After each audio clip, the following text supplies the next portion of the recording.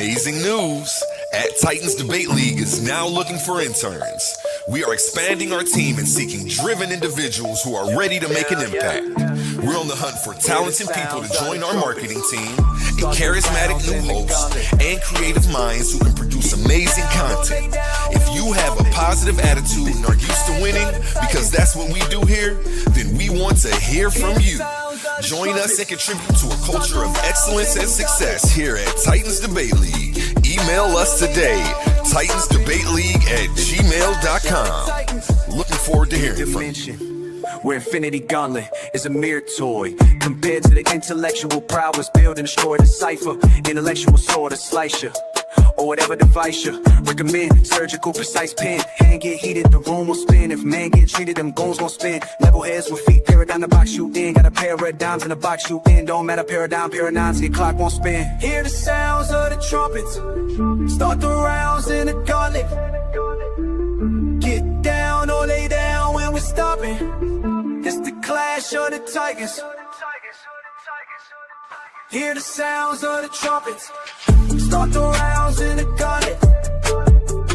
Get down or lay down when we storming. It's the clash of the titans. Hear the sounds of the trumpets, start the rounds in the gauntlet. Get down or lay down when we storming. It's the clash of the titans. It's the clash of the titans.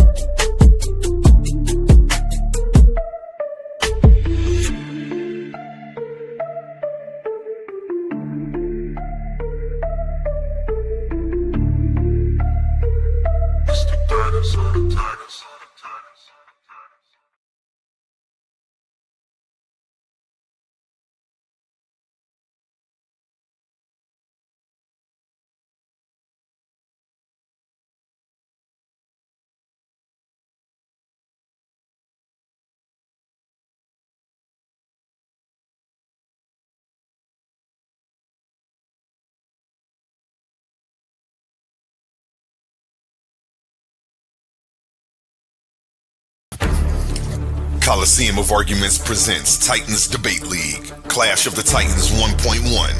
The arena is opening once again, and only the strongest minds will survive. After an unforgettable first tournament, Pandemus the African atheist fought through the battlefield of ideas and walked away with $500 in cash. But that was then. This time we're raising the stakes.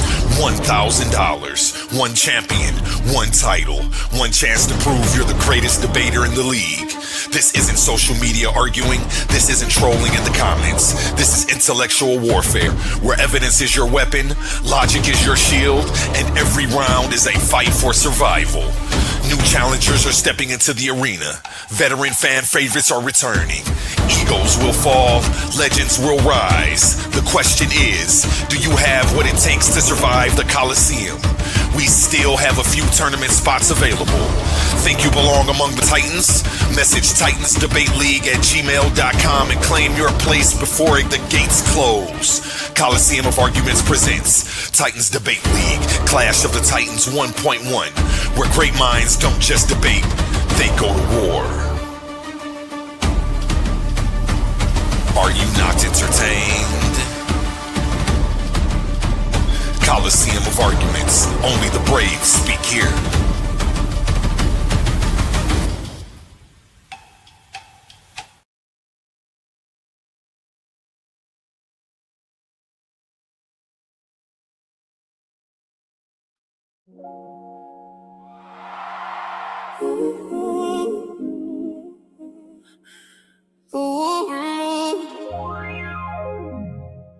You wolves I see,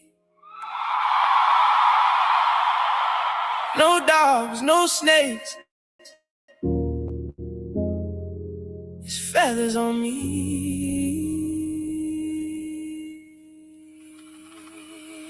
This time, let's start.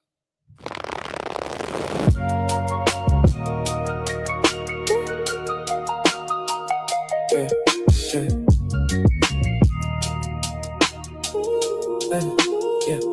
try to open their third eye with both eyes closed. Can't see the consequences to the things that they chose. Put theyself in deeper sleep, claiming that they woke.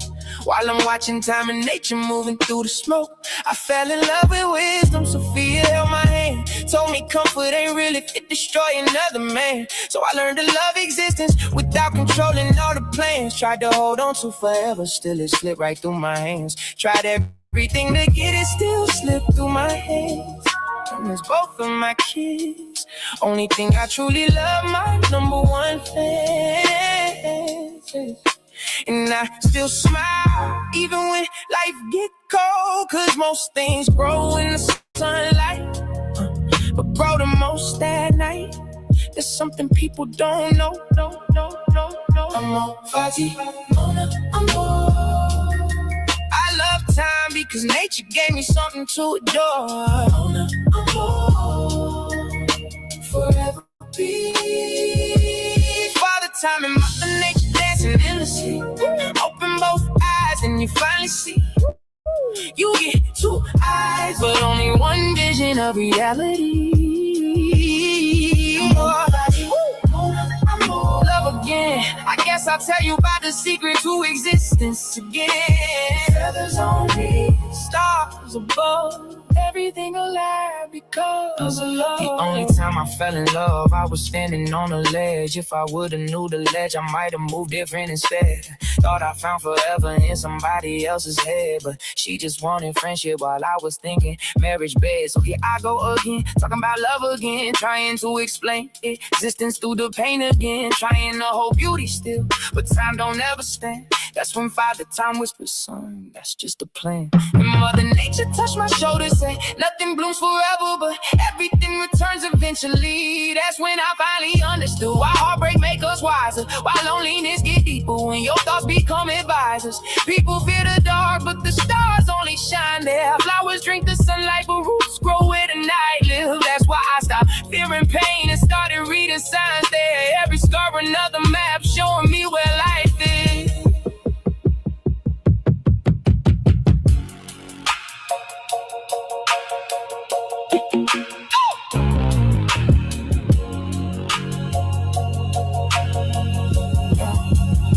If time and nature had a face, I don't think they look old. Probably young forever with eternal souls. Little kids with galaxies inside their pupils glowing gold, running through the universe laughing while creation unfolds. Not guys on thrones, not witches casting spells, just the endless interaction that make existence itself. One gave sequence, one gave shape, and together they became every heartbeat, every ocean, every memory, every name. Beauty in the beast, light and dark, love and grief, that's the balance. People call it contradiction, but I call it understanding. Cause I love time, cause time gave me moments. And I love nature, cause nature let me hold them. That's why I cherish every second, even broken ones too. Cause without the hurt and healing, I would never become you. Mona, I'm more. Forever be Father Time and Mother Nature dancing endlessly. Open both eyes, then you finally see. You get two eyes, but only one vision of reality. I'm on Fati, Mona, I'm on love again. I guess I'll tell you about the topic of existence again. Feathers on me, stars above, everything alive because of love.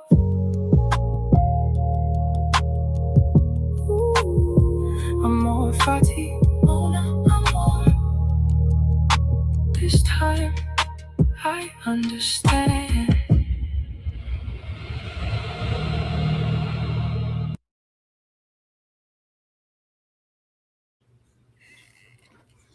What's up? Shout out to all the Titans that's fighting to be enlightened. You know who it is. It's your boy Ovi. We over here on the sister channel tonight, Coliseum of Arguments, with a watch party. My argument alley. Not just a watch party, it's gonna be an open panel. So we just waiting for a few people to get in and start watching before I start. So you know what I always do, man, cause it's nothing like that good music to get you in the mood. And today is Monday, and we gotta let you know.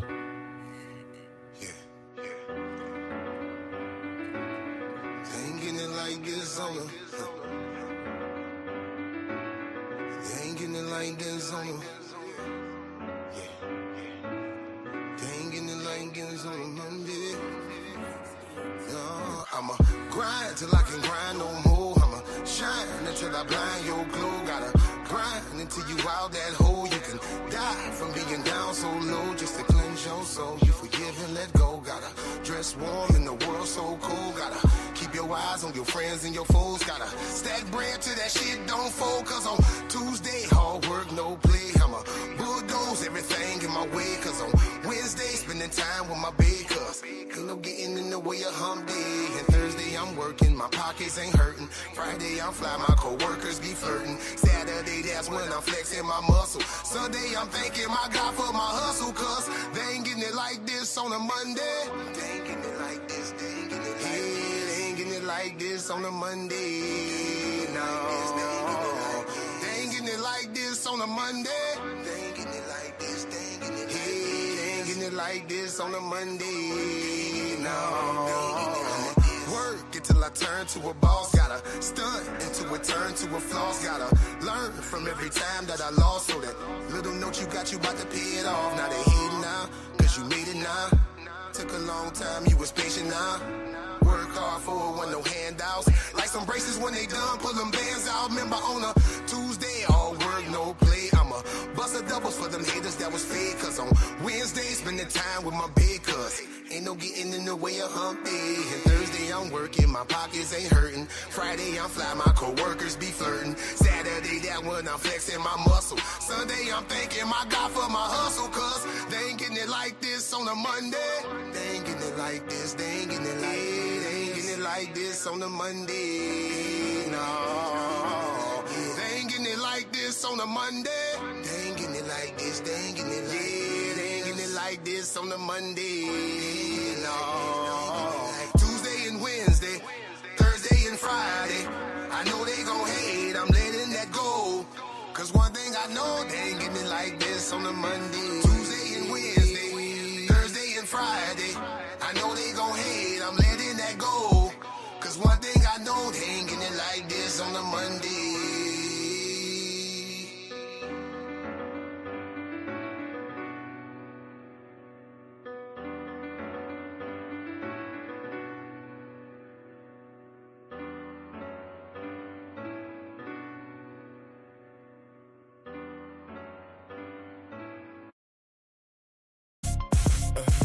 Different type of hell.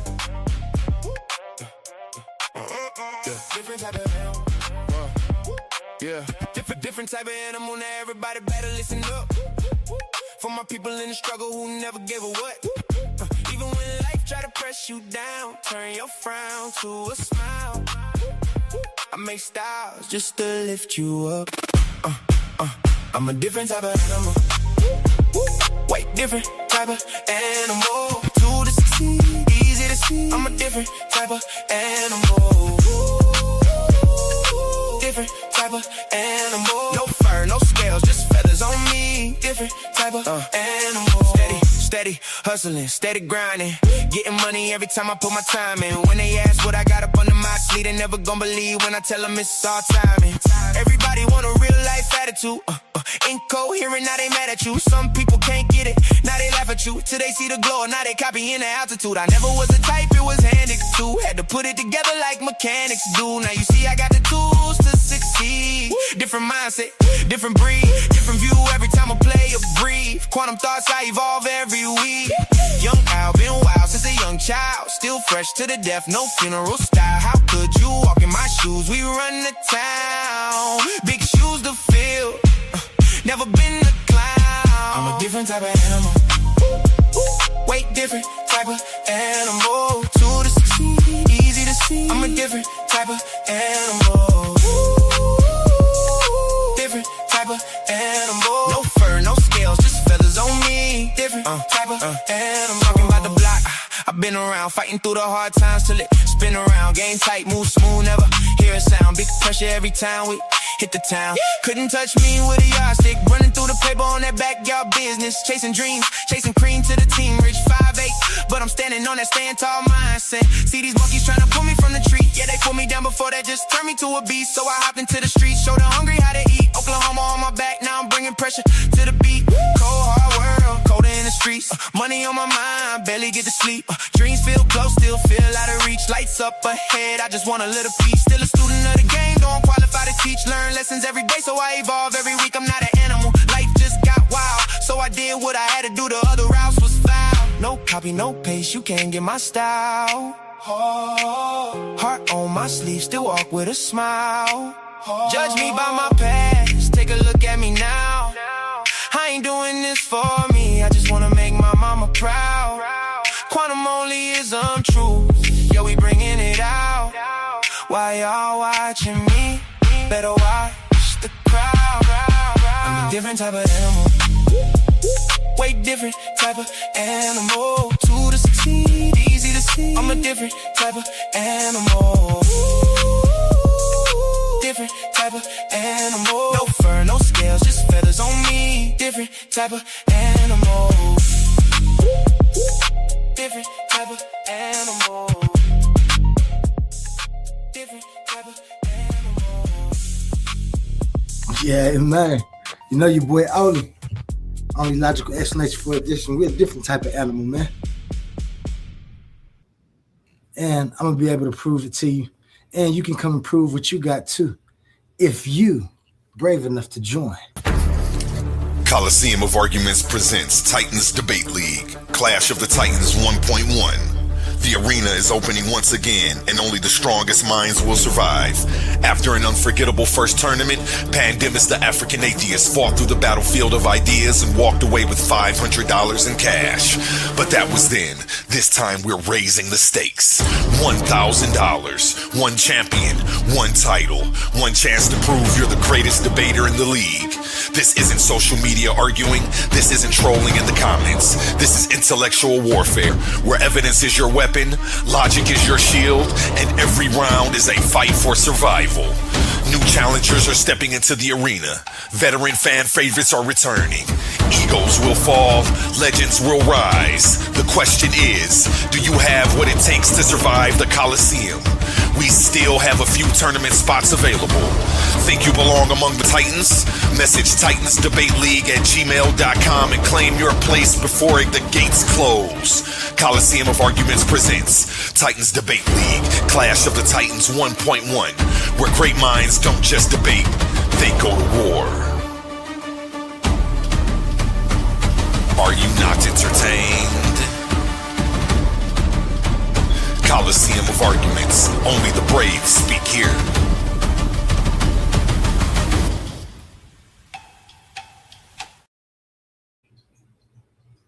Yeah, man. So you can join. I want to give a shout out to this month's t-shirt raffle winner. Shout out to Michigan Natural Living. He won the t-shirt raffle. And remember, you can get in on that t-shirt raffle. Listen up, Titan family. The Coliseum of Arguments is officially opening the vaults, and this is your chance to win a piece of league history. We're running a massive high-stakes t-shirt raffle, and these are not your average tees. We're talking ultra-exclusive, limited edition, premium custom apparel that you can't buy anywhere else. Once they're gone forever. We're keeping the stakes high and the odds completely in your favor. Here's how it goes down. Tickets are only $2. The limit, $40 or 20 tickets per person to keep the playing field fair. The odds, we're picking a brand new winner for every 20 tickets sold. Think about the math. If you max out your 20 tickets, you are essentially guaranteeing a crowd milestone and forcing a new drawing. The more tickets moving, the more winners we crown back to back. Are you a $3.99 channel member? Then we've already got your back.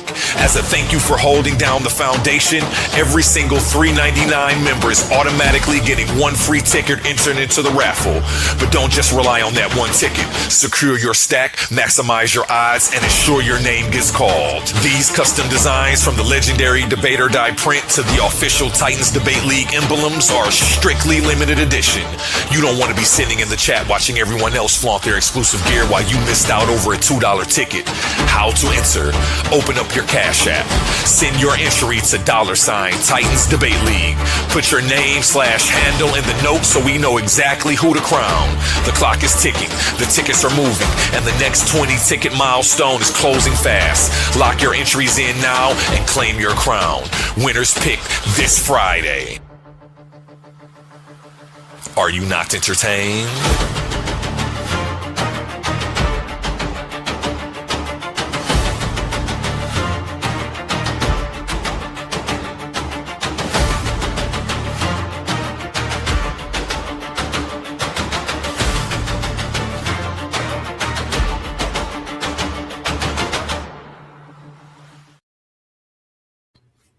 And for y'all who just not joining, remember this is the new sister channel. So we're looking for subscribers. Make sure you hit that like, subscribe, and share. And for members, we do have this. Attention all debate fans. You've been watching, you've been arguing, you've been picking sides. But now it's time to level up. From this point forward, all debates on this platform are going members only. That means the hottest clashes, the wildest arguments, and your favorite personalities going head to head will only be available to subscribers. You want real scholarship, you want the smoke, you want the unfiltered action, then don't get left outside looking in. Sign up today for as low as $3.99 and get full access to every debate, every moment, every knockout argument. This is Titans Debate League, where legends are made and debates get real. Join now or miss out.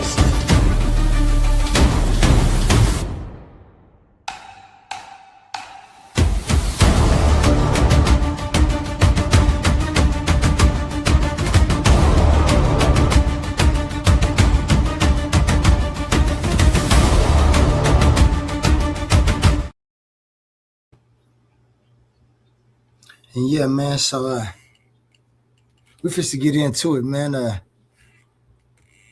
This is my Titans Debate League debut right here, where I first introduced quantum Onlyism. Got somebody joining real quick. And you know who it is. It's my man's Humble. What's going down, Humble? What up, brother Quantum? You already know what it is, Brody. I had to hop up here. I seen you going in, Brody. Seen you ready to take the action, man. Listen, you know I gotta be up here. Yeah, man. You know, I was just about to go over my argument alley when I first introduced quantum onlyism to the Coliseum, and just go over that because that's some old faces that was here in the old tournament. It was right when I ended, and just go over and touch on some of the questions that people had then. When I was a little bit, my feathers was ruffled when I first came in, because you know how the argument alleys is. Well, you don't, because your argument alley was a little different than mine. They respected Humble Mystic right off the jump, and that's been you already had a little bit of history within the conscious community. I don't know if it was so much YouTube at that time. I think you started coming over here right when I did. Now that don't mean you wasn't already on YouTube, but I know this for me. This is the first stop. I didn't know nothing about any of the other conscious community spots, platforms, anything like that. And so when I came, it was after I had met A1, I was over on YouTube, and I was on another person's panel, and we was just talking, and then A1 was talking to that dude, and he told him about the debate league. You know me, I had already done my due diligence on TikTok. And so I'm like, shit, I want to do that. So I got in touch with him, and he told me about the argument alleys and things. And shit, you know me, I was all down for it. I still didn't go watch no video. I didn't know nothing. Like when I came on that time was my first time in the Coliseum, and I ain't left. And so I was just gonna walk that down because you and I know since I've been here. Not just all because of me, but it's been a whole lot of different things that happen, situations that's come to play, just different things. And when I go back and start watching the videos, now they funny to me. Exactly. In a way that's reassuring that if I just keep on my path, man, we'll be able to take accountability and actually get what ideas and views are supposed to do. when it comes to getting within the community and taking action, um, forming communities within the communities to be a mechanism. You know me, I'm big on conditions to help set the conditions right for the communities so we can move about in a viable manner, persist. And so, yeah, I just wanted to start. I was going to start doing that, but the panel open. If you got anything you want to talk about, I've been seeing a lot going on in the conscious community here lately, especially with some of the bigger platforms. Sonetta had a nice big weekend for the 4th of July. I see they moved around a lot on the West Coast. And then I just watched Napa. Napa just had a little setting with Judge Joe Brown. Shout out Judge Joe Brown. Shout out Napa. Shout out Sonetta crew over there doing their thing, man. And because it helps the conscious community move about, different people watching this, and if not us particularly, but if they start looking for the community there, the Titans Debate League gonna pop up. Some good conversations and things going on.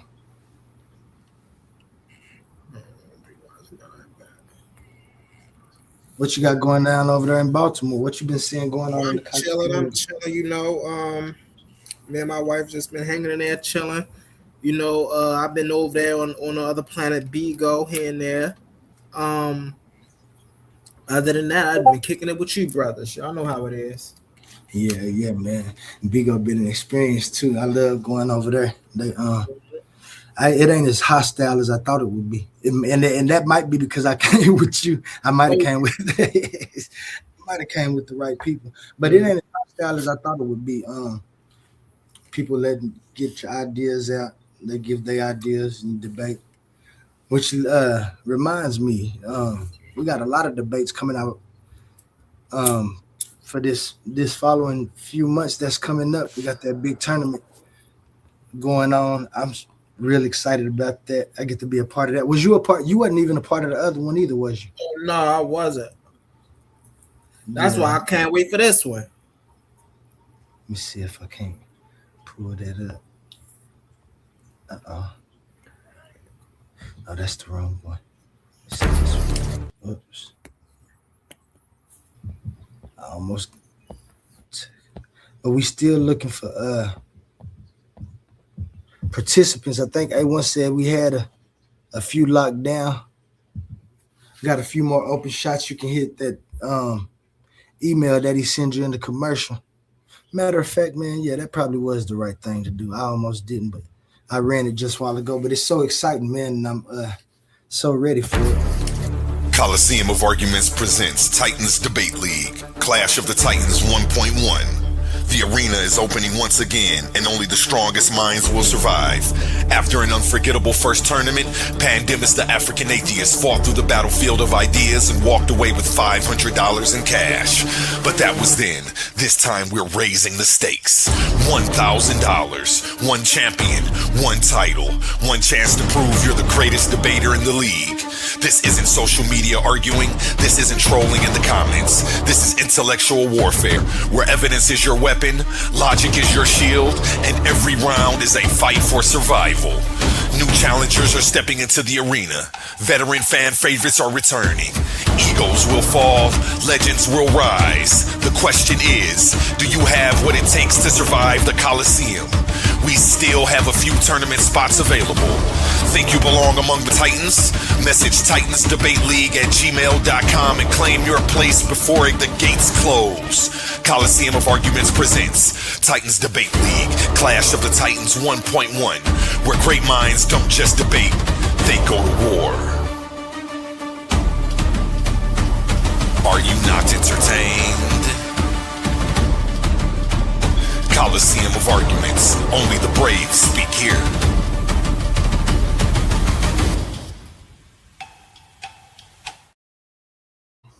Yeah, man, I can't wait for that. That's gonna be real litty. I'm glad I'm about to be a part of that one, man. So it's coming real quick. And if you feel like you get in there and you got some debating skills, don't come over here playing now. Hey, don't come over here and get your head bust. I'm telling you, because it goes down over here. So we got a few face-offs already coming off. Um, I got Sapphire, if you know him. Um, we supposed to be having a face-off to find us something to debate about. OTK and Evolutionist. Evolutionist is one of the new faces. OTK been here for a minute. If you don't know, Open to Knowledge. He's on the channel all the time. Evolutionists, they got a debate about Darwinism. Um, I believe you and Should be a good one. Cosmo might have a debate coming up Mm-hmm. this Friday on the debate league. We got Ashay and Pitbull coming up. Yeah. Thought we had them locked in yesterday. Hey, them brothers is a rowdy group, man. Them brothers is a rowdy group. We just trying over there. We just talking about Bigo. We just trying to get brothers hip and used to some new platforms out here. We always used to, doing all our stuff over there on a Beagle tip on a Ring of Fire. And so a lot of this stuff is new to our brothers. So we just be trying to get brothers locked in. Yeah, yeah. And I know they're gonna get locked in because this is the place with the face. And I'm talking about this is debate or die. But I love the platform also because it's more than just that. Now that I've become a part of it, I see exactly how the conscious community lead, move around, and I love giving presentations and little lectures about quantum Onlyism, trying to get it out there, as well as listening to other people, the way you deliver your information, the way you come about your information. We got PhDs who visited. We got like minds like us who may be a little bit more in depth in things. Ronald Berkins visited. Professor Robert Ash visited. And then we got astute minds such as Ill Doctrine. Shout out Ill Doctrine and Shout out to L Doctrine, man. Shout out to L Doctrine. Good peoples. and then all the participants, that I done ran across on Titans Debate League. It just be good. And so it's just moving, man. And I'm glad to be a part of it. I can't wait to get this $1,000. I'm sorry, I'm gonna have to off y'all heads. I shouldn't be talking like that in absolute, should I? No, but I know everybody ready, man, and it's gonna be hard to get up in there as the rounds progress. I know the debate's only gonna get tougher, and once everybody get comfortable with debating and getting this season on the way, it's gonna be good. As well as A1, shout out A1. He got a few face-offs and debates coming up. He did a little show last night for GDE and Capone. Did you see that?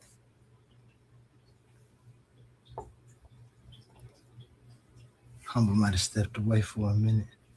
Look at me. I think I'm off of mute and stuff. I'm over here talking. Hey, GDN, you better start running, boy. You know you out. Hey, GDN and Omar. I just knew that they was gonna pop up. Hey, yo, this is the panel of flashlights. When y'all get over here, I just want to say that real quick. Let me come up when I say this. Hey, listen, this is the panel of flashlights. When y'all come over here, ain't nowhere to run. You feel me? We got the street light on everything. You hear me? So don't be coming over here thinking you want to tuck your tail, talk your big ones, and then hide behind your people, go somewhere else and hide, sit in the comments. Nah, we ain't doing that. We calling you out. Definitely. We in the building, man. They came up trying to jump my man's man. Thought there was a going. I got a question. That's usually how it had start off. I was talking. I got a question for you. You think they're about to have a genuine question, and sometimes they do be, but sometimes people be thinking they have an answer and they gonna catch you up. Yeah.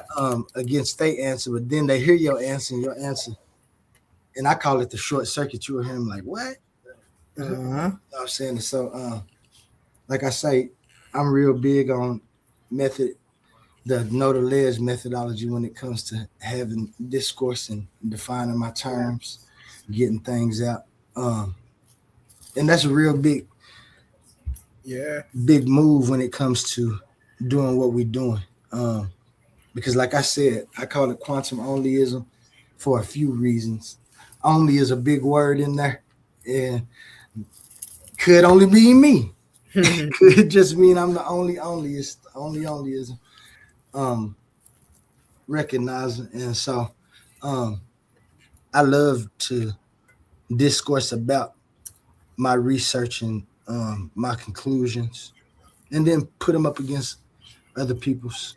Um, hey, I believe that's what we're supposed to do.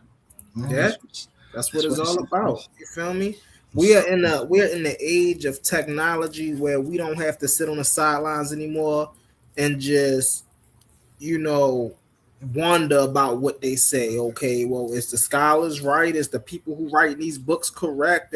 No, we are now in the age where we can go and do the research for ourselves. If we getting the answer and we not comfortable with that answer, go find the answer. You feel me? You can do that now. um is easier now than it was back in the early 2000s. And I remember because I was doing this in the early 2000s. You see what I'm saying? I was mhm. watching reading all the books, going to the libraries, watching the YouTube videos, cross-referencing the YouTube videos with the books and things of that nature. Man, now you watch a video, you know what I'm saying? You ask your questions, you wonder your questions, and you get it in. Man, The you get papers. it. Go ahead, Brody. Oh yeah, yeah, man. That's how it go. Like you said, back in the day, and like I wasn't even ready for this, but I was still doing research and stuff. And that's why I say like AI been around for a long time. People don't even understand how much they was using AI um back then. Just using search webs, going online, searching for different topics in Google. Hmm. Not in the way that we doing it now, because now when we do it, we understand that it's an AI and you can have it talk to you. Back in the day, they just look up the information for you. You know what I'm saying? And then they start coming up with other websites, Wikipedia. It's Obviously, crazy how valuable wiki have become today. yeah. I Man, still back in the day, man, and this is why I still hold a grudge against wiki today. Y'all often hear me say I don't like going to no Wikipedia sources because when I was growing up, hey, you can't go there because they give out misinformation. Anybody can go to wiki and type anything. So what you do is you try to find the most prominent information out there, and then you take from that. You don't take from wiki. But yeah. looking around here, these panels, man, everybody, "Oh, this is a Wikipedia article. Wikipedia. Man, what you over here talking about some Wikipedia? You can't go get the real article? Mm-mm. And Wikipedia, that's why I say Wikipedia, you can use it the way it's supposed to be used. But I'm like you. What I didn't like about it when I found out about it, like I have never been a Wikipedia user. The first time that I found out that people can go change stuff, I went into one word, I don't even remember, and went and changed it just to see. I'm like, damn, people can just go change that. Yeah, Well, they do have firewalls now. They like you got to register to be a person that changes stuff, you know what I'm saying? But that still don't stop that people yeah, can change things. I don't like that. I yeah. would uh rather just go, if I go to Wikipedia, I'm gonna go and see a source on there, and then I go to that source Now, from I Wikipedia. don't mind like general information. You see what I'm saying? Although sometimes it still can be misleading, but general information people get it from wiki. All right. But when we're going in depth on things, right? We're talking about time. We're talking about chronology. When we get to talking about anthropology, when we get to talking about etology, things of that nature, is more valuable to go to a prominent source. That way you ain't leaning on nothing that no random person saying that probably don't know about the subject matter. You know what I'm saying? And so, and even on that case, Brody, it's like back in the day, everybody would use Google. Now people getting slack for using AI, which now when we do use Google today, we ain't doing nothing but using another form of AI. That's what it's always, it has always been AI. Mm-hmm. It is anytime you done ever search this for everybody. I'm like humble. I should cam up, but I ain't. But y'all just picture me camming up because this O.L.E.E talking. You have been using AI since the moment you ever put anything in a search bar. Every time you ever searched anything. When they came online with online searches and connectivity, it has always been a form of AI. No, that's a fact. That's a fact. Now, we know they go through testing and things when they get new models and updated and stuff. And so they've been using the model for longer than us. College professors, students whose colleges were benefactors, or I ain't gonna say benefactors, who were contributors in the technology, informing the technology and stuff. They always been using it and testing it. Yeah. For years before we get it. So when you go in and you seeing people back in the day and they seeming super duper smart and think about Elon Musk. He can put his computer in his mind. He figured out how to put it in. Think about how long they've been actually using these systems to calculate different things and come about with the technology they got now. Fact. Updated. For real, AI, Google, whatever engine that you use, whatever language model one might use, whatever search engine one might use, with a lot of information that's being said on these panels, it don't matter where you go. A lot of stuff that people are saying out here nowadays is just incoherent. It's just wrong, right? And so I'll give an example. The other day we was talking to the brother Kazad, and he really was trying to say that there were Israelites in the Ugaritic period. Now, I don't care if you go to Google. I don't care if you go to what we just talking about, Wiki. I don't care if you go to any AI language. No resource out here is going to tell you that there were Israelites in the Ugaritic period, because it just wasn't. That's a fact. You see what I'm saying? So those are just some of the things that I just be like, bro, they gotta chill on that. That's bro, it's crazy. And then they try to make it better. Well, I already told you I don't adhere to census. Well, then your opinion don't matter. Like, what you mean you don't adhere to the consensus? So you telling me the experts that actually went out here and dug in the field and stuff like that, you're not going to take their word, but you want me to take your word and you ain't do none of this work? Oh, nah. And shit, not only did you not do none of that work, you tried to form some type of conclusion that don't fit anything that we see. Exactly. Yeah, I don't like that too. But either. But yeah, man. So that's what this is. Let me see. Let me go ahead and get this right. I'm here with you, Brody. Go ahead, play it. Look, I'm here. Whenever I got my cam up, whenever I got something to add or whatnot, I'm gonna come off mute. Bet. And I'll be right here. We're gonna try to get it going. Like I said, man, this is when I first, for those who joining, we got to get into it, man, and rewatch some funny footage. This is of the newcomer when I first came. I didn't know anybody. I had my argument formulated, but it was a hostile crowd, so I was trying to bait people into debating. And I'll stop it and I'll tell y'all one of the things. Marcus Shaw said, drop the link. I dropped the link, Mark. Hold on, I ain't going to even. Started then. Marcus Shaw say, drop the link. You said Israel is mentioned by Egypt in 1208 BC, 13th century, then said the Ugaritic text in the 13th century because, drop the link since we're taking shots. That's what he said. All right, here. Marcus, I'm dropping the link for you, buddy. We're going to get it started early. We might not even get into it. see what we got. If Marcus gonna come up, man.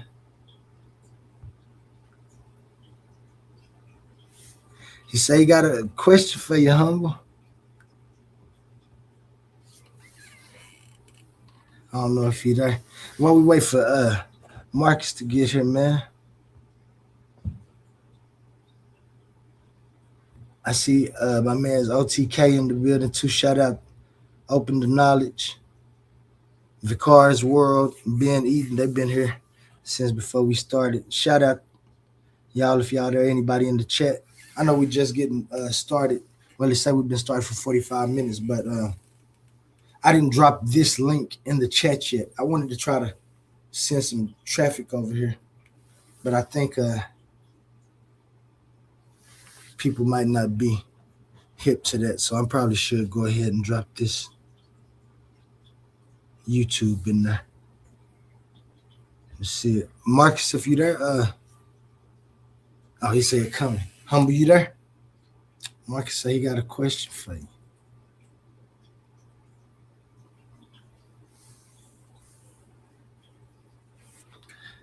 You know what it is, man. It's uh-oh. I'll go to your side. Is that your side? Marcus, is your side? Let me see. Where's your side? Your side. Yo. What's going down, my guy? Yeah. He taking shots. Yeah. Kazak in the building. I'm here. Listen, you know what's up. Look, I ain't gonna be here long because I got something to handle on another channel real quick. So I was just watching. And what? You said they not contemporary. Bro, did you not say that Israel is mentioned in the 13th century BCE? You ain't say that? Did I say no? The Mishnah Stele takes place in 1208 BCE, 12th century. That's not. See, look, this is the problem. You don't even know what you're talking about. Here, let me show you something real quick. Let me show you something real quick. You don't know what you're talking about. I ain't gonna be on long because I gotta go. Like I said, here, share my screen real quick. I ain't know you had a show plan, so I ain't mean to interrupt like that, bro. No, it ain't no show. It's an open panel. I was just having something to do until somebody came up. You know what's up. We got all night. You know I'm an owl. I stay open all night. So you see my screen, right? Can you share that real quick? Yep, I gotta stop sharing my screen real quick. Hold on 1 second. Add to the stage. Yeah, so if you see, it says 13th century BCE, 1300 to 1201 BCE. So when he says the Meripata Stele is 12th century BCE. Hold on. I gotta move us.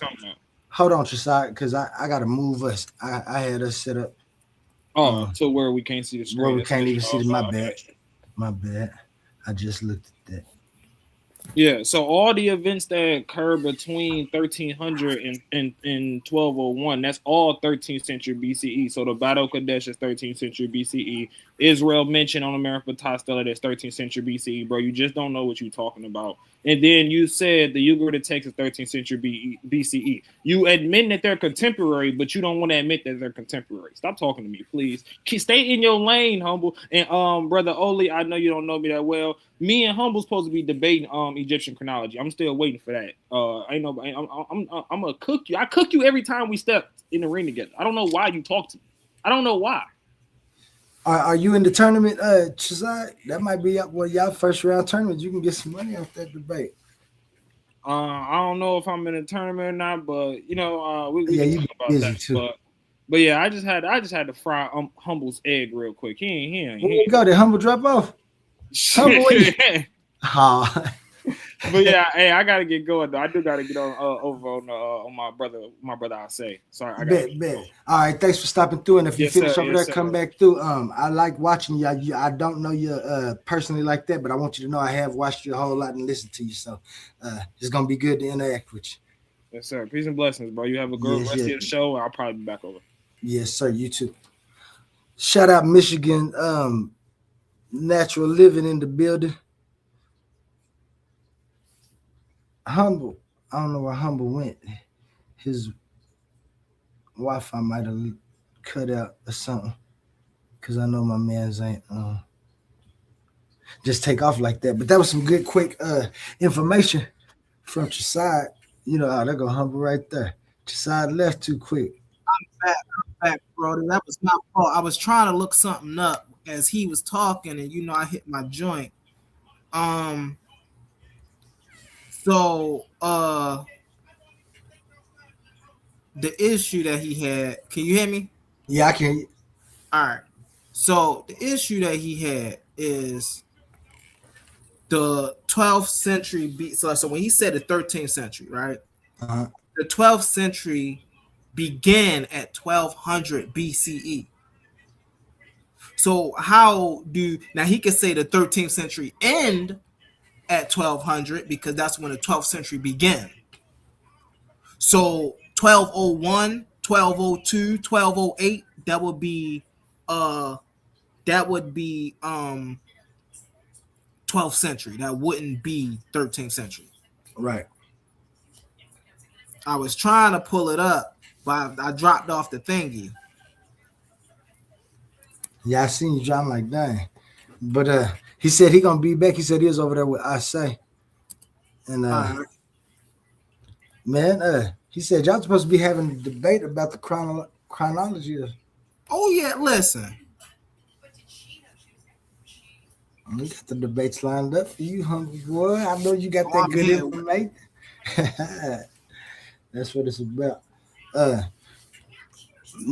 Michigan Natural Living. What's up? We in the building. You know, we got some things coming.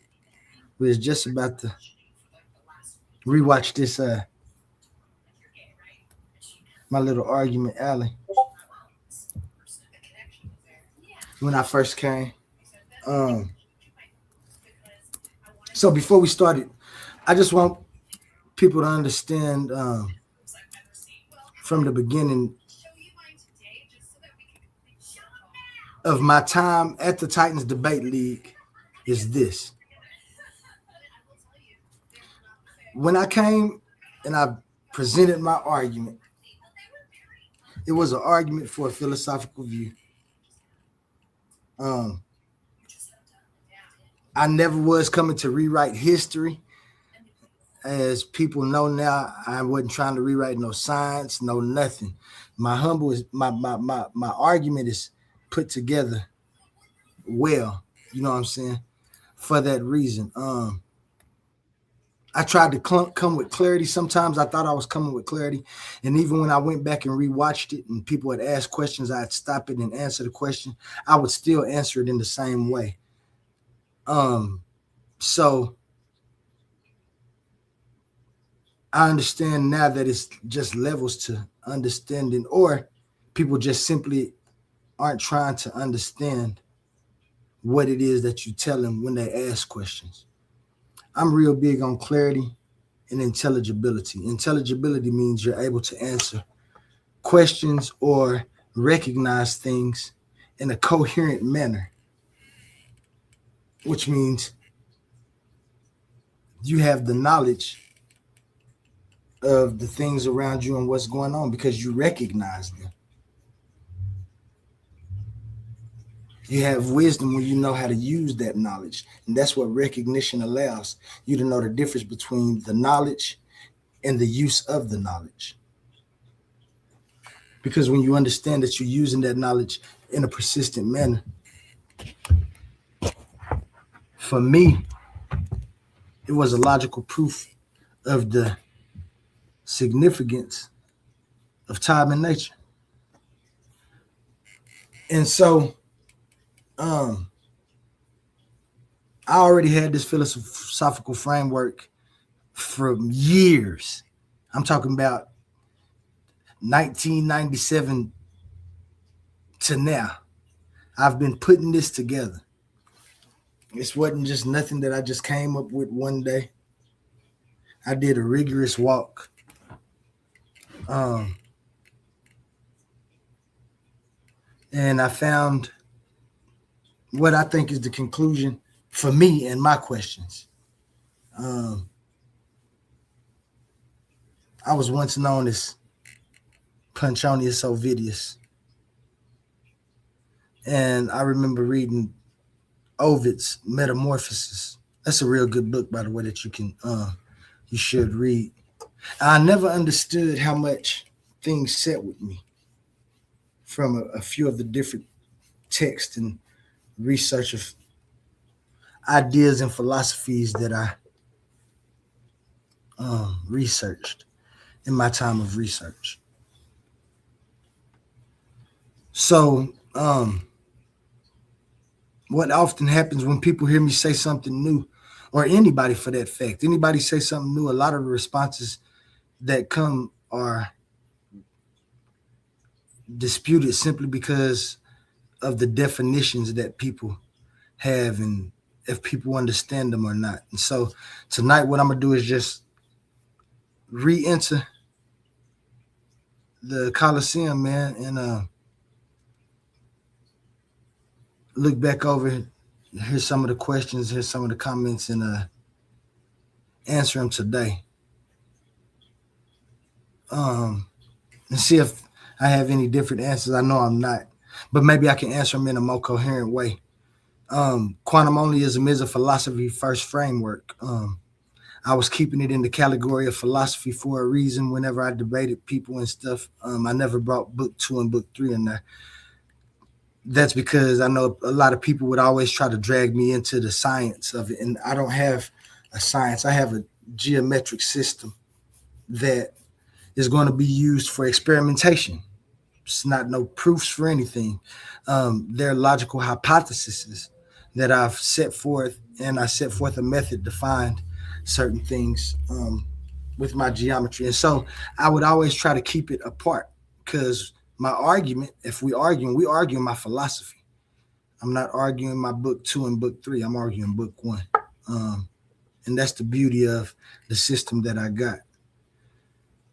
The whole point is to ask, for me, what must already be true for anything intelligible to happen at all. So when we rewatch this, just pay attention to the tension. Pay attention to the people that was on here. If you happen to be a participant this night, A1 put me in that argument alley with people who had weapons of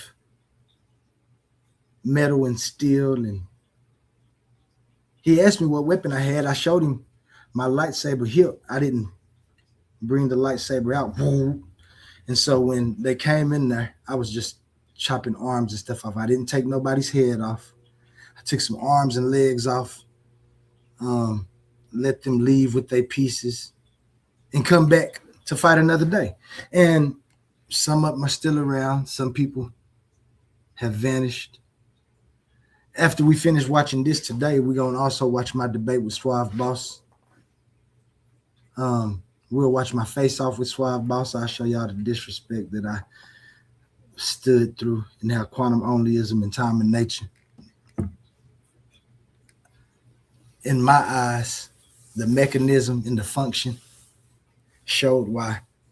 I look at them as God and Goddess within existence. Nothing can be explained without them. Nothing can take place without the functions that they provide. Anything that anybody tries to provide only tries to give me a world where a deity or something has control over time and nature. So it still don't knock off the fact that they have to be within time and nature for anything to happen. And then people try to debate that point. I have logical deductions and logical proofs of why this is more coherent than anything else I've ever heard or encountered. And, we're here. I'm talking about the debates are going to be, and I might not only debate quantum onlyism. My mind is astute enough and I've done enough research that I can take on a Muslim as a Christian and probably put Christian points into view. I'm talking about, I'm cold with the debate and the information that I have. I ain't going to tell y'all too much because it's going to sound like I'm bragging on myself, which I am. But in a humble way, like my man Humble Mystic say. And so we're going to get into it, man, because I'm doing a lot of talking. Michigan Natural Living says, what's the vibe, my TDL fellas? That's the vibe, man. We just supposed to have a good time rewatching my argument alley and get it talk about up to now. Today is just gonna be the argument alley, but I also got I'm gonna rewatch my face off with Suave Boss. I'm gonna show y'all Pen. I want you to know, Pen. I can say this now too. That ball of energy that you got from Suave Boss wasn't his original ball. I got the original ball in our debate. And I'm gonna show you where I took it from. I'm gonna show you how I was laying his fans down. I'm just show you a whole lot. We're just get into this, man. And remember, I don't have any hostilities to anybody. None of y'all questions back then of the outlooks. Some people have actually updated their hypotheses of me because of the information that I've given and them being able to form an ideal of what I'm talking about. Not just an idea, but actually know the mechanism. And so without further ado, stepping up in the Coliseum, you know what? Before we do that, I got to show y'all how I stepped in the Coliseum. This is all I heard when I walked in that day.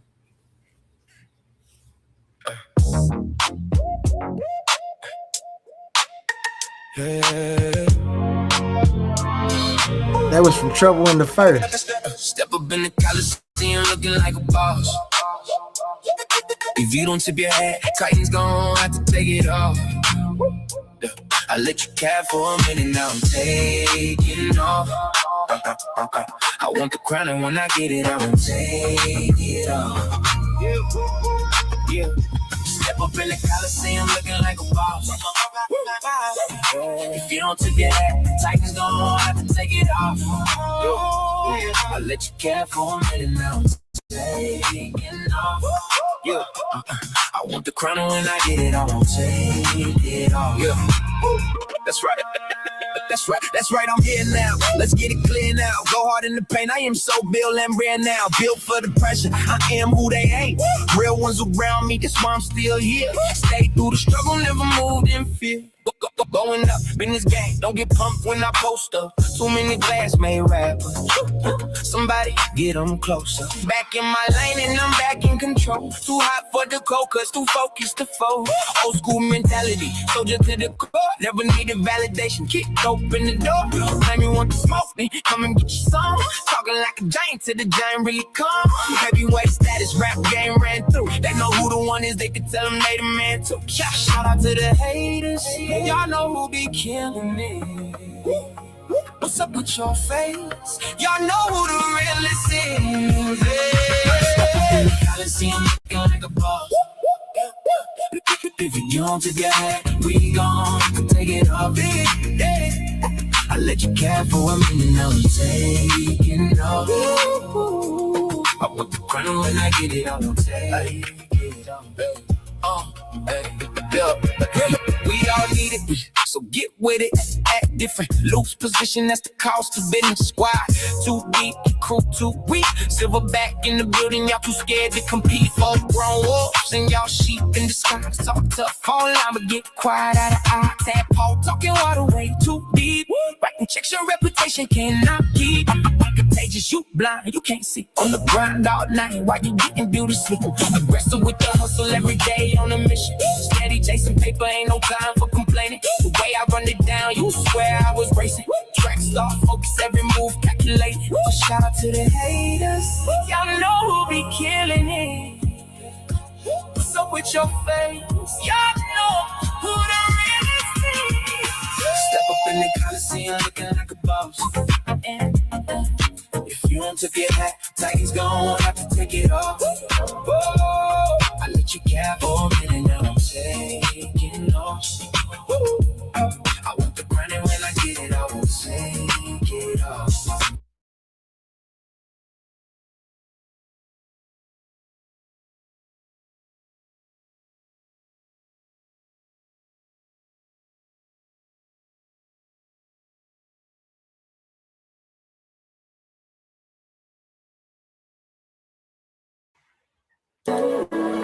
Yeah. Better days, I pray for better days. Working hard cause I want extra pay. Talk to them seeds, but you must demonstrate. Cause it's your ways that they gon' imitate. Non-violent.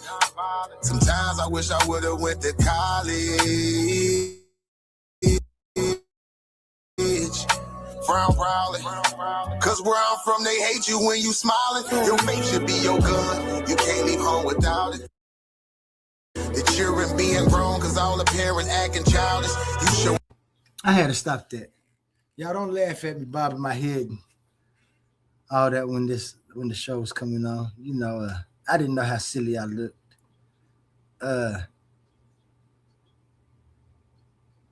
Yeah, I see you, Michigan Natural Living, say in the gym once you leave, he'll jump on. Bet, I'm supposed to play this. But yeah, man, I'm bobbing my head. If y'all notice, y'all can see me turning on all of my computers, my hardware.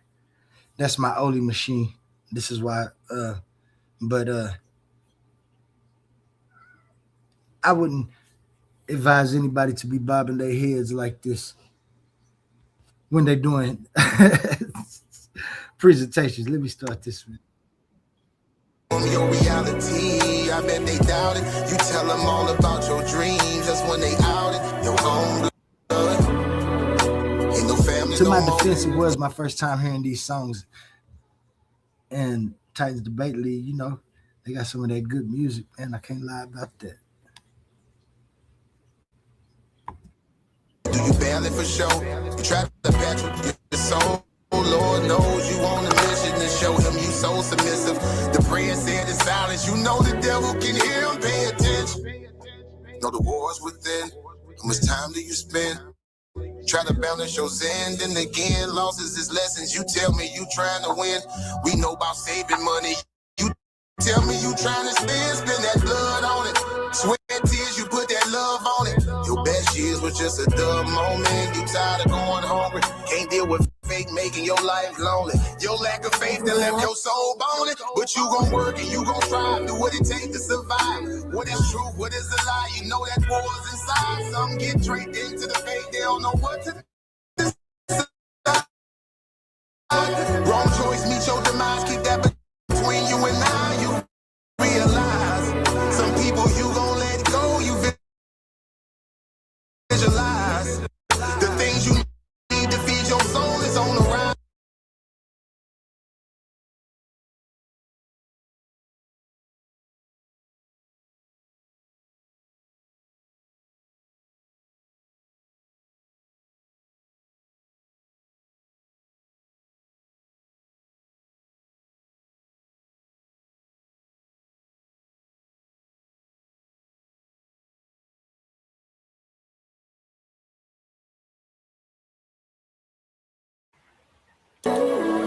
Yeah. Better days.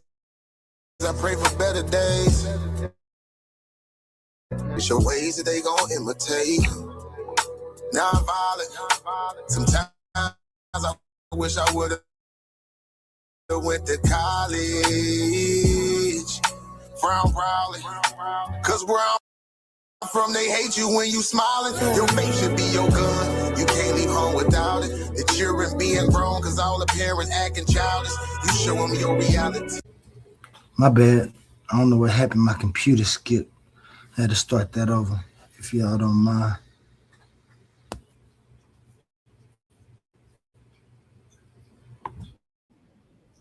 I bet they doubt it. You tell them all about your dreams. That's when they out it. Your own blood.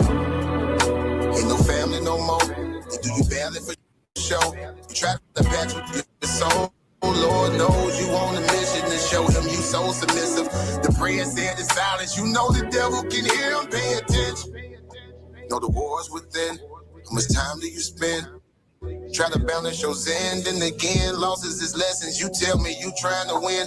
We know about saving money. You tell me you trying to spend that blood on it.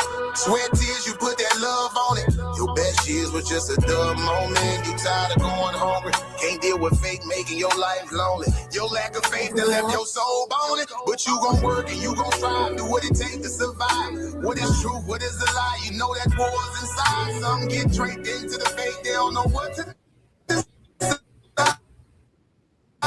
Wrong choice, meet your demise. Keep that between you and I. You realize some people you gon' let.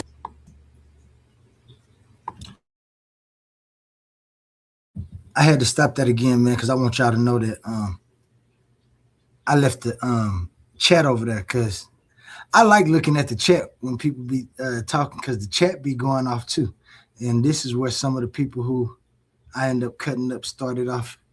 So make sure y'all read that chat. And I'm going to stop periodically to point out different things. That's what I'm up here for.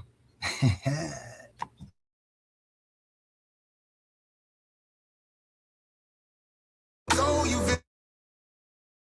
visualize the things you need to feed your soul is on the rise.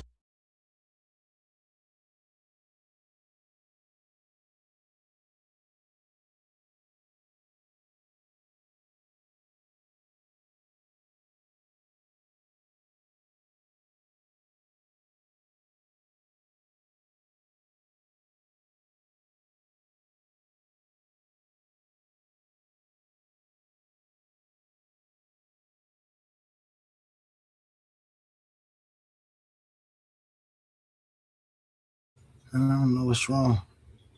My computer keep on stopping. What's going on?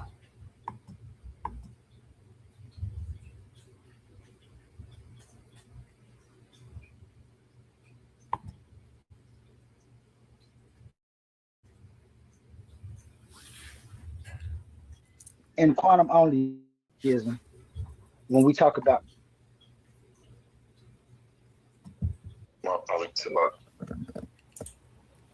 Can you what still about hear me? now? Yeah, I can hear you. We good? We good? Yeah. Okay, let me run this intro song again. Shout out nobody, trust and believe the gospel. Mr. No Ducks himself in the chat. Let's get this back going. My apologies about that. We should be good now. That restart should have me all the way set. Yeah. Better days, I pray for better days. Working hard cause I want extra pay. Talk to them so you demonstrate.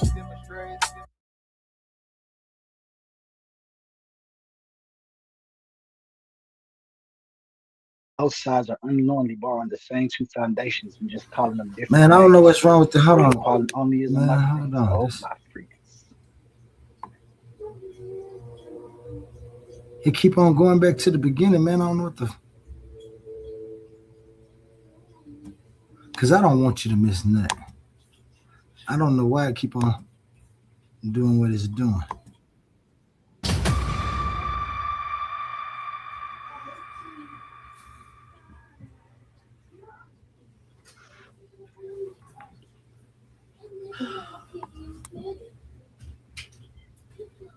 Hi, babe.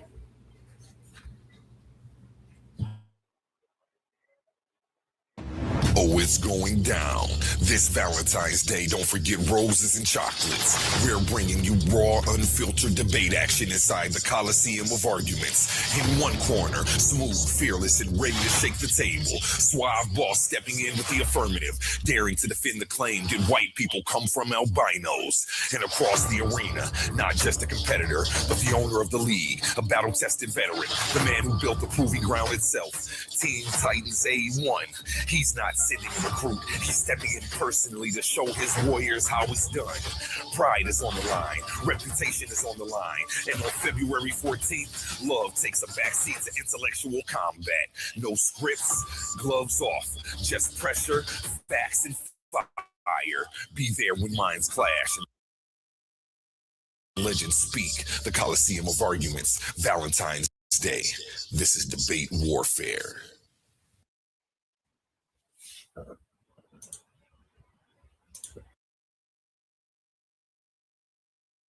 So we already see the first people that's in the chat.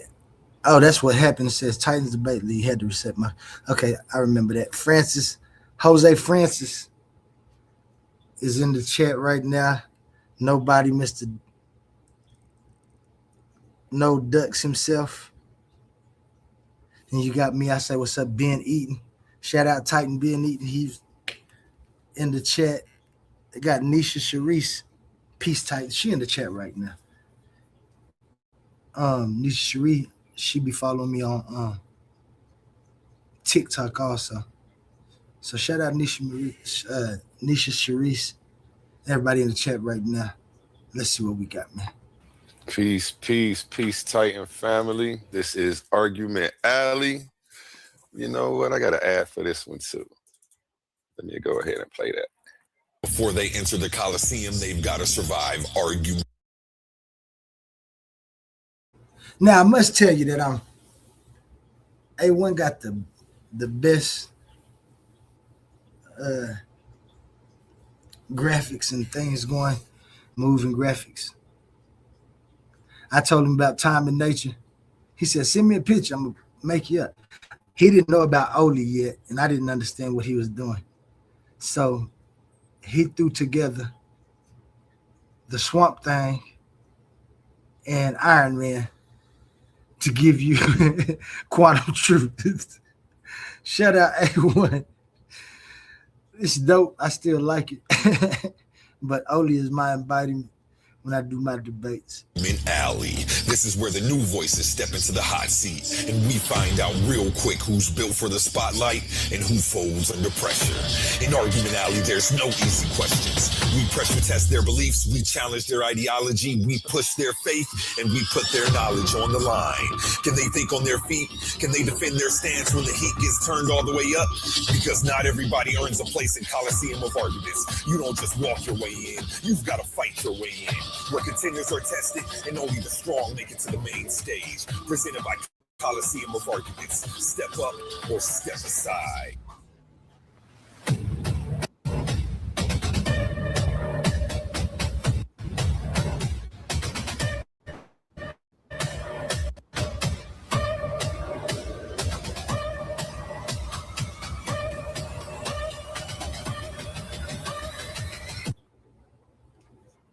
Yes, yes. Welcome to Argument Alley. Can you hear me? Mic check, Yeah. mic check. Yeah, I hear you. Can you hear me? Mic check 1, 2. Yes, sir. We are good. Okay. Welcome to Argument Alley, where comfort zones collapse and ideas get put under the spotlight. This isn't small talk. This isn't safe space philosophy. This is pressure. Here we run hot seat questioning, direct, strategic, no escape, designed to test what these debaters really believe. Newcomers step into the alley, and the panel steps up to challenge every claim. The floor will open, the mics will be live, and at the end, the audience gets their shot. Tonight, stepping into the fire from Hobart, Oklahoma, we have a man going by the name of Quantum Truth. Everybody, let's give him a round of applause for being brave enough to step into the Coliseum. It was nothing. Yeah. I was happy as hell. How you feeling today, brother? I'm feeling fine, dandy, and ready to be handy. I want to say thank you for letting me step up. Shout out to everybody, Titan Debate League and Argument Alley, the Coliseum of Arguments. It's a pleasure to be here. Let's go. He said, fine and dandy, ready to be handy. That's got to be the Oklahoma coming out of us. See, Doctrine stepped in. Peace, love, and Quantum respect. Truth, a man preaching the philosophy of quantum Onlyism. Big claims, big implications, and big targets on the board. He says he's ready for all challenges. See, my man, Ill Doctrine, he came in the chat third, somebody that I'm very fond of now. He said mic check 1 2 1 2, but the standard is mic check 1 2 3 4. We already had problems. Now I'm just different, Ill Doctrine. I do it mic check 1 2 1 2, which still ends up to 4. Where the problem's at? I think the problem would be understanding. Let's get into it though. I love the chat. I'm gonna be stopping this a lot, man. I'm sorry, because I just love the chat. Challengers. He says he'll answer every question honestly, and he says his philosophy can withstand the heat. So we're about to find out Panel, get ready. Audience, lean in, because in Argument Alley, if your ideas can't survive the questions, you can't step into the Coliseum. So let's get into it. That's right. Okay, you know what? Let me kick a little background music. What we gonna go with today? Let's go with this smooth jazz. You pull this down. You know, when you got the floor to tell them a little bit about yourself, tell them a little bit about quantum onlyism before we actually get into it. Yeah. All right. Like I said, good evening to everybody. Right now, I'm going by Quantum Truth, so I keep it at that. It's your boy Quantum Truth. And let me set the expectations in the first 30 seconds because it saves everybody a whole bunch of time. My friends, Quantum onlyism is not a religion, and it's not a vibe. It is not my personal belief system. It's a model that starts with one question: what must be the case for anything to be real at all? Now, right off the jump, right there, I told everybody that it wasn't a religion. It wasn't my belief. It is what I recognize. The reason I built this is simple. I got tired of people blaming things on the devil, and I got tired of watching intelligent people argue over labels This is from the while the first day. mechanism stays unexamined. People debate God versus no God, mind versus matter, idealism versus materialism, and a lot of times both sides are unknowingly borrowing the same two foundations and just calling them different names. But in quantum onlyism, my friends, oh my friends, I tend to stop borrowing and start counting. So here's my core move. Most worldviews start with a character, a substance, or a story. Quantum onlyism starts with conditions and function. Instead of asking who created existence, I ask what are the minimum mechanics that must already be operating for existence to even be coherent at all, to be a coherent topic. So there you go. First, I told you about existence. Because for me, existence is the widest category of reality. If something exists, then it's already within existence. If you talk about something that you said exists, it's already within existence. And for me, in my research and all the things I was trying to do to be intelligible with my answer, that was a logical proof that existence had priority. You don't escape existence by adding like another universe or saying that it's in another realm or another dimension or another possible world or something. If it exists, it's within existence. And that's what I was trying to explain right there. And let's see if I explain it that way. That shift matters because once you go function first, you can filter out a lot of claims that sound deep but don't actually cash out to anything workable. Oh, my friend, they don't cash out to anything. And that takes me to the heart of my model.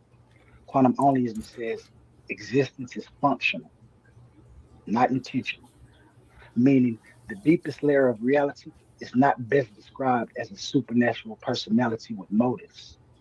The deepest level of existence is better described as necessary operating conditions, the kind of conditions every worldview already presupposes, even when they deny these conditions.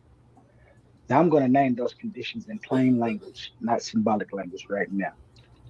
First, we're going to talk about ordering, sequence, change, before and after. Well. You know what? Hold on. Let me get into some of these questions because I think what you're about to do is answer a few of the questions I do have for you. Okay. Let me go ahead and make sure I have that link dropped. So that way, anybody who has questions can come up and challenge you. I wonder, if you want to set unbiased up a host. debate with this man, here's some points of contention. Make sure you hit that link. Debaters are getting paid $50, win, lose, or draw here on Titans Debate League. Only the brave speak here. So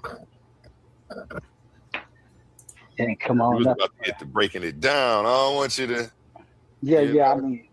mean, I can break it down in a simple form, premise form, but I don't like to because, like I said, this is a whole philosophy. This ain't something that I'm just playing. See, I was kind of scared to kind of give my information. A lot of people be trying to steal your information. A lot of people be, um, so I really didn't know what the platform was. I was trying to get debates. I didn't want to be um, in depth, but I didn't want to leave out anything. And so, as you can see me here, I'm wondering if A1 is trying to set me up for failure for my debates. If he want me to give all my information so people have my topic and I don't not know their topic. And so, we in the alley. But this is where I brought out my lightsabers. With and putting together. You know what I'm saying? I heard a little bit. I heard my man being on one of your things, and I heard what I'm saying, some people talking, using things. This right here is critical thinking. I'm just been, I, quantum only isn't gonna make you open your mind, and today we're gonna find out exactly what exists. Well, maybe not just today, but I will give your mind something else to think about besides the things that you have been introduced to. I'll just say it like that. I ain't gonna say nobody is indoctrinated. And remember though, the beauty of onlyism is once we start getting to it, I'm gonna be saying things that you already know.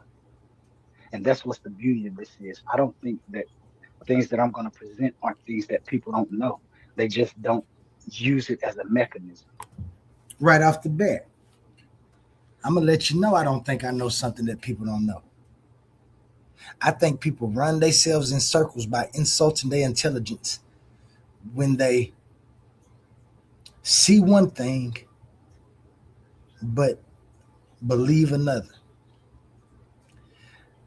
I said it from the first that when you see my whole philosophy and everything I'm talking about, you will understand the simplicity of it. It's robust all the way to simplicity. And once you see the simplicity and you understand it, you're going to see that this is also something that you know just as well as I do. And so that's what we're gonna do. And we're gonna give everybody it's like an update. When your phone calls for an update, you update. It's the age of Aquarius and it's time for an update in the way that we see existence. And we have to take accountability. So All right, question number one. Define quantum onlyism in one clear sentence, no metaphors. um in one sentence I'd say quantum onlyism says existence is not a supernatural creation event. It's a formation process that obtains whenever order and determinacy operate together. And those two functions are what traditions were trying to describe with God language. And so he wanted a quick sentence. I'm going to tell you, just like I said earlier, quantum onlyism is a philosophical framework. Um,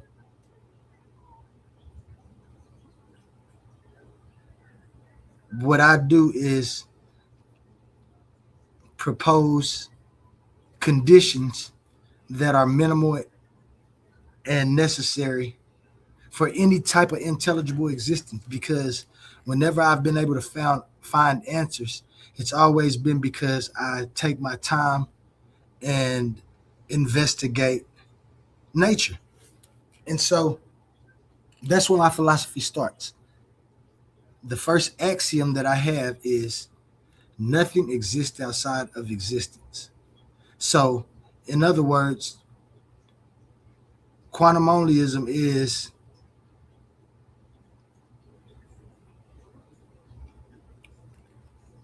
a transcendental argument for necessities and sufficiency of time and nature within existence.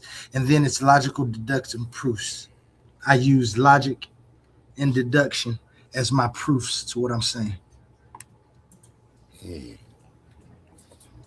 okay. Is consciousness quantum or something emergent from it? Emergent. Consciousness emerges downstream. Expound on that. Uh, so in quantum onlyism, when we talk about consciousness, um, I propose a mechanism of And this is me talking a first. I soul kind of seed. started it late. I thought I was already done. Um, I'm not. And A1's asking me questions. in my terms, in quantum terms, consciousness is what happens when, like, a sufficiently complex ordered system doesn't just react to patterns, but models them and updates internally over time. Um,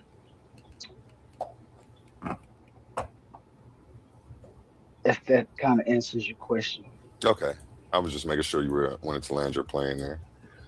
Well, yeah, I mean, because you just asking for sentences, so I just give basic sentences, so we won't stick here long. Definitely, definitely. Um, does quantum onlyism eliminate the need for God? Um, Quantum onlyism does not eliminate the need for God. What quantum onlyism does about God is finds the function. The word God, when we say the word God in the past, a lot of people put the two things, time and nature, into a skin and then gave it a personality. Hmm. Said it was God.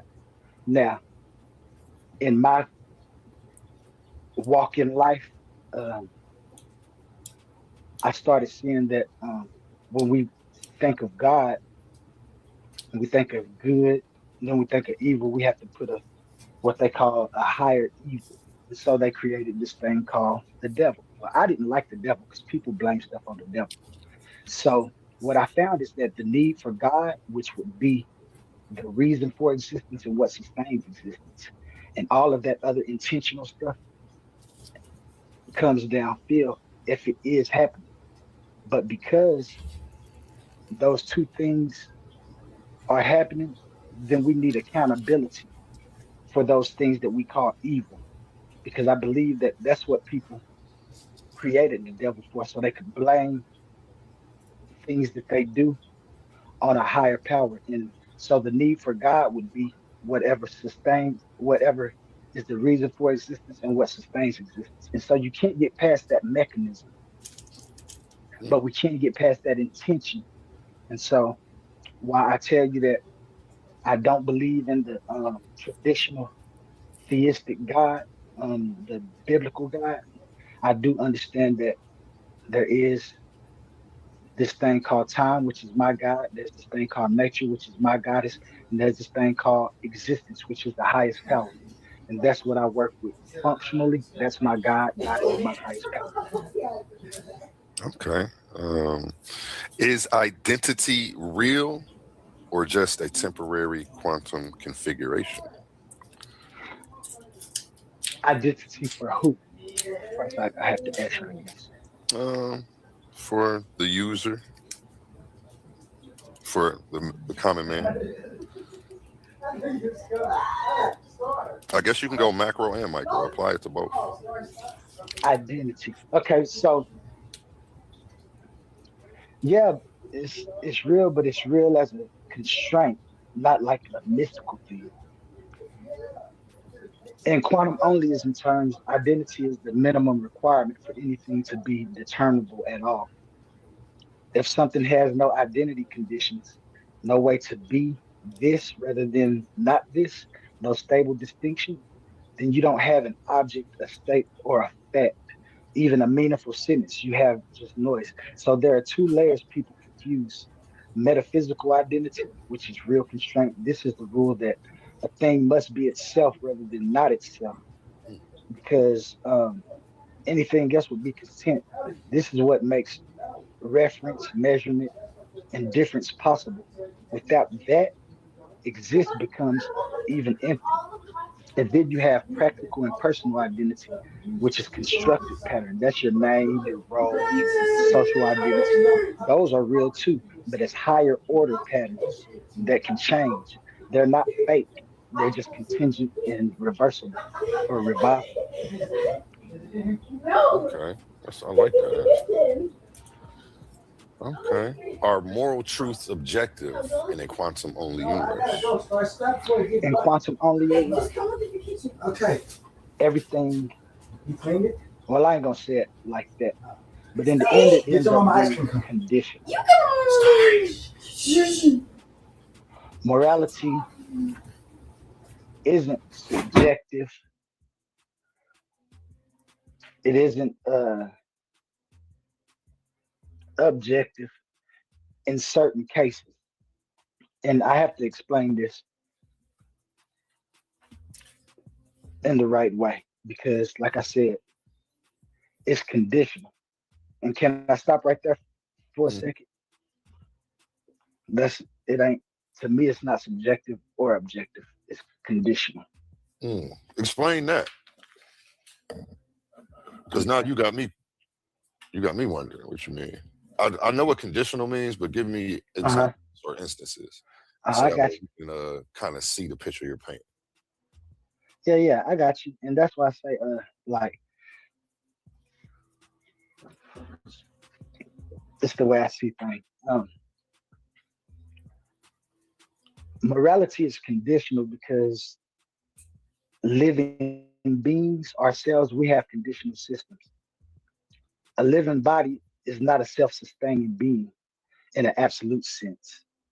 It's a maintained pattern that has a keep winning, a maintenance battle that you keep doing so you won't break down.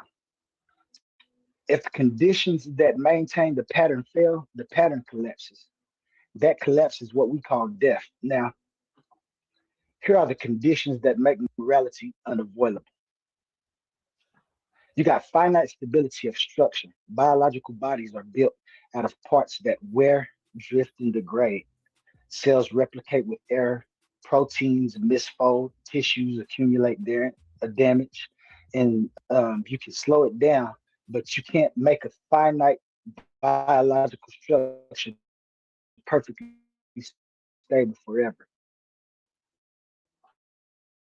You got energy dependence. Life is a process. Um,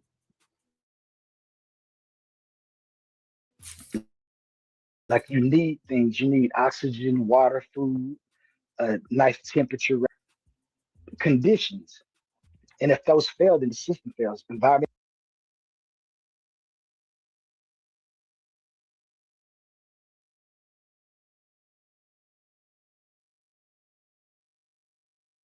exposure, all of these things like have different conditions for it to work. So in quantum only is maintained form, not this is in the determinacy of structure can be upheld. Okay. Existence is one unified divine reality. How do you account for distinct, private, first person consciousness? Why is my experience not identical to God experience? Let me see And that again. the question is on the screen if you wanted I to see read it it. on the screen. It says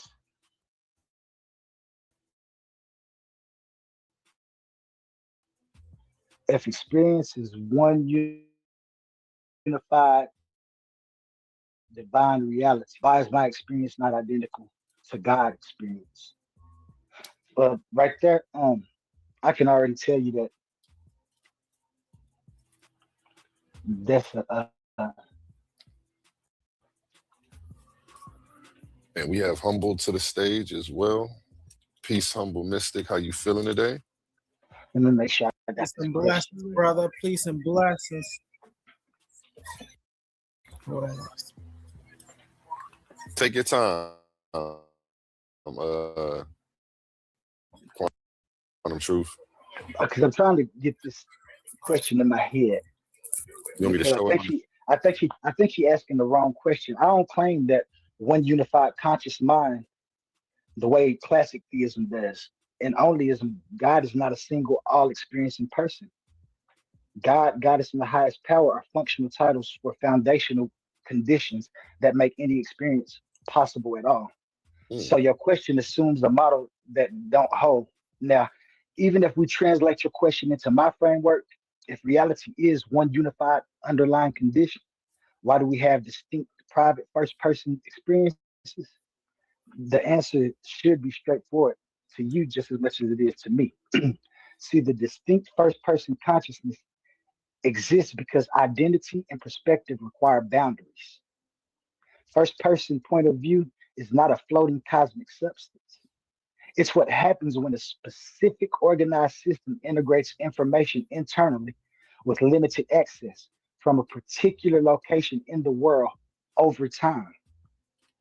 So while your experience isn't identical to God's or the whole, comes down to four constraints: your identity conditions, your information uh, partitioning, your perspective, and then the unity of the foundations that you are made in.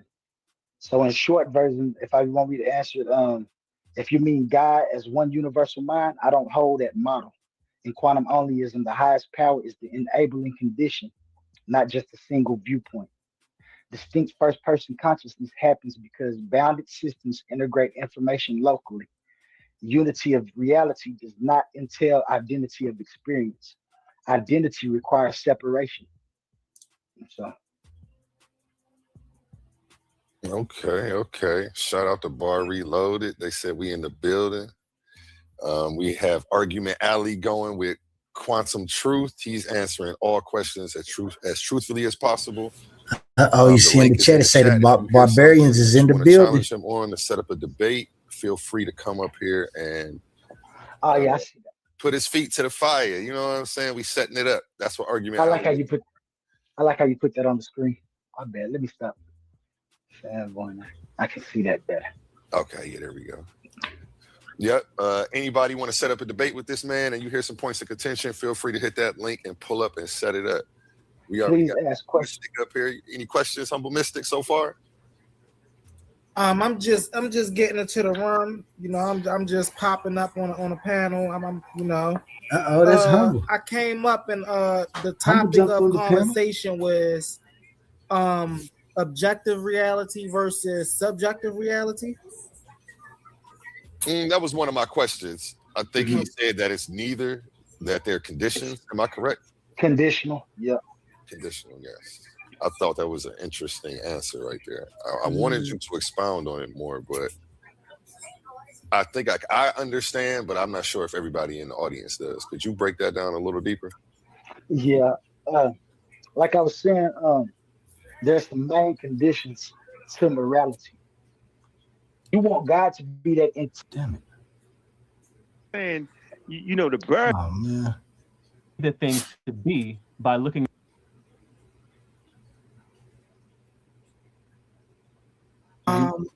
Because when we're dealing with what's quote unquote All right, you guys, I'm gonna let this play. I gotta run somewhere real quick. I'll be gone for a few minutes. This is gonna be playing though. Humble, you in the building. I don't know if you can't stop it or not, but I see you on the bomb squad in the building, man. The bomb squad was the first ones I remember Humble came up to. We're gonna watch that, then when I get back, we're gonna go over that, Humble. Remember some of your questions. And yeah, we're gonna talk about it. right and what's quote unquote wrong, right? What's right and what's wrong is based on one's view of the world, right? There's nothing that what I consider to be right, quantum could consider to be wrong. What I consider to be wrong, quantum can consider to be right, right? So when we're talking about morality, something good, evil, right, wrong, all of that is in the viewpoint and the feelings and the opinions of an individual, right? There's no, what they try to do is they try to, right, like for an example, if we're in a courtroom, right, and you know they doing a jury trial, right? Now, although everybody on that jury, or most people, the majority of people on that jury have to agree, they all have their own opinions, right? So even when they're deciding who goes to jail and who go on the street, it's all based off somebody's, how they feel, right? What they think. Is not based on most of the time not the evidence, you know, even though there is evidence on both sides. There's been plenty of times in the court system where a person who was innocent to the situation, because the jury felt as though they were guilty, they went to prison. So, you know, we got to look at these things when we're talking about morality being objective or subjective, right? Now, when we're talking about something objective, and I'm going to land my plane with this, good and bad cannot exist without human awareness. What I'm saying is, if humans was not here active on this planet, there would be no such thing as good or bad, right or wrong. However, there's some things called objectivity, which is things that exist regardless if we exist or not. Let's take the sun for an example, right? The sun will exist whether we are aware of the sun, whether we exist or not. That's something objective. That's an objective truth, right? So when we're talking about morality in these instances, we got to know that morality is subjective. I land my plane. Thank you for allowing me to speak, brother A1.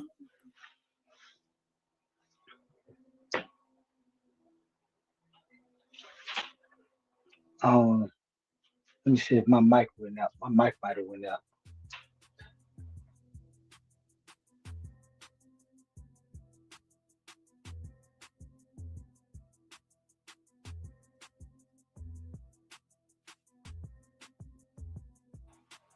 Yo, okay, I'm back. Can y'all hear me? My mic went out, so I had to restart. Am I in here? Can you hear me? You can hear me? That. All right, I hear you on that subjective. I don't. Oh yeah, okay, I hear somebody now. But the reason I don't believe that it's subjective is because subject subjective. Damn, I can't even get my math right. The reason I don't believe that it's subjective is because subjective would be is just personal taste, like preferring vanilla over chocolate, and morality doesn't behave like that. Morality isn't purely subjective for three hard reasons. Reality pushes back. Actions have predictable consequences for body, mind, and societies. Violence has injuries. Neglect starves. Betrayal destroys trust. Cooperation stabilizes groups. Those outcomes don't depend on your opinion. So moral claims are constrained by objective cause and effect. Other minds are real constraints, not optional preferences. Morality exists because we don't live life alone. Once you admit other conscious beings can be harmed or benefited by your I feel like it, then it stops behaving as valid foundations. The pain isn't your preference. Their rights and boundaries are constraints on your behavior. If you want coherent social world, if you want a real coherent social world, that's the only way that you can get that. And then the third thing is the convergence. Convergence happens across cultures, even with different religions and customs. Most functioning societies converge on core prohibitions and duties. Don't murder, don't steal, don't lie, destruction, don't destroy nobody else's property. Um, that's convergence comes from shared human biology and shared survival pressures, not from like private taste. So the best way to say it in quantum onlyism terms is morality isn't objective because, like physics, it's not subjective like preference. It's intersubjective and constraint governed. It emerges from the requirements of living together as embodied beings under real consequences. And that's what we must take into account. And that's why I always stick with it's conditional. If I'm gonna be comfortable when I'm making that choice, that's what it's gonna be. Even if I know it's good or bad, whether I know it's bad or not. If I can handle the consequences, I'll take them conditions that have been set forward for me to make that choice. Not because it's not objective or subjective, but because the conditions allow that. And those conditions have to be met for you to even have an objective or a subjective view in the first place. Okay. Okay. Does quantum onlyism claim to be scientifically provable or philosophically inferred? Right now, we gonna, we philosophically inferring right now. The scientific part, I have an institute that's coming up. I got a lot of papers that I'm waiting to get back, but I do have a couple of books that I've written, um, and I use it as a technology. People call it a religion, and I had to label one of them as a church and one of them as an institute. I got the Church of the Only Divinity, and then I got the Only Divinity Institute. But I had to do it like that because I had to keep the church private if I wanted to do any community work with my institute. Now, um, the scientific part, what quantum onlyism does is set for standards and experimentation type structures, questions, and that you can use the scientific method, that we will be able to use the scientific method. Say, like, one of the ideas that we set forward is like the soul. And I have a mechanism where I identify the soul seed, the individuality that's generated through the mechanism of the a quark and a quantum that generates a frequency that's your individuality. After that individuality is generated through that, the mind is generated around that. After the mind generates around that, then the body generates around all of the whole. And so what we have to look for is that quark and that quantum that started when the sperm meets the egg. And it's just like an experiment that we can look for. So while it's not scientific while we're not talking about the scientific side right now, it's philosophical. We will get in the future, we will be scientific and we will find the soul. I'm going to take this question from the bar reloaded, and then we're going to go to JJ7000. Shout out JJ. Honey is saying, why is he saying onlyism and describing omnism? Can you take on that question and set a clear distinction between the two, or are they very similar? It's quantum onlyism, and why am I describing onlyism? Why am I saying onlyism and describing omniism?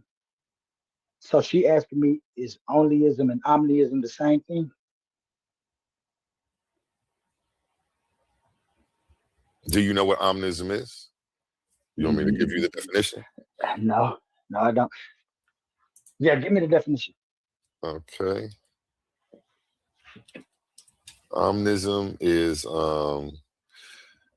the epistemological and theological position in philosophy that all religions contain varying degrees of truth, but no single religion can offer a fully true teleology. So then, no, onlyism, omniism are not the same thing. It usually means if she thinking that, then I need to draw the boundary. And So she said, omnism is related to omnism is syncretism. Omnism is related to syncretism, or the practice of combining multiple belief systems. That's the actual full, complete definition. so it's a stance about that there's truth in all religions and Yes. all belief systems point to the ultimate same thing. Yes. But now onlyism, I use quantum onlyism. It's the opposite move. It's a minimal constraint framework. It says there are specific necessary conditions for coherent reality talk and coherent metaphysics. And anything that contradicts those conditions collapses or becomes incoherent. It excludes a lot of claims on principle. So, yeah, no, omniism collects beliefs, onlyism audits claims. Omniism says many paths are true. Onlyism says some statements don't even qualify as coherent because they violate preconditions of existence and intelligibility. Damn. Can I ask a question? Absolutely. The statement that everything is energy, is that omniism or is that onlyism? The statement that everything is energy, I've never said that. I want No, to I'm drop a asking line. based off the way that you're describing what omniism and what onlyism is, because if you are supporting onlyism, and if what you're saying onlyism is that onlyism only deals in concrete statements, then the fact that energy is everything is an onlyism statement that y'all would agree to because that's facts. That's the second law of thermodynamics, unless you disagree with science. But then also, now when we're talking omniism, we can also say that as well, because energy is literally in everything, again stated by the second law of thermodynamics, right? Right, So right. exactly what the sister is saying, right? You're saying like, oh well, onlyism is saying that this and this taken away from that, but it only deals in concrete evidence. But then we or concrete statements. But then we have statements out there which are omnistic, such as everything is energy, that you would have to agree with. So then that would have to now switch your stance a little bit from being onlyism to including omniism. Nah. We don't have to do that because that statement is actually a categorical statement. Energy is not a stuff that everything is made of. In mainstream physics, energy is a property measure of a system's state and its capacity to do work. Energy is the capacity to do work. It's bookkeeping that depends on what systems you're describing and what symmetries it has. Matter, fields, radiation, and bound systems have energy. They are not literally made of energy the way a chair is made of wood. What people often mean in more accurate version is mass energy equivalent is this. Mass is a form of energy. So matter has energy and matter can convert to other forms of energy. The vice versa is certain processes, fields and excitations. In modern physics, stuff is often modeled as fields, and particles are excitations of those fields. Those excitations carry energy and momentum. Still, energy is a quantity those excitations have, not what they are. Conservation isn't always simple. Energy conservation is tied to the time translation symmetry. In expanding space-time, global energy conservation can get subtle. Another reason why everything is energy isn't a clean metaphysical statement. So if the quantum onlyism angle saying everything is energy doesn't actually ground reality. It just swaps labels. Even if you even if you say the fundamental is even if you say the fundamental is energy, you still need identity and structure. What counts as an energy state versus another, and ordering how states relate versus change and how they imply. So it doesn't replace the need for the underlying constraints. It's just physical ontology proposal inside of them. Really fast, brother. Your name is quantum onlyism. So I expect that you know something about quantum theory. And so if you know anything about quantum theory or string theory, they say all of that is energy. What did I just tell you? What did I just tell you? Hold on, brother. Hold on. I just let you get your thing out. Hold on. So even when we're dealing with physics, right? And let's talk about an atom, right? What do physics say about an atom? It says an atom is entirely 99% of an atom is empty space, encoded with pockets of something they call vibrating energy. So then how do you, if they say this is at the heart of an atom, how do you then say, oh, well, that word energy right there is misused because energy is, no, what we have to Look it up. Hold on 1 second, brother. What we have to understand is energy, well, scientists, right? Physicians, physics, biology, they try to use words in their own field to give them definitions of what they mean. When biologists, a neurobiologist, when they break down and they're getting to the core of what everything is made of, they all say everything is made up of atoms, which at the heart of them is vibrating energy. Your name is quantum Onlyism. You should know about string theory. So then how do you turn back around and say, well, that statement is an error, when even quantum mechanics, which you should know about, support the second law of thermodynamics? And just as I told you, is science pseudo or is you pseudo?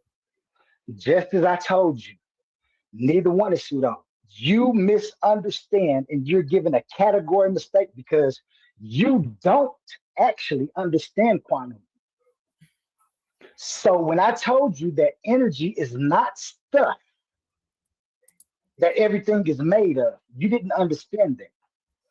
You went right back to where I told you you had a category mistake. So what you need to do is go find your category mistake. And this is your mistake.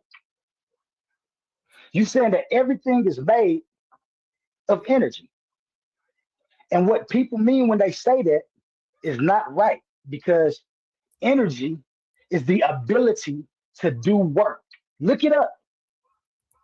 This is why quantum onlyism is the future, because the things that they tell y'all, they don't even understand it correctly, or the people who get it. Now, I understand you liking scientists and stuff and all the stuff that they're saying, and I'm not going against none of that. Just look up what I'm telling you, and you will see it. I'm not lying to you, brother. Energy is the ability to do work.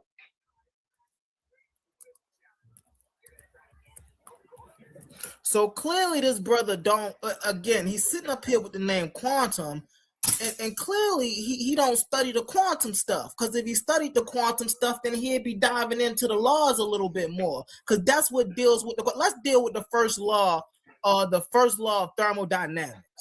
The first law, now this is science. This ain't brother humble mystic, this is what science says.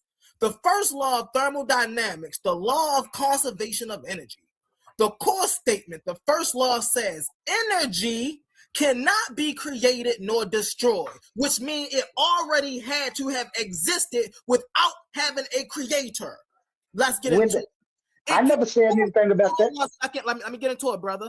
It can only be transferred from state to another state, which lets you know energy is a substance. Only a substance can be transferred from one state to another state.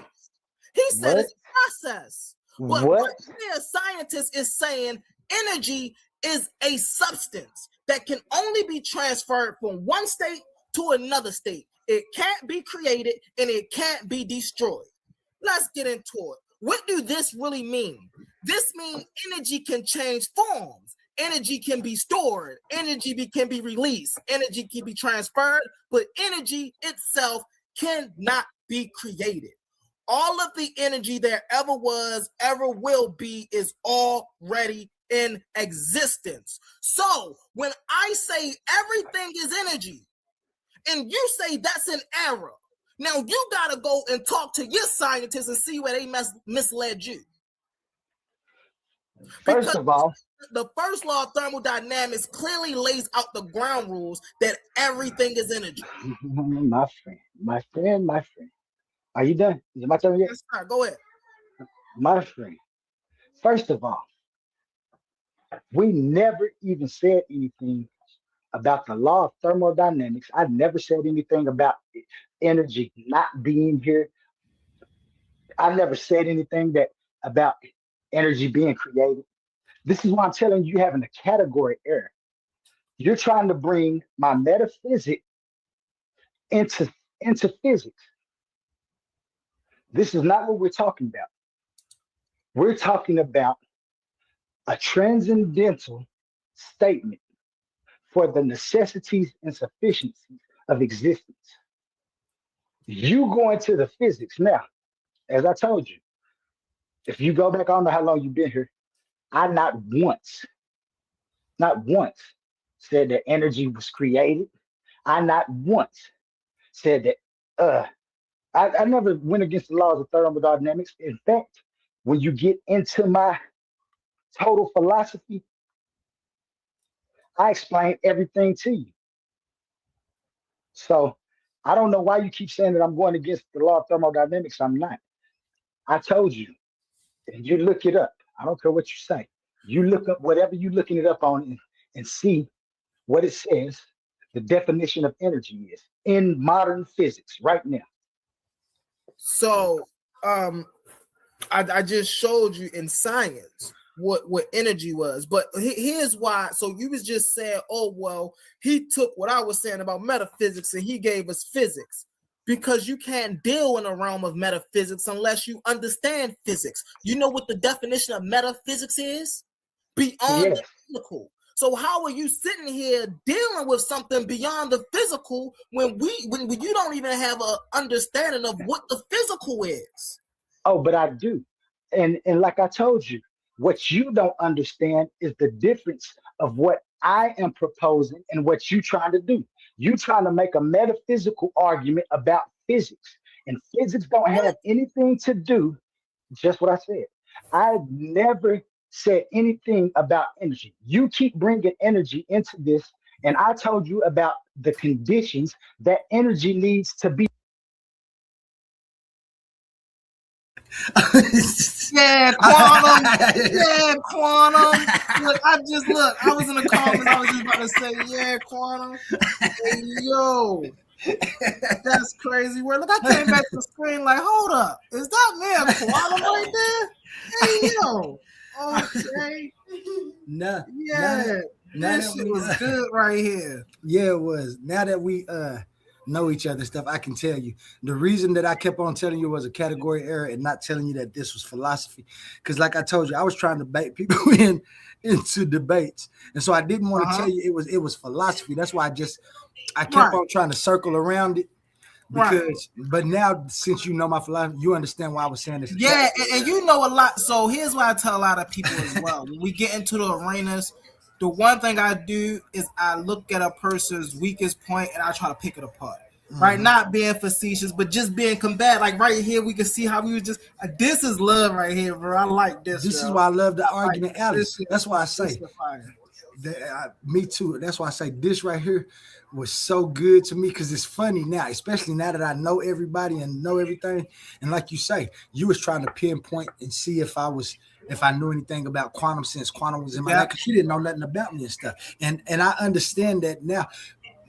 What I didn't understand when I was first forming it and I came out with my name, I thought if I put quantum in the name, people would be like, oh, he must believe in quantum physics, or he go with, you know what I'm saying?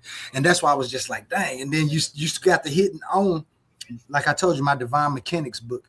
When I wasn't trying, I'm not trying to debate my divine mechanics book, because it's proposed experimentation. And that's why I kept on saying it's a category error, because you talk about energy like you was talking about the definition of energy.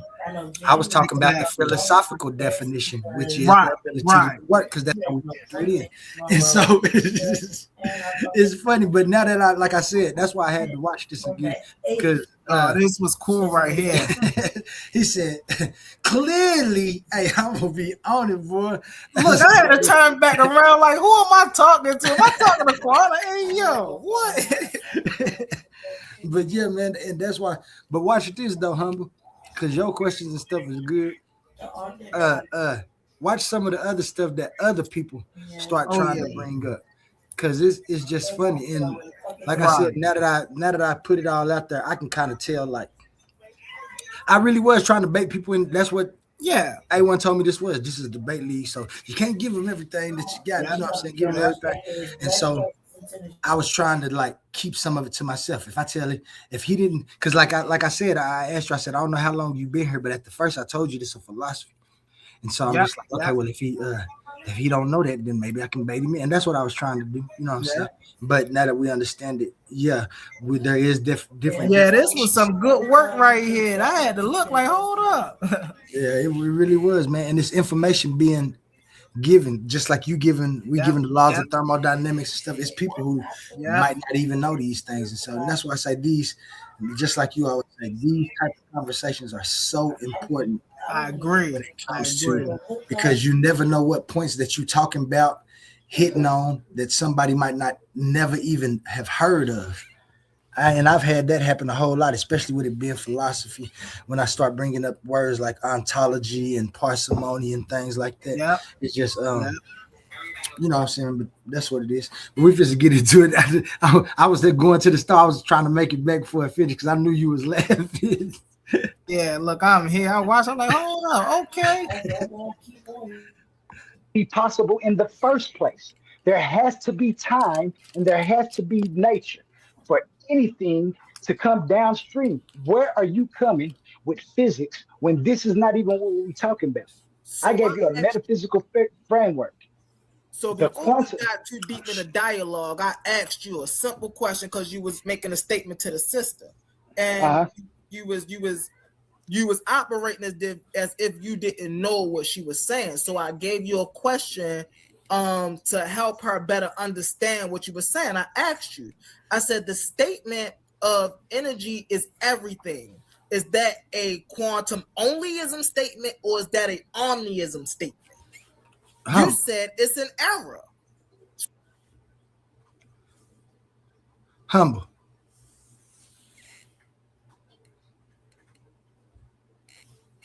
And he must have stepped away again. Humble. I asked him. I'm here, bro. I just got back. Okay. I right there on that question. Uh-huh. Because we was talking about omniism and onlyism. Right. And I, when you started asking that question, well, I guess that is fair for you to ask because you didn't know nothing about quantum onlyism. But What question did I ask? I be in a moment, bro. I don't even. I actually just had to run a little errand for my wife. But I be in a moment. I don't even remember. Look, that's why I be having to go back and look. I forgot I can push the arrow and go back. Better understand what you were saying. So you was making a statement to me. You got too deep in the dialogue. I asked you a simple question because you was making a statement to the sister, and you was operating as if you didn't know what she was saying. So I gave you a question to help her better understand what you were saying. I asked you. I said the statement of energy is everything. Is that a quantum onlyism statement or is that a omniism statement? Now, that's I still kind of don't understand that. And I don't know if it's because I wasn't looking at it right. But when you was asking that, what I was looking for blood. I don't know why. What made me ask that? I must have been looking for blood. And so that shit was crazy. Had you read something about omniism that said something about energy? Yes. So omniists believe that the universe and everything that encompasses the universe is God. And so you'll hear a lot of omniists say energy is everything, energy is everywhere. You see what I'm saying? Mm-hmm. And so in your philosophy, I was hearing that as well. You see what I'm saying? When you were saying that, hey, listen, time and nature put together produce energy. You see what I'm saying? Mm-hmm. And I guess I was looking to see if those two perspectives were similar or if they were opposed. Okay.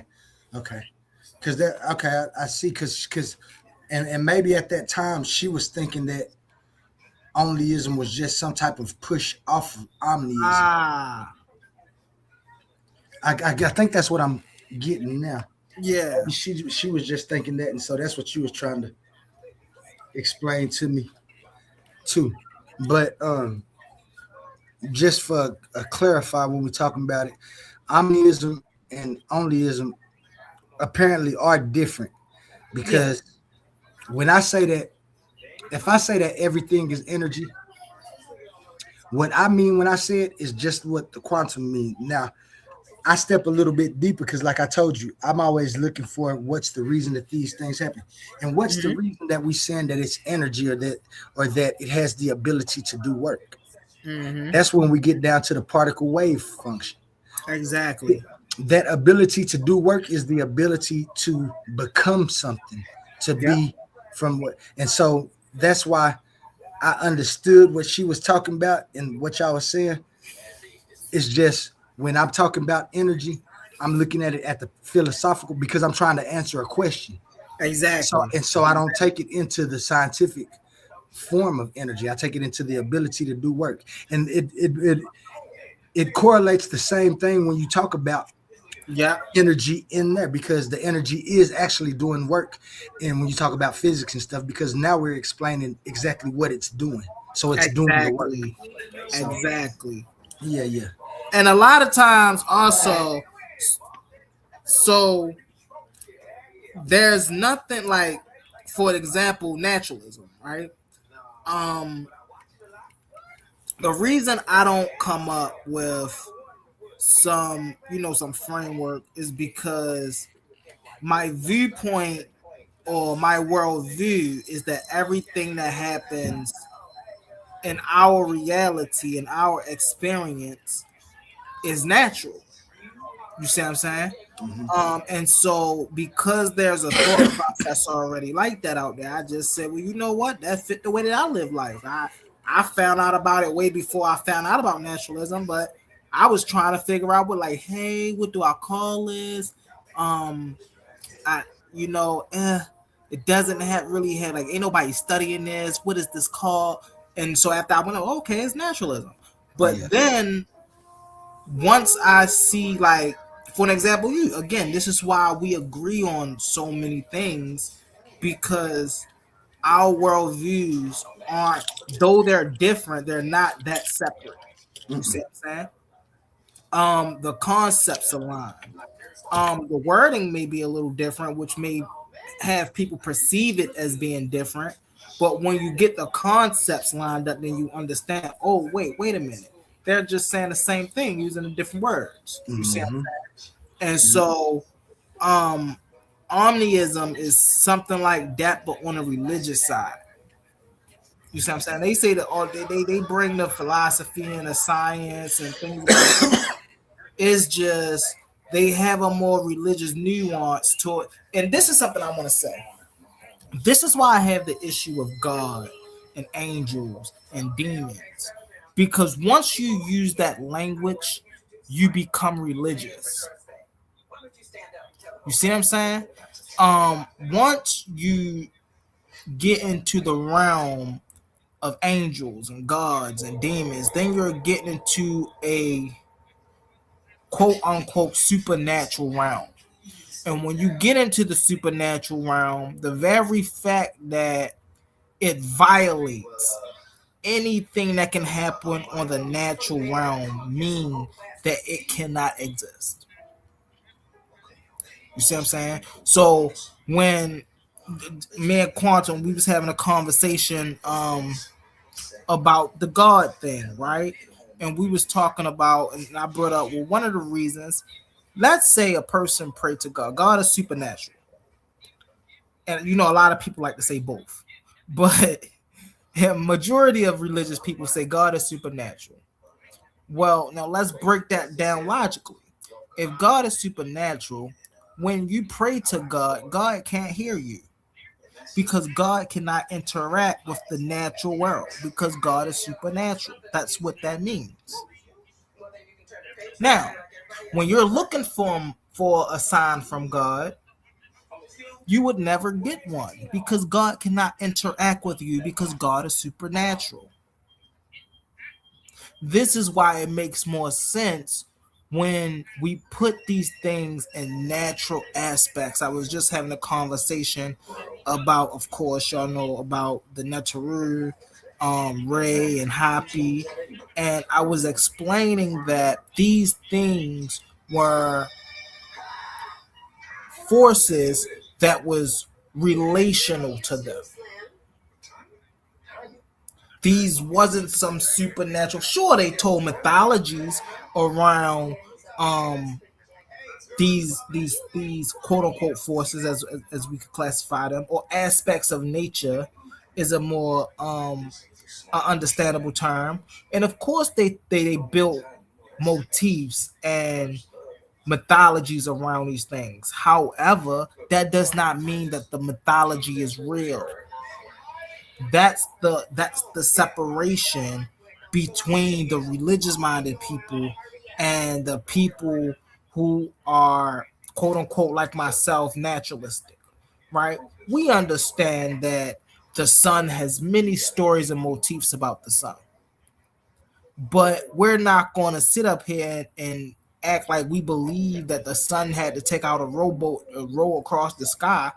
Like, no, they're just telling the story. And so when we put that in a certain perspective, and I'm gonna land my plane right here. When we put that in a perspective, it make it easier for us to translate the core ideas of how they seen their world back then. And I think that's a concept that a lot of people miss. I land my plane with that. Thank you for allowing me to speak, Brother Quantum. Oh yeah, definitely. It's always that good information when you get to talking. But yeah, that's exactly what it is. When you look at my philosophy, it's quantum onlyism, but we know a lot of different isms resemble other isms. Um, Naturalism and materialism. They um they use a different conclusion, but to get to their conclusions, they use same like methodology. And so when I was doing my research, I I like I told you, I was going for what I see and and so I understood that science is verifiable. It can be empirically proven. And so that's why I wasn't ever gonna go against that. So when you look at quantum onlyism, for the for the philosophical views that's professionally named, the closest that quantum onlyism gets to those are naturalist monist or monist naturalist. Um, because naturalism is the scientific method. It's a method that's used to it ain't as much as a philosophical view. It has a method to it for it to be and that method, once I did my deductions for my philosophy, that method stood up. And so why would I go against something that's standing up? And it's working so well. And so like you said, it's the definitions and the things that get people mixed up or correlating it with different philosophical views, because all of them answer questions. And so what we're using as references, what I use as a reference to answer a question, a naturalist will use the same references of information to come up with their conclusions. And so that's what we all have the same, is the information that we're using to deduct or to come up with our answers.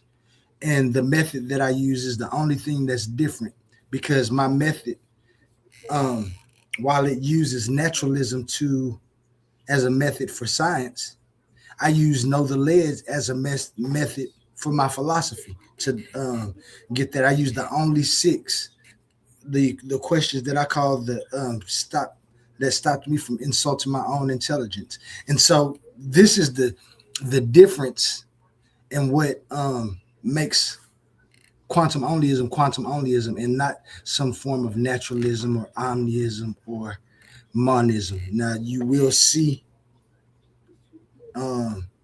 glimpses of those aspects, but in the end, you'll see why they're different, and they be totally different once you get into the totality of different views. And so that's why I understand what you talk about when you say you're a naturalist, but you still push Kemet or push Kemeticism. It's because when you correlate the nature, you coordinate it to, like you said, to natural things, to nature, the things we see. And even though their methods of naming and how they named it and exchanged the information as deities or beings, humble today understands that maybe, just maybe, because there is a possibility, these people were doing just as I'm saying. They had a scientific method, but they wasn't as far along as we are today. And so they used these different transfers of information, namely personification of forces within existence that we now explain scientifically. And explaining them scientifically only means that we've been able to find methods to um, re um, to repeat these findings, to repeat these conclusions. So yeah, for a while we probably gonna have that distinction and that different thing. Let me see where we at right now in the chat over here. The bar reloaded, I bet. Well, you need to be more clear. Oh, that's notes FTU. I don't know who that is.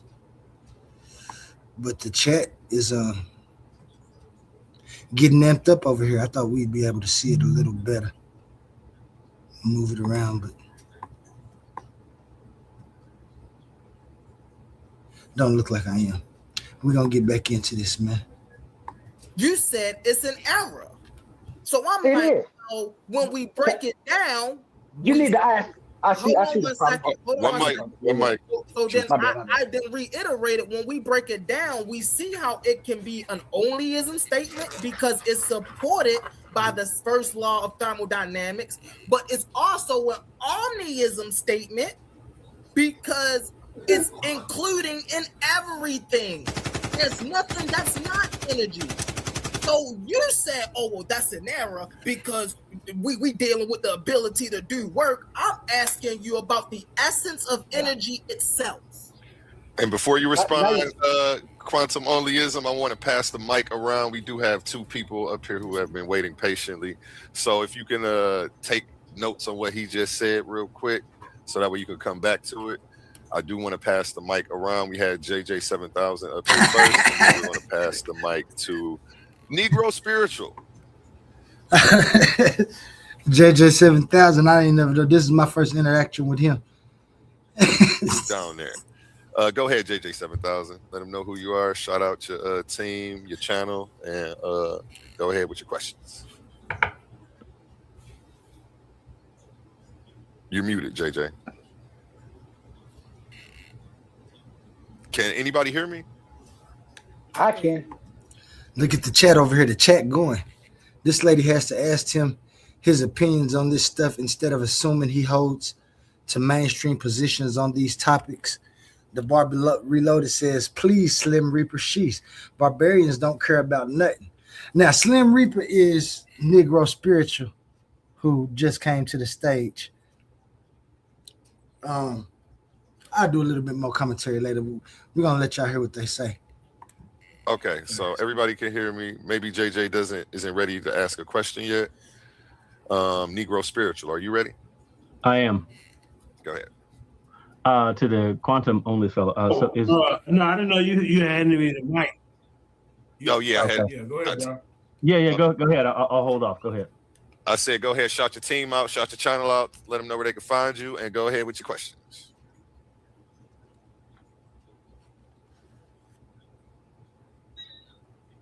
No, I'll talk. Man. Peace and blessing, man. You know, I ain't been over here in a while. So I see you. I see you, Titans. Appreciate you. Can you I hear me like right now? these two brothers. You keep these two brothers, man. They bringing something refreshing. You need to sign. Can y'all tell him that he can't hear me? Can you hear me? I can hear Yeah, you. I can hear both of y'all. I can hear both of Tell y'all. JJ 7000 that he can't hear me speaking. QT. Oh, okay. Yeah. Quantum Onlyism. Can you let him know that he needs to drop down and come back up? Y'all in the Hey, quantum world, can you hear me? That phone to tell me if you can hear me or what? Hear me? Can you hear me? You have JJ, I can. Anyway, hey, this Can right you here, hear me? Wait. Hey, can you hear me? Yeah. Oh This. Can you hear me? He said you need to drop down and come back in because everybody can't hear I'm you. give y'all some flowers. Hey, he said you need to drop down and come back in though, because can't nobody hear you. Oh, okay, I'm the only one that can hear you. Okay, hold on. I'm gonna come on through my phone, my computer. You know how much sense it makes that he can't hear the other person speaking through the same speakers? You know how much sense that makes? Explain that in the quantum. Go ahead. It's all you, Negro Spiritual. All right. So just a couple questions for you, quantum only fella. So is quantum something separate from the physical? Like is quantum metaphysical? Is quantum something separate from the physical? It's not a difficult question. I don't know what the pause is about. Is because you're saying you're making a metaphysical argument. No. Okay, so quantum has to do with the physical, correct? Quantum is the physical description we use when systems are small enough or isolated enough that discrete states, superpositions, entanglement, and quantized interactions matter. Okay, are you reading something? Yes, I am. Okay. I'm reading my notes. I take notes. Okay, I'm sorry to hear that. But listen, so if quantum onlyism is physical, why are you talking about you're making a metaphysical argument? What is the metaphysics? Wait. Time out. You never asked me if quantum onlyism is physical. You asked me if quantum was physical. Well, my bad. I had to stop it.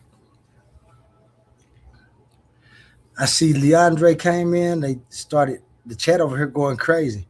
Sounds like Leandre. They happy. Yeah, that's Leandre. Then Roy Chess said he's a reader. And then Il Doctor said he's reading his LLM. No, guys, I wasn't. I was reading all of the information I got. I got 3 computers set up around me right there. And they have all my material. So when you ask questions, I can just go to my material. So yeah, I'm a reader.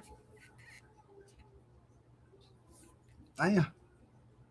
I'm saying if it's quantum onlyism, it would necessitate that there's quantum in it, right? See, if here's the thing.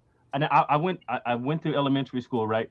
And so if it says quantum, right, and quantum is physical, and then it's followed by onlyism, right? It seems to be telling me that there's only the quantum. No, that ain't what it's telling you. You don't need to know the word. This is what you're supposing. Mm-hmm. Again, I told you. Supposing that your phrase makes sense. No. You're supposing that you. No. This is what you shouldn't have done right here. I know. I shouldn't have assumed that it made sense. Go ahead. This is where you guys don't understand. Right. So when I created this worldview, when I created my philosophy, I understood what quantum physics did. Okay. Quantum physics started at the things that make up existence. So they went to the very small things. And that's what I did in my worldview. I started out with the smallest thing that I could think of. Smallest physical for an existence to be. And the smallest thing that is needed for an existence, it's time and nature. All those other things come downstream from time and nature and the interaction of time and nature. So when I say quantum onlyism, I mean that you start at the bottom, and this is the only logical explanation. I'm looking at the chat. And I see people saying, "Oh, he created this himself." Yes, guys.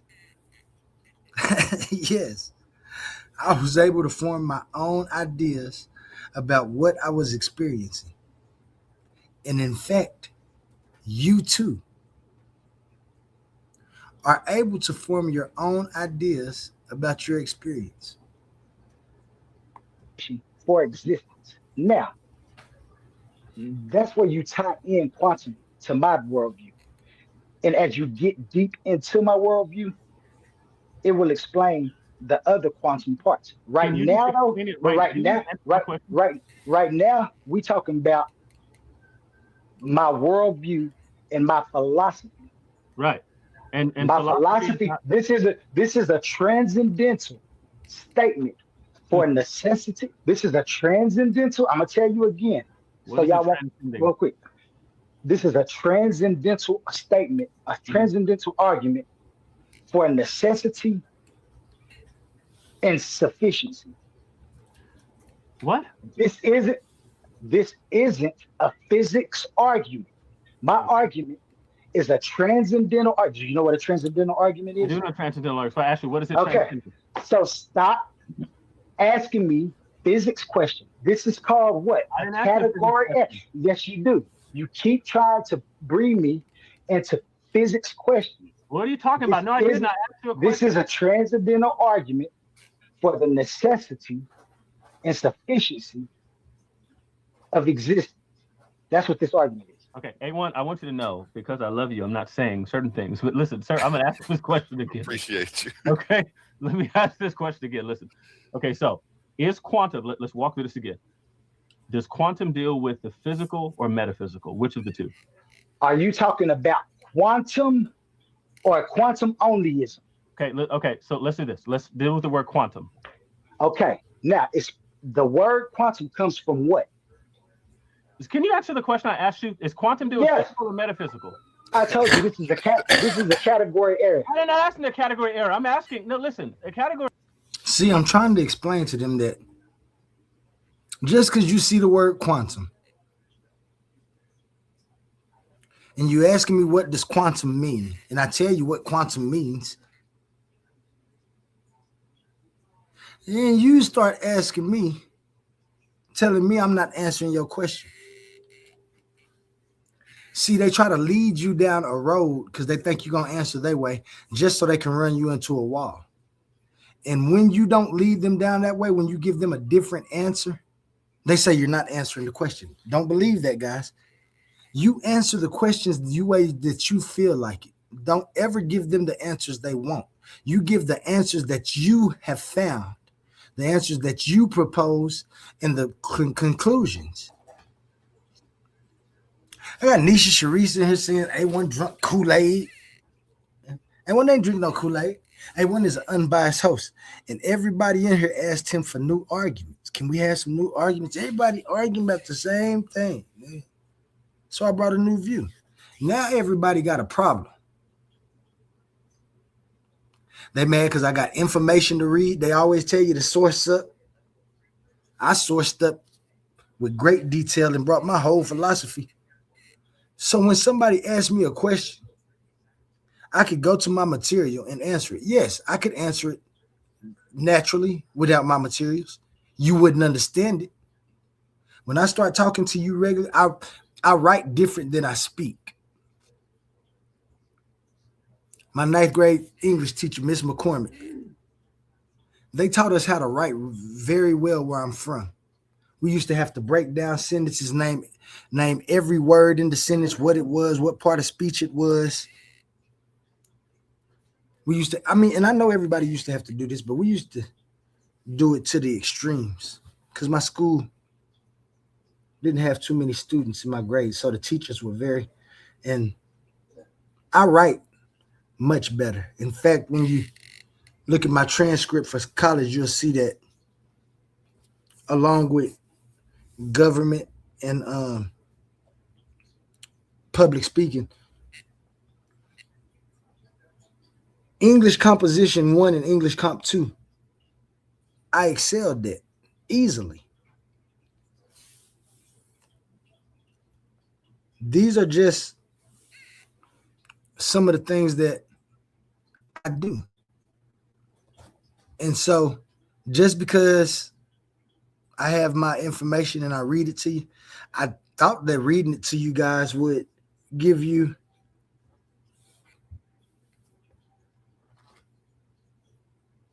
a better understanding of what I was saying.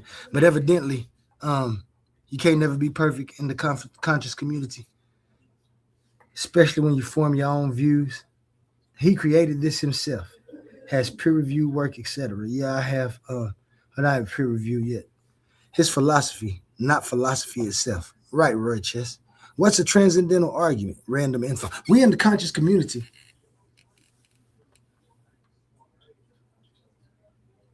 And some people just don't know this. I ain't gonna talk bad about you. I mean, it is what it is. And that question will be answered here in just a second. Error in logic means that I'm asking something that it can't possess those properties. It means that particular category, right? It would ask that I would be asking like, what does blue smell like, right? Blue does not have a smell, right? Because so I'm asking you because you said you start talking about the difference between physical and metaphysical. Now you told the other person, again, A1, you're welcome. But listen, you told the other person that that you're making a metaphysical, not a physical argument. So I'm asking a question about the title of your belief system. It's called quantum onlyism, right? And so I'm asking you, does quantum deal with the physical or metaphysical? Which of the two? There's what? The word quantum or just quantum onlyism? The word quantum. The word quantum is a physical description we use when I told you this before. The word quantum is a physical description that we use when systems are small enough or isolated enough that discrete states, superpositions, entanglement, and quantized interactions matter. It's still physics. Right. Still measurable. So quantum deals with the physical, correct? Yes, that's what we... Okay. Now, what is the phrase, now, what does the word onlyism mean? What does that mean? The only logical explanation for existence. Okay, so is it saying that the smallest physical entities are the only logical explanation for existence? Is that what quantum onlyism is said to mean? No, it said that the conditions that you need for those things that you're talking about. What things? I haven't talked about anything. I'm asking you the small things of existence. Okay, so those small physical entities that you're talking about come downstream. I haven't talked about any small things. I haven't talked about any small things. Existe in Latin, it means to stand out from, right? So it's talking about things, it's talking about like physical entities, things that stand out from nothingness. That's what the word is. Y'all compare me to said in this chat. So when you talk about quantum, I wasn't using chat GPT. Right, you're talking about the smallest physical things. I was using my papers. Right? So you're talking about like quarks, like you talked about some of these things earlier, right? These are physical, okay? They're governed by the laws of physics, okay? And so I'm asking and maybe there's a misnomer, right? And maybe this is because, okay, I can't say, but listen, maybe that there's something, I can't say that either. Maybe there's an issue. Maybe there's an issue. Oh, my friend. Maybe there's an issue. So now, so here's my question. Okay, so let's set aside quantum onlyism because it doesn't make any sense. Okay, let's set that. No. Let me ask you a different question, right? If I'm looking at the things that exist, right?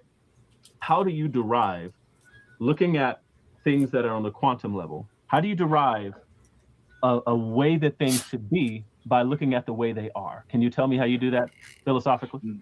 My friend, I'm going to tell you again. I appreciate it. Oh, buddy.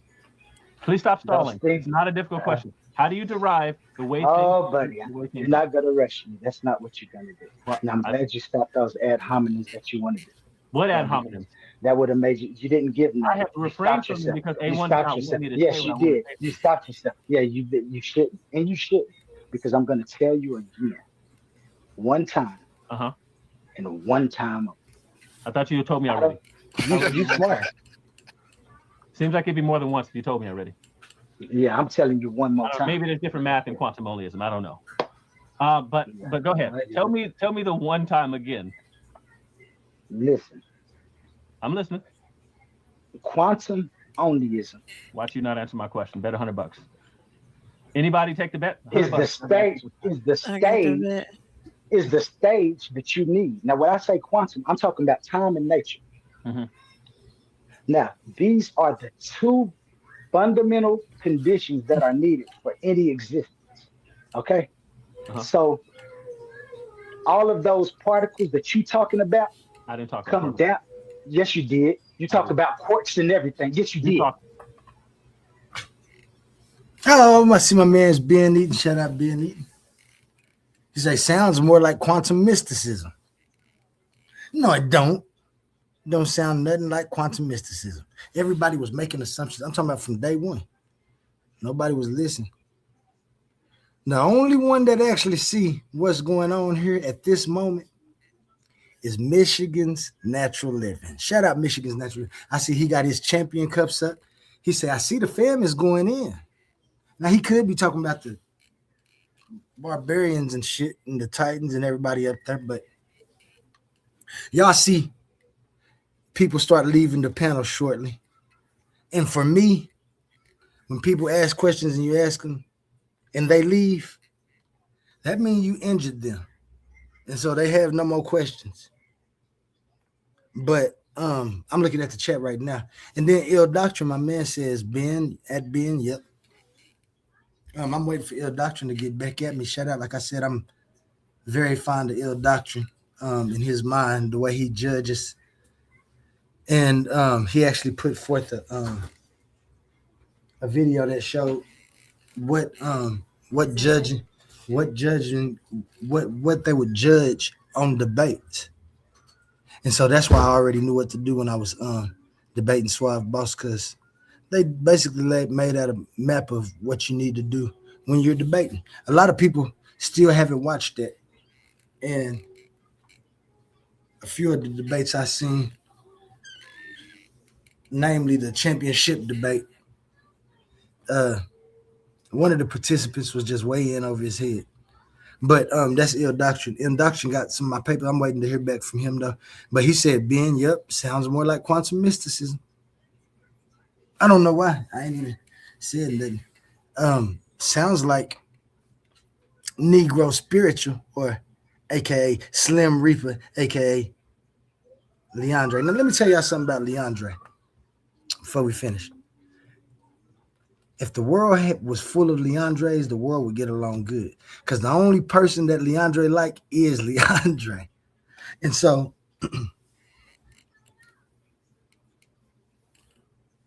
he probably would disagree with you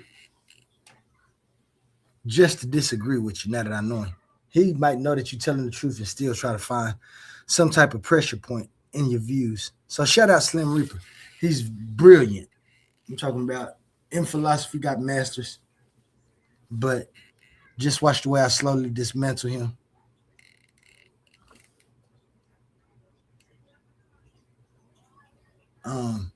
They'll leave. Yeah, here we go. About quarks. Yes, you did. No, you did. Stop. See, this is what I hate about people. Are you okay? Because you know I'm about to kill you. No, I'm not okay. Humble laughing. Humble's having fun this day. No, I didn't insult you. Now listen. Listen. There you go. Would you let me answer, please? All right, go ahead. Thank you so cool. Could you just shut up first? I apologize. Be quiet. My bad, Thank. Don't apologize. Don't apologize. Don't apologize. Be a man. Take accountability. This is what Onlyism does. Wait, apologize. Onlyism makes you take accountability. Take accountability. Take accountability. Don't apologize. Just take accountability. No, I'm not stoning. I'm trying to tell you guys again. Okay. You know, ChatGPT takes a few seconds to populate sometimes. There's no ChatGPT. ChatGPT. Where you see ChatGPT at? Well, not on your screen, but you reading something. I'm telling you this. No, I'm not. I'm talking to you right here. No ChatGPT, guys. Don't get mad because I know what I'm talking about. No ChatGPT. Okay. Listen. For quarks and quanta or anything to exist, there has to be conditions. There has to be something for those to play in. So this is why I tell you what quantum onlyism does is sets the stage. It's a transcendental statement, an argument for the necessities and the sufficiency of existence. Mm-hmm. So those quarks and stuff that you're talking about, that's physical, they come downstream and they need time and nature. Mm-hmm. Because those quarks and stuff are nature. You flipping us off? No. I'm just showing you nature. That's time and nature. Okay, nature is the middle finger. So when you're talking about those quarks and stuff that you're talking about, the physical, This comes downstream from that. Look at the chat. You are in a category. So he don't know area. what the hell he's saying. If Nah, you're you trying don't to know what ask the hell me I'm saying. about quantum physics when I'm giving you an argument about a transcendental argument. And if you want to see what that means we ain't talking about physics. This is your a fault, different type A1. of argument. Now, if you want to argue that, we can argue that. All of those other things that you say. Everybody keeps saying this is your fault, A1.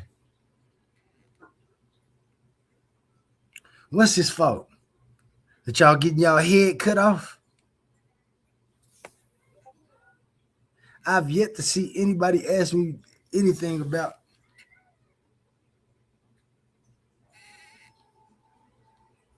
my premises or anything. I'm talking about they coming in asking me. I'm still arguing right now about the word quantum. I haven't got anywhere. And when I'm trying to get somewhere, they're always going to lead me back. Oh, I'm talking about it was nice. It was nice. I came. Are a category error. They don't have anything to do with what I'm arguing. I got a question. Wait. Just let me say this. I want to say two things. One, I asked you a question. I asked you how you can determine the way things ought to be based on what is. But instead, listen, I'm going to turn this over. I just want you to know that I'm showing you nature right now. Yeah. I want you to know that in my mind and across my screen, I am showing you nature. Okay, just like you showed us nature, I'm showing it right back to you. And I want to say nature to you forever, okay? Nature to you. Okay. Now, what's interesting is the brother asked you, a Negro asked you a simple question in the beginning when you first asked you the question. Are we talking about something spirit? Are we talking about something physical? You say yes. And then you keep throwing this word transcendental around. Brother, do you know what the word transcendental means? Do you? Yes. What does it mean? It means outside of what's physical. No, it doesn't. Yes, it does. If you are in the physical, how do you get outside of the physical? You have to transcend outside of the physical. Let's talk about light. Listen. Right?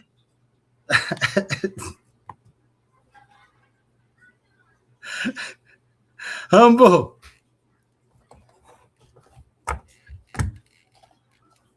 Humble,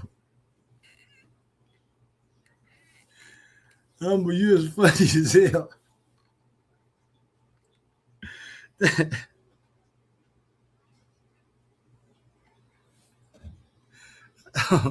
Humble. What's up, Jay Snake? Oh, I see my man Jay Snake in the yeah.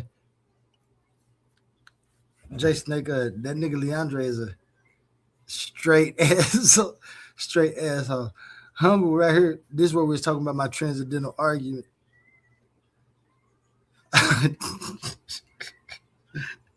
That's my man's Humble. I ain't gonna do that to Humble. We're gonna finish watching this more. For a second, let's talk about light for my real scientists in here, right? Man. We know, right, on the light spectrum, there's a visible spectrum of the light. Then what happens to it the higher it gets? It transcends into non-visible light. We know this from science if you study science. So if we're talking about something that is physical, why do you keep using the word transcendental?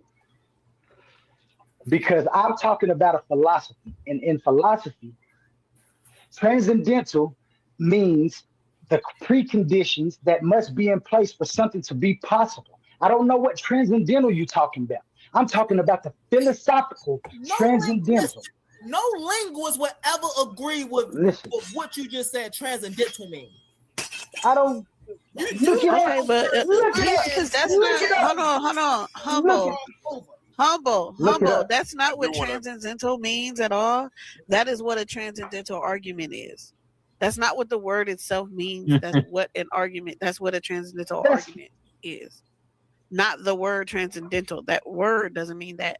But a transcendental argument is an argument that tries to show that certain conditions must be true in order for some experience, belief, or activity to be possible at all. Okay, wait. He's typing, y'all. Honey, give him a second. He's typing. So what I doing his wanted research. to Look at it. understand is what did you get out of that though? You made the argument, right? What were your conclusions? Whose conclusion? Yours. You're making a transcendental argument about something that has to be possible, right? You have some certain. See what I'm saying? Now she come up and immediately said, "So what was your conclusion to your argument?" I said, "What argument?" Because I thought she was going to be able to steel man my argument, which I knew she wouldn't. But that's just one of the things I do when I have debate opponents and stuff. I make sure that I can steel man their argument, and then I want to know if they can steel man mine. Most of them can't never steel man mine, and the reason I beat them is because I can steel man their arguments. Because the steel man is an easier target than a straw man. I want y'all to remember that. This is Honey the Barbarian, queen of the bar, Babylonia. Smart individual. She was very smart. She actually looked up what transcendental meant. Transcendental argument. I think Humble might have just looked up the word transcendental instead of transcendental argument. And this is where I chopped his arm off. But I gave it back to you, Humble. I let you keep your arm and walk on off with it. But let's listen to Honey and the Barbarians, because I already done jabbed Leandre in his mouth a couple times, and they don't like that. Now they coming out of the chat. They coming into the panel to ask they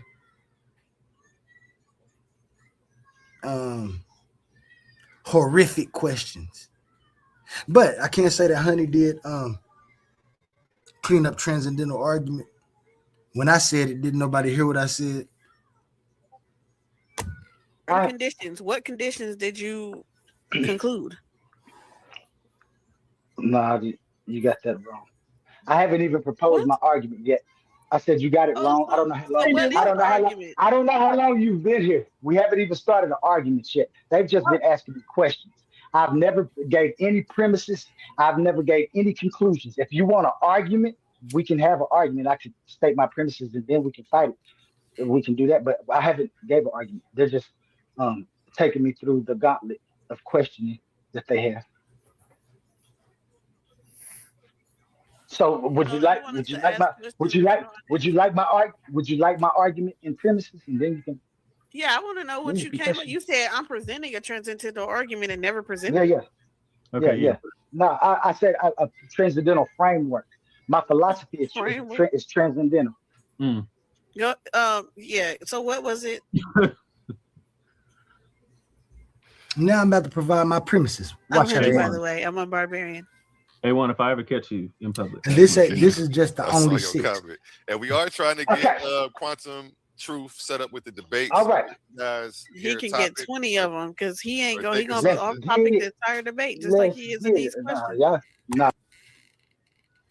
She said I can get 20 debates. I barely got one. You motherfuckers ran so fast. No, let me stop. Shout out to Bar Reloaded. I wish I could have got 20 debates, and I would never be off topic.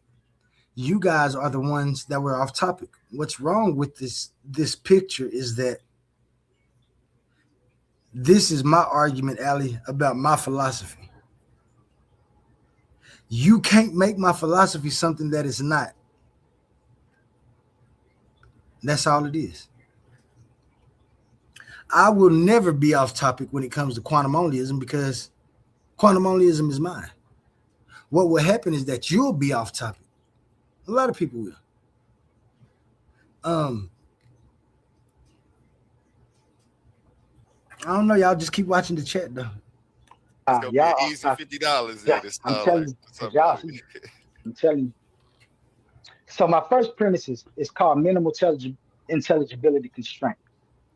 If any claim is thinkable, statable, or deniable, then there must be ordering, inference, and determinacy. This rather than not this, for a reference to be possible. They in the chat, they say, who has A1's address? I want to fight A1. I would like to fight A1. Why they want to fight A1?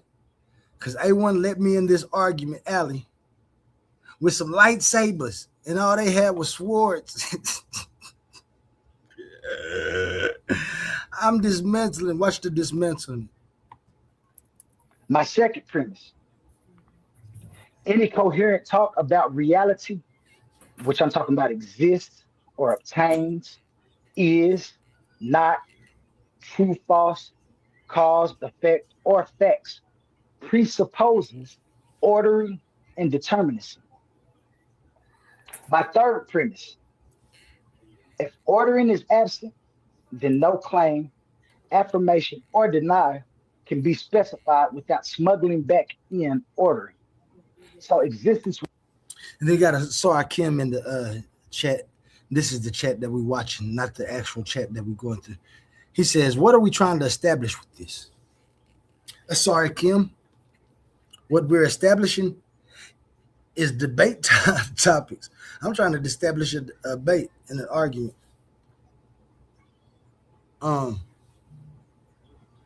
That's what this is. I thought the argument alley was. So we're just trying to establish what my framework is. Without ordering is not specific. Did you say ordering? Uh-huh.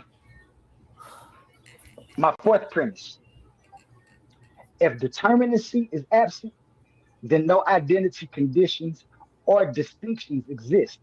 Existence would have no content. So existence without determinacy collapses into emptiness. We see Swab Boss just showed his face. This. Therefore, if existence obtains, then ordering and determinacy obtain. Existence requires a when and a what. Yo. Hit that link, Asar. Hit that link, Swab. My fifth premise, I thought somebody said something. Where ordering and determinacy cooperate, at least one structured, distinguishable state is present under an ordering relation. That is, what and when. Say he read some philosophy book. Yep, you're right. A lot of philosophy in operational terms. So and then my man Leandro said, no, he did not do that to us. Therefore, if ordering and determinacy obtain together, existence obtains. And my final conclusion: existence obtains if only existence obtains if and only if ordering and determinacy obtain together. I wanted to stop that. Y'all can see ill doctrine came up.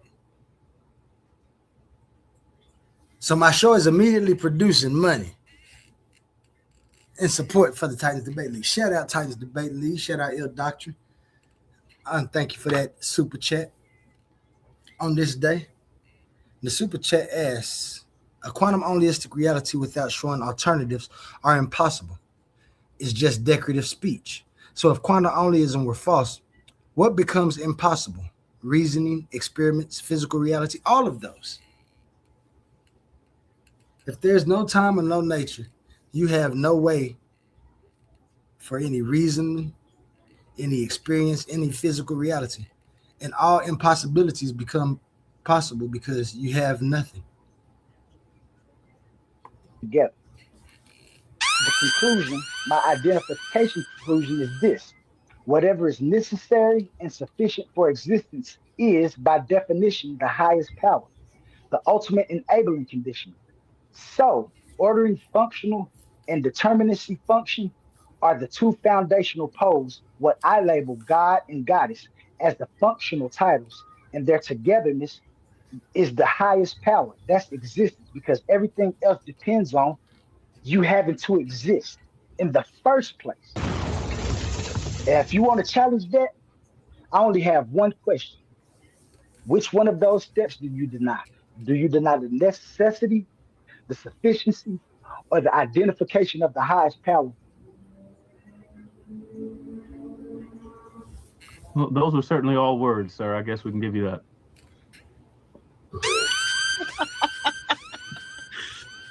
You said a bunch of things.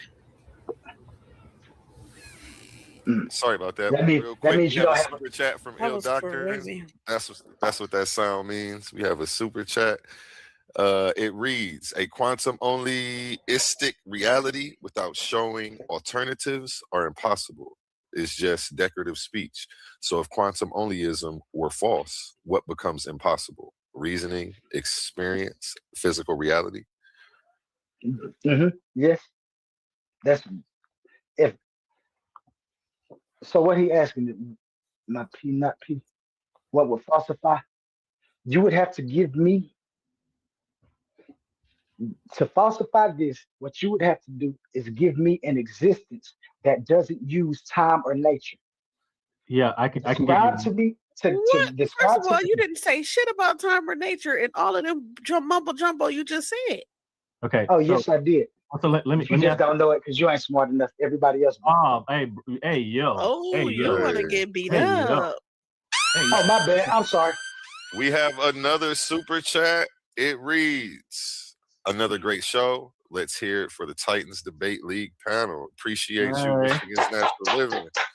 I'm sorry for calling you stupid. I'm sorry for saying that about you, ma'am. I'm sorry. I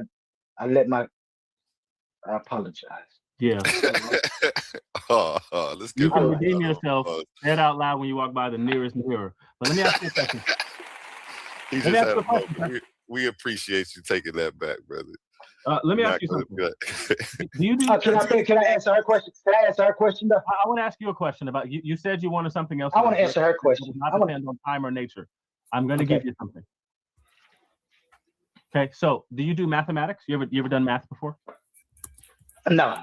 What's mathematics? Mathematics, like I don't know, like 2 + 2 = 4, like that kind of thing. No. I've never done those. Yeah, it certainly sounds like it. But for the rest of us, right? So we know that we use like 2 + 2. Wait. So 2 + 2 is that structure? Wait? Those are items. 2 + 2 would be a structure. No, and that would also be sequencing. That would also be sequencing. I told you to explain the existence where you don't use sequencing or listen to what you already use numbers. You already use numbers. Numbers are sequencing. You've already used, sir. You already used numbers. Time or nature. You say, give me something that does not exist without time or nature. And so we're walking through it. Do you do mathematics as a yes or no? You're using time and nature I'm to not describe. using time or nature. Is it taking you time to describe to me what you're telling me? Listen to what I'm saying. Hold up. No, listen to me what I'm saying to you. Is it taking you time? Is it taking you time? Is it taking you time to tell me what you're telling me? Yes, to express it, but that has nothing to do. Yes, it does. Yes, it does. I'm telling you. No. Slow down, QT. Slow down. Let him get it out. Fingers out of the screen and answer the question I'm asking you. Okay, you do mathematics. Okay, and so for everyone else in the audience, he wanted something that exists with neither time or nature. Cool. And so let's establish something, right? Any of us who's ever done mathematics, okay?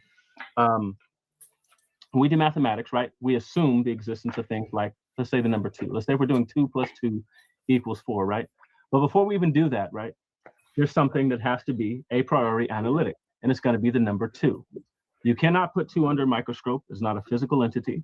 You can't examine it. It has no size, shape, or color. And so it's not a physical, it's not physical. It therefore does not depend on either time or nature for its existence. It yet somehow exists, which is why there's regularity to it, which is why we can use it in our present state of nature. So my question to you is, does 2 exist? And if it exists, does it depend on either time or nature? And if so, prove it. And I just told you. I don't know why you keep doing this. And you went on with that for no reason. I can ask you. Yes. Does 2 exist? And if yes or no? And if it does exist, does it depend on time or nature? Okay. And if it does, then prove it. 2 does not exist physically. But what I asked you first, I'm gonna answer your question, but I'm gonna make sure that everybody understands the question that I asked him. I said, give me an existence, not something that exists. I didn't say something that exists. I said, give me an existence without using time or nature. Time isn't just clock time. When I say time in Onlyism, it's sequencing, it's counting, it's sets of numbers that you can think of. So when he's telling me about numbers too, he's using sequencing because we know it takes two individual things to make two. He is not What even the giving hell me a did you just say? If it takes two individual things, that means that prior to that, they're going to be in one to some other smaller state. And still, you all just kick the can up the road. correct, and that's sequencing. No, listen. That only is a sequencing. You can have sequencing without a passage of time. First of all, you can have sequencing without a passage of time, right? So I said, give me. Not without time. Not without time. Not without time. No, you had the wrong. You had the wrong idea about time. You're talking about clock time. Things that does not require any sort of passage of time. You're talking about clock time. I'm not talking about clock time. I'm not talking about clock time. And so I'm asking you about the number two, okay? Because you said I'm not talking about clock time. You're assuming two-ness in order to say that. And my question to you is, does two exist? So you said it does not exist physically, okay? And so cool, if it doesn't exist physically, right, then it exists outside the physical. It's metaphysical, okay? It means that it's not dependent upon time or nature. Guys, it's metaphysical. You just said yourself it exists, but it's not. Guys, again, I told y'all. The idea of two exists, that means it exists conceptually, right? Then you have some other theories like mentalism or something like that, right? Perfect. But I asked you a very basic question. You said that it exists, but it does not exist physically. That means that it's not dependent upon nature or time then, because those things exist in this particular paradigm, right? And it depends on the laws of nature. So the number two does not bend to the laws of physics. Okay? It's not quantum. It's not dependent on anything like that. So the number two exists non-physically. Okay, that means not dependent on time or nature. So then how? So then why did you ask for an example of something? My friend. You didn't do it. I didn't say give me an example of something that exists. I said give me an existence without using time and nature. And what you did is you tried to give me something that exists. And we agreed. Now, in Onlyism, time is not clock time. Time is the ordering function. It's whatever makes sequence possible. Before, after, change, duration, update, causality, and even logical implications, premises, conditions. If something can differ from itself across any progression, time is operating. That's why I asked you and told you again that you need time to even tell me about that very brilliant idea that you had about the number two. And this is where I'm telling you, you can't even give me an existence without using time and nature. Nothing can. Nothing gets past that. Do you hear yourself? You're asking me to explain it to you in this particular paradigm. Shout out to the Pentaman. Shout out to everybody in the building, man. What's good? Hey, Buzz. Shout out, fam. You asked me to explain something to you in time, but you asked about something that exists. Time is the condition. Time is in Onlyism, you need to understand that time is the condition of order, change, and sequence. The witness that lets states be compared, updated, and related. Not just clock time, not just space time, not just this time, not just relevant time. Time is more than just that clock time that you're trying to propose when you're proposing the numbers two. I tell you again, why you have to think critically when I'm talking to you. Calm down. Focus. Focus. He's Fuck crazy. out of here. No, I ain't crazy. Y'all have to focus because you're trying to sound smart, but you're not. Philosophy because I'm telling you that time. Shit, I see him. I see Lord. Let's pass it around, QT. Let's pass it around. We got three new people on the panel. Let's start. I'm done. Y'all go. Thank you for the questions. Thank you for the questions. Hey, before you go, let me run your ad. This is Leon.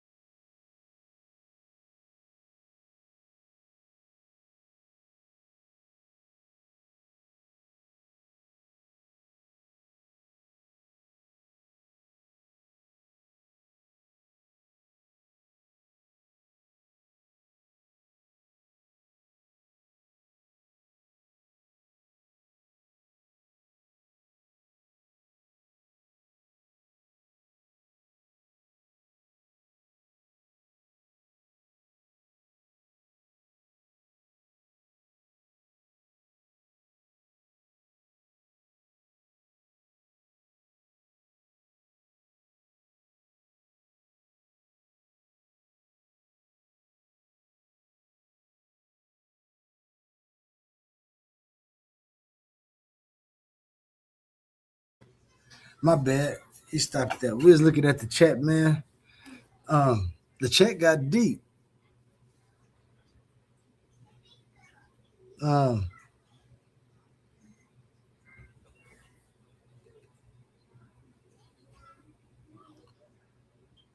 Nisha Cherie say, I'm gonna pull up Chat GPT and follow along, laugh my ass off. This MF Martin Luther Encyclopedia Brown. Oh no. Martin Luther, which Martin Luther? Martin Luther King or Martin Luther the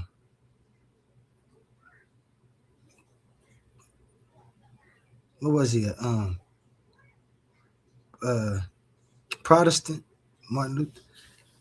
Encyclopedia. Shit, I don't think I've been in enough alleys for this shit. Yeah, no. Or any concept of this. I don't think I attended enough school for this. My brain hurt. Yes, yes. This argument alley as well. Sir, you're using numbers.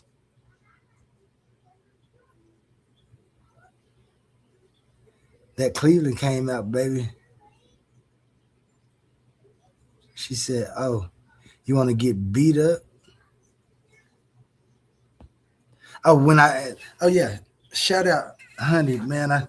I gotta say, I apologize. I didn't mean to call you stupid. I must have missed it. Cause you know you ain't stupid. Now, I don't have any remarks on any of the personal dealings that I've had with you. Fine young lady to me. Pen fuck with you, I fuck with Pen. So, you know, it is what it is. But yeah, the comments, boy, they be. Mecca said he didn't attend enough school. Doctrine said he ain't been in enough alleys for this shit. Doctrine just sitting around watching. He watching me cut people's fingers and hands off and jab him in the face with the back of my with the back of that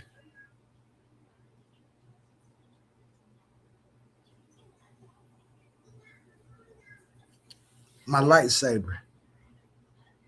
Right, because that's all he does. He should have looked up what Leandre said. Why should I look up what Leandre said? Leandre didn't say nothing. Leandre was asking questions. Leandre is a theist. He believes in creationism and so no. I don't think I should look up what he say because it's incoherent.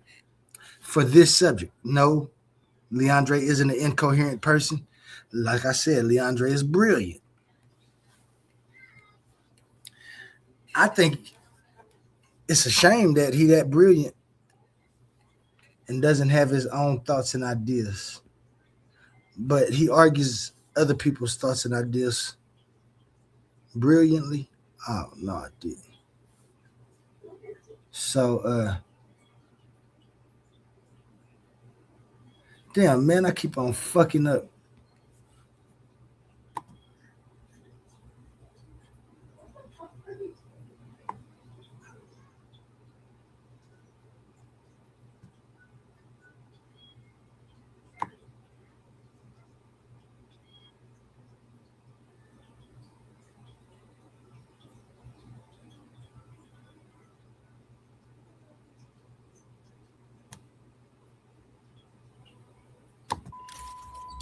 And I mean, give it to me like you give it to them niggas in them echo chambers you be in.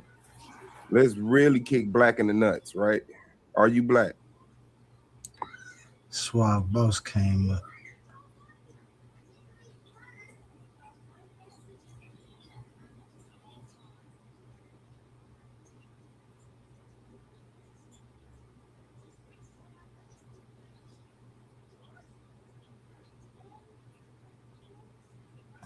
Just unfiltered debate warfare.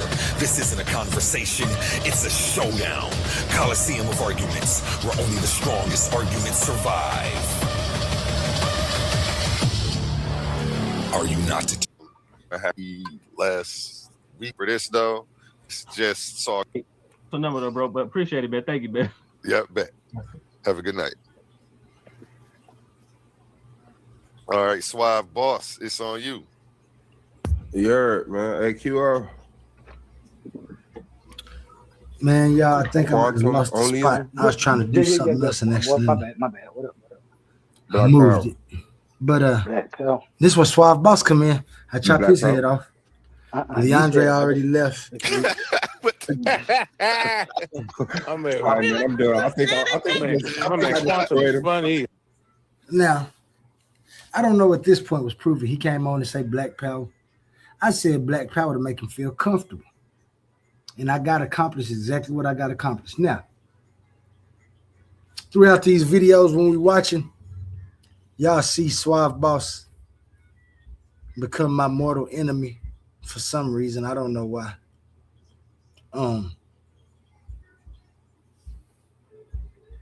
But yeah, man, it just gets worse for the whole panel as I chop their heads. Yeah, that's a funny guy. I think I'm done, dog. Man, hey, man, thank y'all for coming out. God bless. I'll return it to you, Brother Suave. Black Power, bro. Black fucking power. Black Power. Black Power, man. Black Power. All right, Quantum.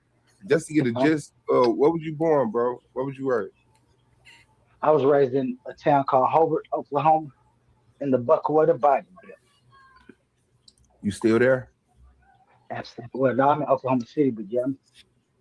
Oh, yeah, you're insane. Okay. You're insane.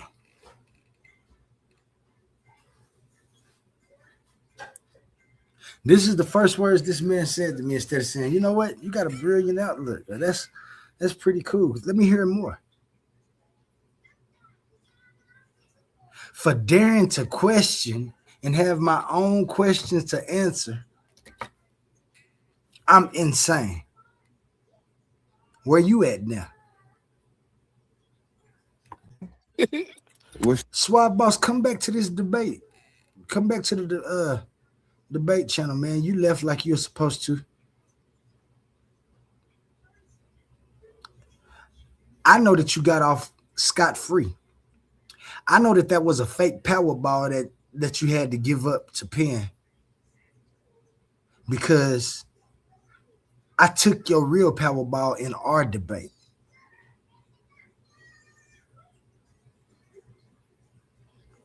I was actually trying to like these people. But watch the way they try to treat the kid and watch what I do to him. Shout out to you. So what you feel? Why aren't you Black Power? Do you consider yourself black? And I mean, give it to me like you give it to them niggas in them echo chambers you be in. Let's really kick black in the nuts, right? Are you black? Yeah, I'm black. I'm God damn. See, they always try to take you off topic. Yeah. I told him this was a philosophy. And they always try to take you off topic. He just called me insane. I don't know what he meant by that. But I went along with it. His argument, Allen. I'd rather not get into this talk yet. All right. That's what we here for, brother. That's what we here for. You said all questions as honestly as possible. Yeah, we talking about if y'all want to talk about race, then we're gonna talk about race. That's what we You talking sure? about. You just said you want to get into it, and I'm because I mean people got real life. You might be a fucking architect. I don't want to put you on the radar, nigga. You feel me? All right. Now y'all can call yourself. You can say that you're black because that's what the public has agreed to. You know, we've heard stories about people being from Africa, and then you hear some of the new update stuff that we ain't from Africa, that we ain't the same people. You know what I'm saying? We're talking about black power and what it's gonna be. But I want to ask you a question. If all the white people disappeared right now, and if all the if you notice throughout this argument, Allen, like at the first, people would propose a question and I would have to restructure their question so I could understand what they were saying, because they were structuring their questions wrong. And they asked me about race, and watch the question I propose and then watch the answers. weapons of mass destruction and everything, do you think we'd have peace on Earth?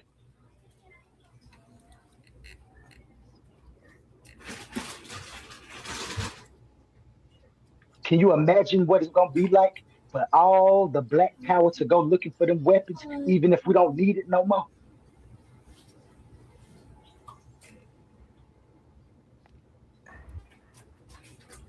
Stop. You know you clumsy. What if that slip out your hand? Stop. Say what? Can y'all hear me? Story, stop. Yes, sir. I can hear everybody. I hear crickets too. I don't know. Oh, okay. Yeah, Am I that's boring all you? you gonna hear.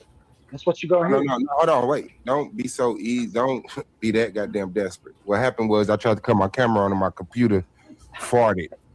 And it started bullshitting me.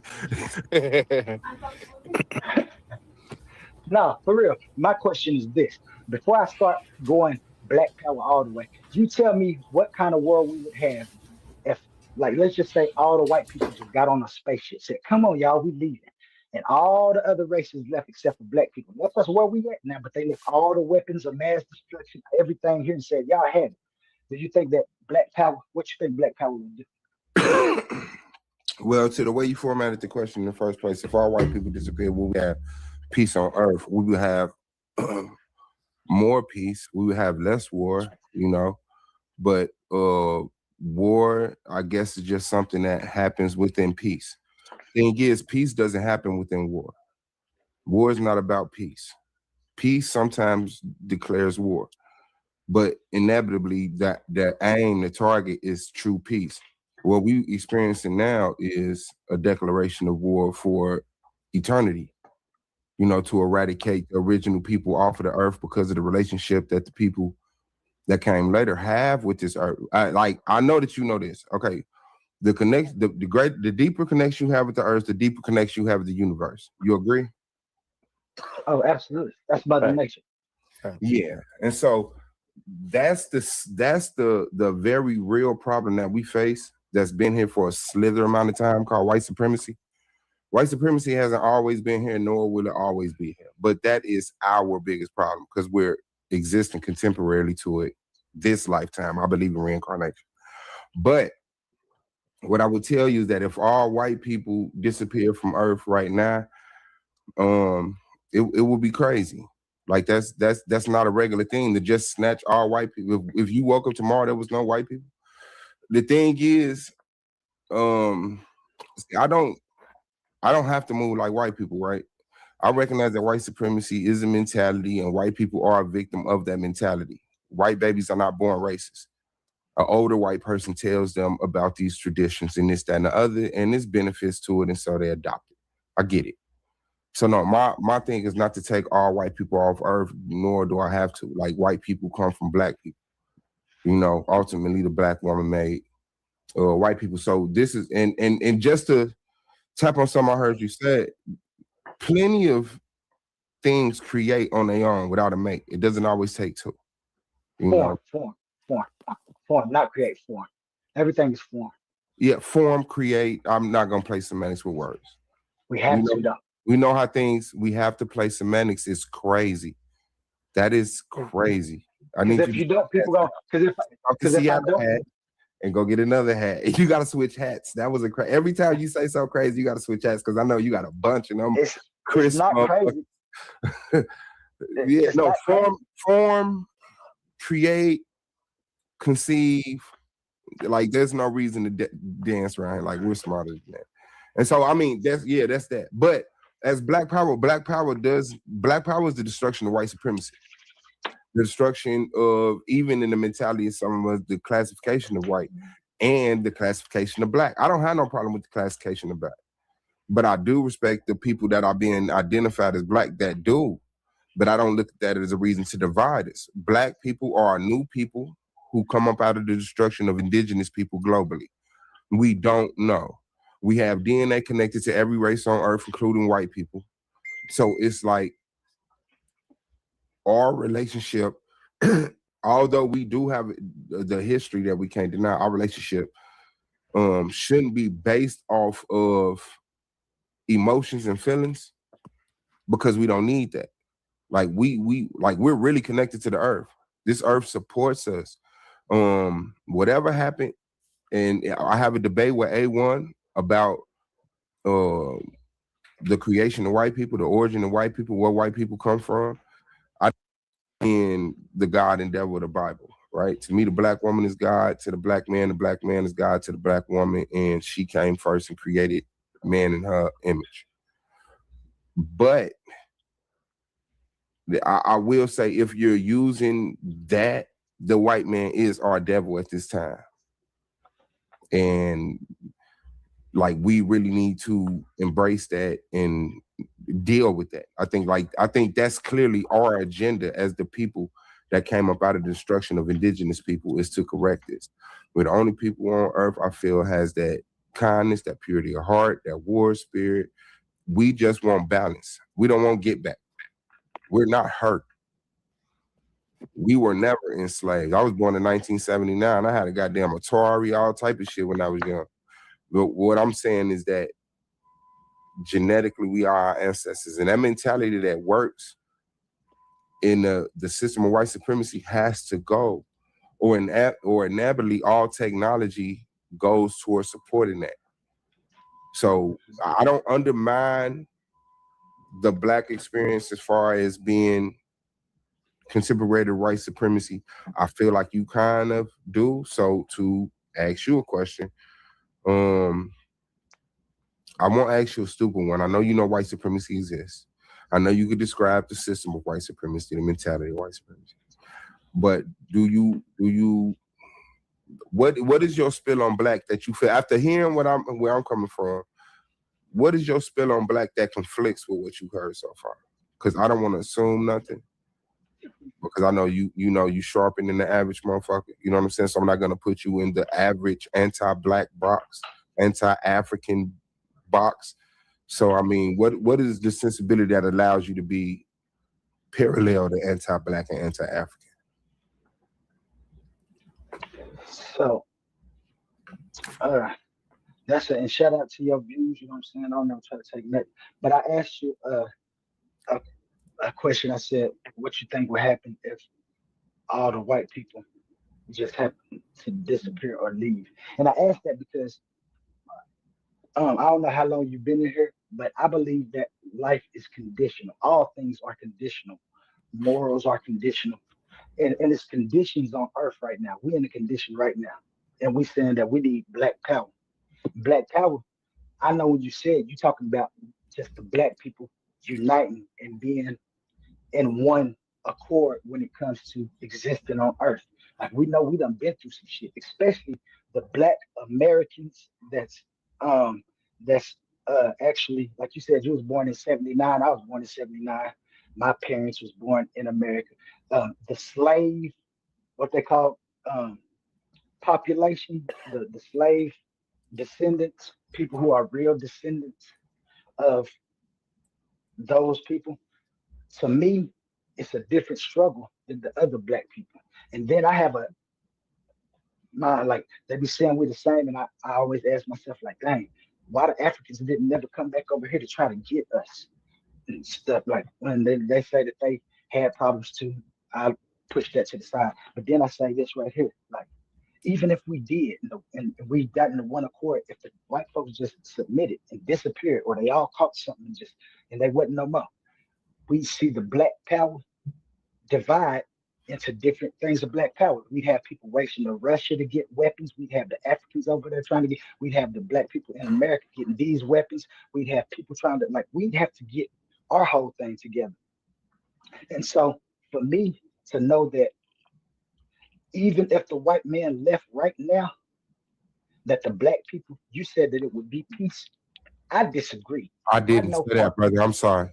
I said there will be less war, but there will still be war. There will be I don't think it. All violence isn't done by white people, and I won't act like. I mean, I can't imagine what would happen tomorrow. And I said this: if I woke up tomorrow and all white people was gone, it would be weird, right? I can't concede that. But my agenda is not to get all white people out of here. I explained this. It's to coexist. My job is to coexist with the people on earth and figure out what is this thing called life, existence, because it's bigger than us. Okay, go ahead. And that's what it's about right there. When I see it, I say we're in the condition. Somehow the white man got an upper hand on us. I forgot, I ain't on TikTok. I can talk. Somehow the white man got an upper hand on us. And we be trying to find out how they got the upper hand. A lot of people say that Yakub made us a group of people, and that the white people came out of a lab to take over the world. Some people said that they was wild. They said they was wild in the mountains and didn't know nothing. Came out.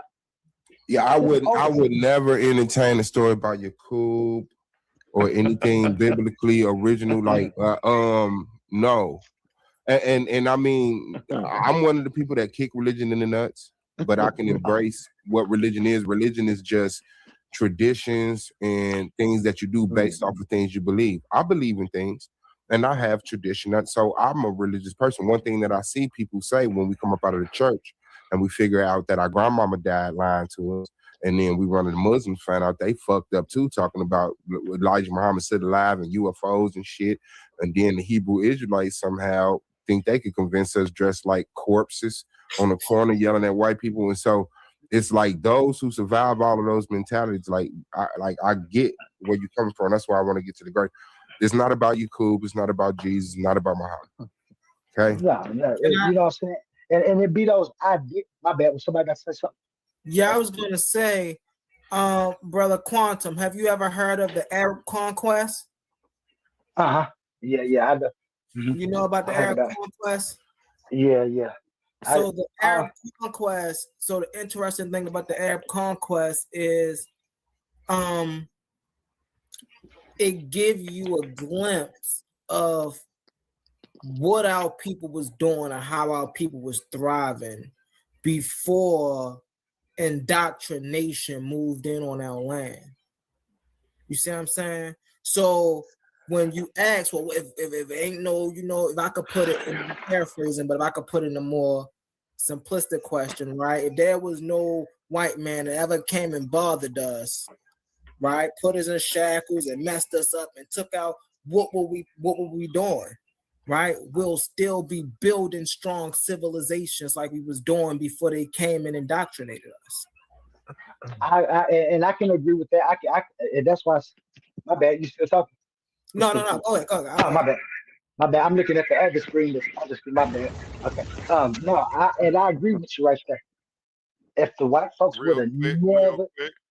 We have a special guest to the Coliseum tonight. He's the mind behind Community of Skeptics, a respected scholar, a familiar face on some of the biggest pay-per-view debates online, and a man known for asking the questions nobody else dares to ask. He doesn't just enter conversations, he dissects them. Coming in sharp, strategic, and ready to engage. Make some noise for our special guest, the God Killer. Give him a round of applause. How you feeling today? Man, what's up, man? I just seen a couple of brothers on the panel. What's going on, y'all? How you doing, brother? Peace. What's up with you? Peace. I seen the barbarians up here. I wanted to make sure because I'm a barbarian. Then I looked to the left and seen humble. I say, oh hell. And then Swab off. I was like, what the hell is he talking about? So let me get this straight. A social construct has conquered us. Ain't that crazy? No, the actions behind that social construct. Nationalism is a social construct, right? But you believe in nations? Hey, Swab Boss, let me get my shit off real quick. Okay, my bad. Let me shut the fuck up and get out the way. Look, if they ain't got no white people for the 1700s, right? Then how in the fuck is they playing a role in our destruction? You know the biggest enemy we got is ourselves, right? The way we think, the way we see the world, the way we react, how we take care of ourselves. The social construct, you know what I'm saying, is a mental thing, bro. Like, it really ain't no white people. It's just systems, right? Created by human beings. That's what it is. And as long as you think the white man is the devil, you have made him superior. Because in the Bible, God never killed the devil, yo. He's a formidable opponent, yo. If you think he the devil, that's crazy as hell, yo. And if it wasn't white people, right, it was civilizations that have surpassed hunter-gatherers.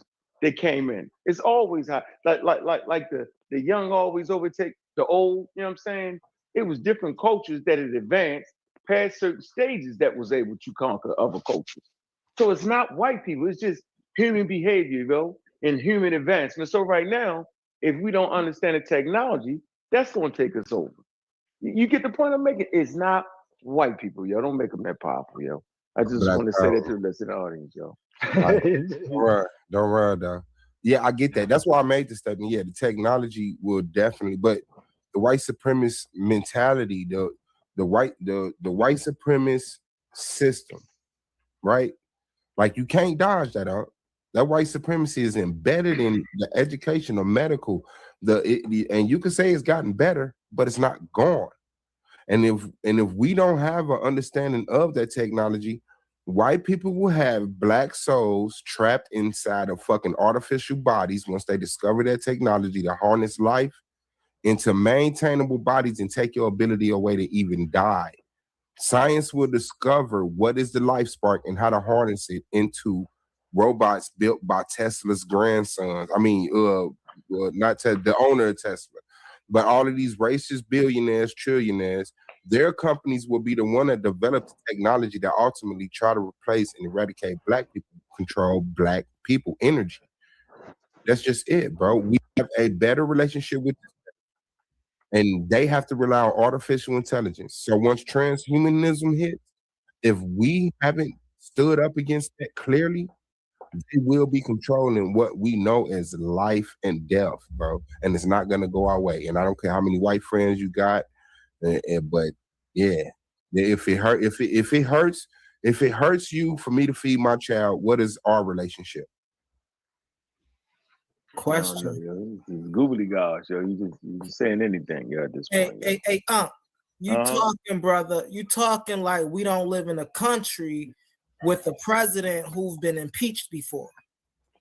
You acting like, man, we don't live in a country that, when people that look like us try to get in higher positions, we always get shut down, but we see rules change for them.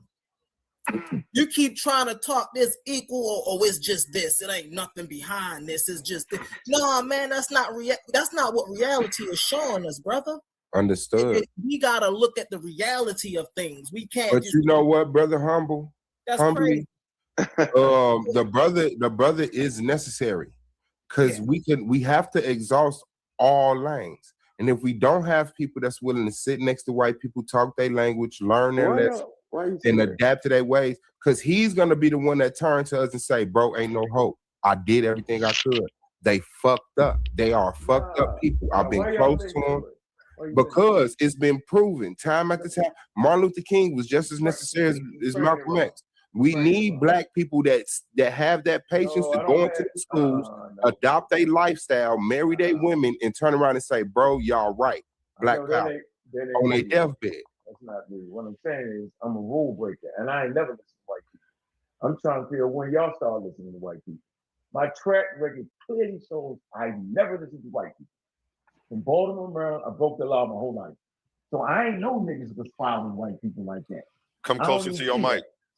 I'm saying my whole life, yo, I've never, ever listened to white people. I broke all the rules and the laws, yo. I never was afraid to break law, yo. So I don't understand what y'all talking about. I don't even see white people like that. They just regular motherfuckers, yo. And shout out to you. I see opportunity, yo. I don't see no failure. Do your thing. I see we got an opportunity, and I'm saying, the barrier is us, yo. I get it. It's you. You the biggest barrier. You the biggest foe you got, yo. Exactly. I came up here and divided us. No, not you. Nah, you not you live in fear, yo. Not you in your proximity to whiteness. I did. I don't even. You keep saying. You can't even identify a white person, yo. Hey, shout out to Pro Black. I can't identify a white person. You can't. How? I can't take you serious after that statement. How? Hey, yo, how do you identify a white person, yo? I mean, it's late. You tired? I don't know what the fuck you just did. I can't identify a white person, man. You can't, yo. You making some extreme statements. You said it's not extreme. I'm saying what you perceive to be. Watch this, yo. I'm saying my man, Asaf Hotep, yo. Listen to what I'm saying. Listen to what I'm saying. My man Asahotep, yo, when you look at him, he look like, man, but this shit go all the way back to Ireland, yo. Does any white person look like me or you? No, Real man, quick, no, yo, speaking of you cannot be afraid of white people. Like Can that, I identify a white person? Gentlemen, you cannot be afraid of white Okay, people. my bad. A1, go ahead. Speaking of identifying What's up, white A1? people, How you doing? I ain't even speak to you, bro. How you doing? no, you good. I introduced you. You did speak to me. I ain't say hi for real. What's up with you? Real quick, speaking about identifying white people, let me go to a word from our sponsors. This Valentine's Day coming up.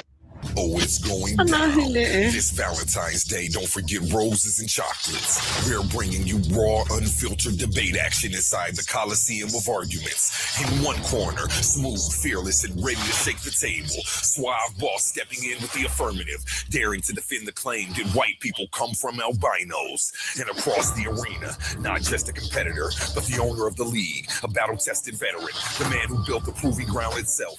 Team Titans A1. He's not sending a recruit. He's stepping in personally to show his warriors how it's done. Pride is on the line. Reputation is on the line. And on February 14th, love takes a backseat to intellectual combat. No scripts, gloves off. Just pressure, facts, and fire. Be there when minds clash and legends speak. The Coliseum of Arguments, Valentine's Day. This is debate warfare. Yeah, Suave, I'm about to take you up top on this one, Suave.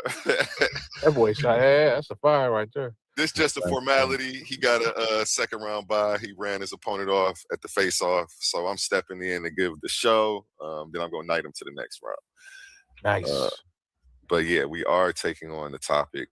Did white people come from albinos? And he thinks he can identify white people where they came from. So we're about to go into the science. Y'all serious about that shit too, yo. He's taking the affirmative. Serious about that, yo. He said they came from albinos. Man, you good, but I want you to judge. Hey, will you be one of the guest judges? Man, I That ain't would never be in my dope. life seen motherfuckers as scared as white people in my life, yo. That shit's crazy to me, yo. They really That's gonna be fire. Say that serious, yo? Sound like you terrified of judging. We got Cosmo. I might be. Now that I might be afraid of. I got shout out to you, on the spot. Time to go, man. Show over, man. Shout out to everybody, man. I appreciate y'all putting together a good, constructive panel, but it's definitely finna go 7,000 miles per hour left. He's musty. He just threw on a hoodie. Everybody welcome. Let me do the intro. The most prolific idiot ever existing on the planet Earth.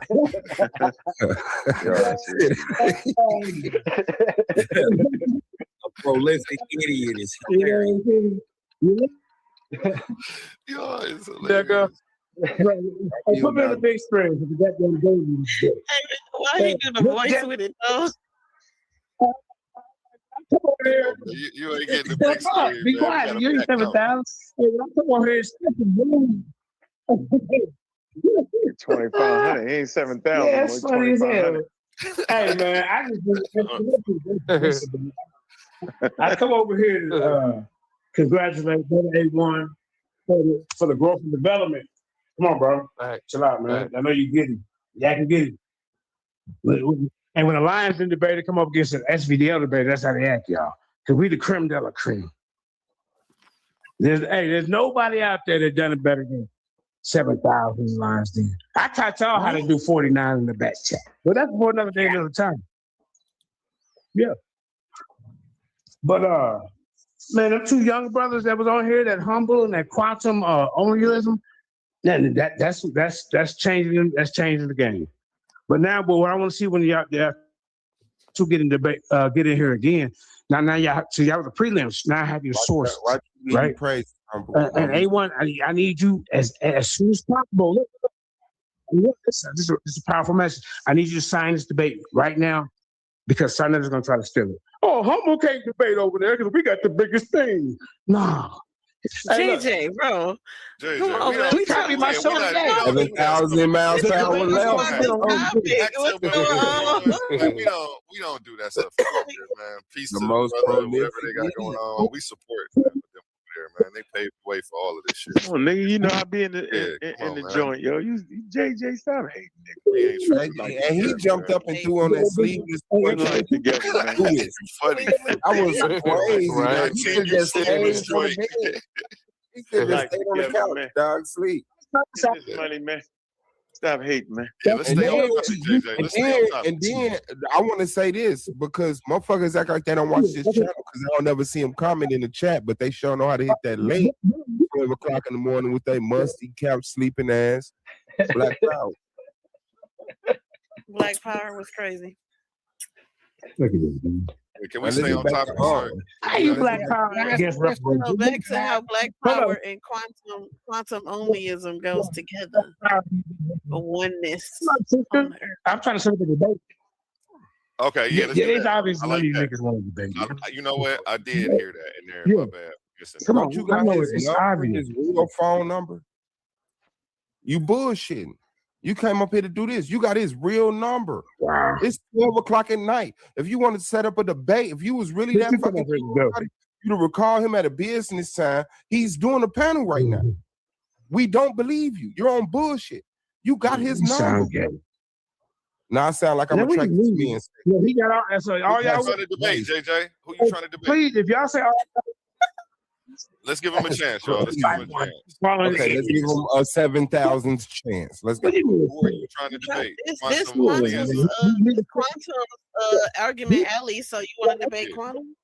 You trying to debate quantum? That's whose argument alley this is. We're trying to set him up. $50 debate. Haters are paid $50. Figure this out. Big Cosmon can attest to how fast the cash apps come. So let's get it. You got all over here. That's funny. Like we're going live from the phone booth in Gotham City. Can you drop down and come back up and figure it out? Goddamn right. Yeah. I'm trying to make no mockery out of the goddamn goat. I just drop down and call A1, man. We got Unc on the bit. He got a degree. We want to talk to you. Unc got a degree. Okay. Hey, can I ask quantum? His mic is messing up. It's making the stream crazy. I'm not trying to. Go ahead. Oh, Roy Tess, what's up? Hey, what's up? Peace, everyone. I would like to ask Quantum a quick question. As far as existence goes, are you talking only about physical existence, or are you talking about both physical and mental? Oh shit, Quantum. It's about to get interesting, ain't it? Let's hear it. Well, right now the argument that I put forward is a transcendental argument for necessity and sufficient conditions. Yeah, but you have to answer the direct question I'm asking you. Are you talking about physical only? So if I tell you something exists, are you talking about physical or mental? Like if I tell you unicorns exist, is that physical or mental? If you tell me unicorns exist, then we have to wonder what you mean. No, you don't know what a unicorn is? Yeah, I know what a unicorn is. Roy, just respectfully, let me ask this. In order for something to be mental, doesn't a mind have to exist? And isn't a mind a physical thing, a brain? Yeah. That's the thing is thinking a about. brain is not a mind. The mind and the mind. Yeah, the mind and the brain are different. The mind and the brain are different. We're that smart. They are. Let's hear that. Facts. Yes. Let's hear that. What's the difference between the mind and the brain? The brain is a physical entity. The mind is not a physical entity. Okay, what is the mind then? The mind is what you would call the working part, the intellect. That's not a physical thing. The Software, right? Software, right? Your body is the heart. Hardware, right? Hardware entity. Right, the thing that learns, the thing that feels, the thing that tastes. It's not the actual body. Brain. The brain creates. No, that's not. No, that's not the brain. Doesn't taste anything.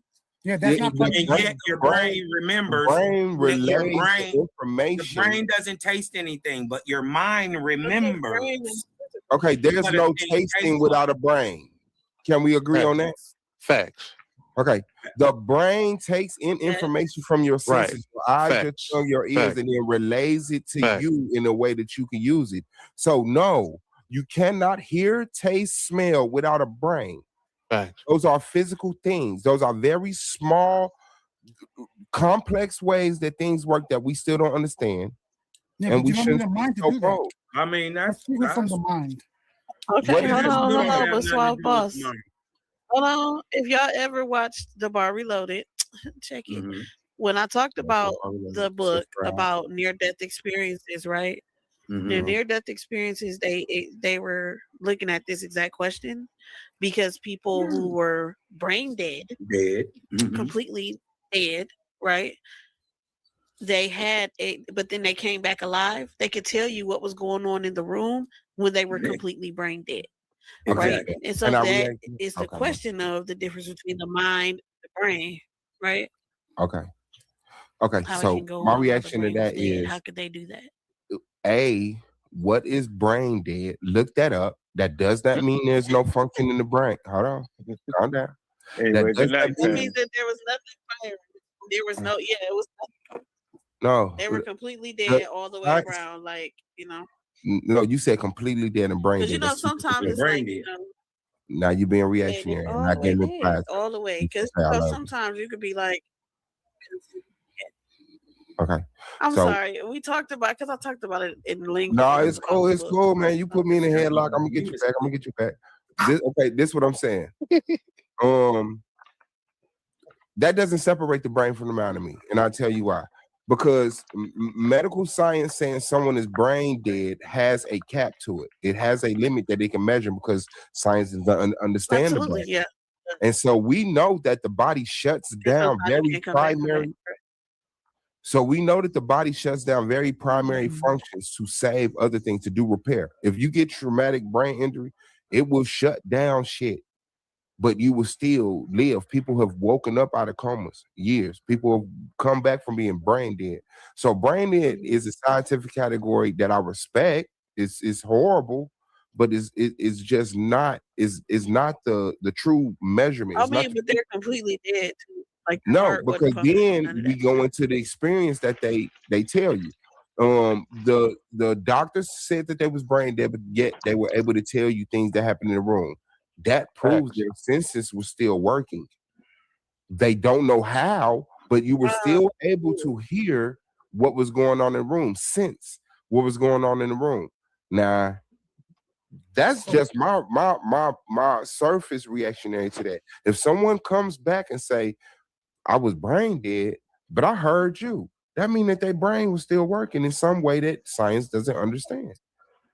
So Suave, the mind So doesn't it was have a to deal with study. So in the study, they were saying that they were above their body, could see these things and hear this stuff, and could tell you what people was doing and things like that. It's a good. I would send you the book. It's a good book about it. I'll check it out, but we know that the brain provide visuals for audio. So Yeah, but just to clear that up, brain dead and coma is not the same thing. No, it's not. Right. You can still have you can be in a coma and not He was just talking about different things. Yeah, I was just talking about the Well, he was just talking about different ways that you could be. But we know when you're sleeping, your eyes is closed, you can hear audio and your brain will provide. Well, my question is this: if the mind and the brain are not the same, right? Let me ask this. Somebody's got some static. When you are asleep and you are dreaming and your eyes are closed, what are you seeing your dreams with? Your brain. Your brain? What the fuck? Your Did you brain just ask has I said a eyes? banana? Did you really react to the brain as if it was a dumbass answer? Yes, your brain. Your brain. Wait a minute, your brain can't see without the eyes. Remember, you're sleeping. You still and your have eyes are eyes in your closed. head. You're just not getting real-time information. Your brain is relying on information that's already stored. What information? No, so hold on, brother. Let me get through the whole statement, and then you can kick it in the nuts. Well, is that Kyle's mind? No, I was Somebody asking. has some static. I Hold was on, hold on. asking, Before what you are go, you? Cosmo, let's see You who can has the see static. with your brain. Yes. Cosmo, let's see who has the static. I need everybody. Wait, can you mute I didn't up know real that. quick? Now I'm mute now. Let me look that up. Cosmo, can you mute up? I want to see if the static is coming from you. It is. Okay. And it is. Yes, you see with your brain. Your ears, your eyes, your tongue, your No, it's there again. It's coming from you. That's Cosmo. No, he just on mute. That's not me. I watch this. Watch this. $50, 50 push-ups. I'm sorry. There we go. Restart your mic, man. Is it me? It might be me. Do y'all still hear it? Hold on. Sadiq ain't muted. Mic check. Do you hear it? I'm off mute. It ain't happening. Okay, now it's not happening. It might have been Sadiq. I just now muted I'm Sadiq. off mute. Is it happening? No, it's not happening. I don't hear it. Let's stick with So this right now. It's not me. It's not Roy He Chetz. do got the lightning sign next to his name. Let's go Hey, to Suave. Humble real quick because Yeah. he was holding his hand up for a minute. He couldn't get in. Humble, go ahead. I just want to read something really fast, y'all. I ain't gonna be long. The brain and the mind are different. They are connected, but they are not the same thing. The simple way to see way to see it is the brain is the physical organ. The mind is a set of functions, experience, and processes that arise from and are not identical to the organ. The brain is physical. The brain is matter, tissue, neurons, electrical signals, chemical reaction, measurable activity located in spaces governed by physical and biology. It can be scanned, weighed, injured, stimulated, and medicated. The mind, non-physical function. The mind, thoughts, emotion, imagination, memory, awareness, intention, meaning, subjective experiences, what we call qualia, right? You cannot weigh a thought. You cannot scan an emotion. You cannot locate a belief in space. So this is the difference between the brain and the mind. I land my plane. Thank you for allowing me to speak, y'all. Hold on, before you land your motherfucking plane, what source was that, brother? What source was that? Yes, that's very important. Did you just read from your diary, or did you tell me something from someone who actually invested their time and money and effort into coming up with something logical? Before I disagree with it. I pulled up Copilot and I just asked a simple question: is the brain? Oh, so you're dead. You read that with. God damn, you were confident. Oh yeah, shout out to you though, Humble man. I like your energy. Yeah. But yeah, no, not being able to wear. No. Here's the thing: would you like a source on this? I can give you a source on this. Would you like that? I mean, I would never like for you to do what you just did ever again. I would like for you to have a source. Hold up. So we got people on here reading from Wiki, and we got. I haven't witnessed nobody read from Wiki. Everybody been speaking from their heart. We got people on here reading from Wiki and AI articles, but then when I just pull something up, of course, we don't use Google no more. But you say no, respectfully, no one's has now. I won't trust that. You're the first person that read something since I've been up here. That's why I asked for the source. Sorry, whatever happened before I jumped up here, I didn't see nobody else reading. Quantum been reading stuff all night. Oh, I haven't been paying attention to him. I know he really has. He really has. Well, I initially asked the question to Quantum. I would like to answer. He never answered. He made that Absolutely. I just want the understanding of the mind and the brain, but we got time to talk about that for months. But go ahead. Quantum, can you answer the question that I initially asked? Are you talking about physical existence or mental type of existence? Yeah. Because you said things have to be necessary. What qualifies to be necessary? How are we doing that? Yeah, I'm talking about physical. Only physical, nothing mental. Nah. So you require science in order for your so-called philosophy to work. That outside of science, it doesn't work. My argument that I gave you is a transcendental argument for the necessities and the sufficiencies of existence. You trying to take it into the science. You taking it to the scientific realm. That's a category error. This is no. I just asked you if it was physical. Science is physical. So how is it transcendental? If you're looking for evidence, because I never said anything about. Because my argument never said anything about science. No, but you're describing science. Hold on. Don't say no. Don't say no. Don't say no. You trying to make my argument something that it's not, and I'm not going to allow you to do that. My first question was, when you say existence, I asked you, what do you mean? You said physical. That's science. You can't name a science that's not physical, can you? But I wasn't talking about science. But listen, I'm not talking about science. I am not. I'm talking about the floor. I'm talking about the floor that science needs to even operate.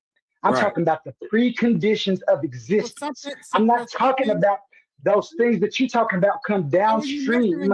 Listen. The thing I'm telling you, because I'm measuring it with the argument that I proposed. I'm telling you about the preconditions of existence. What you mean based on what? So you're basing it, your argument is ideas, and that transcends into science? Do you know what a transcendental argument is? No, you tell me. You're clearly saying that your ideas. You keep going back to this. Well, yeah, I have to go back to that because these are the questions that y'all asking me are category errors. No, they're not. My argument, yes, they are. They're not. I asked, experience has to be physical. You said yes. So how does your argument make any sense? How do experience is different from existence? Right. I'm talking about the existence. I'm talking about the pre-existence.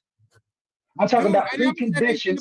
I'm talking about the preconditions that you need for science to even be coherent. Do you understand the category error? And you asking me questions about science when I'm talking to you about the preconditions. I got a question too. But you didn't answer his question. Is existence, because I can't answer that question. That question. Existence you're talking about physical or no? You don't know. I said that. I told him. You said existence is physical. I got a question, bro. I don't think. Did you know what transcendental means? Physical. They don't understand what that argument. They need to look up first, and then they'll see the category. I mean, male dentures that identify as female dentures. Hold on. Sadiq has a question. Sadiq, go ahead. Okay, Quantum mentioned that how can one have an experience without existence? That's an inherent natural violation. One cancels out the other, particularly an experience that can't be realized without existence. That's a prerequisite. Yeah. That's a fundamental, foundational platform for said experience to occur. In the first place, this is why I'm trying to tell you. Based on my perception, based on my perspective, if I'm wrong, I mean, no, that's the truth. You can't ask me. You can't ask me about science. You can't ask me about science. My argument is about preconditions. Did I ask you about science, or did I ask you about existence? You specifically asked me about science, and then you said experience. I said existence. I said existence from the beginning. Is existence not a science, sir? Existence is a science. You need existence is a philosophy. Listen, existence is a philosophy too. Right now, I'm not talking about the science part of existence. I'm talking about the preconditions needed for existence to be. All those other things. You said that's what I got. You said physical earlier, so you can't go with that. You don't understand what you're saying. What do you mean? No, you don't understand what I'm saying. I told you this from the beginning. You said existence has to be physical. You can't be talking about pre-physical when you're only talking about physical. Yeah, you can't go both ways. Time and nature. Listen, you're giving me ideas. That's not physical. Do you understand? That's why I asked the question. I made a clear distinction between physical and that's why I'm telling you your question is a category error. Because you're asking me about science. Yes, sir, it is. Whether you know it or not, no, sir. No, sir, I'm not. Calm down. Take a breath. You don't understand it. You're trying. No, I'm not. You're trying to take my race into a whole different race. I'm telling you again, if you want to argue anything in what my argument is about, you must first provide me with an existence that doesn't use time or nature. Anything else that you're talking about is not what I'm talking. It's not what I'm talking about. So basically, he's saying you off topic. He way off He topic. asked is it physical. He's saying he's trying to talk about before something is physical, but saying that it has to be physical. Make it make sense. Yeah, that's Make it make sense. Okay, I'll make it make sense. Before a thing can be physical, right? There must be preconditions for it to exist. He's talking about that state. So then how are you talking about the physical if you're talking about before physical? No. Listen, that's like saying, listen, what you're saying, what you're attempting to say is like saying just because you can't see it, atoms aren't physical. No, that's not the same what thing. I'm talking about. They're still there. That's not what I'm saying. I'm saying, how are you talking about the physical if your actual argument is talking about before anything atoms are physical can be here? No, atoms are physical. For anything because if all things have been and are, then they always will be. That's the space and time that he's trying to explain. That makes no sense. That's a nice T-shirt, but that's not a time that he's trying to explain. That makes no sense. That even creation would have been local. You did what I'm talking about. There would have been various. No, they don't understand what you're saying. The creation have to break that down. For instance, what he's saying is, just because the creation of our sun started at one point doesn't mean that's the beginning of all creation. Wow. There are preconditions. Listen, for our sun and our galaxy to exist, there must have been preconditions for it to be. You're saying, was those conditions physical? And if not, would you like to re-establish your answer to his question? Meaning that the mental, the thought of physical. Hold on, brother. Don't stop at the end. This is the important part. Do you want to revisit the question? Are you only talking about physical? And if you do, then just do that. Because if we saying that before physical that was thought, right? Right. That's not physical. So do you want to go back? I never said that. I never said that. I mean, that was his initial question. I did not. You did say it was physical. You did. I never said thoughts was physical. Don't do that. I said okay. You're Don't be dishonest like that. Don't be dishonest like existence. No, I said existence. My question to you is existence. Is it physical or mental? Go ahead, Roy. I'm just to tell you again. The preconditions of existence. What are the preconditions? Time and nature. Nature is physical. Time is what exactly. How don't you understand that? Physical. But time is physical. Let's move on. Stuck on this. Before y'all move on, hold on. I think I see what I'm saying. You want to move on when he's on the fire? I ain't nobody on the fire. Hold on. I think I see the problem. Nobody double the words. People don't understand. You ain't no chat GPT. Right, Roy Chess. My bad. But go ahead. Roy Chess is on his heels. Go ahead, Roy Chess. Hey, Sadiq, you boring, bro. So if you're talking about the things that make up the universe, tell me that's not physical. If we're talking about atoms or quarks, all that's physical. Yes or no? Yes, those are physical. So where's the confusion at then? Where is it that I don't understand? I think the only confusion that you have is you don't understand that time and nature are two different aspects of existence. They are the conditions. Stop saying time and nature, bro. No, I can't say space time. Hey, quantum. Space time. Quantum. One mic, nature gentlemen. Repeat. Is nature physical, quantum? Is nature physical? Yes, nature is physical. Yes. So that's one of the necessary components. So that's still a physical thing, yes? Yes, I told you this. All right. So why you keep telling me that it's not science if it's physical? If sense So is there's nothing consensus, before nature to make that happen? Because science ain't the only topic that physical can talk about. Yes, it is. That's how you know It it's is science. not in my argument. I'm not even because I'm not even there. Do Name a you science. understand? Name me Is a it a science. Hold metaphysical on. argument? So I'm gonna tell y'all Hold on. again, Name because me you a just don't science. understand. No. You don't need to tell me again. I It don't makes think no that's sense. his argument. It's not my He argument. doesn't It understand is what he's not. talking about. That is not my argument. No, It you is. don't understand what I'm. How the fuck you gonna tell me I No, don't you don't understand what understand I'm what I'm talking about? saying. Hold You on, don't Roy Chess, understand Roy what I'm Chess. talking about. Actually, let's let Quantum restate his argument and his claim again, clearly for everybody to understand. Go ahead, Quantum. Like we slow. Because that's nowhere close to my argument. No, you need to ask him, does he know what a science is? Because he clearly doesn't. If it's sense verifiable, it is a science. As I told y'all, I heard you, Roy Chess. Roy Chess, hold on. Quantum, can you restate your claims again for the people so that way everybody can clearly understand? Some people may have gotten lost in the back and forth.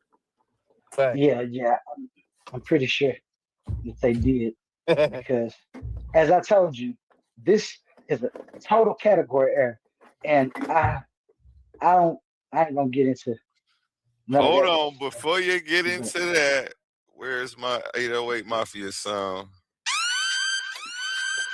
We got another super chat. Preconditions explain what conditions are in a system prior to something coming to be. Existence, though, is the highest level system and can have previously existing conditions. Shout out Il Doctrine. Thanks. Il Doc. And this, and Doc, you correct. That's why I say preconditions. The preconditions of existence. The only thing that you need for existence to be intelligible is time and nature, and then you have existence. Everything else out of the interactions of time and nature comes downstream.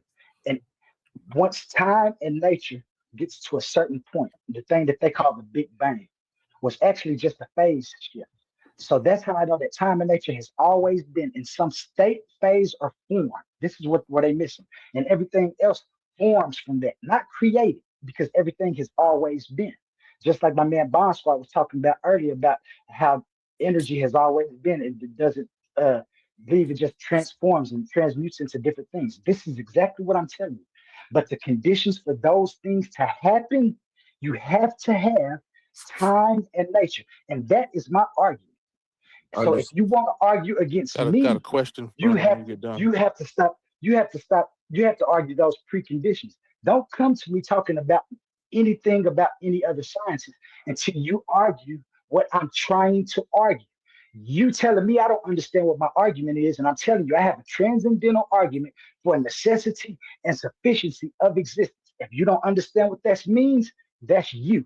You need to look it up and see what I mean, because you and the young lady Honey do not understand arguments. If y'all think there's only one argument, and I'm telling y'all there isn't. You need to look up what a transcendental argument is, and it'll tell you what I'm trying to argue. And once you find out what I'm arguing, then come to me with some disputes, because all that stuff that you talking is just noise. So it ain't even an argument. Yes, it is. Okay, because what I'm you're gonna do. saying. I got a question when you get done, bro. Go ahead. Let's You're go saying with it's nature. first let's go with Humble and then let's go with Sadiq. Humble, go ahead. You had a question? All right. What up? Yes, my question for the brother is, do existence exist without awareness? Facts. No, once there's time and nature, proto-awareness kicks in. Proto-awareness and recognition of time and nature. Everything else fractalizes. So we it's are not two force, no longer time and nature. Now is awareness, time and nature. Now you adding forces to it. The Holy Trinity. I never added those forces to that. Those forces come downstream from the interactions of time and nature. That's called emergent. Do you know what? Wait, time out. Can I finish? Let me finish. Yes. Do you know what emergent means? No, you complete your thought. Don't give us a quiz. Oh, okay. Well, so emergent means there's functions and conditions set. And you better know what the fuck emergent means. It's suave. Yeah. And that's, go ahead, Quantum. You got it, brother. And at the time in nature finds stable patterns to exist and persist. Okay. So and don't get misconstrued, pointing in the wrong direction, fucked up, twisted Wall Street Willies. But I say this, but I say this, okay. Was the unstable? Is there a pre-existence to time and nature, brother? The time and nature has always been. Okay. And so time and nature has always existed. So the physical realm has always existed. Whenever there was time and nature, there isn't. Hold on, you're finna give me a answer, and I need you to let go of the Bible. Because I don't want you guys. No, all I'm asking is because since we've solidified that nature is physical and time is physical, and you said always. I'm gonna time out. Go ahead. I'm timing out. Go ahead. You got 17 seconds left. Existence is because there's time and nature. All of the physical things in existence come from nature. All of the motion and the sequencing comes from time. When I say time, I'm not just talking about clock time. Okay. But that's not the clarification. I gave you a question.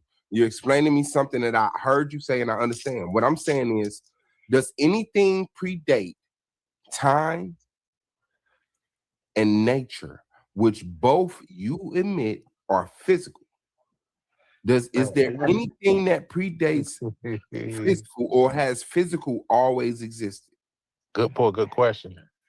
Nothing can predate the preconditions of the things that you're looking for. Time and nature is why you can even look for the thing that you're looking for.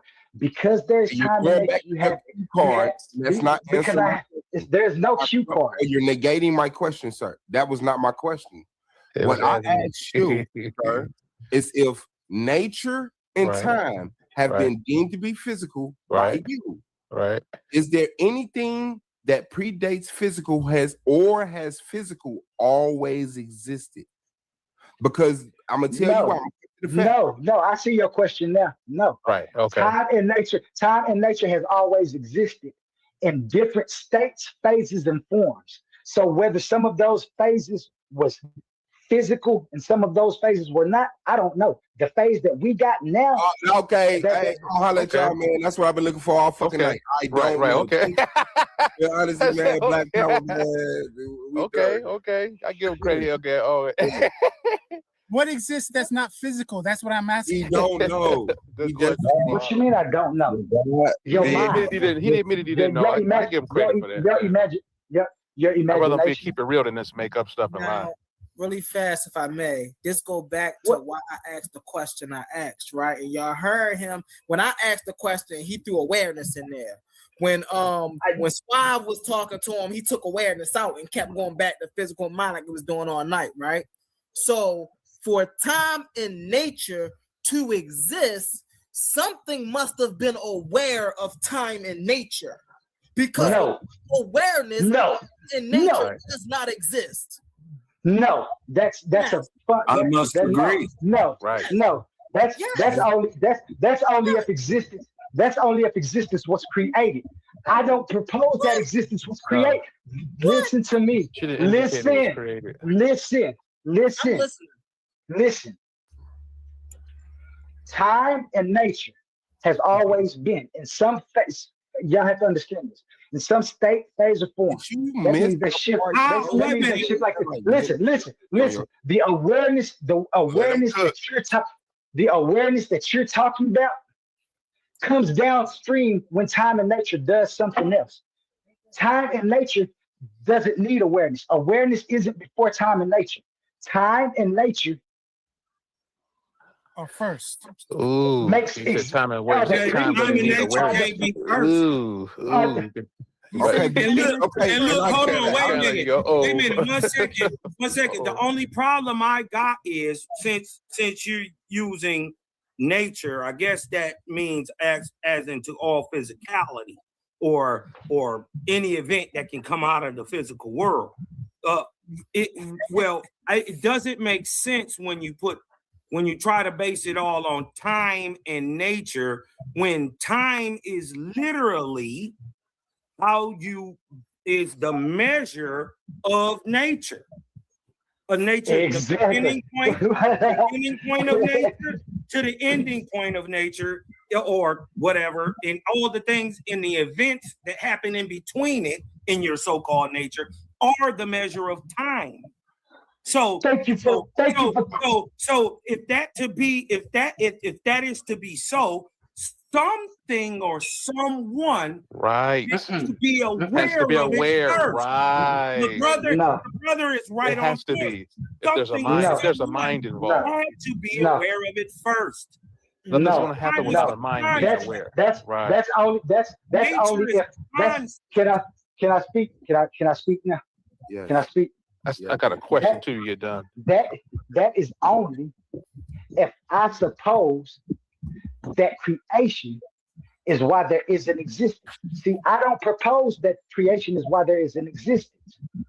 I propose that time and nature has always been, so there has always been existence.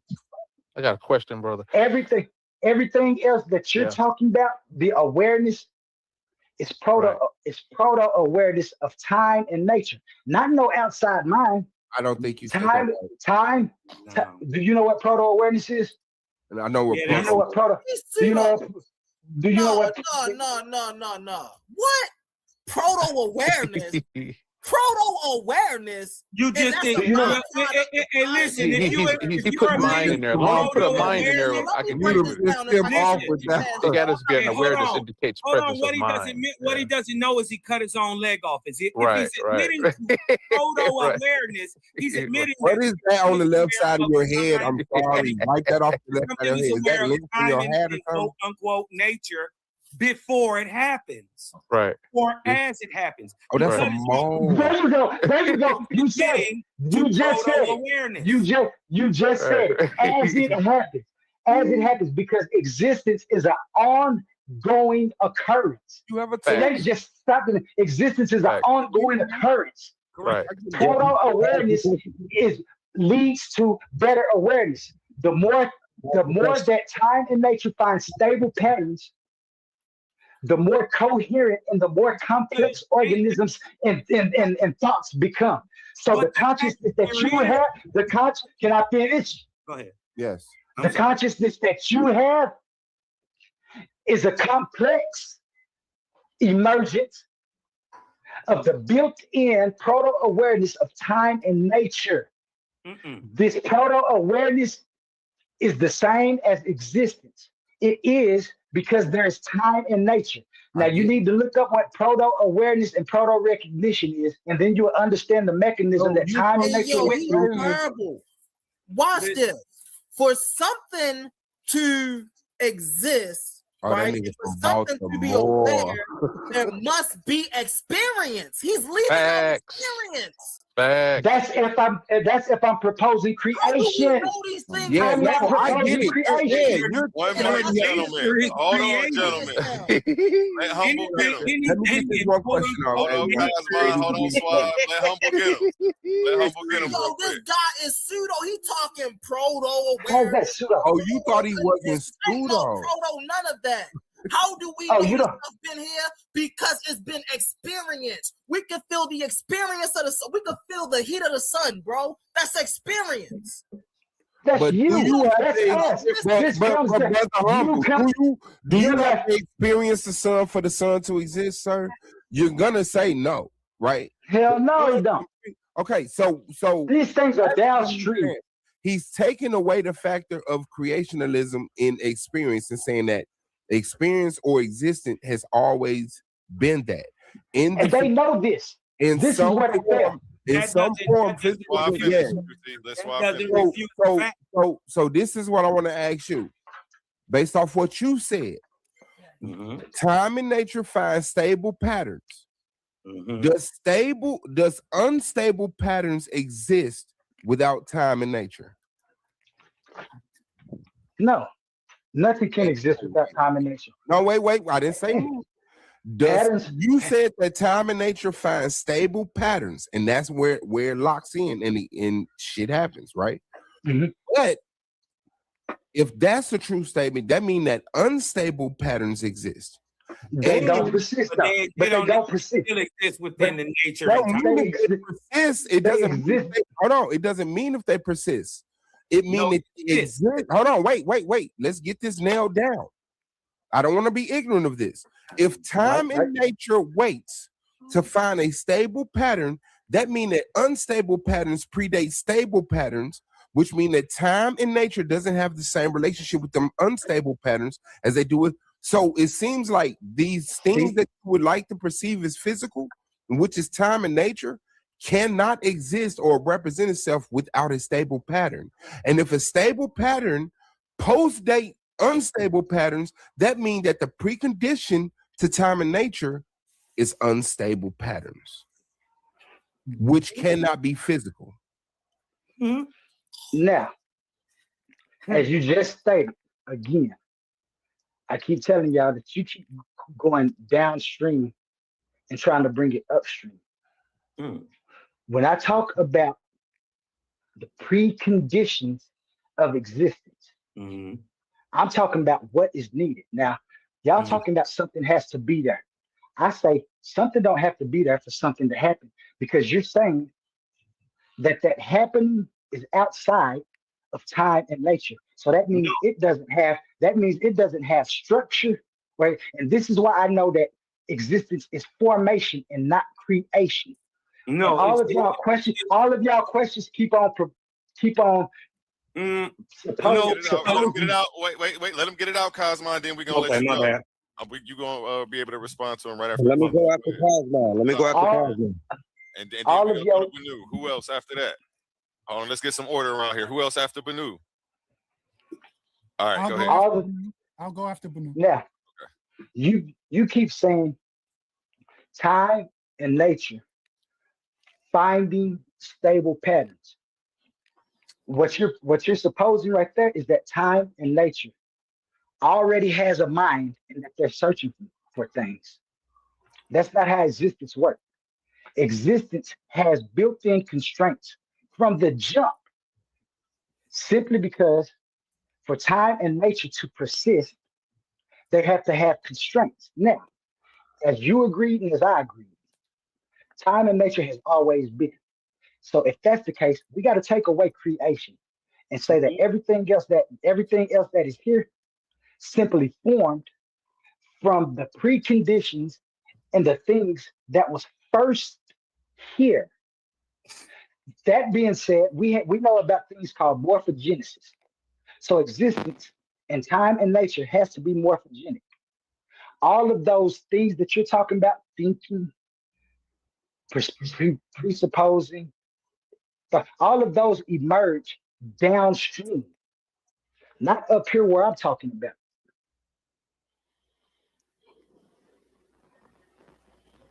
You done, bro? Yeah, I got a quick reply to that. And then y'all hold on, wait a minute. Because he's replying to what I said. No, I disagree. I did not say that I believe that time and that. Damn, cuz I was supposed to know that. That was a direct reply to what I said, and I'm gonna just take 30 minutes, and I'm gonna give it to you, blood. 30 minutes. Or whatever game you want to be on. What the fuck is going on? But come on, order, man. Order. Oh, that's a tumor. Oh, okay, I'm sorry. So this is what I'm saying. No. You brought up time in that you just set up and said you keep talking about time and nature in stable patterns. No, this is your spiel. What I'm saying is that if time and nature has to find a stable pattern for things to persist, that means that it passed by several unstable patterns. So unstable patterns existed before stable patterns, which means persistence of time in nature is post unstable patterns. And I shut up. Don't respond to that. Don't respond to that. No. We're about to pass it to Cosmon. Don't respond to that. Cosmon, it's on you. Order.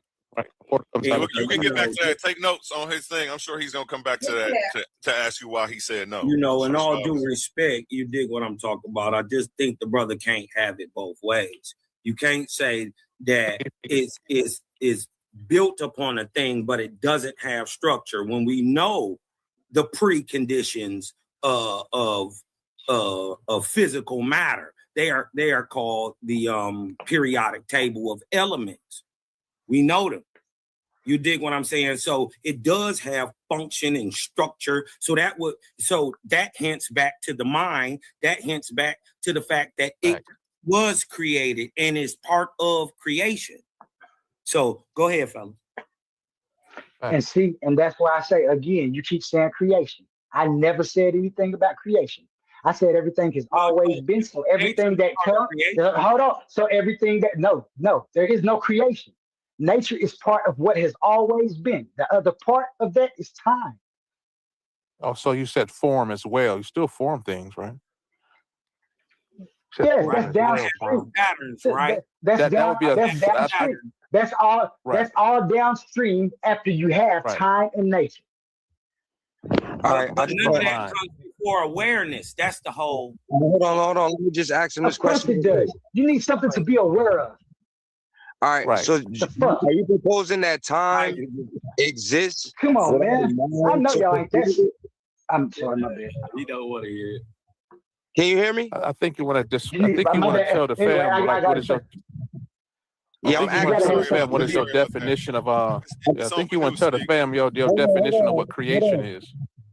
Yeah, I understand what you're saying, but most people are not going to understand what you're saying when you say there's no creation. I can hear you. All right, but wait your turn real quick. Hold on. I'm asking the brother, is he proposing that time exists without a mind to perceive it? Facts. If somebody's talking, I can't hear somebody. No, I'm asking. Banu is asking you, are you saying that time exists? Y'all hear me? Can anybody hear me?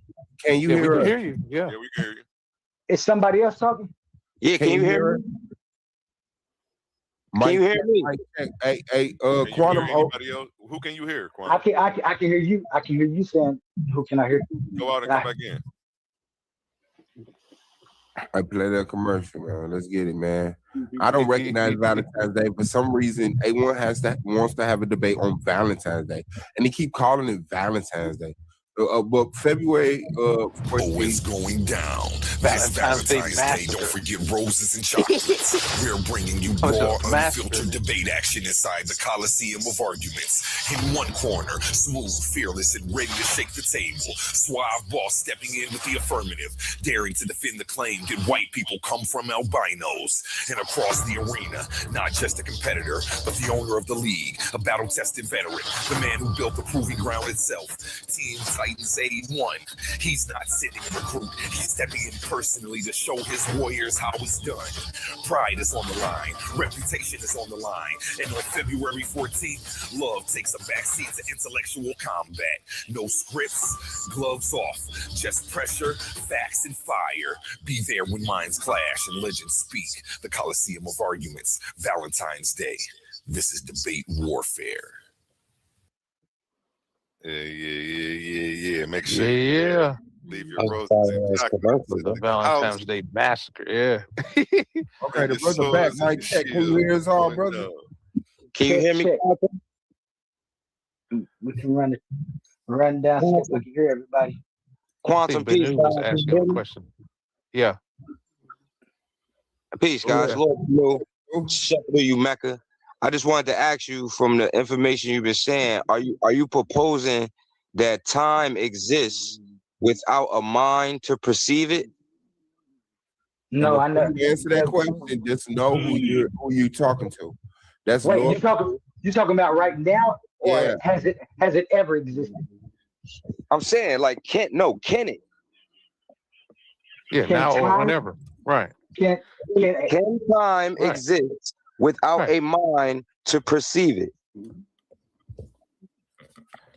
Ooh, and since you admitted time always been.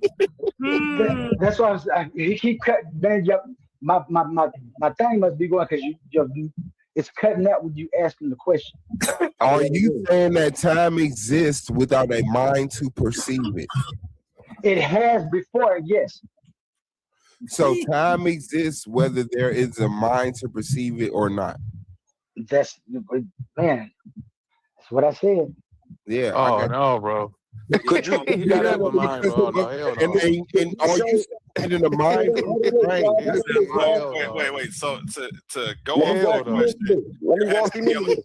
so if the planets are in rotation, there has to be a Hell mind to no. perceive that for that. Like I don't know. If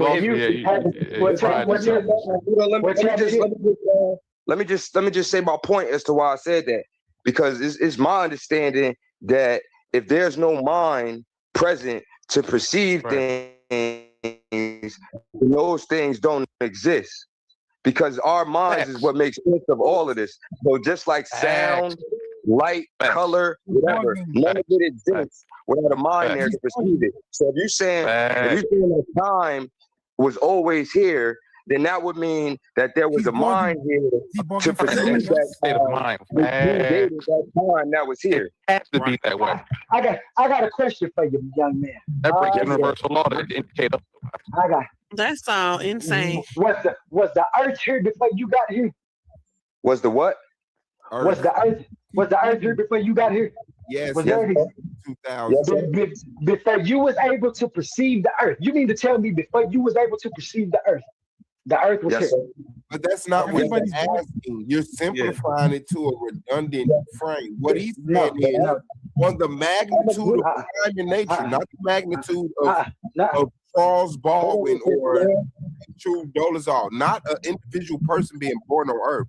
On the ratio of existence of time and fucking nature before any of us was born. So bringing up our birthdays. There you go. If one man was born, doesn't matter. Yes, it does. Because if one man can tell me that he was born and nature and time was here before he got here, there is no logical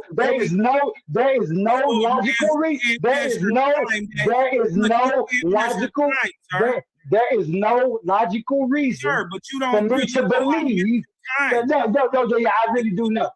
I agree with you. That man just told me. That man just told me that Earth was here before he could perceive it. And we can prove that. If I can prove, I can prove this. I can prove that man. I can prove that he can turn his head, and the sun is still burn his neck. He'll know that the sun is out without actually perceiving it. Why? Because he's experienced. Because he's experienced. Now I'm telling you this. That's simple. That's simple. Nobody would disagree with that. But hold on. Wait a minute. Were his parents able to perceive the world before he was born? What? Hello? Nope. No, factually, you got to throw it out. The world existed factually before even this person existed. So all right, hold on. Let me just address what I was saying though. Hold on one second. Can y'all hear me? Either way, what he's failing to see is either way there is a mind there to perceive it. No. Because that mind had a time when it wasn't there. But time in nature has always been. But there's a time when time in nature, exactly, until you get to until you get to those preconditions, and that's why I say this is where quantum Onlyism what was time before it was perceived in? Yo, can I respond when y'all done with this back and forth? Just let me respond to that. Hold on, my bad about I ain't muting you up on no weird ish, Banu. When you got your thing off mute, it sound like you underwater and it's like just vibrating over top of them and you're not even saying nothing. But he do need to be replied to and get the reply. Next Banu gets to respond to what he's saying because it was his question. Go ahead. I don't know where y'all left off. Sadiq, you borging out real bad. I don't know if you saying nothing, but I'm hearing static in your background. See, this is our comparison right here. And I see where y'all keep going back because the mind that you end up getting to is going to be what you call God. You want God to be that intention that caused existence or creation. And I defer. I say that what has always been here has not been a personified God. The thing that has always been here in some state, phase, or form is time and nature. Therefore, they weren't created. Just like that thing that you talking about, the mind wasn't created. But everything, but everything else that comes, it doesn't. It doesn't. If that thing, because that thing that you're proposing wasn't created. You can't tell me who created it. So I'm putting time and nature right there where you putting that mind at. And I believe that time and nature is a way better explanation of something else, because when you put intention in there, you saying that we were created. So that would make our mind an artificial. Listen, that would make us, if we were created, we are artificial. Everything that about us would be artificial, because the real intelligence would be what created us. That's not true. Please let Banu reply and then let Cosmon and Sadiq go. So yeah, I'm gonna have to jump in on some of this. I'm hearing a lot of absolutes up in this motherfucker. A lot of absolutes. Bro. So it's my understanding that the creator of this universe is a mind. You know what I'm saying? And we're products of that mind, and we're able to create the same way that mind creates on a smaller scale with our minds. The same way you could create a world right inside your mind with characters and write a book that is independent of anything that anybody else has experienced, is your own personal experience. So to say that time and nature existed prior to a mind is to say that time and nature can create the universe in which we live in now. And I would ask you, how could time create the universe and the experience that you're experiencing right now? Time and nature by itself. How could those two independent things create the reality that we're experiencing right now? Okay, so again, I'm gonna tell you, you keep talking about creation as a foundational explanation, because in the traditional sense, it's mechanically incoherent and unnecessary. And here's why. Creation smuggles in the very conditions it claims to explain. What are you reading from? To create is an action. Action implies sequence, before, after, structure. Right. Things. So the moment someone says God created, they already relied on ordering and determinacy. Yeah. They didn't get under the foundation. They assumed it. From nothing is empty language. Nothing has no properties. You're assuming straight out. Like if there are no constraints in the way God works, there are no constraints, there is no basis for a specific outcome instead of any other, or no outcome at all. Because I don't want you to something from nothing isn't a mechanism. I don't want you to Oh man. I just want to hold you up real quick. I think you're assuming how this universal mind created what it created, and you're giving your interpretation as an absolute on how mind created time, space, and everything that we're perceiving as reality. So basically, you're just giving us belief in imaginary subjectivity. Of course. Okay.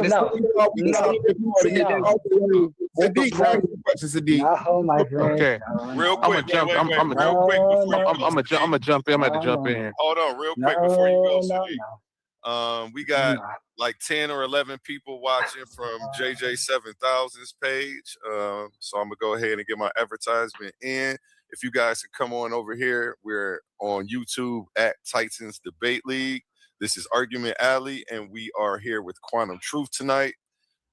Before they enter the Coliseum, they've got to survive Argument Alley. This is where the new voices step into the hot seat, and we find out real quick who's built for the spotlight and who folds under pressure. In Argument Alley, there's no easy questions. We pressure test their beliefs, we challenge their ideology, we push their faith, and we put their knowledge on the line. Can they think on their feet? Can they defend their stance when the heat gets turned all the way up? Because not everybody earns a place in Coliseum of Arguments. You don't just walk your way in. in. You've got to fight your way in. Where contenders are tested and only the strong make it to the main stage. Presented by Coliseum of Arguments. Step up or step aside.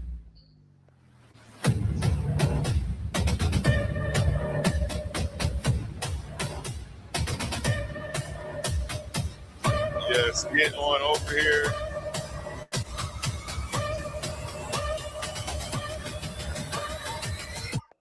Yep, everybody on JJ's page, you can come on over to @Titans Debate League. It's on the ticker at the bottom as well. Yep. And a few more things that you can expect to see here. To Titans Debate League, presented by Coliseum of Arguments, where ideas don't just clash, they collide. In one corner, sharp as a blade and twice as deadly on the mic, the verbal assassin, Leandre Slim Reaper McBride, a master of logic, a hunter of weak arguments, and he's coming to carve this case wide open. And in the opposing corner, crowned in confidence, swinging with conviction, the fearless fire starter himself, King Naga. He doesn't back down, he doesn't fall, and he's ready to defend his stance at all costs. The question shaking the arena, was the killing of Alex Brady justified? Morality versus law, emotion versus evidence, justice or just revenge. No scripts, no safety nets, just unfiltered debate warfare. This isn't a conversation, it's a showdown. Coliseum of Arguments, where only the strongest arguments survive. Are you not entertained?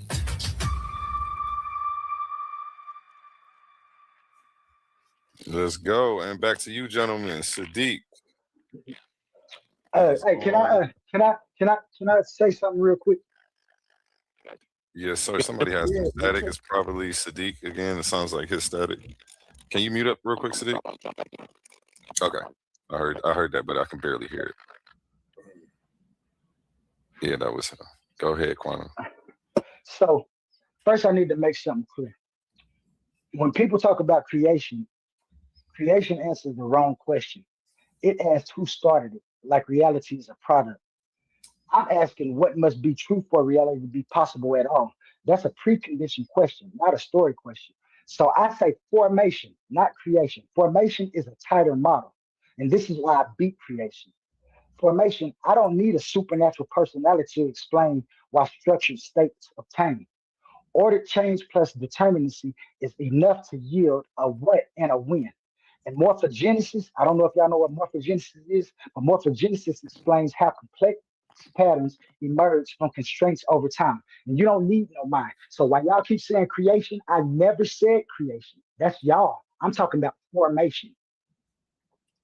So let me ask you a quick question. How is your argument different from the Big Bang single particle, the universe came from that? Because it sounds like if I grant you time and nature, that sounds similar to a single particle, and then everything went downstream, as you say. Hold on, I'm sorry. That's an amazing question. Sadiq is back. I don't want to go off on a long tangent because we're about to get deep on that. Can you put a pin in that one? Yeah. Come back to that one, please. Because that's a good question. But I don't want, that's Sadiq, go. That could be 20 go. minutes. Sadiq. Just to try to keep order and keep it fair for everyone. I do got the whole answer to it too. Yeah, Banu, you better from the chat, Banu. You better look at your screen. Yeah, because we are looking for debate topics. Honey, is that a debate topic for you and Banu or for Banu to take on with Quantum? Let me know so that way nobody steps on your toes. Go ahead, Sadiq, it's on you. Now the brother said for the family, when you tell him there's no creation, or it's like you tend to deplatform creation when the guys could be talking about creating.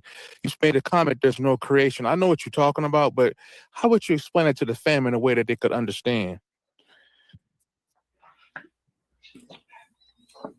I was explaining it like this. Can you hear me? Yeah. Okay. I would just have to explain it like this. Creation is intentional. To create something, you have to have intentions. Like I would agree that like humans, we can create music. We form thoughts in our head, but like I understand that type of creation.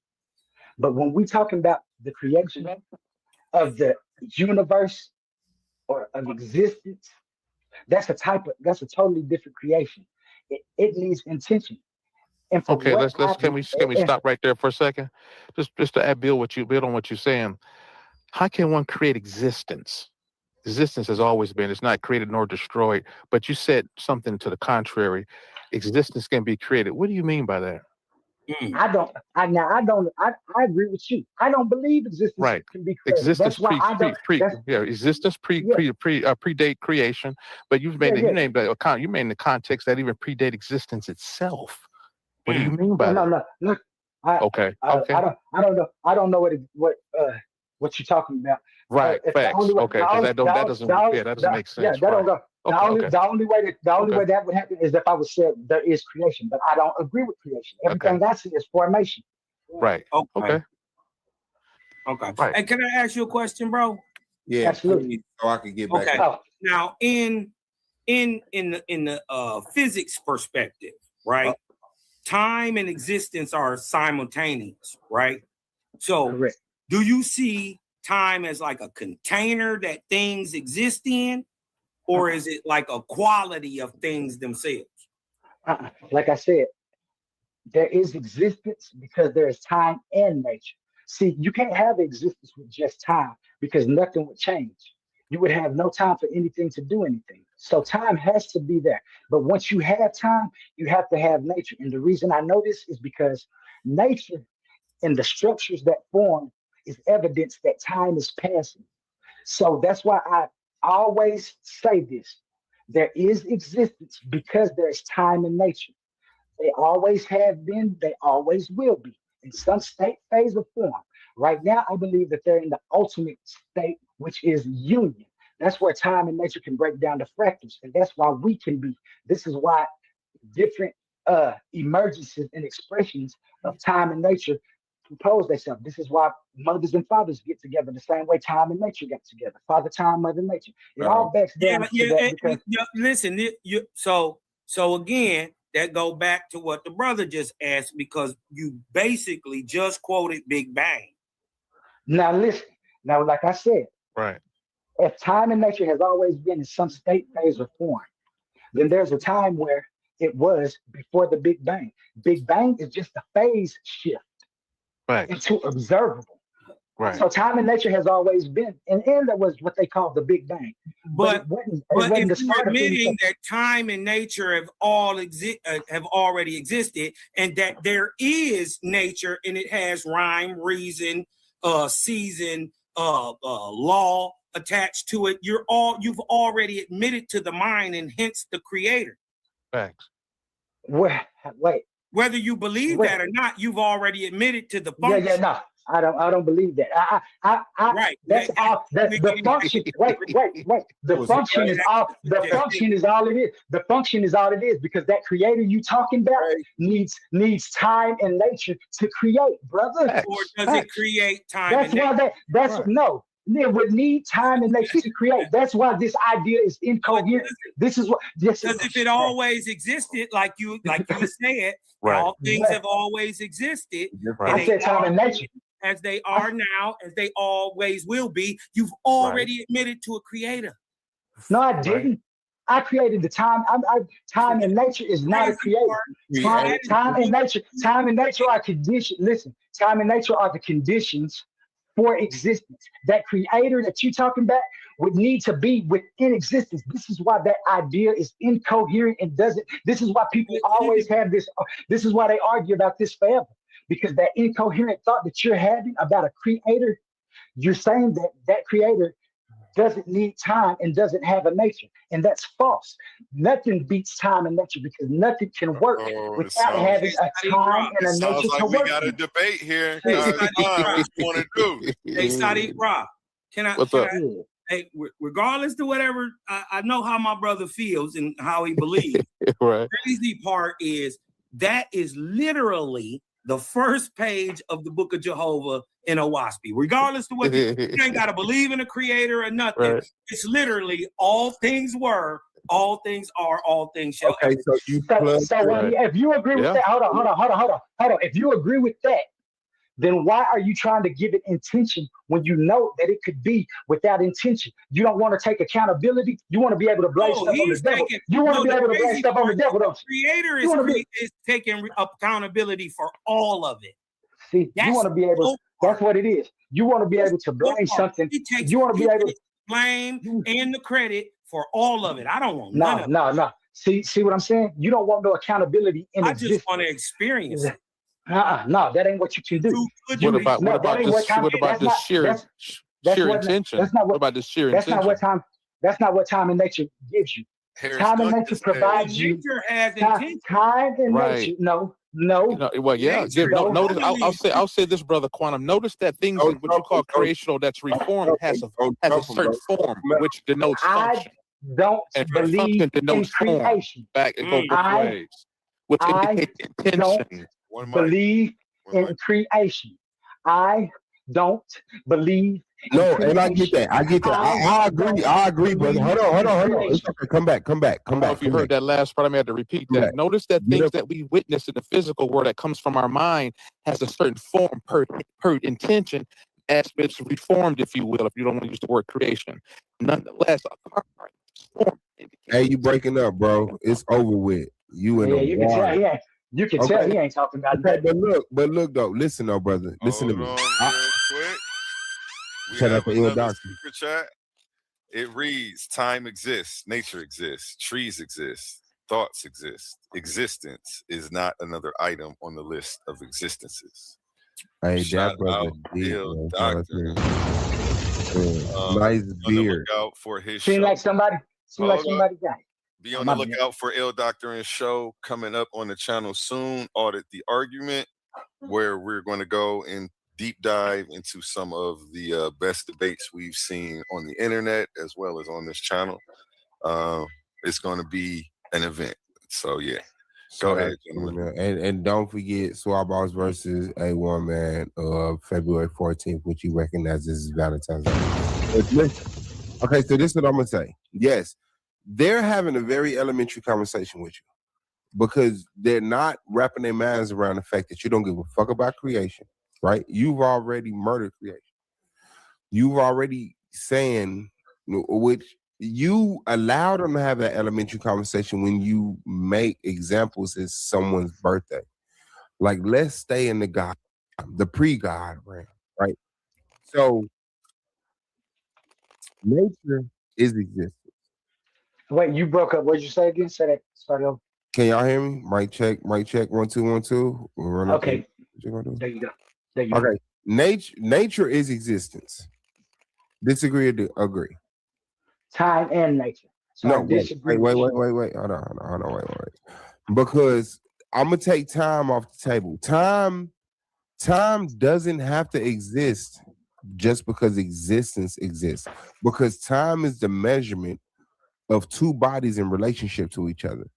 Existence can be present without two physical bodies. Space is existence. So you can have space with no movement, and if you don't have any movement, guess what you don't got? No father time. Oh, okay. Now, that's why I say that existence without time is incoherent. And here is why. And Onlyism, time and nature are functional constraints, not supernatural beings, and not just everyday words. Time, or fati, father time, fati, father time, is the ordering function, not just the measurements of time that you're talking about. Those are just aspects of time. Those are measurements. Time, the actual thing that I'm talking about, that moment that's passing, where things can order, where things have time to change, where nature has time to change, is the time that I'm talking about. I'm not talking about that clock time. Understood. You're fine tuning your argument right now on the spot. Because you already, because what happened earlier, right? And I'm just re-engaging you in something because you already ran from the unstable patterns argument. I murdered you on it. So now what we know, it's okay. I got you. You're my brother. So what we establishing is the argument that time and nature doesn't have a precondition. You say they always exist. So I'm coming at you in the compartmentalized argument that time is the measurement of two bodies. You said outside of physical time, you don't know. So I don't care about your opinion on that. We've already got you admit that you don't know. But time physically is the measurement of two bodies in relationships to each other when it comes to movement. Even if two bodies exist, if they never move, there's no measurement of time. There's no time. And I will say this. We are at a very privileged state where we can jump on this internet and talk this shit, but we're very ignorant, okay? Everything, we don't create nothing. We recognize what already exists. Every note, every color, every pattern, every thought, everything already exists. We just have to manifest it through physical or whatever spirit or whatever you separate the physical from, because it's obviously some more than physical, which is my argument with you, because you admitted that time and nature are both physical. And I'm saying before physical existed something not physical.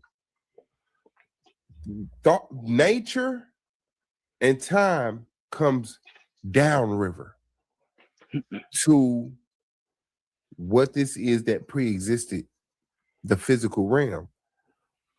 And I'm not talking about a God. I'm not a Muslim or Christian or Israelite or a Buddhist, nothing. Okay. I'm Black Power, which is my real beef with you, but I'm gonna avoid it tonight because you died on the first question I gave you. But disagree.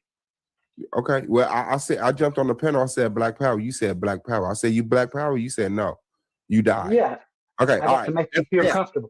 I didn't die. I made you feel comfortable. I made you feel alive. A woman or a baby? Which one did you want me to? Made you feel alive.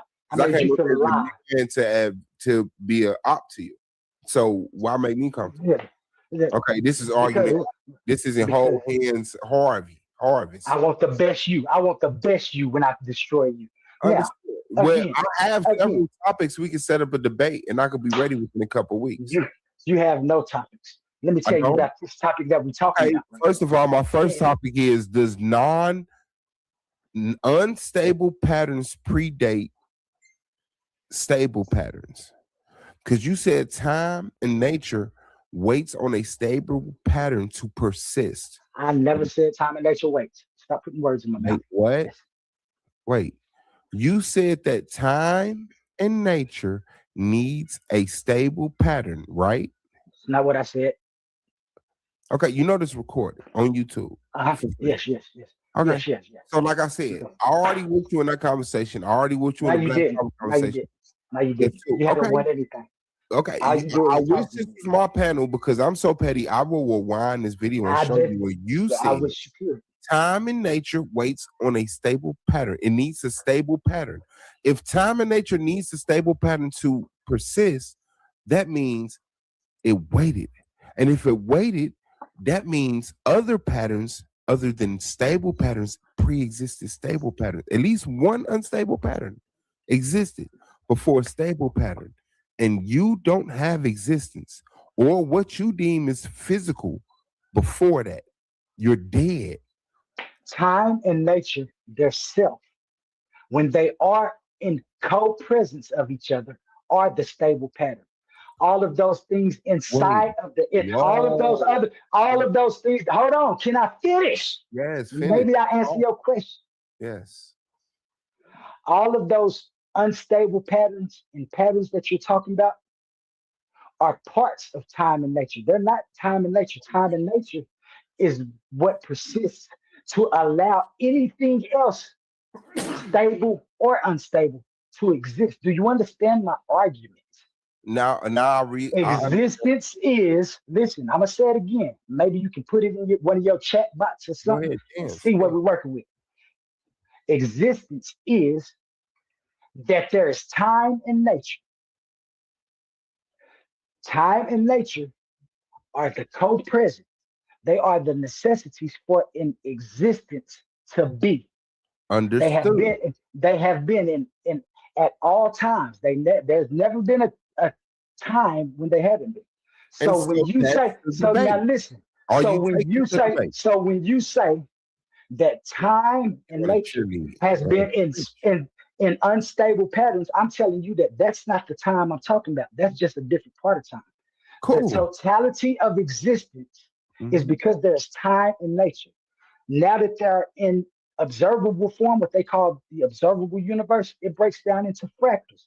These fractals are still fractals of the larger thing that is going on that allow those unstable and stable patterns to persist. Do you understand that? Yes. Will you be ready to debate that in 2 weeks? Absolutely. I'll be ready to debate it right now. No person. No, I've been through this a million times. No person that's serious about debating set it up for right now. Watch this, y'all. No one serious about debating set it up right now. What I'm saying is, watch this, y'all. Watch this. So you need time. So you need time. Yes. Let me know that. Hold on, Quantum. Hold on. Flyers have to be made. Promotion has to be produced. We have to put up. This is not just something we finna just flake right now, right? I can argue with you, but this is a debate league. We do structured debates where we make flyers, we do advertising, we do marketing to gain viewership on the channel. Will you allow that to happen? Give us 2 weeks and come back and debate that with me so I could cut your head off on the conversation. I feel you. You need time. You need time to get your nature together. Yes, and I'm gonna tell you. And I'm gonna tell you why I know I ate you tonight. All that stuff you talk. Because my man's A1 said, if you want to debate me right now, we can get that $50. I'll debate you right now. No. I didn't say right now. I want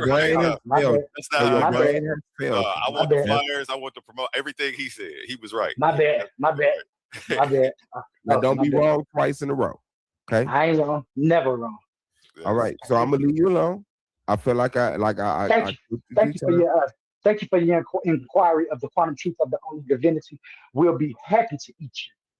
What we're gonna do is tomorrow we're gonna get a date for official face-off, and we're gonna get you two on the stage so that way you can ask each other questions, come up with the title, and get a date. And then from there we'll move on to the official debate. So tomorrow I will put you two in a group chat. And I thank you, Quantum, for taking. Can I ask I appreciate you too. It's just a sport with me, bro. It's debate. Right. I measure myself up against you intellectually. Let's give the people a good show. Let's give them a reason to support the league and actually give us like a way to bring money into our homes. Like real talk, this shit is hard for me, bro. So shout out to you. Can I ask the brother some questions, please? Well, hold on a second. Hold on a second. Can I reply to my man? Thank you for challenging me with the debate. This is a sport to me too. Sometimes I get real into it because this is a whole philosophy that I put together to answer all these questions. And so I want to thank you for allowing me to display what I've put together. Absolutely, God. Okay, so let me ask the brother some questions because I'm not here trying to tear you down. I'm just trying to get some consistency here. Quantum. What I asked before, and before the other brothers were in front of me. So it sounds like your use of the phrase time and nature is similar. It sounds awfully similar to the Big Bang argument that a singularity in time and nature existed. Some time passed, some nature passed, an explosion occurred, and some things followed from that explosion. Stars, galaxies, planets. Does that sound familiar to you? No, that's exactly what we see. So is that your, like you're just calling the singularity time and nature? Is that you just rehashed it? No. What I did is I went way before the singularity in the Big Bang. See, time and nature has always like this right here. What you're trying to do is, and what you're arguing for is creation. You want it to be somebody out there. Yes, you do. You want somebody to be. Can I finish talking? But you're mischaracterizing. Can I finish talking? No, I'm not. I can't be. I can't be mischaracterizing it. If I'm telling you that the Big Bang was a phase shift of time and nature, because time and nature has always been. You can call it that if you want to. What I did was provide you with the actual mechanism of what you couldn't point out. No, what you did was No. What I did was identify singularity. The what I did was singularity already identify. existed. Yeah, that's what I'm saying. I identified the parts of the thing that you call a singularity. I identified the mechanism of what happened. They're telling you the singularity already existed. One mic, gentlemen. Let's let him get it out, Roy Chess. You asking him a question, and you cutting him off before he fully answers. Like I told you, with a clarification or you whatever. can call the Big Bang what you want, because that's where your life starts. Mine don't start right there. The Big Bang is downstream from time and nature doing other things previously. Big Bang is a phase shift of time and nature, not a creation. So it's the that same singularity that you're talking about consisted of these two things, time and nature. Everything that happens, the Big Bang that you're talking about, is just a phase shift. Do you understand that? Yes. Okay. So let me get this straight. All right. Let's take what you say is true. You're saying your theory includes the Big Bang theory because your theory comes first. Yes. Is that yes or no? Yes. I mean, isn't that what you see in existence? Bro, no, you just answer the question. I want him to answer. Yes. I mean, you know that's yes. You know that's. Okay, just give him the yes, so that way because he'll get confused again. But I don't want him to miss this. Whether he believes in the Big Bang or not, he says it's post nature and time. And like I said, the Big Bang happened. I do, but we tell it, it's proven. But I know that was just a phase shift from other things that had already occurred. Suave just made a statement about what you were saying. Yeah, that's what I said. I agree. Suave know what I'm saying, because Suave trying to Suave knows Suave exactly is saying that doesn't make sense. I know it, and that's what we're gonna argue. And that's what we're gonna argue. That's what me and his debate is gonna be about. I disagree with him. Okay, I like how you think. Let me ask you this then, since you believe that the Big Bang is included in your concept, right? So recently, I think in 2025, scientists have found universes that are extremely large for their age. How would universes? I mean, I'm sorry, not universe. I'm sorry. Good catch. Galaxies. I'm sorry, not universes. Galaxies. There are some extremely large galaxies that are structured and formed, and these galaxies are some of the oldest galaxies that we found, but they're larger than some of the ones that we know that to exist. How does your theory explain that? If you understand, yeah, you're asking a question that really don't apply to what we're trying to argue. What we're talking about. You trying to ask me. Well, your theory has to apply to it if it's real, right? Your theory. Listen, I have a philosophy. I have a philosophy. Okay. Yeah, and I'm asking for that for the large universes that act abnormally. How do you explain those abnormalities? You said universes, but you mean galaxies. Those galaxies those galaxies that's acting abnormal are simply at scale. So what you call it abnormal might be abnormal to you, but all it is time. All it is time and nature. Trying to find. Can I finish? Can I finish? Dang. All that is out there that you see that they're observing is time and nature finding stable patterns to persist or not persist. They're not stable. That's why it's abnormal. Okay, so they won't persist. In time when nature is going to provide the stage for those things to persist or not persist. So what are you arguing? I'm not arguing. I'm asking a question. I'm not arguing anything.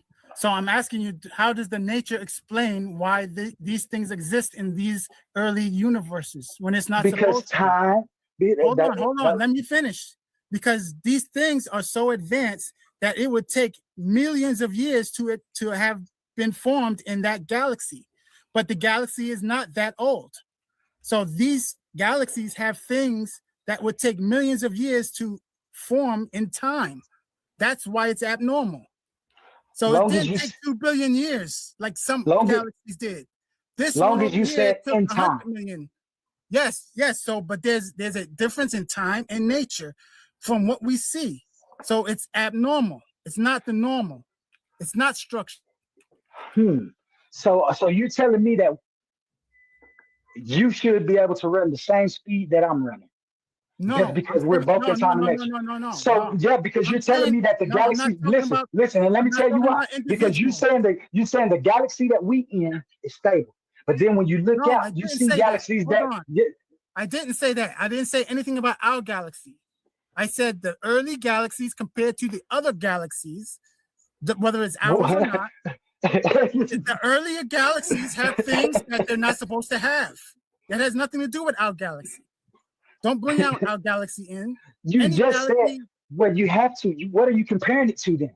What are you relating it to? You can compare it to older galaxies. You don't have to bring well, I'm gonna tell you, in Onlyism, I only deal in the things that I know, and I know our galaxy is here. Why would I go outside of our galaxy when I'm presupposing that you gonna be talking about our galaxy? Because why do we have to go outside of our galaxy when we know our galaxy is here?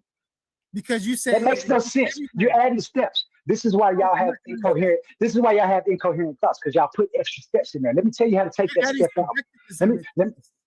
There's no subjectivism. It's only conditional. Let me take them steps out for you. Okay? Stop adding extra steps. The galaxy that I'm going to compare, that you're talking about, to the galaxies that's out there, I'm going to tell you again. This is how time and nature answers that.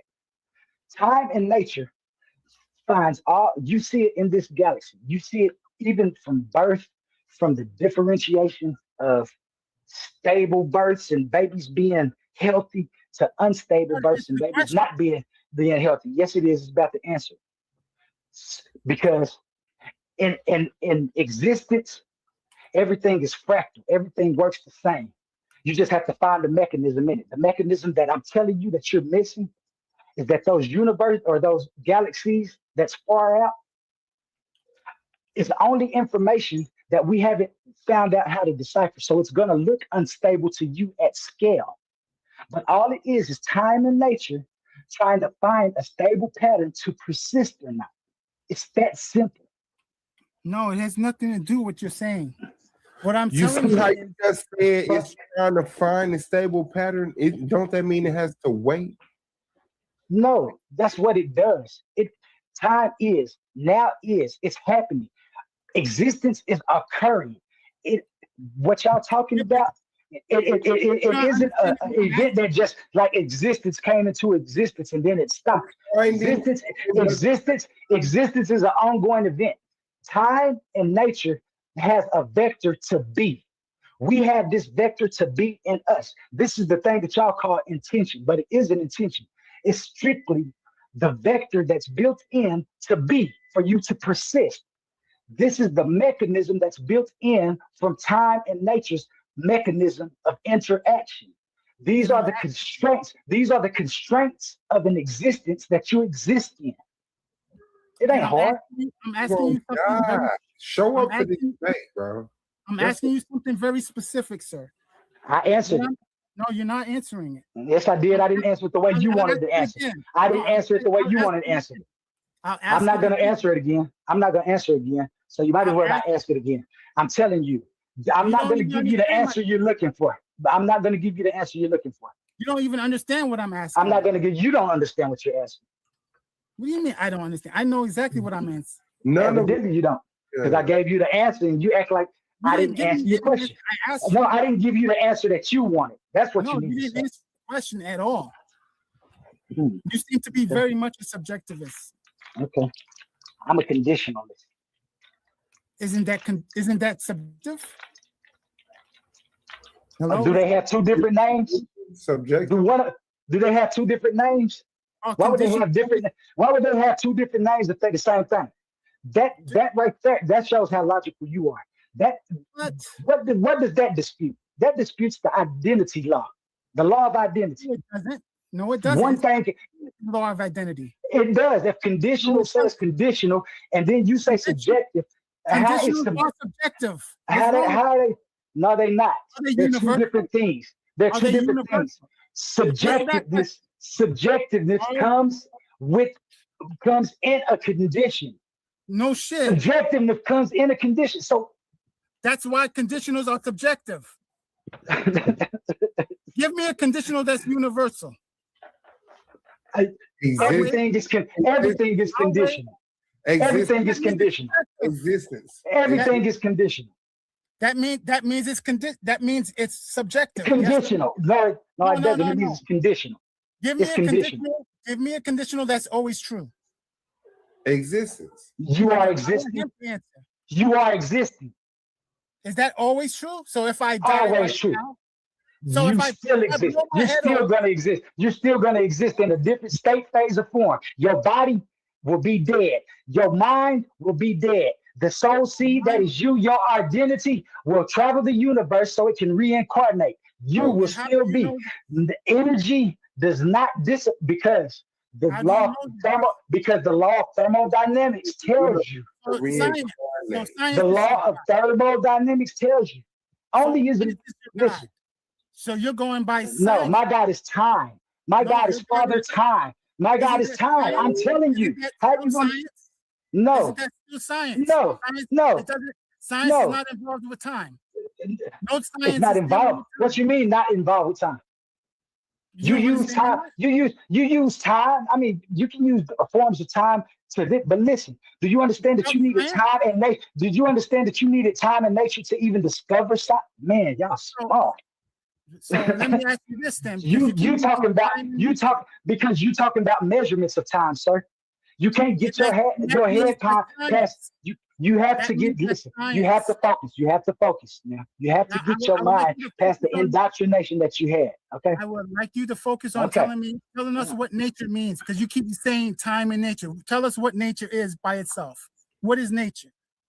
Nature by itself. I can tell you what time and nature is. No. I'm asking you about nature part only. No, but I'm not going to tell you about nature only. You know why? Because in quantum onlyism, there is no time without nature, and there's no nature without time. So for me to explain nature, I have to explain time to you. If you don't want the answer to nature, then don't listen. I'm going to give you time and nature because they are co-present. They are entangled. They will always be together, especially in quantum onlyism. Don't tell me not to tell you what time is if you want me to tell you what nature is, because I have to tell you what time. Are they the same thing? Or are they two different things? And now listen. Are they the same thing? Or are they two Can you meet up? things? Can you meet up?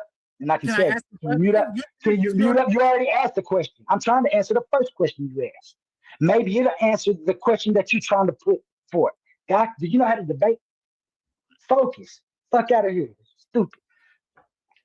In onlyism, time and nature. Decorum, PT, decorum. Go ahead. In onlyism, my friend, time and nature are functional constraints, not supernatural beings.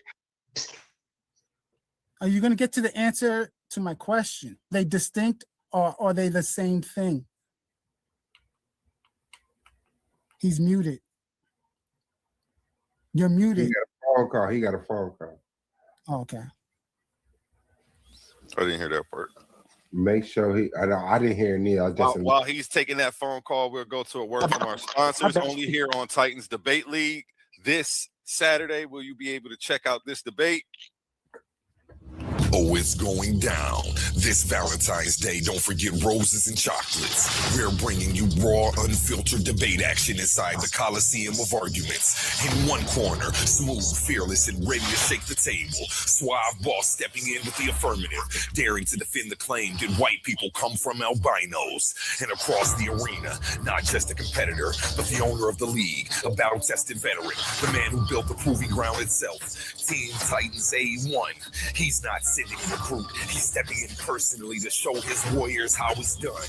Pride is on the line. Reputation is on the line. And on February 14th, love takes a backseat to intellectual combat. No scripts, gloves off. Just pressure, facts, fire. Be there when minds clash and legends speak. The Coliseum of Arguments, Valentine's Day.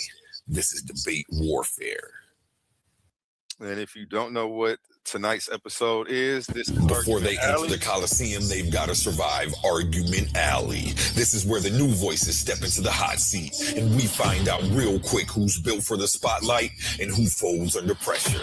In Argument Alley, there's no easy questions. We pressure test their beliefs, we challenge their ideology, we push their faith, and we put their knowledge on the line. Can they think on their feet? Can they defend their stance when the heat gets turned all the way up? Because not everybody earns a place in Coliseum of Arguments. You don't just walk your way in, you've got to fight your way in. Where contenders are tested and only the strong make it to the main stage. Presented by Coliseum of Arguments. Step up or step aside.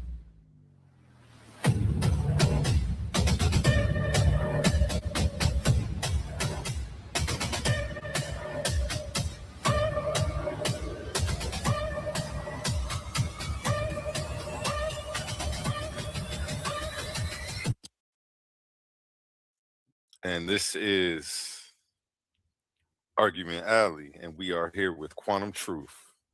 Go ahead, Quantum. Are you back?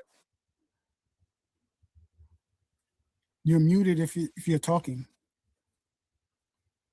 I'm muted? No, him. If he's able to hear us, he's muted. Yeah, Quantum. There you go. Yeah. Before we left and went to break, I was talking about what time in nature is, so we can get that out the way. So you won't have to ask me again what time in nature is. And you might, I don't know if you can track or not. But time is the ordering function in existence. It is whatever makes sequence possible.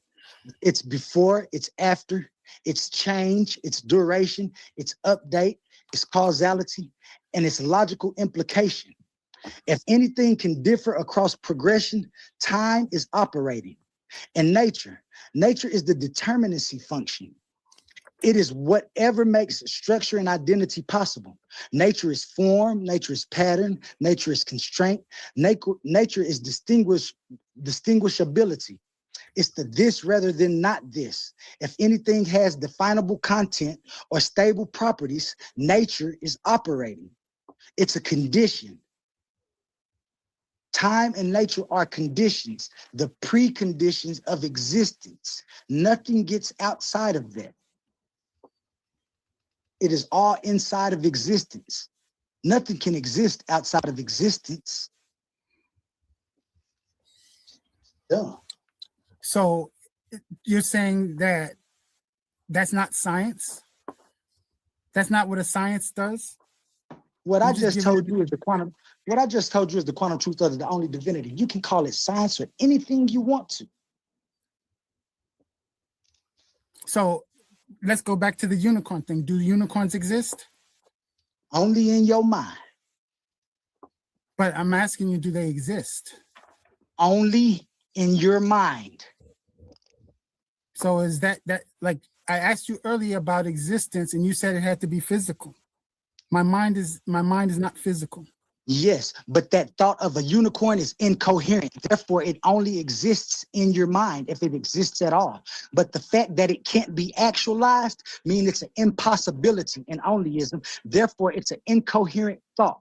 We call that incoherency. So yes, it exists, but it only exists in your imagination. Why is it incoherent instead of just saying it doesn't exist? Because you can't actualize, because you can imagine a unicorn, right? I can imagine it. I can have it in my mind. And I bet you the thought that I have of the unicorn in my mind is not the same thought of the unicorn you have in your mind. I'm sure I see a different picture, right? But I bet you they both have a horn and everything, right?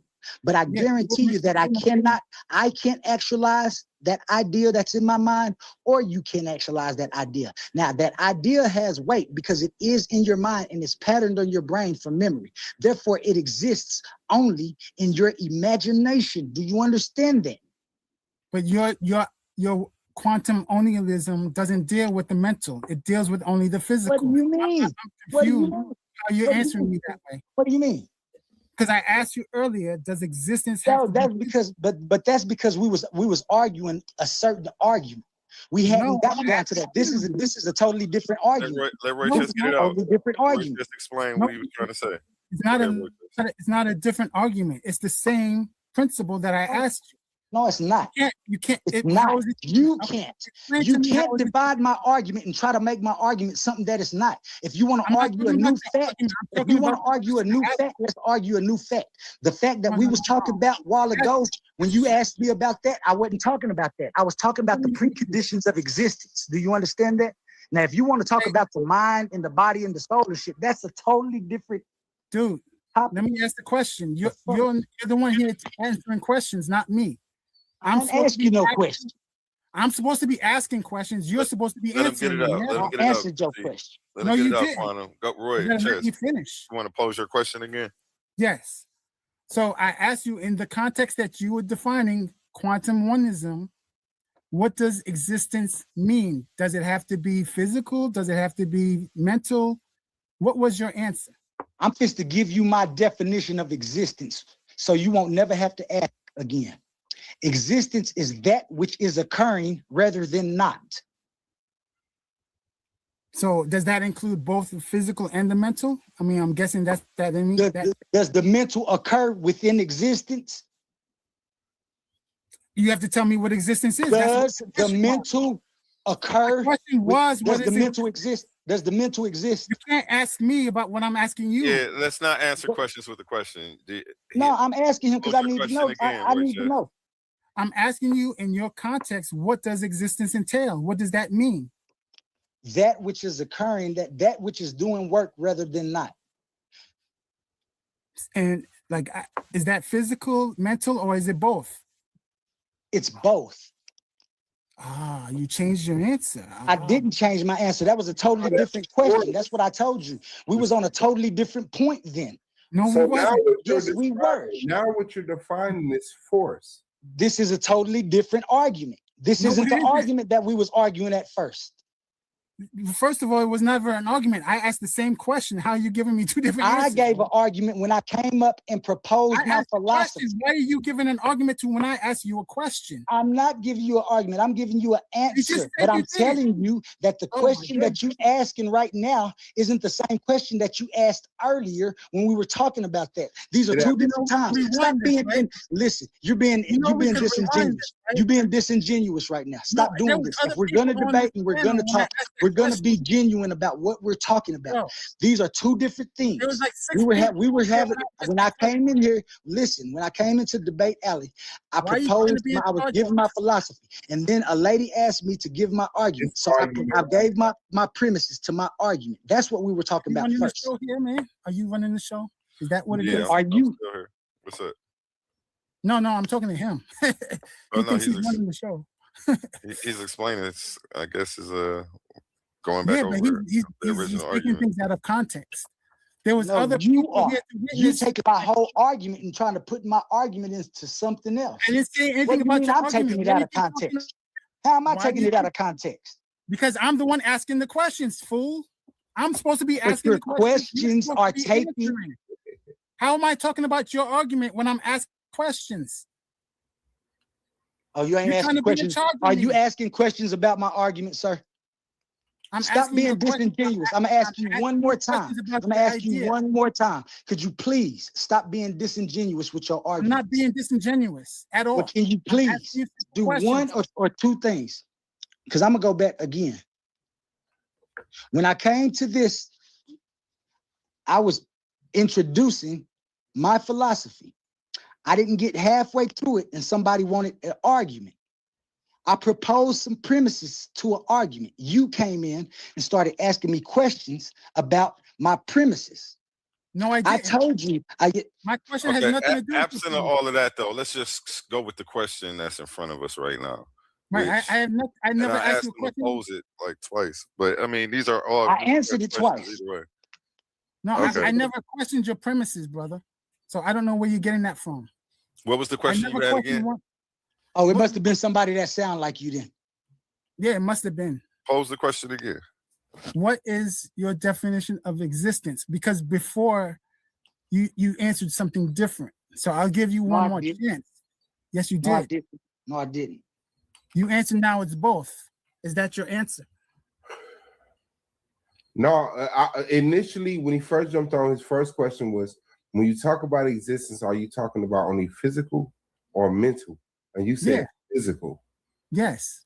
And now he's saying both. I know, but wasn't we talking? But wasn't we talking at that time? What was we arguing? No, it was my question. We was arguing about the preach. Now listen, whoever that was that said what he just asked. Now at that time, was I not arguing about the preconditions of existence? Yes, I didn't see the conversation move away from there. We're still talking about it. So you did change your answer. Right now you're telling me both. That's fine. I don't have a problem with that. If you want to change your answer, that's fine. But I'm just going to tell you again my definition of existence. And then that existence okay, is that which is occurring rather than not. It is ordered determinacy. Okay, so I'm just trying to understand. If I say something that does not exist, like a unicorn, why won't you just say it doesn't exist? Why do you answer that? Because it exists in your mind. No. Okay, so you're saying it's both then again. Okay. No, I'm saying it exists in your mind. And if your mind exists somewhere, then that exists within your mind, just like your mind exists within existence. But all of those are within existence. So yes, it exists even though it can't be actualized. Do you understand what I say when I say it can't be actualized? Because quantum onlyism doesn't stop at thoughts. When somebody has a thought and say, does it exist? We say, where does it exist? Does it exist physically or does it exist mentally? It exists mentally because you can think about it. But then when you try to actualize and bring it into physical, it does not exist. Therefore, it is an impossibility in onlyism. So it exists in your mind.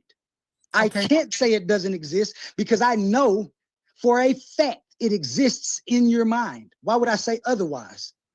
Okay, so let me ask you this. Do my ideas, are they under time and nature? When you come up with your ideas, do you come up with your ideas within time and nature? Yes.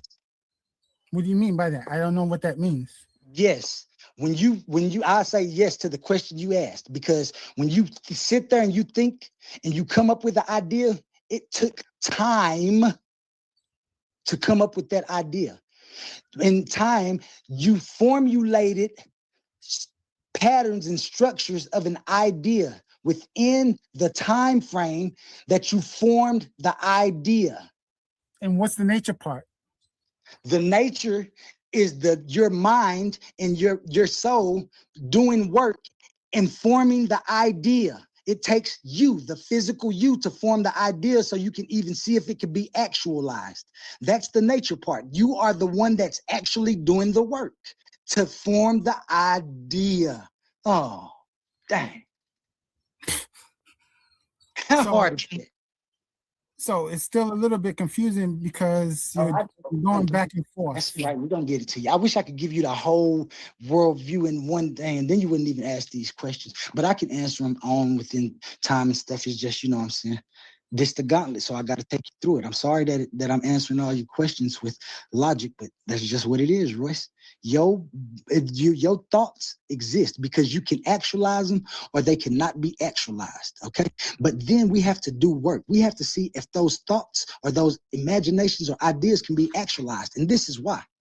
Just like that idea of the unicorn, the idea of a creator it's impossible. Why? Because it doesn't meet time and nature. And what do I mean by that?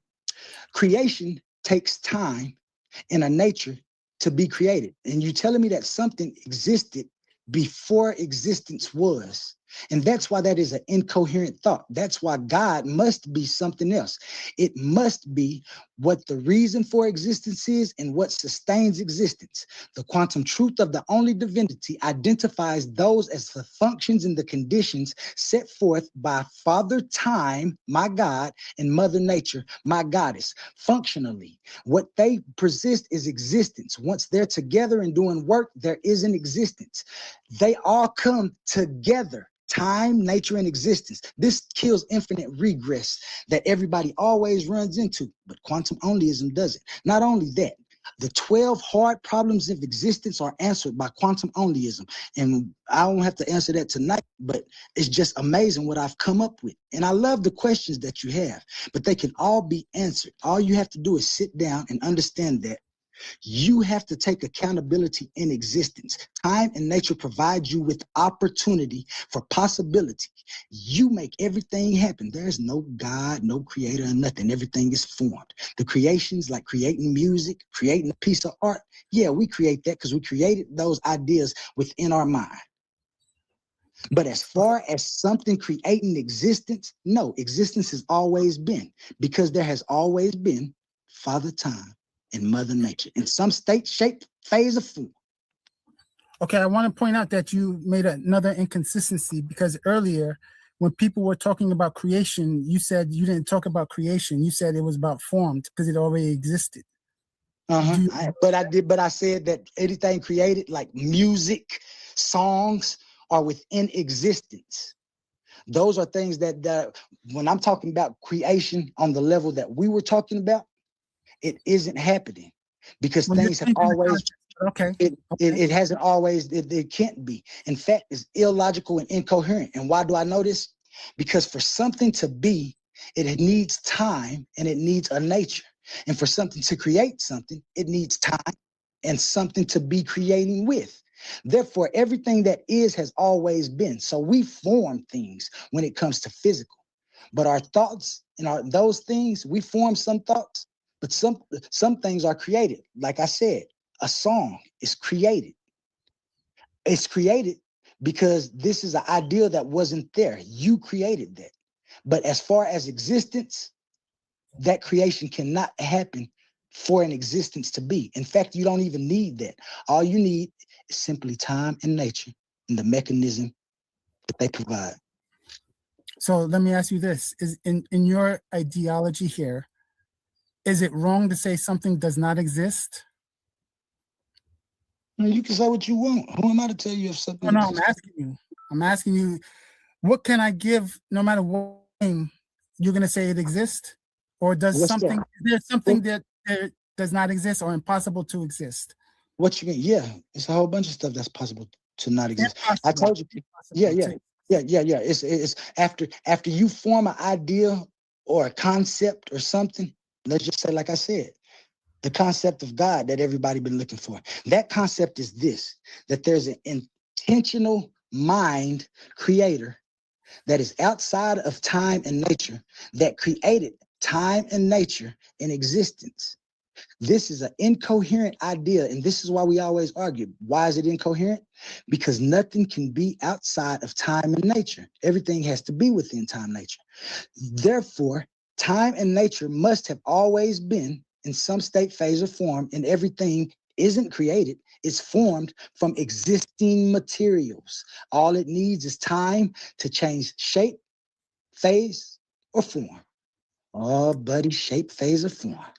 Yeah, but that still sounds very like, what's the difference between you saying that and me saying nothing comes before God and God created time, nature, shape, and form, and all those other things? How is it different other than the words you're using?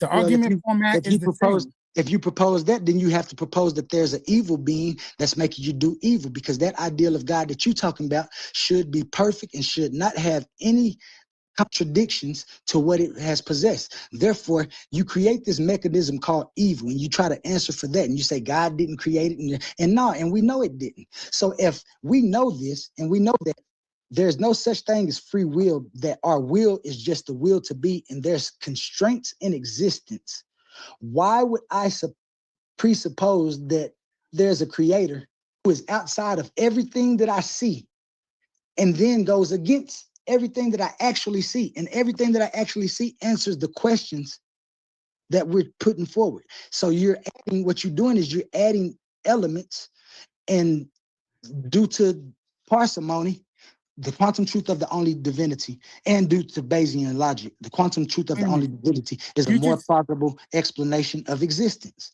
What you just did was equal yourself to God. No, you did. Time is God. Time is God. Because you said that what good is God if he contradicts what you can see? So God can't be more intelligent than you.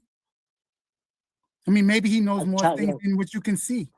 What you mean? That you talking about that creation God, the intentional God? I don't believe in that God. I believe in Father. No, I'm asking you a question, whether you believe it or not. Yeah, I can't even talk about it because this is so incoherent to me. That's an incoherent argument. Like I don't talk about things that's incoherent to me. Okay, all right. So the reason why I'm mentioning it is because you literally put yourself on the level of God that if you don't understand it, if you can't break it down, then it can't possibly be correct. Why did you do that? I didn't. You did that. No, I didn't. You put me. I never once said I put me on the level of God, and this you said that, sir. No. I didn't say being disingenuous. Why did you do that? Tell me why you put me on that pedestal. No, because I answered questions. No, I know why you put me on that pedestal because I was able to answer your question logically. Don't think of me as a God because I answered your question logically. All I've been able to do is sit down and observe existence and see the logical explanation for what is. That doesn't make me a God, sir. That just makes me be able to sit down and decipher. You're putting your knowledge against some other knowledge, and you're trumping everything with your knowledge. So nobody could be more intelligent. I got a good argument, don't I? No, you don't. No, you don't. You don't have. You just said my argument makes me on the chair of God. Man, come on. No, I said your description is putting you on the level of a God. Yeah, and I didn't do that. I didn't intentionally do that. I didn't intentionally do that. That's just what you observed. That's an argument. I'm talking about this argument. That's why I love my argument, man. That's why the quantum truth of the only divinity is the truth. It's the quantum truth. Have you ever put this in a college course, this argument? Right now, it's at the Library of Congress. I'm waiting for it to get registered and trademarked. Under what subject field? Under what field? Under the quantum truth of the only divinity. So what field, like, do you have to put a field? Is it religion? Is it science, biology, accounting, English grammar? Philosophy. So what is your background in philosophy? The quantum truth of the only divinity. Have you even ever taken a philosophy course? The quantum truth of the only divinity. Like that's a course? Is that a course? Is that the name of the course? Yep, that's the course that's right here that I'm proposing to you. No. I'm saying from an accredited. You never heard this argument before? I've heard what you're saying in different forms. But have you heard this argument? Have you heard this argument before? That you should call Father Time and Mother Nature your God and your goddess due to the functions that they provide, and that there is existence only because time and nature is. Have you ever heard this proposed? Similar to the Big Bang Theory. You just renamed it. It's nothing about the Big Bang Theory. It comes downstream from what I just proposed. No, the Big Bang Theory is the same thing because the singularity is your time and nature. All you did was just rename it. The Big Bang Theory comes downstream. Sorry. No, Big Bang Theory is the same thing. No, it's not. The Big Bang Theory is within existence. The Big Bang Theory is within existence. It's a phase shift of time and nature. It's a state shift, a form shift of time and nature. Time and nature has always been in different states, phases, or forms. Do you understand what that means? Yes, and scientists have been. If you understand what that means, why do you keep telling me that I'm telling you the Big Bang when the Big Bang comes downstream later on from the simple point that there is time and nature? No, it doesn't. They just rename it and call it a singularity. No, they don't. You look at science, and I guarantee you, science don't tell you that that's the beginning of the universe. It tells you that it's a different. That they say is when the universe started expanding, not the beginning. Not the beginning. No, that's the beginning. No, they didn't. No, you didn't see. And that's where it's incoherent. How can that be the beginning if time and nature has always been, sir? That doesn't make sense because that does make sense. If you can explain the Big Bang through a phase shift. They call that a singularity. That's it. I don't have to call it a singularity because time and nature was doing work. Time and nature was doing work before the Big Bang. All you did was Time and nature was. Do you understand that? Can you wrap your head around that? Time and nature was before all you the did Big was rehash it. And then you conclude No, what I did was I went and identified the mechanism of existence. I went beyond the Big Bang and identified actually what. All you did was rename it. That's a lie. You renamed it. And that's why I asked you about the galaxies and the older galaxies being abnormal, that some of them shouldn't have gigantic black holes in them, bigger than the ones that we have. Yet they have them. If time and nature has always been. No, time and nature is able to explain why there's a universe that has a bigger black hole than ours. That universe is I told you. There was more work there was more work there to be done. There was more materials to form a different type. Yes, there was. Less materials. Yes, there was. There was less materials. No, there wasn't. There has never been less materials than what is here now, sir. Do you know the law of thermodynamics?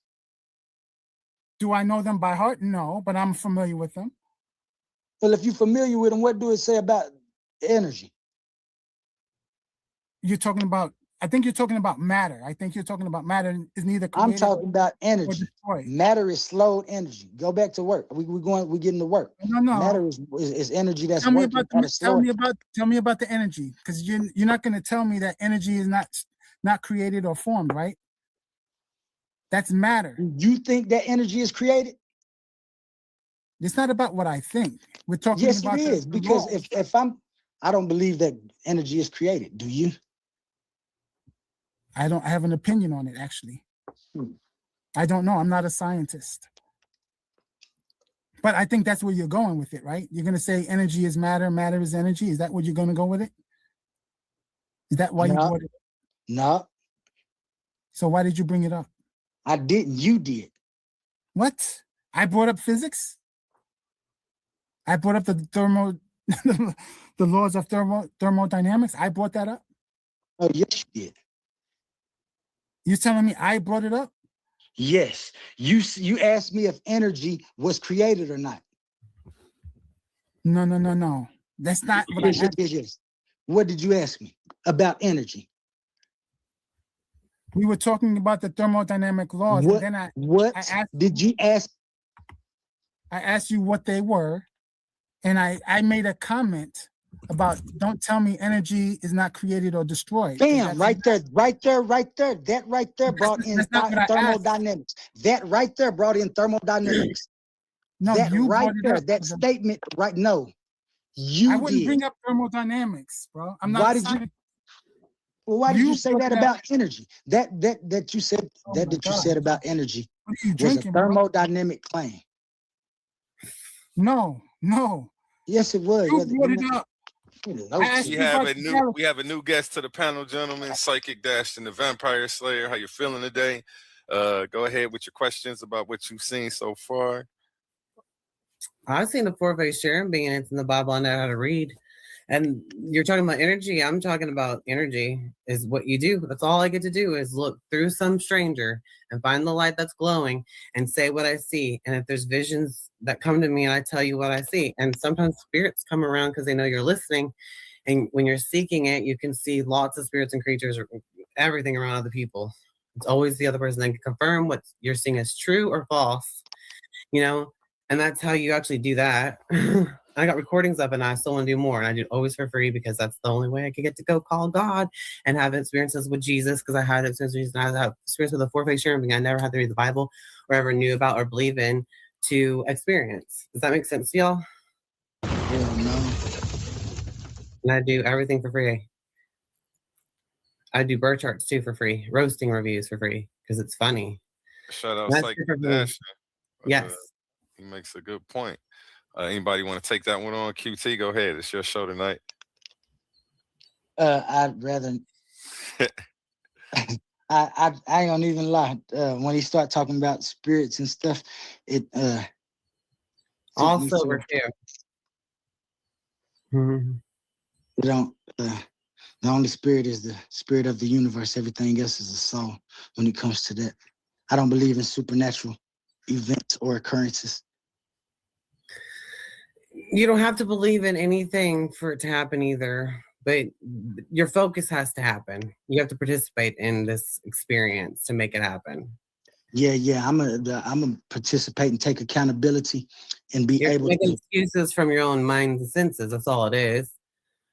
Haven't you ever felt somebody else's emotions around you, the temperature or whatever, the vibe or whatever? Have you ever had an experience like that, or you ignore it, or you don't, or not aware that it's happening? Like you can sense other people, wholeheartedly having a communication. You can get into spiritual and see through yourself and find yourself, contact yourself, your own senses to contact others. That makes sense to you? You never seen anything like that? You never tried? If you're not trying, you're ignoring it. You're distracted, and you don't see the spiritual world for what it really is. You don't have to read about it either. You have to believe in it either. Isn't that crazy? It don't exist. You have witnesses that see the same things you do in the spiritual world too. So there's no excuses. You're not just listening by yourself when you do the practice of that. I disagree. I feel like everything that I feel like the reason I can't. The reason I can't. Can I talk for a second? Can I talk for a second, physically? Can I talk for a second? Can I say something to you? Can I say something to you? The reason this is incoherent is right here. I know that anything that I've ever done, I've done it. I've made the choice to do it. All the good things that happened in my life was due to me or somebody else doing something. Not no spirits doing nothing. All the bad things or what we call evil or whatever we call, I make the choice. I make the choice to do those. So anybody that is in existence who claims that something else outside of them made them do anything is just incoherent to me. I can't agree with that, because we have to be responsible for our thoughts and the things that we do, and stop blaming those things on supernatural occurrences. I agree with that 1,000%. I agree with that 1,000%. But they still exist, is all I'm saying. Because whatever you just said, I agree 1,000%. I agree 1,000%. And we can disagree with each other. Thank you. No. I agree with what you just said 1,000%. But the thing is, they still exist. Demons and stuff, they're not going to make you do fucking nothing. They just exist. And so does angels, so does spirits. But it's just communicated with them. That's all I'm telling you is what I'm about. That's right. And spirits have tried to offer you things too. And you can refuse the bitch, period. But you can still communicate with the motherfuckers. You know what I mean? You can still communicate with the real things. And it's awesome. And that's all I'm saying. It's paying attention and focusing on social opportunity. You can't just demand it to happen. It's a social opportunity. You have to find people who have the light. Like pregnant people, they're haunted by a spirit and ghosts because they're pregnant with a soul that came from God. No matter who it is, you still have like some kind of glow around you. You can sense if it's boy or girl, whatever. And that's a psychic thing too. But if you're paying attention more to it, it shows you more visions and your vibrations that we all have. And the elements that you have in your astrology chart can give you a more experience that you can't ignore. And now you know that this is a reaction to somebody's presence and stuff. And we're all just like this puzzle piece that helps each other with different elements that we can enjoy from each other, whether we like each other or not. The elements that we have can work with each other's frequencies and do cool stuff. Well, Quantum, let me ask you a question. If spirits and creators have time and nature, wouldn't they be forced to exist? So you said you didn't believe in them, but wouldn't I don't know about those are incoherent thoughts, so I can't think about them. I can't even form ideas about those incoherent. They have time and nature, though. What I'm asking you is, if they those things, they I can't even imagine those. How do you know that? How do you know they don't have time and nature? Because they only exist in your imagination. I'm just a ball of light that came into a body that started its time. How do you know that? That if I tell you there's a planet somewhere, could be you wouldn't tell me that. Well, have you seen spirits? I couldn't. My bad, Royce. I couldn't hear you. Have you seen spirits too? Is it no? Would you say that again, Chess? I couldn't hear you. So if I ask you about a physical thing like a planet, if I tell you there's a planet orbiting some star, you wouldn't tell me it's just existing in my mind, right? So I'm asking you, how would you know if something has time and nature? How do you know that? Well, I would go look and I'd say, you said it's a planet where? And then we look for that, planet. If we can't see that planet, what am I supposed to assume?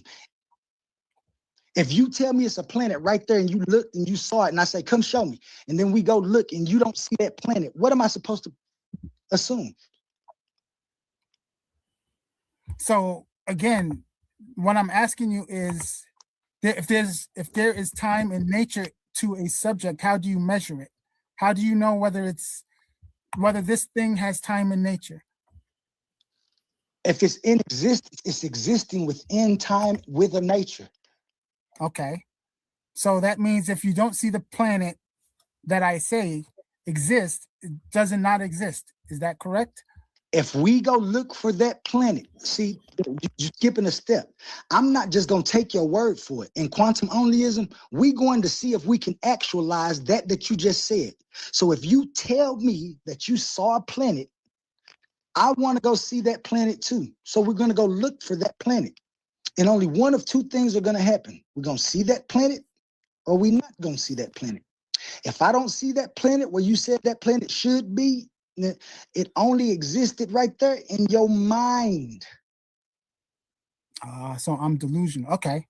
There you go, incoherent at least. And we got to stop that. We have to stop having those incoherent thoughts about things that we know. That it's like insulting your own intelligence. Yeah, but you're not answering the question about time and nature. How do I know if an element has time and nature? If it exists, so you know it exists. But I don't know. That's my question. I don't know if you. Yeah, then you don't know it exists. Then what? What are you trying to ask? That's what my question is. There's something out there that we don't know. Yeah. How do we know if it has time or nature to it? How do we know? Like what unicorns, even how do I know unicorns don't have time and nature? I never seen a unicorn. I don't know about that. I've seen other spirits and creatures. You know unicorns don't exist in a place. And in fact, that's not knowledge. That's not knowledge. It's not a form of knowledge. Crazier than a unicorn. You have to give me some kind of method or chronological order of something, like you say, to know whether or not something has time and nature. Say that one more time. Say that one more time. You should have something structured in order to qualify if something has time and nature, right? Right. So if I ask you about a unicorn, you should be able to tell me what properties does it have or does not have to have time and nature with it. It doesn't have to be a unicorn. I will first have to identify a unicorn in the physical. That unicorn that you talking about, that you proposed me, I would have to go see it. Because if I see it, then identify it within time and that it has a nature. If I can't do that, those are ideas. And then ideas we can try to actualize. Concepts we can try to actualize. If you can't actualize those, even though they're a possibility and a thought that you can think, doesn't mean that it can become actualized. So therefore is an impossibility. Have you ever heard of impossibilities? Yes. Okay. So let me ask you this, right? So what is your concept of truth? For example, let me give you the example that if I murder somebody, but I'm a good criminal and I hide the body, I wipe down the evidence, there's no evidence, does that person exist? Far as, let me ask you, instead of existence, am I guilty of murder if you can't find the body or any evidence of that body that I murdered that person? I'll say if at least one person know you murdered that person, yeah, you're guilty of it. Does at least one person know you murdered that person? No. You know you murdered that person. Stop lying. Stop being, there you go. One person. So if you murder somebody, you don't know that you murdered. It's possible, right? No. If you murder somebody, you don't.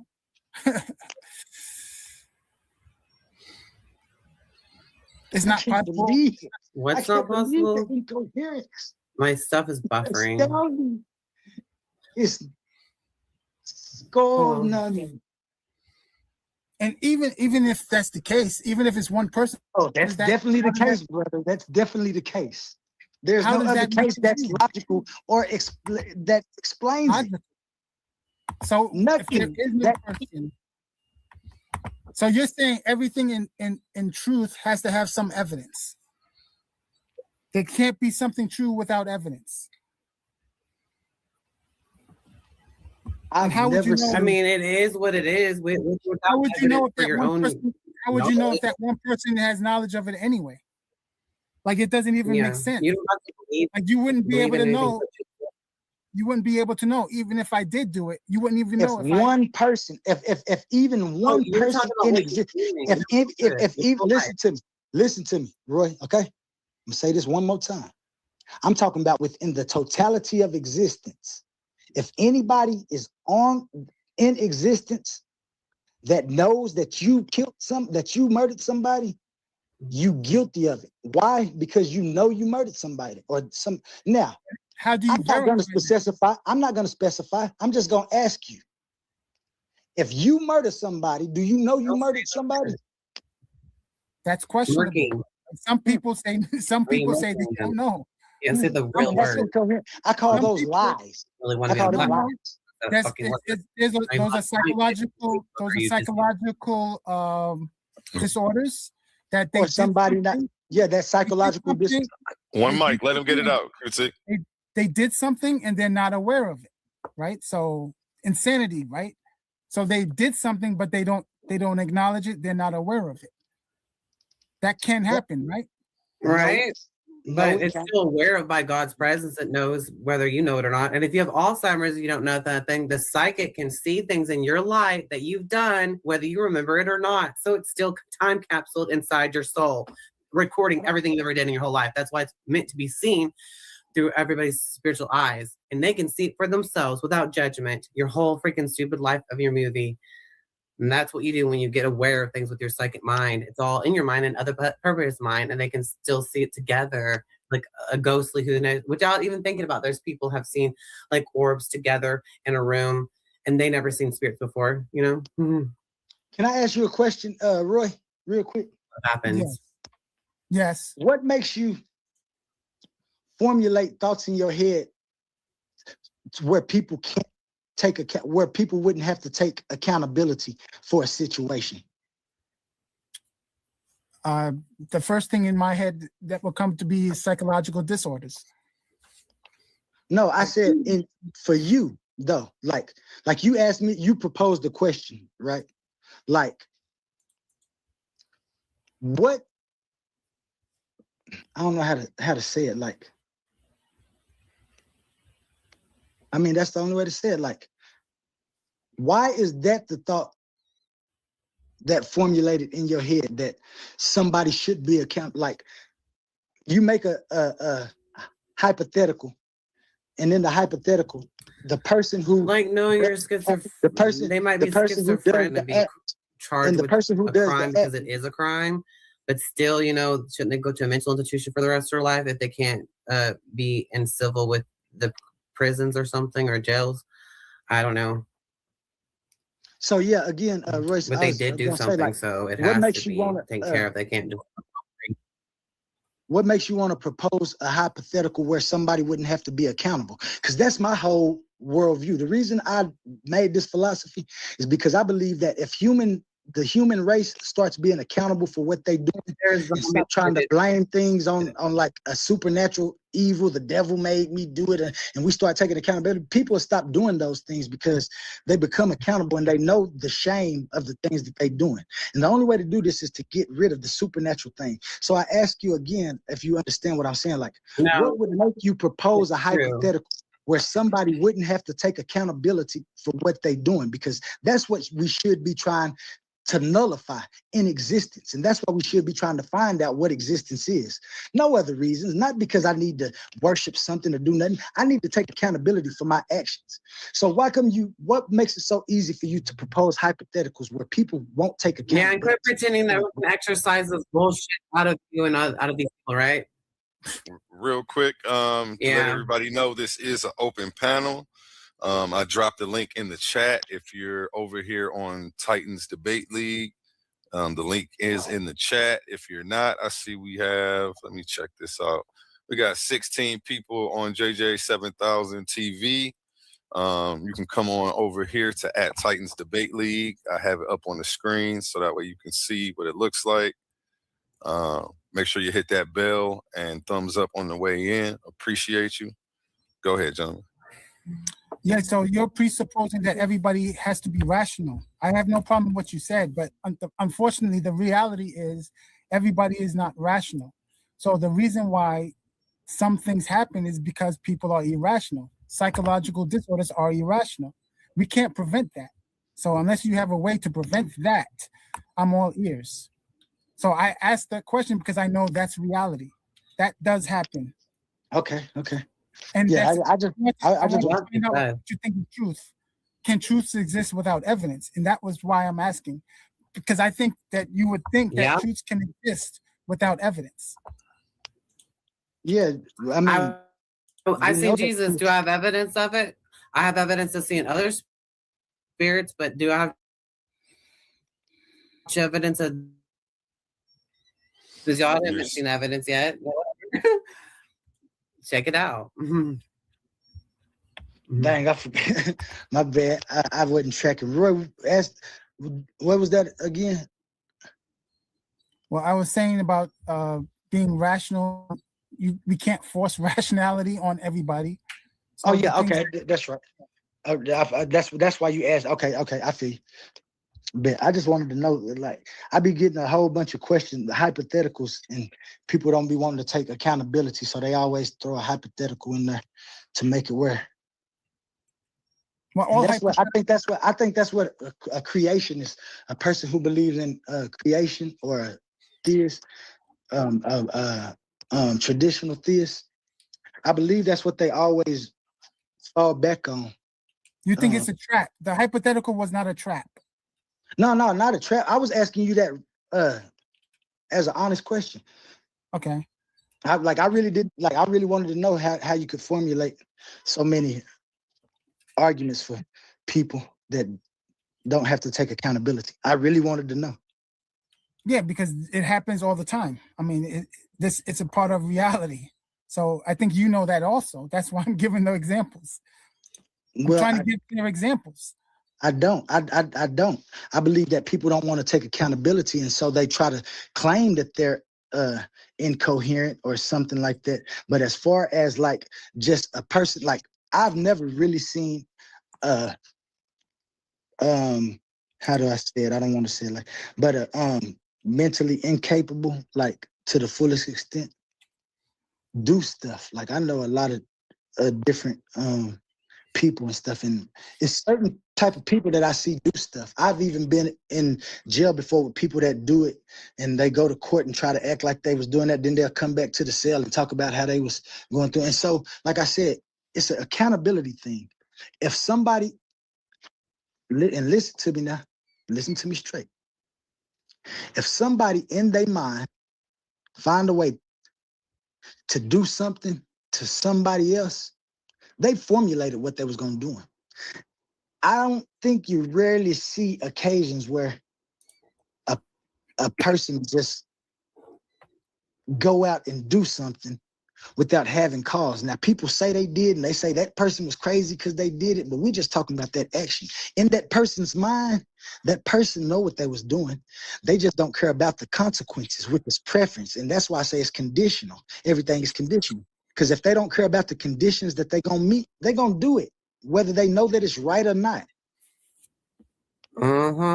That's terrible. I've seen it.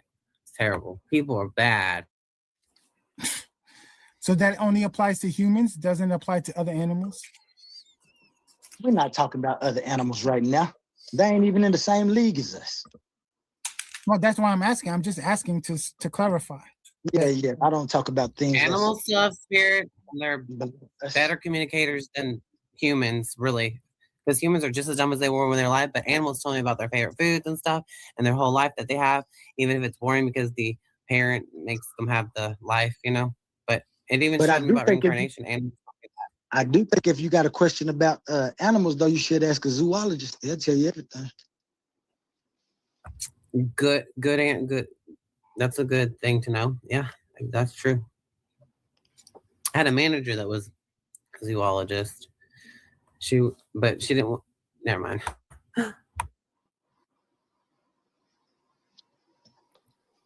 What is your notion of truth? I'm getting tired here. What's your name? Quantum. My bad. You said what there? what is your notion of truth? As in, when is a statement true, or are there such a thing as universal truths? Well, in quantum onlyism, my friend, truth is functional coherence. A claim is true.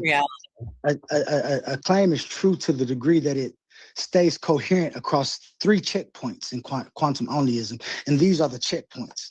Checkpoint 1 is meaning and coherence, the clarity and non-contradiction. The terms have stable identity conditions, and the statement doesn't collapse into self-contradiction, or nonsense. And then I have the reality gate. It's called reality coherence, and this is the constraint fit. If the claim fits the way the world actually behaves, evidence, observation, repeatability, and causal structure, then reality pushes back. And the third one is consequence coherence, predictive and practical stability. If you act as if the claim is true, it keeps working over time. It predicts, it explains, and we can run the same thing over and over. It doesn't implode under pressure. So really in onlyism, truth is whatever remains coherent when tested against meaning, reality, and consequences within time. There's also analytic truth and empirical truth too. Truth by definition and logic. And that's usually what I go by, because the logical explanation of existence that I have is the most parsimonious and the most ontological view that you can have that doesn't contradict itself. And the empirical truth, which is truth fit with the world, you know what I'm saying? Like water boils at 100 degrees Celsius, and anytime you try it, it's not false, then we know that it's a coherent claim. Okay, so it doesn't have to be a constant value. It can change over time. Oh, it definitely has updates. Life is updates. All updates must be updated. When your phone need an update, do you update your phone? I'm going to say you do. So do all things update? Like certain things don't update. Yeah, all things don't update, but there is update within existence. Right, so what do you call those things that are constantly true? What do I call those things that what? Yeah, so there should be a distinction between things that are constantly true and things that are true momentarily over time. Right, so it's true in one year, but it's false in another. That's not consistent. That's not constant. But there are constant truths. How do you describe that? How do I describe constant truths against what kind of truths? The truths that are not constant. Something the truths that are not constant. That so what change, is the terminology? Can you give me a example of a truth that changes, and then maybe that'll. For example, Donald Trump is the president of the United States. Sure. Now, if I say that 2008, that's different, right? It's not Donald Trump. So it's false if I'm saying in 2008, Donald Trump is the president of the United States. But if I say in 2026, that same exact statement is true. So let me get this. You talking about the difference between constant truths and contingent variable truths? It doesn't have to be verbal. Well, the constant truths would be invariant, wouldn't they? Constant truths go. So if the constant truths are invariant, these don't change because they're grounded in meaning and logic and unavoidable preconditions for intelligibility, correct? I don't know what you mean by that. Can you break it down? Like if I tell you something is true always, it just happens to be true. It's that's what I mean. It's grounded in meaning, logic, and the unavoidable preconditions of so it won't change. The change wouldn't have a coherent way to state, right? It's constant. This is what it is. Yes. What do you call it? What do I call those truths? Yes. Well, you just call them constant truths. We'll call them constant truths. Yeah, I use that description so that I can relay the idea. but that's the name of it. And what do you call the truths that change over time?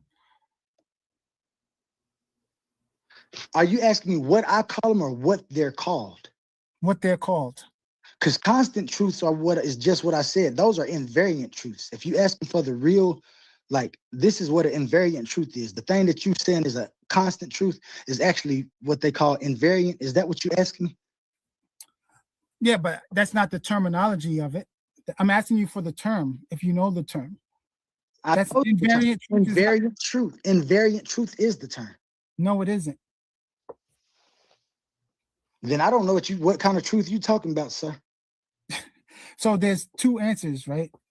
Depending on the context. So if you ask a math person, they will tell you a tautology, something that is always true.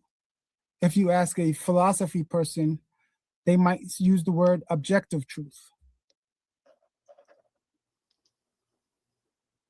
You never heard those terms before? Yeah, I heard those things, but first thing is I ain't a mathematician, so maybe you should talk to mathematicians about that. But what we're talking about is the truth. What you said was a constant truth. Yes. Those are called invariant truths. Those are not. They don't change. They don't just call. Who's calling that? You just you? You asked me what I called it in philosophy. You call it that. Nobody else. No, you called it that. You said constant truths.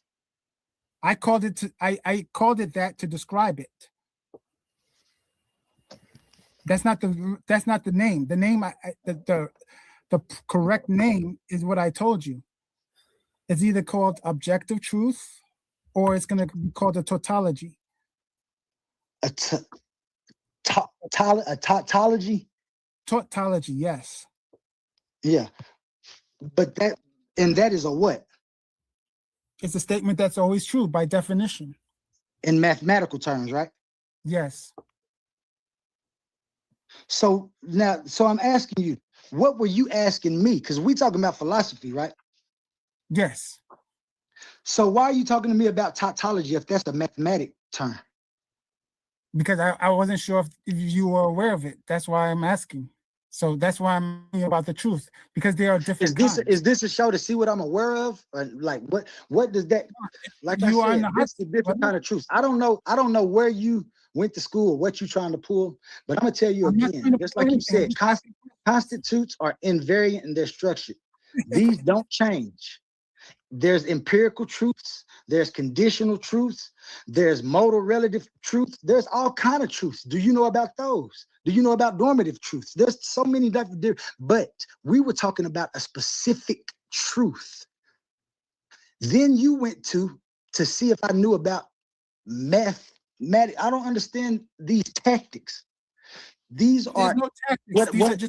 what I call disingenuous tactics to try to sway the conversation from what we're talking about. Why are you calling them tactics? Because what you're trying to do We're not arguing to see if I know about mathematics while we're talking about philosophy. They call this disingenuous. They call this not disingenuous. You're not understanding language.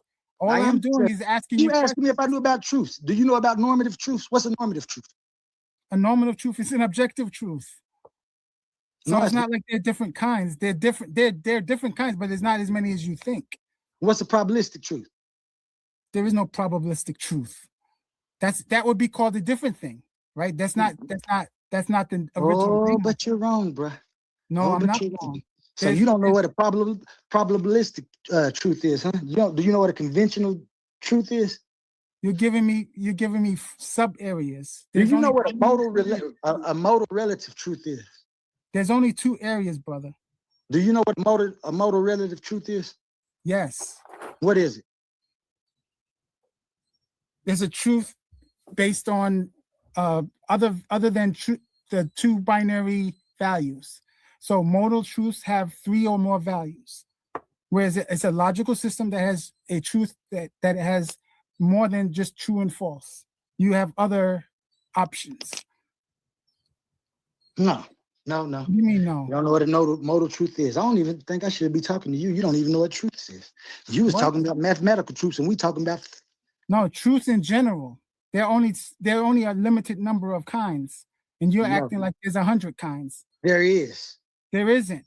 Yes, there is. No, there isn't.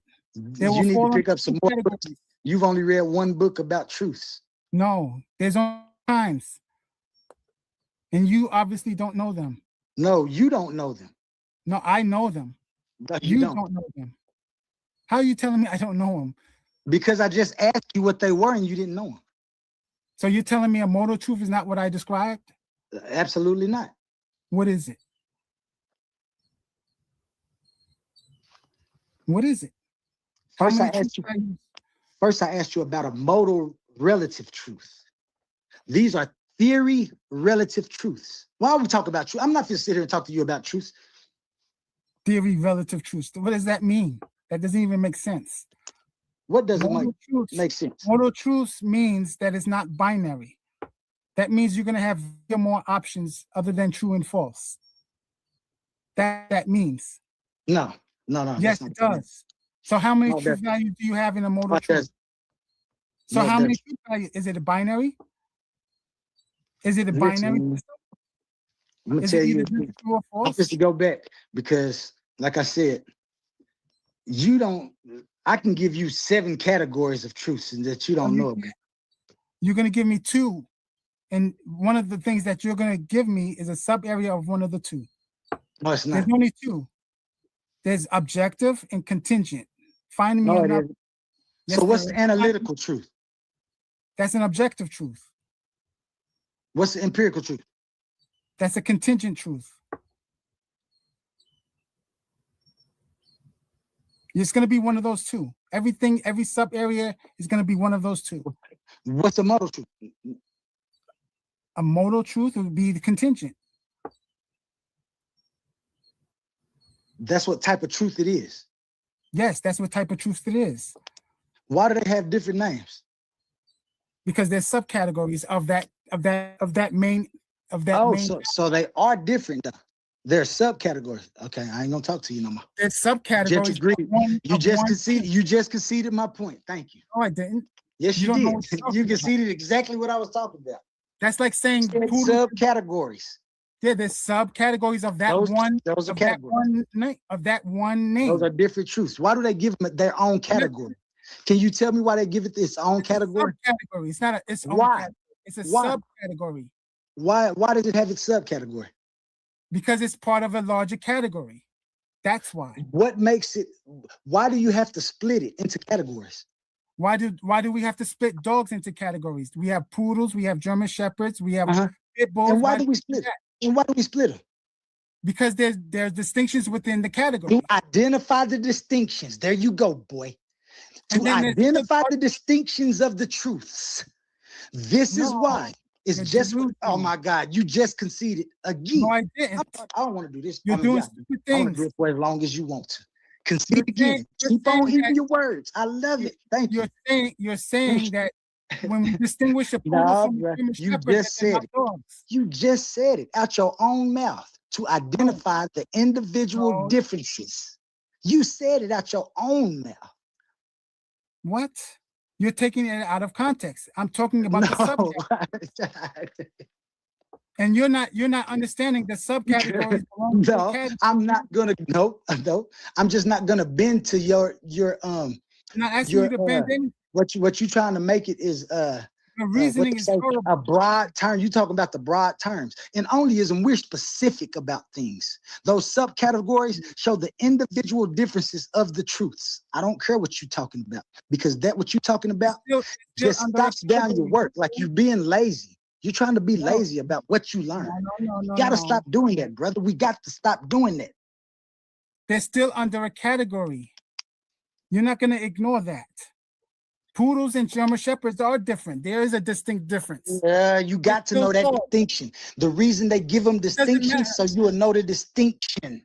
You have to know that distinction because it matters. It matters. They're still dogs. The distinctions matter. Yeah, the distinctions matter.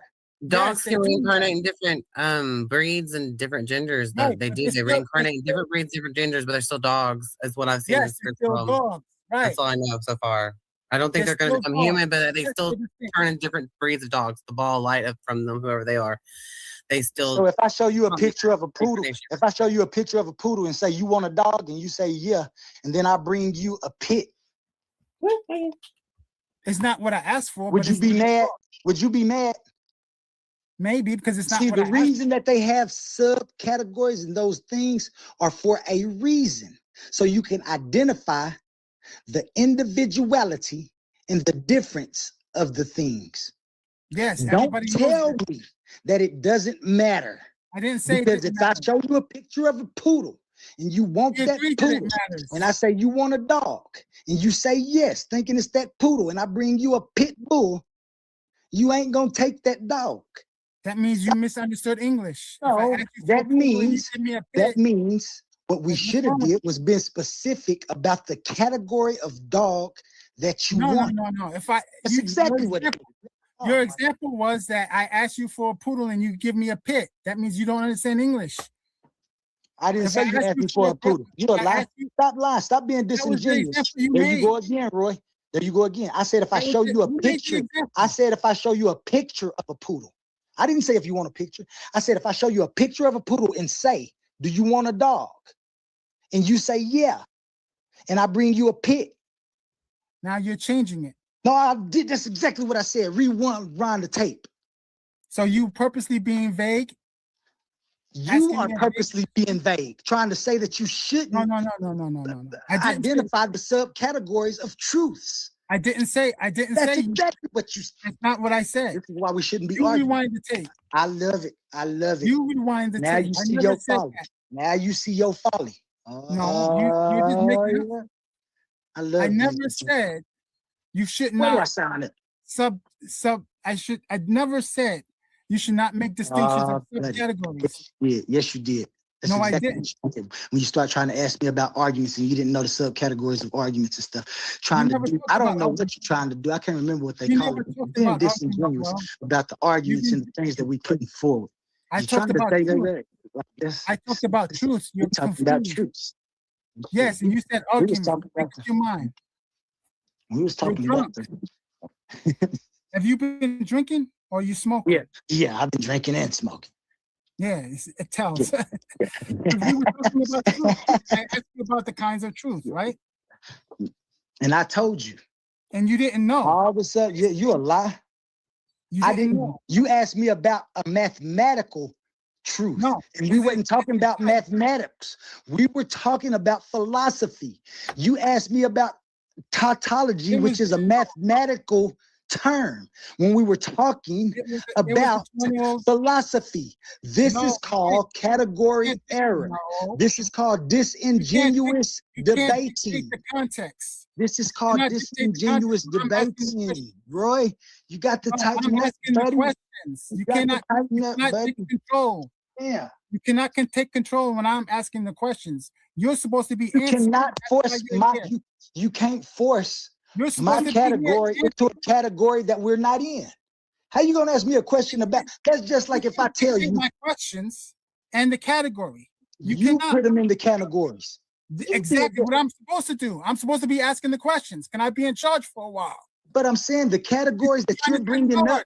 How are you gonna bring up a mathematical category in a philosophical discussion, sir? Because I didn't give you without letting us know. I did not that give you want a mathematical question. Did I ask you that? This is absurd. This is absolutely absurd. What did I ask you? I asked you a general question, and you didn't know either one. That's a lie. No, and then I proceeded to ask you about. I asked you about 7 different. I gave you 7 different truths. I gave you 7 different truths, and you didn't know what they were. Because you worry about the 2 truths that you know, because you done took 1 year of philosophy and 1 year of calculus. So you know about tautology, and then you tried to bring the tautology into a philosophical discussion. Bro, where are you from? Why do you keep trying to take control? I'm supposed to be asking the questions. You're not taking control. You can't ask me a question about a category that we're not talking about. There you go, That's taking absurd. control again. That's There absurd. you go, taking control again. I'm not taking control. You're trying to take the. Telling You're me what I taking the. can't do. You're supposed to be answering questions, brother. I can't answer no question about something that I don't know you asking a question about. How did I know you was asking a question about mathematics? Did I say it was mathematics only? Yes. I gave you a general question. That's What the only hell? one I didn't tell you what it was. And you talking about what about tautological truth? Motherfucker, that's math. We wasn't talking Because about you didn't math. know it. You didn't know it either context. You didn't know it. Are you That's are why you I had to absurd? mention it. I have a whole philosophy. Why don't you think I would know what a You don't have tautology a is? philosophy. You have Why some don't you think I know what an ontology is? Why don't you think we can debate it? You read the dictionary. That's We how can you know. debate it. I don't read the dictionary. I do You more never than read the took an dictionary. I academic course in observe your life, and I've been able to formulate You observed the life. most parsimonious, most ontological explanation of You're a true existence. philosopher, And huh? what you're mad about is that you want a creator so you can go bow down and pray to God. But bro, you're not gonna make me Where did do that it. come I'm from? sorry. Where did I say anything like that? Where you getting that from? You're a Christian, ain't you, Roy? Did I tell you that? You're a Christian, ain't you, Roy? What are you Did I against tell you God that? anyways? You never met Jesus. You don't know what you're not accepting and Did accepting I or believing tell you or not anything believing about in my the first place. I've seen him, but I know that he's very acceptable. I don't know what the Did I hell tell you anything about my religious beliefs? and I'm not religious, that's bullshit. There you go. You don't need religion There to see you go. Jesus. There you Period. go, dictating again, telling me what I am. Are you a Christian? Does it matter? Yeah, it matters. That's why I asked you. No, why What's does it a matter? Christian? Doesn't Because I make a just want to know if I'm right or not. What, Just what is, know if you're gonna be dishonest and lie or why not. can't he be a Christian and tell the truth? Because you Or know what I not be a told you Christian? about me sitting here and observing life and formulating this philosophy. I sit here and I talk to Not a you, and not philosophy. once did you say anything about a creator or creation, and I know you're a Christian. You should know that. You should know that my deductive traits and the You don't things have like you have to go. You have need, to be a you know Christian what to you be need? creator You duties. need you like malnourished when it comes to debating. You don't even know that you have so many contradictions and so many category error arguments. And then you try to talk like they something. You don't know. I ain't gonna say you don't know anything. I ain't gonna do that. But I'm just telling you, you're malnourished when it comes to thinking. You got to think critically. And how did you get this critical thinking without taking any classes? You don't have to take classes. That's you just breathe air and then it just came to you. yes. Wanting people to take accountability for the things that they do in life. Or do you become an electrician the same way, or an accountant, or a doctor, or a lawyer? And a dentist, you I got to take became accountability. I became an electrician because the girl I married, daddy, was the manager at the electrician spot. And so I worked there. That's how I became an electrician. I knew somebody. Have a license? Dentists get away with ruining people's teeth all the time. You have a license? What did I just tell you? Well, I'm asking you, do you have a license? Didn't I tell you that life is conditional? The conditions that was met was that I knew somebody that was in there. I'm asking you, do you have a license? I didn't need a license. I didn't need a license. So you're not an electrician. What the hell are you talking about? I didn't need a license. If I do electrician's work, I'm an electrician. That's true. So if I do doctor's work, I'm a doctor. Yeah. If you go do doctor's work and you succeed in what you're doing, motherfucker, you a doctor. That's so right. If I do the BBLs and I inject somebody with some cement to make their rear end bigger and they die from it, I'm a doctor. I said if you succeed. Didn't I say if you succeed in what you I'm did? a doctor. Okay, I'm a doctor then. Did you succeed? You killed somebody. No, somebody. You succeeded. No, I succeeded in making their book. I succeeded in didn't. BBL. No, you didn't. You didn't succeed in the mission. You didn't succeed in your doctoral mission. You didn't succeed in your doctoral mission. You didn't. You didn't make them live, and they didn't live. Living is not part of the requirements. Not making a doctor. their butt bigger. That's not a doctor. It's No, a that's not a requirement. doctor. No, you shouldn't call yourself a doctor if you kill somebody. It's a plastic surgeon. Yeah. Okay, so if they don't die, then I'm a doctor. They have cement walking around in their rear If they end, come back to you, and say they happy, then I'm a doctor. shit, inject them. But then I'm a doctor. Yeah. Right? Yeah, Real doctors. quick, let's go to a word from our sponsors. These are not just speakers. These are thinkers, forged in fire. Warriors of words stepping into destiny. Welcome to the Coliseum of Arguments, where logic clashes with conviction and ideas spill like blood in the sand. 16 titans, 16 minds, one path to immortality. They come seeking truth, they fight for redemption, they burn for revenge. Featuring the intellectual elite of the Titans Debate League. Every round a new war, every word a new weapon, every titan ready to fall or rise in glory. This is not debate, this is combat. Step into the Coliseum of Arguments. Only the brave speak here. Are you not entertained?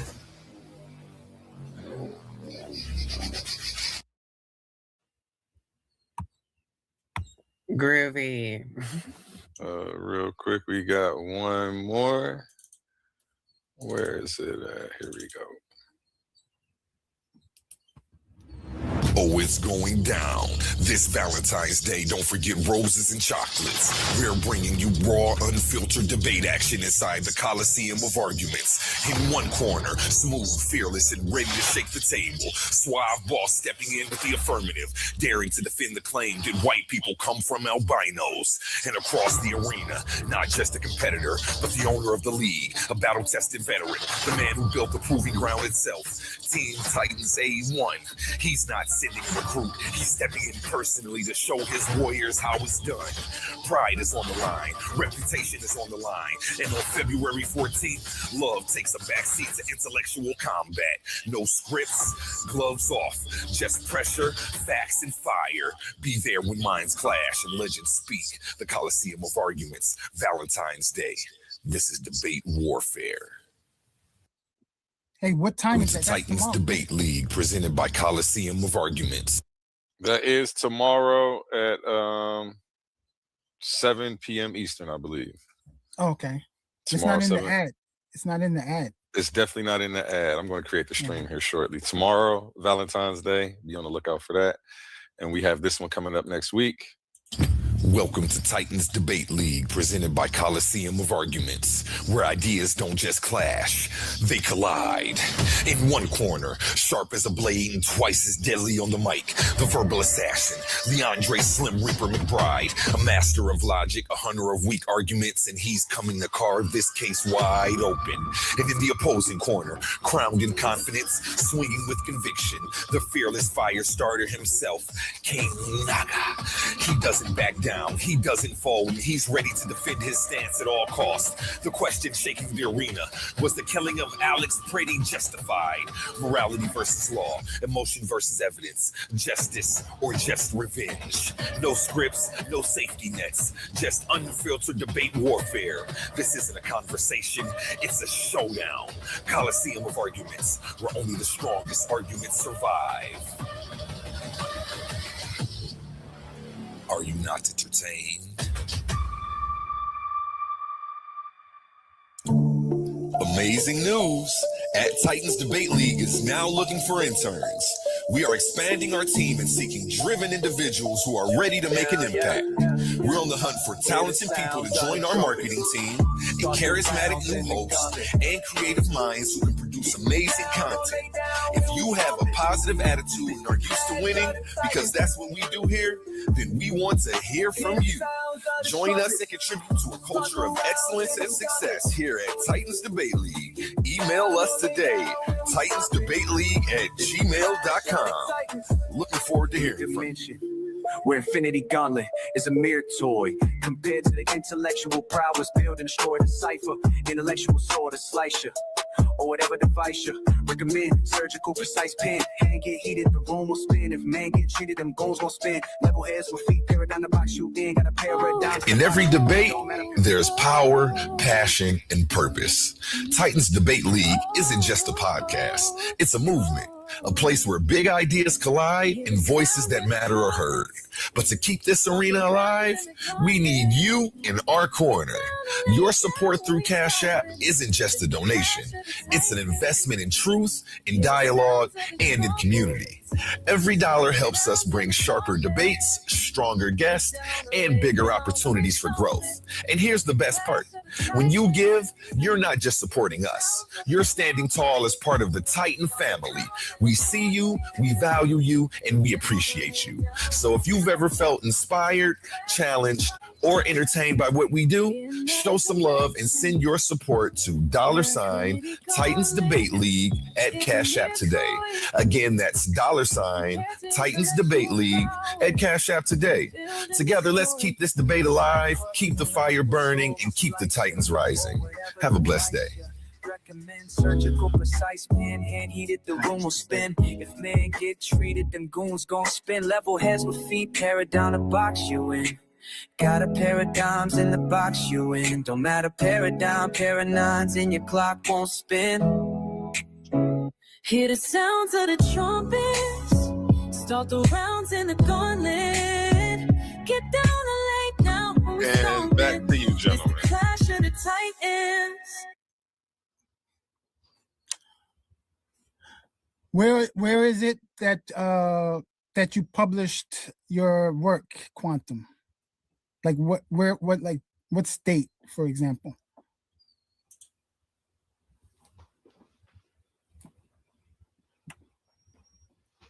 Quantum, can you hear him? What? He was talking to me. Yeah. Where's your publication gonna be? What state? Shit, it better be in all 50 states. What you mean when you say? When you applied for, when you turned it in, right? What state were you in? The library. When I turned my works into the Library of Congress, I was in Oklahoma. Okay, that's where you're from. Yeah. Okay. And how many works did you send? I sent my first work. I already got a work published. I sent that one, but then for my philosophical and all of my white papers and things, I sent 16 files, 10 one and then 6 in the other. They're the same document, or those are 16 different documents? Because when you send stuff to the Library of Congress, you gotta send well, the things that I was sending, I had to send them in a package, in 2 different packages, $60 a package. But it should. I've been checking my email every day. I didn't know it'd take this long, but I guess it would. Hold on, but does that count for 16 different articles, or is that all one thing? Like all 2 packages, one thing, or whatever? How many things did you publish? How many titles, different titles do you have? Is it just 1 or 2, or is there 16? Nobody talking. Can you hear me? I can hear you. Do I need to leave again and come back? Yeah, I you might can need to hear leave you. and come back. I don't think you can hear Roy.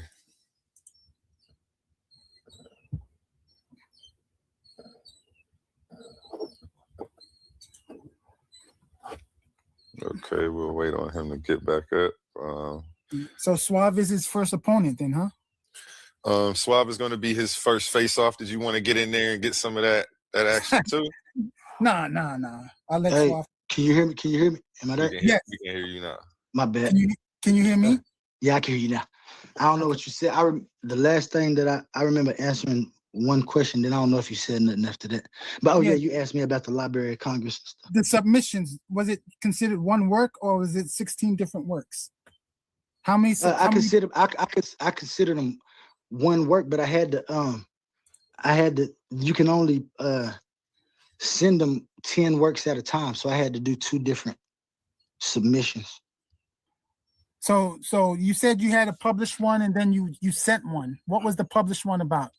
I got a published one. Now, what was before I got to my philosophical side, and because this philosophy, like I said, this ain't something that I just came up with overnight. I done lost friends over this.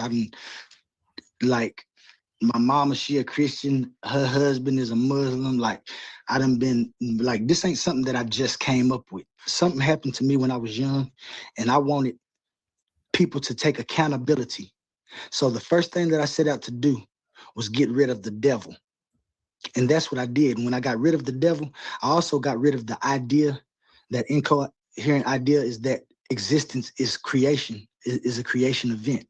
I found that we can functionally and conditionally have what they're looking for when they say God. Because to me, when people say God, we should be looking for whatever is the reason for existence and what sustains existence. And from everything that I can see, I see that time always has been, and that's the reason there is existence, because there is time in nature, and that it always will be, because existence is a self-sustaining mechanism. The universe, if we look out and everything we see, we can tell that the universe sustains itself. And that's why I call it Fatimona. See, existence, time, and nature. That's why I'd be telling them, like, the incoherence of the creation God, you always go to get the infinite regress. With the quantum truth, we kill infinite regress. Not only do we kill infinite regress, there's some things in philosophy called the hard questions of philosophy that people haven't answered. I got the answer sitting right here in my book, and I'm waiting for them to send me my papers back so I can give it to you. We sitting here and debating, and I know it's like thing, but it's just because I didn't get to put my whole view out there, and that's fine too, because you ask questions, I hope I answer them to the best of your ability, whether you agree with them or not. That's what I try to do, at least, and I hope that's what we be trying to do. That's why I say about the disingenuous stuff, even though I'm just trying to win a debate, because this is what I want to do. I have a personal foot in this because I actually put this together to rid the world of the incoherency of supernatural beliefs, because I believe that's the reason that we still right here on earth and haven't went to the stars and found other places to live. And if we get together as a human race in coherence and put aside those differences and stop saying that, oh, the creator believes in me and so I'm going to heaven and you going to hell and all that stuff, once we get rid of all that, we'll be able to answer the hard problems in existence. We'll be able to look to the stars to find other places. We'll be able to send people there and start populations. It'll start from Earth. Like, when we can populate the whole universe in places that allow us to populate, but we have to find them first. And before we even find them, we have to get off the Earth. And the only way to do that is to work together, just like time and nature. So the thing that you submitted, is it a book form or is it like a magazine? What is it? Is it an article? What is it? Oh, no. I submitted my book called Divine Mechanics, like I told you. And then I got a book that I already got published. That book that's already published, that's out there right now, it ain't, I put it together because I didn't want nobody to, once I start telling people that and some people start understanding what I was saying, I went into a debate, and this dude actually told me that he would try to steal my worldview if I didn't go get my shit registered and shit. Now, at first I was thinking, like, why do I ain't never seen a philosophy get registered. But then I went and I started looking at all the different types of philosophies, the atheistic, and then all those subcategories of atheism and theism, and then all of those. And I've said, if somebody is going to be pushing this worldview, because like I said, this is the most parts, when you do the math and we break it down and we do all of the analysis that you can do to a philosophy, you'll find that the quantum truth of the only divinity, or I call it Onlyism in philosophy, is the most parsimonious and the most ontologically sound explanation for existence. And so I'm going to argue it until the day that I go and come back and argue it then. So to you, any idea is philosophy? No. Can you? No. Okay. What separates an idea from a philosophy? When you formulate a philosophy, you're going to formulate something to answer questions. The questions of existence. Some people go there and a lot of them start trying to find it. And a lot of philosophies, really most of all of them that you know today, all of the isms that you see today, they always stop at a point. Atheists, I like them because they ask the best questions. but then they stop. Like, if they prove that that idea of God doesn't exist, that's good enough for them. And then they'll start saying, I don't know, all this.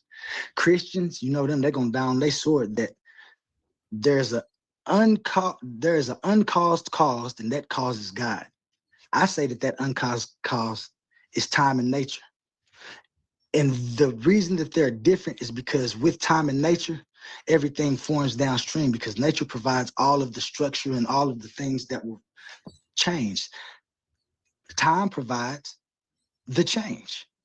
All of those mechanisms. These two things have to be in existence. And so with me knowing this and I can see this, I don't need to put an extra layer of a being that I can't see. To me, that's incoherent, and it's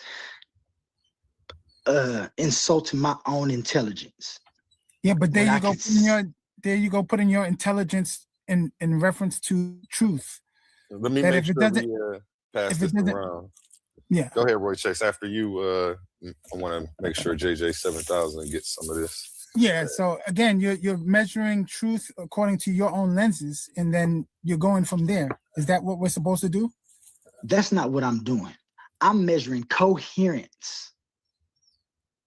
This is coherence I'm measuring. You're measuring your coherence. Else. Coherence. How do you get coherence? You're using your senses, right? From experience and the things that are provided. And those truths, can you deny any of those things that I proposed? You can't. All you're trying to do now is trying to make me look like I'm trying to be something special. I'm not special. I believe that everybody knows this, and for some reason, they don't want to do it. I believe that you know that time and nature is the greatest, but for some reason, you don't want to do it because it's too simple, and you want something to pray to instead of taking accountability. So I understand why people want creation. I just won't ever do that because I want to take accountability for the things that I do in life, whether good or bad. And that way, that'll make me not even do the bad things because I don't want to. Not because somebody made me, not because I'm scared I'm going to hell. That's incoherent. I should do these things because that's what I know I'm supposed to do. I ought to do. Because time and nature has a vector to be, and I have a vector to be. And the best way to be is as comfortable as I can without impeding on the comfortability of anybody else. I don't need no guy to tell me that. Yeah, but you're still using science to do it, to justify it. Right? You're using your What's wrong with that? What's wrong with that? That's what people do. I did more than science because I go beyond science. I actually give identity to the things that we see. You just renamed it. You didn't give identity. I didn't rename it. Because people could say God is the same thing as your time and nature. That's exactly what it is. That's exactly what it is. And the thing that they need to do, the thing that they need to do, if they argue me, they'll understand why they need to identify time and nature as your God and your goddess. Because without time, you won't have an existence. Without nature, you won't have an existence. So those are the minimal necessities. Listen, those are the minimal necessities for an existence. Existence don't need you. Existence don't need nothing else but time and nature. And I don't know why you wanted to have something else, but that's cool. I'm standing on formation and the morphogenesis of existence. You are not understanding formal arguments. That the argument that you're making, the Big Bang and the God theory arguments are all formally the same. That this thing causes that thing causes that thing. This thing. That's your opinion. That's your opinion. That's fine. If that's what makes you see it. But what you need to do, is what we was doing when we was talking about them subcategories. You got to find the independent differences in the stages of things that I've declared and the things that I claim. I don't claim any of those things that you talking about because, like I said, the Big Bang that you talking about comes way downstream from the preconditions of an existence to be in the first place. God does too. God comes downstream too, right? God comes downstream too, right? Everything comes downstream. So that makes no sense. It's formally the same argument. You just use God comes downstream. When did I say God? Time is God. What do you mean? Wait, now nature is goddess. No, I never changed it. This is what I stand on. You never use that. You Due never to use the that functions that time and nature provide. I don't know how long you've You been never here, but used this that is what my terminology. whole argument is. This is what It my makes whole sense. argument is. That's what you I said don't know how earlier. long you've been here. What? You didn't How say long that have you earlier. been You here? did- How long have I been here? A couple of Yeah. hours, I would think. So you mean to tell me that you don't know that my whole argument is that due to the functions that's provided by time and nature, without intention, time and nature is justifiably should be known as our God, goddess, and existence is the highest power because existence is what everything needs to do and that everything can't do without. Did You you mean to say tell this me you don't? before? This is You my, didn't say yes, nothing I had like said this when I first came in here and I started and I gave the little introduction to what I was presenting in my philosophy. Okay, hold on. So let me be clear because I wasn't here when you came in first. Let Right, me so- know that you don't know what the fuck you're talking about then. No, I don't think you said that though. I mean, A1, is that true?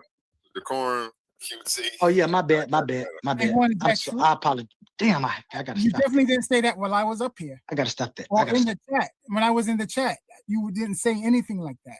This is the first time I'm hearing it. You changed it up again. That's a lie. It's not a lie. I have a philosophy called the quantum truth, called Onlyism. I've never changed anything up. Whether you heard it or not, that's not on me. Whether you can track or not, whether your dog was running around so you didn't hear it, that's not on me. I know what my argument and what my philosophy is, sir. You can't try to change it. I don't care what you heard and what you didn't hear. I know what my philosophy is. You didn't say anything about God before. And That's matter of a fact, lie. when other people Rewind it to the very first. This live been going on for 5 When hours. other You said people you've been brought here up God, too. This you live said has you been don't going believe on in for creation. 5 hours. This live been going on for 5 hours. You only been here for 2. Goddess is nature and whatever. When people This live has been going on for 5 hours. You only been here for 2. You don't know what the fuck I said. Oh yeah. And when people brought up God, you didn't say this. That's amazing.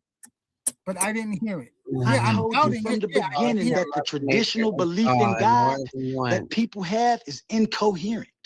Right. God should be identified as time, Father Time, and Mother Nature. Nature should be identified as our goddess. Existence should be the highest power. It is. This kills infinite regress. Why do I know this? It's because this is the only mechanism that is needed for an existence. We're not Earth, needed air, for fire, an water. existence. The only Earth, thing air, an fire, existence water. needs is time and nature. Everything else comes downstream.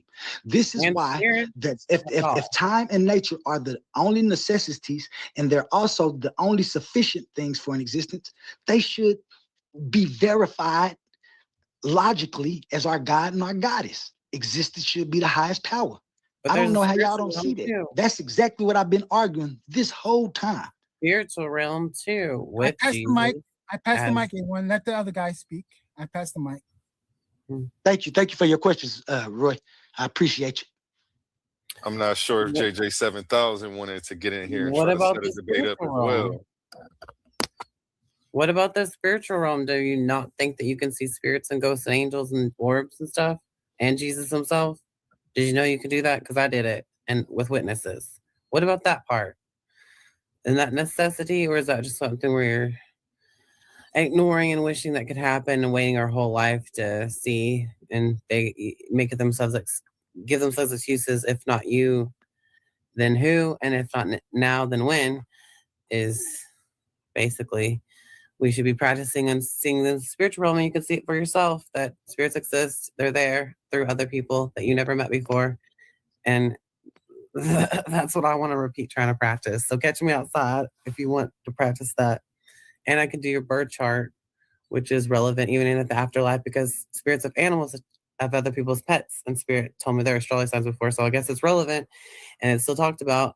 And if you're not aware of it or learning anything about the language now, you're just like missing out. Does that make sense? What about that? And what is your astrology sign? Quantum Onlyism?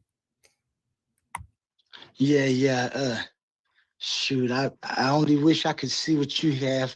Unfortunately, in my existence, You I've can seen- if you practice it.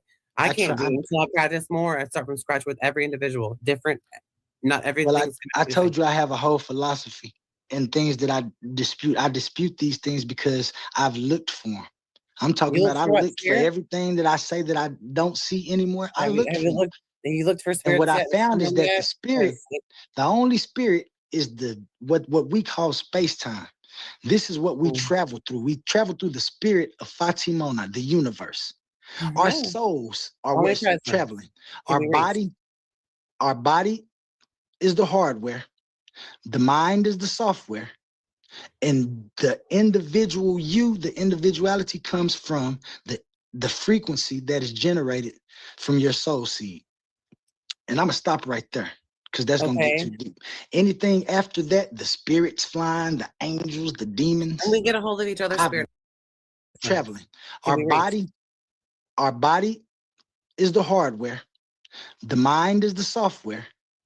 And the individual you, the individuality comes from the frequency that is generated from your soul seed. And I'm gonna stop right there because that's gonna get too deep.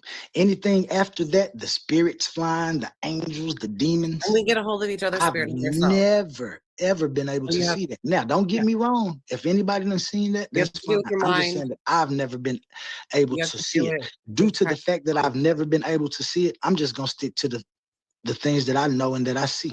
And the understanding of astrology too, and the awareness of astrology too. If you don't see, you don't see it until you start seeing it, and you do all by yourself alone. Eyes and heart alone is an astrology experience that you learn every day, every opportunity. It's a social opportunity to learn and be aware of astrology, and you can actually calculate other people's individual birth charts and study their life and look at how it matches the interpretation you get from birth charts that no one else has to tell you. No astrologer has to tell you. You become your own astrologer. Everyone is a different piece of the puzzle. Everybody's a different corner of the soul, and different eye, different perspective, because we're all one or some bullshit. And we can get a hold of each other that way. That's why we can look over spirits. Spirits can look after us, and we can look after each other. And we can get a hold of them, and they talk for other people. When I get a hold of spirits, it's not something I can choose. I can't just choose what I see is what I get. All I do is say what I see with my mind's eye. That's how you see it. And you can see it with your physical eyes too. Once they show up clear. It's a practice, it's a process. It's not something you can do by demand or argument at all. And not everyone is readable. That makes it even harder. And then people can reject me, which I'm just trying to see through their soul, doing the best I can. I'm not, what else are you supposed to do? Yeah. Like, I'm just trying to get a hold of God again, Jesus and spirits and whatever's around you. And that's how I see spirits, is through other people. I can't do it by myself. I have to witness confirming that what I'm seeing is true. And that's how it works. You start from scratch everywhere. And then once you're cycling juice, you can be on a roll and record it for years and get evidence, and no one cares. Life goes on. But I want to repeat, it's so cool. And if you look in your astrology, all your elements that you have in your astrology helps me be psychic too. There is a phenomenal, like a change in people. You can change people's environment with your presence. But you're not the only one with presence. Everyone has the presence. You can see right through it, if you're focusing and trying to practice seeing in it. And if someone cooperates with you to tell you yes or no, and if you say yes a lot, then you're on a roll with the visions, and they just come to you and you say what you see, and you'll just have this big knowing about this person, because everyone has the light that they bring with them, the whole story, and everyone's meant to see it, We're all telepathic. See, there's no time, right? But there is time, but because we're in a vessel of time, but the spiritual realm has like all of it recorded all at once. And we're making our free will inside of it or whatever, I guess. Even things just happen to us without, you know what I mean? I don't know. Like, we choose what we eat, but we don't know what we're eating, if it's healthy or not. Who's going to tell us? No, I don't know. And no one's telling me a diet to be on besides allergists and stuff. So I don't know the answer to that, but I know that you can get a hold of Jesus and God and his presence, but you're still remain the same person. You can still be insecure and depressed or whatever, even in the presence of high. His presence is like vibrational, colorful, of unconditional love. And he has a plasma bubble that's living. It's like clear. It feels like jelly. And he's actually a being. I never had to read the Bible to see him. I never had to believe in the four-faced cherubim being that's actually in the Bible, that I never had to read to know to believe in. And I've encountered that before too. Not at the same time though. I can experience seen a lot in the spiritual world I never knew about and never was interested even reading about. like dragons actually exist. I have no clue. That sounds insane. So the four-faced cherubim being isn't even insane enough. Ezekiel saw it, and I saw it too. So what do you think about that? Have you ever heard about Ezekiel seeing this four-faced being? I don't know nothing about it. I want to know everything about it. Ask every church preacher person, even Jehovah's Witnesses, and all the one Jehovah's Witnesses said that was deep. So that was cool, but not everybody knows about it. I never knew about it. It's got an ox gray face. I didn't know oxes were gray. That's a Taurus, Earth face, Air, Aquarius, blue eyes, sandy, long, blonde, curly hair, like a humanoid looking face, like a big pig nose or something. It was, and it had male torso, and then it had a lion face, Leo, the fire sign, and then eagle, Phoenix, Scorpio face, Earth, Air, fire, and water, Taurus, Aquarius, Leo, and Scorpio. Isn't that so cool? And it had all these wings, different. And all these eyeballs in them, or decorations of eyeballs. It's very trippy, and it would shimmer like a goldish yellow color. And in the Bible, it's supposed to say like that was shining bronze. And it says in the Bible, like I never had to read it. I just asked people, and then it turned out to be in the Bible somewhere. So I look, where is it at? Ezekiel, Corinthians, and Revelation, Ezekiel, and something else I don't remember. I think John had the visions of it too, but I never got to read about that yet. I don't know anything where to start. I just know Ezekiel saw this, and it's exactly the same thing I seen. Isn't that crazy? That's so cool. All did it all sober too, because it's better that way. You have to be raw dogging it, natural, sensitive. You know, you don't have to be in a good mood to do it, but it can work with your mind. You start all over. Does that make sense to y'all? Have y'all ever tried to do that? Or you like there's a bunch of these people who think that they're paranormal investigators, but they found nothing. Like, okay, well, they're not tapping into anything. They're not seeing anything because the building's not haunted unless it is. But if other people are seeing the same thing, then there you go. You got confirmation that is existing. And I got recordings or whatever. So catch me outside. I'll do it for you, all for free. Out your bird turn roast it. Doug, tell you something you don't know about, or you ignore it or something. And it's not something to believe in or disbelieve in. It's an energy language. But astrology is not psychic, but it is fun to do, and it makes me feel more comfortable. So I can be psychic with my mind if I get in a state of mind to see things through you. And if you have elements that help me see things through you, like if you're a Virgo rising, they help me see in the spiritual for some reason. I don't know. Like your astrology elements, like if you're Moon and Libra, you make everyone feel intoxicatedly beautiful, like it's a holy presence of feelings or something. Like, wow, why do people feel phenomenal butterflies around these type of people? And then they look at their birth chart that's calculated, it shows that they're Moon and Libra. Wow, I don't know. Why do people have 8th house Leo and they pass away from heart problems, or it's in their family and they're still alive? Wow. So that's interesting. Just the study of social opportunity is all it is. I have to go find strangers that have the light. I can't do it by myself. And I can't just go around people I already know. It's not happening. I have to go up to strangers, or it will happen like even at the grocery store, the light will be, there'll be flashes of visions from other people, or they'll have it being around them, like haunting them for real. And I'll go up to them and tell them, I'm seeing things to you. I don't know if it's just true or not. And I would like to know if it's true. And they end up telling me things, what I've seen is true, or showing me pictures of people that I saw through them that makes it even more true and confirms it more and better. And that's so cool. Oh, well. And that's the thing that you can see is what you get thing, instead of just whatever your belief is and what your perspective is not going to change what actually exists. But now with that, you can find out. Does that make any sense to y'all? I'm just talking to myself. But the demonstration can be proven through people who cooperate or whatever. And that's what I want to do. I don't know. But I like to do your birth chart, but I consider that on my channel. It's like, you have to tell me your month, day, year, and time of birth, and a city and state that matches the same time zone as where you were born, so you won't like dox yourself or whatever. But that's the information I need to know privately or whatever. I won't tell nobody, blah, blah, blah, blah. But I'll do your birth chart. Duh. Blah, blah, blah, blah, blah. Is there a debate? You want to pretend to come up with that? Debate if that was actually the real Jesus that I saw too. And the four-faced cherub being, hello, how was that even possible? Like, what was that? What did it mean? What does it mean? I heard that if you saw all the four faces, even the eagle, you can enter the Garden of Eden in the flesh. And so maybe that's what happened. Who knows? And plus, if you see that four-faced cherub being, that means you're so close to God that you're about to see God. You might even disappear. So it protects you from that. And it also is an entryway to Garden of Eden. That's all I know about that. And that's pretty insane. And interesting. That's a form of angel. You're talking about different forms, different types of angels. There is different. The four-faced cherubim is what the insanest thing I've ever seen. But I also seen other angels with blonde hair, normal ones, and curly hair, and that was cool. Around people who've seen them too at the same time. But the four-faced cherubim, that was insane, right? I just want to know more about that thing. What I can do, why did I see it, and stuff. I don't know. They say there's about 10 different categories of angels, so they all look different. Yeah.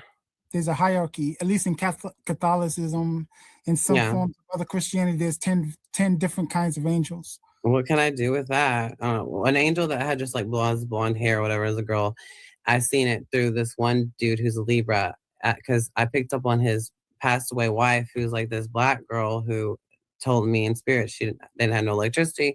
They lived in this abandoned house with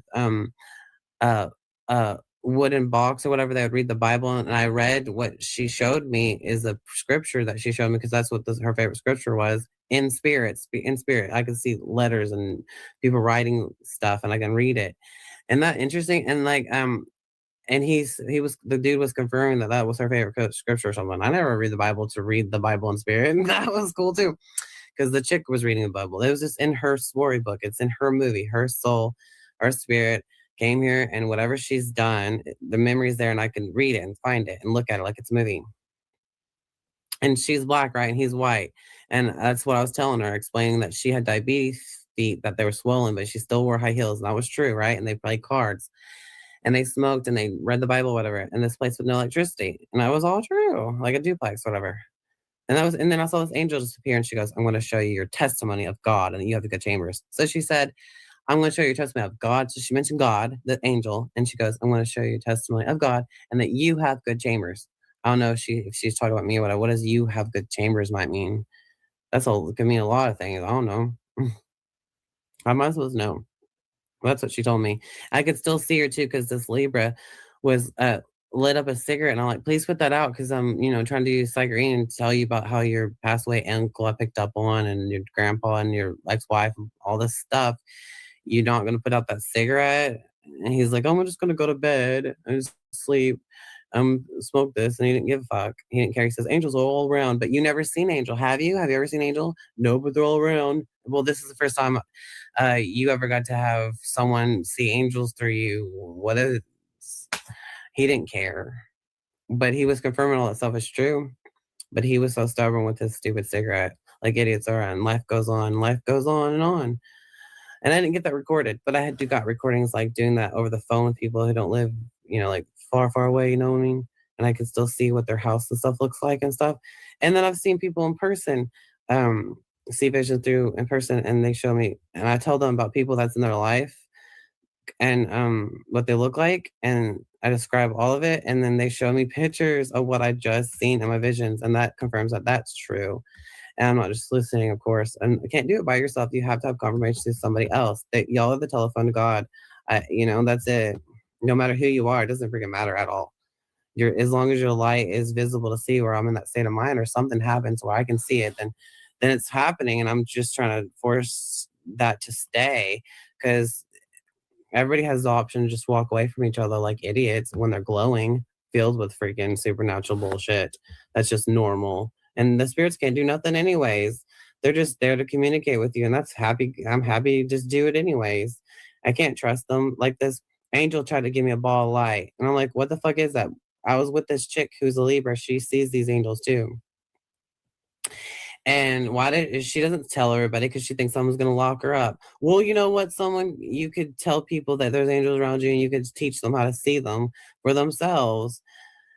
And then it won't be so crazy anymore. Now would it? How dumb. You know what I mean? I'm gonna tell everybody I saw angels around her. Hello, because you don't see angels every day, but she does. Lame, and she lives in a trailer. Like, and she's like, she has angels around trying to offer me a ball of light. What would you do if that angel tried to offer you a ball of light? I said, what is that? I don't know what it was. It's not telling me what it is. And she goes, oh, I accept those gifts all the time. Go ahead and take it. I'm like, red flag. Also, this angel was jealous. I felt jealousy from it. I don't know how, but I just did. That was even more of a red flag. I'm like, whatever. And then it was like, she had 4 girl angels and a guy angel was the one I was trying to give me the ball light. I never seen a guy angel until that day. And then there's 3 other girls on the other side, and then Indian spirit, blah, blah, blah. And she sees these things all the time too. And I got to see them around her or whatever. And that's one incident that happened. I said, well, if you accept those gifts all the time, you go ahead and take it, because I don't know what it is. It's not telling me. It could be a virus. It could be something, just a ball of light. Once you take it and it shows you what it is, then it goes back to invisible, and you're back to earth bullshit where you worship your nature goddess and your time god or whatever. And then there's a spiritual realm too. You fucking worship it all. Who gives a fuck what you worship? It's not even required. Doesn't matter what you believe in either. A fairy is going to exist whether you like it or not. The fairy is going to be a savage, and it's going to exist. And poverty in the spiritual world, or just bored or something, but it doesn't matter. If it could be haunting Earth in between our realms, and it could still be bored as fuck. Just like family members will haunt their loved ones because there's nothing better to do. And that's the best thing to do too, to be in between worlds and be in the flesh and spirit. That's the best thing ever. So it's better to be in a body than outside and seeing all these crazy creatures and being stuck with all the insanity of that nonsense, when you can just communicate with it safe on Earth in a body. That's literally the truth of it. We're so privileged and we're brats on this earth because we're not being crushed by giants and invaded by other psycho mystical demons and stuff. But I mean, that's our natural language, to be telepathic, like animals. They tell me more things because they show me reincarnation and stuff. I think that's the coolest thing ever, because humans are just dumb as they were in life. They'll be like, oh, tell them I still love them. What do you mean? Tell me how you died. Tell me something that get them to convince them that I'm even talking to your dumbass, stupid human spirits, because that has happened to me before. Isn't that interesting? You're the portal to see spirits. I can't do it myself. Blah, blah. Not everyone's got the light to see through, but once I see through it, maybe I can try it on the people who I thought were not readable, and maybe they could be readable. There was this one dude, I know people I fight with all the time that I've read before. They were psychically readable. I never thought they would be. Plus, they're annoying. We still fight today about stupid stuff, but they were readable before. I don't know. But anyways, yep, that's what I do for everyone. Good show, gentlemen. We're gonna get you a debate. Face-off scheduled in tomorrow. Quantum Truth with Suave Boss. Yeah. Thank you for having me, A1. I gotta step down. Definitely have a great night. We got to get you rescheduled with that presentation. I got behind, but I'm back on track now. So yeah, I'm gonna talk to you tomorrow. What would the time be like for you in like times like this, or sometime? What time is good for you? Midday, not so much. In the early morning, like from 8 to noon, and then late night. So midday is good or no? What's best for you? Well, I'm trying to figure out where I can fit in because... You want to just call me tomorrow and we'll look at the calendar together and figure it out? Okay, I could do that. Amazing. All right. Appreciate you. Yeah. All right. I'm waiting on your call. Have a good night. Yeah, have a good night. Peace. Peace. Excited. He's got a presentation showing us some logic equations, I believe, and a few other things that go with his background. Yep, be on the lookout for Roy Chess and his presentation. Real quick word from our sponsors, then we'll be right back. Oh, it's going down. This Valentine's Day, don't forget roses and chocolates. We're bringing you raw, unfiltered debate action inside the Coliseum of Arguments. In one corner, smooth, fearless, and ready to shake the table. Suave boss stepping in with the affirmative, daring to defend the claim that white people come from albinos. And across the arena, not just a competitor, but the owner of the league, a battle-tested veteran, the man who built the proving ground itself. Team Titans A1. He's not sending a recruit. He's stepping in personally to show his warriors how it's done. Pride is on the line. Reputation is on the line. And on February 14th, love takes a backseat to intellectual combat. No scripts, gloves off. Just pressure, facts, and fire. Be there when minds clash and legends speak. The Coliseum of Arguments, Valentine's Day. This is debate warfare. And that is 7 o'clock Eastern tomorrow night. Make sure you tune in for that Valentine's Day Massacre. I will be painting the room with Swab Paul. Yeah. What's going? And then right after that, you two are going to have a face-off. We're going to schedule that tomorrow as well. Who's that? Me and you and Suave. Suave, right okay. there. Yeah, he said make sure you tune in. Suave still is he up here? He was up here. That's who you That's that he don't. got the topic. You got a topic. Yeah, okay. I want to say two minutes. Do a private chat tomorrow, so that way we can figure out the time and date for the face-off. You bet. I want to say again before, I don't know if it's just to be over or if everything done, but man, this was a wonderful experience. I appreciate everybody coming up and having patience with me. I be doing a lot of debating, but it don't be in no arena that people act accordingly. So I'm gonna try to make sure that I bring my A game, my A game, and stop being, because like I said, I know this is something I got to work on. I got to stop getting so emotional about the things I say, and if we just don't agree, we just don't agree. Roy Chess, thanks for the questions. That was amazing. Lord Benu, I heard a few of yours. That was cool. Physics, yeah, you on there. You slaying the vampire. And then thanks most to my man's A1, the leader of the Team Titans and the Team Titan Argument Alley. Motherfucker, I mean, this was an amazing event. Thank you so much. Titans stand up. Quantum Truth will be entering the Coliseum of Arguments, and he will be setting up a face-off with Suave Boss. So be on the lookout for that, gentlemen. It is going down here at Titans Debate League, Coliseum of Arguments. Doing what we do best, man. Keeping that conversation going. I'm gonna let it go ahead and run. If y'all want to chit chat, man, I ain't doing it. I've been cleaning up for the last hour. I had y'all on the speakers.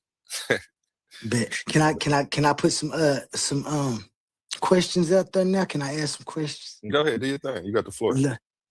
Who all still here? Royce, you taking questions? Lord Benu? Oh, Roy Chess left. I'm not sure if Lord Benu is passed out over there. I haven't heard from him in a while. Maybe he'll come back. He might just be listening while he's doing something. I was really just gonna try to see if I couldn't get anybody else's worldview or something like that. I think my man Lord's Benu, I was looking at one of them. Don't he got his own little? Yeah, he has Umeka and the Benubians. He's got a takeover coming up next week. They're doing a lot of positive stuff in the community. He's going to be bringing Team Umeka, the Benubians, through and hosting a show. So yeah, I'm excited for that one too. Yeah, we got a lot going on over here, man. That's a lot going. I wanted you to expound more on quantum onlyism. I think the questions cut you short from really explaining your philosophy.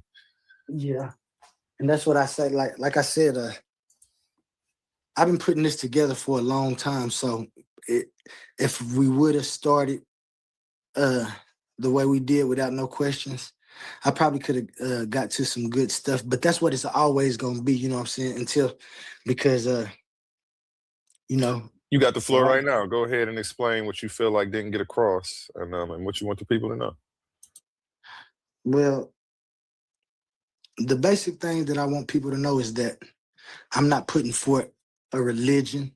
I'm not asking anybody to come over and start worshiping Father Time and Mother Nature. That's not what this is about.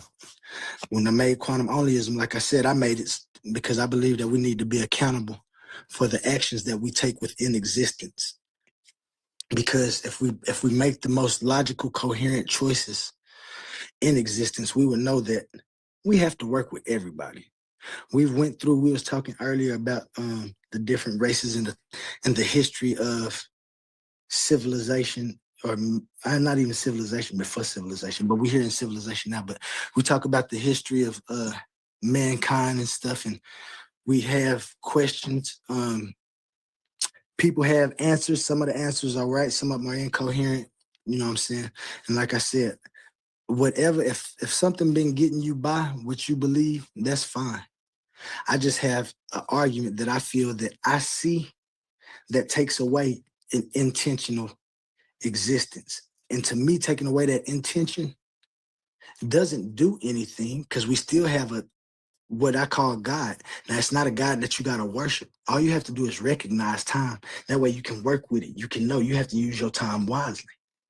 And then nature ain't made to be worshipped. They just need to be recognized just the same as nature, as time. Why? Because if you recognize the nature of things and you recognize the nature that's in front of you, you can formulate different ideas and different things to help within existence, so we can be for the comfortability of not just me, but my brother man, my fellow man. And that's what it's all going to end up coming to. So when I propose this, I don't propose that. I'm just trying to see if anybody recognizes anything. I call them my God, my goddess, because I don't have to answer to anything else in my view. The only thing that I know that I answer to is time and nature. And then when I broke down and I tried to find, I can't find nothing else that can work without time and nature. And so I'm simply going to stand on what I see and what I can prove. And I can prove that time exists. And I can prove that nature exists. A lot of people say that time don't exist. That's a debate. I won't give you my thing. I know that the now is here. And I know that the now is happening. Existence ain't no event that happened and then it stopped. No, event is an ongoing occurrence. Not event, fucking existence. My bad. I lost my word. Existence is an ongoing occurrence, and it's could forever be updating this thing, because for the entire universe to be, it has to sustain itself. And so we have entropy in some places. We have things going out of existence and stable patterns, or patterns not being stable, and so they don't persist. And then we have other patterns that persist, and they persist for a time. This is the mechanism of infinity and eternity. No, it's not a number. Infinity isn't a number. Infinity is a condition. That's why you can't count infinity. You can't count eternity. These are the mechanisms that's provided by the simple, and I think that's what a lot of people can't adhere to, that is so simple that everybody should seem to me that they should have seen it. Existence is simply because there's time in nature, and everything else is downstream.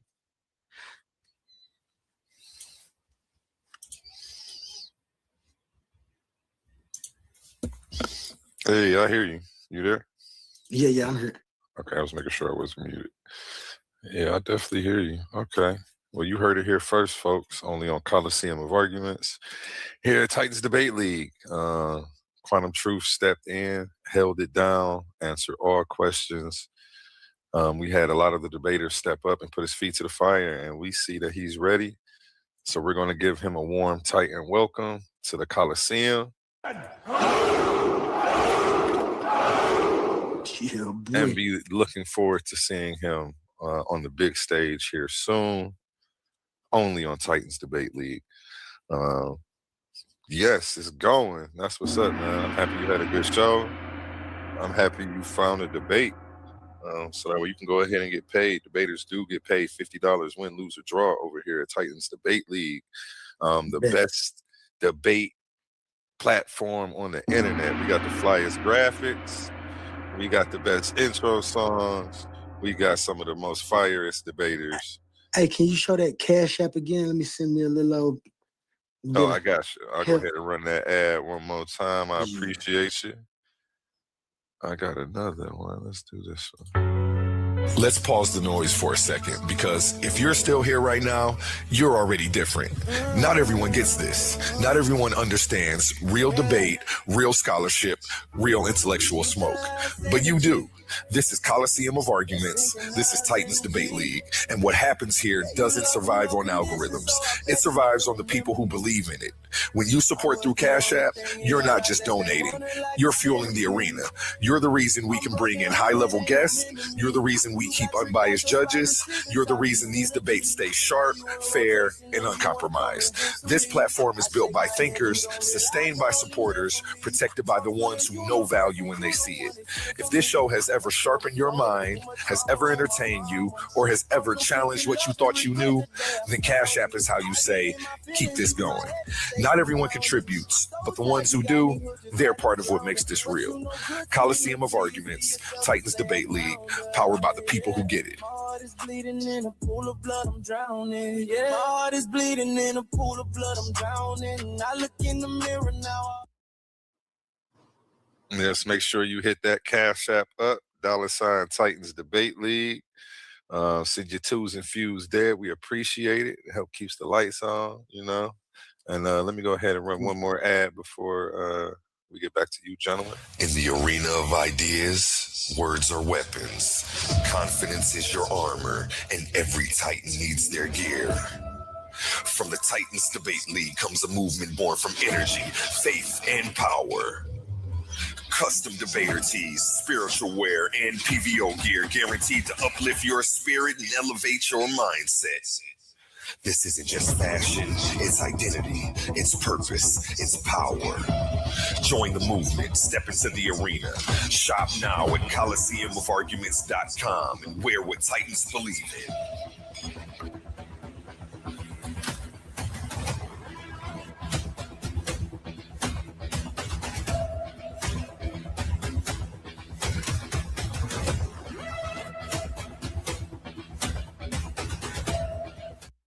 And yes, we are looking for interns. Amazing news! At Titans Debate League is now looking for interns. We are expanding our team and seeking driven individuals who are ready to make an impact. We're on the hunt for talented people to join our marketing team, and charismatic new hosts, and creative minds who can produce amazing content. If you have a positive attitude and are used to winning, because that's what we do here, then we want to hear from you. Join us and contribute to a culture of excellence and success here at Titans Debate League. Email us today, titansdebateleague@gmail.com. Looking forward to hearing from you. Where Infinity Gauntlet is a mere toy compared to the intellectual prowess build and destroy the cipher.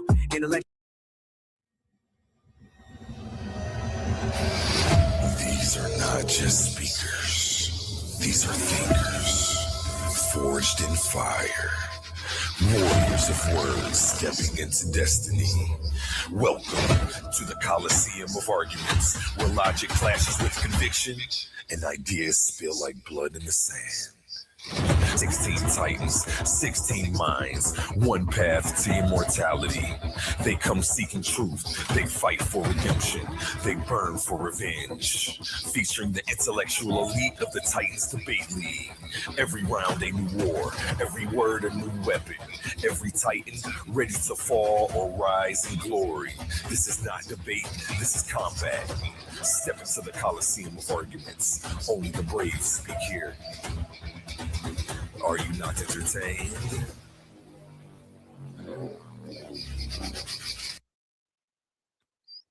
And back to you, Quantum Truth.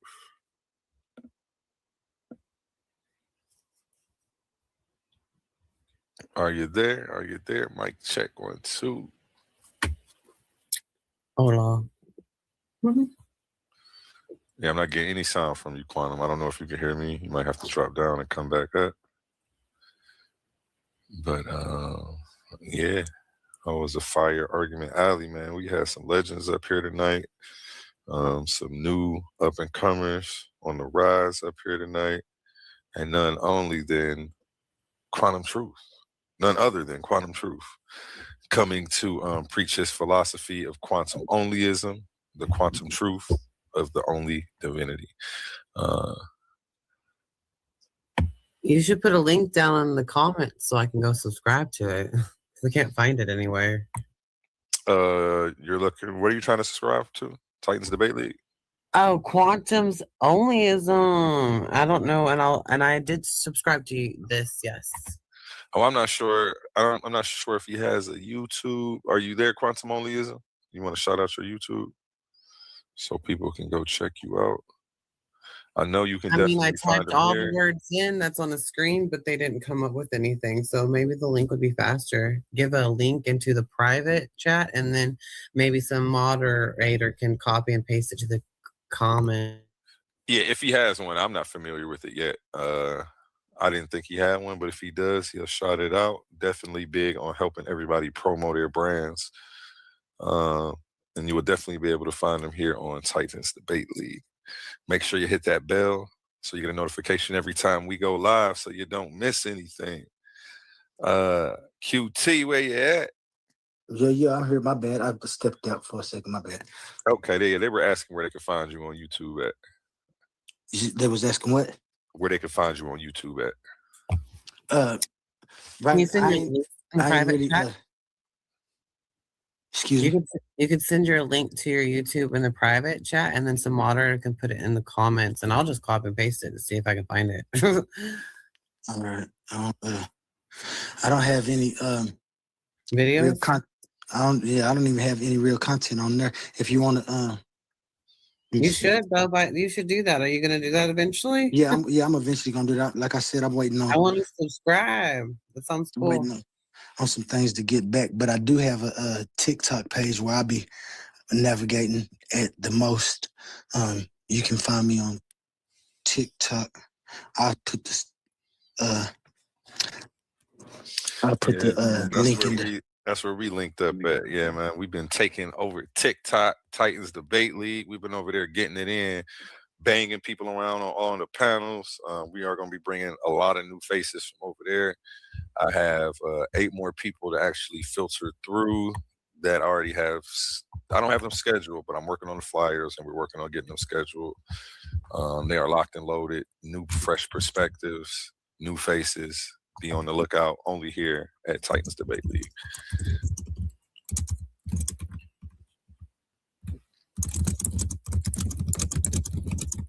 Hey, you hopped on that computer, I see. That's mine. Oh, okay. I want everyone to come to my channel and I do a psychic read on you for free and an astrology birth chart roasting analysis. Catch me outside and experiment and experience. And I got evidence of these experiences is why I want to keep doing it, because it's like, duh. And it's always good for you to know. Okay, so what on your page? That's where we can. I'm gonna have to visit you.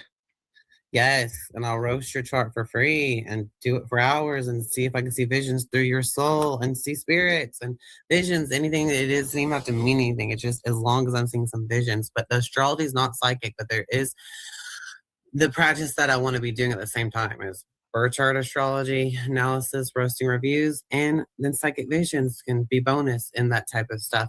Especially if I could just look at all the elements that you have to work with your vibrations and stuff from your astrology chart and the inclination of what could be happening, for you and you know what I mean, to other people. Yeah, I feel you. Mm-hmm. Yes. So, you sound like you got something nice, good going on. I'll see if I can't come over there and let you try your skills out. Yes, totally. And all the stuff, the information that you have to give me can be private or whatever you choose, because I will not even remember it. I just want to get your birth chart calculated, and I want it to tell you all about it, like literally, because everyone has an individual birth chart. No one else lives it but you. And then I just interpret it and tell you what it means.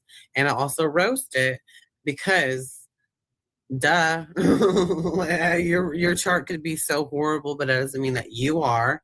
But it is a side effect that may or may be happening to you or being you. You know what I mean? Because of the experience with others that I've had with these placements, plus what they mean, is so, you know what I mean? Like matches up. Plus, spirits have told me they're astrology signs, so I guess I'm not going to waste my time doing astrology birth charts, always for free too. People always want a birth chart or a psychic reading, and sometimes they're not readable. But astrology still is easier to do than a psychic reading. But in the middle of it, I could become psychic sometimes. It's really fun. But yeah, they're two different things.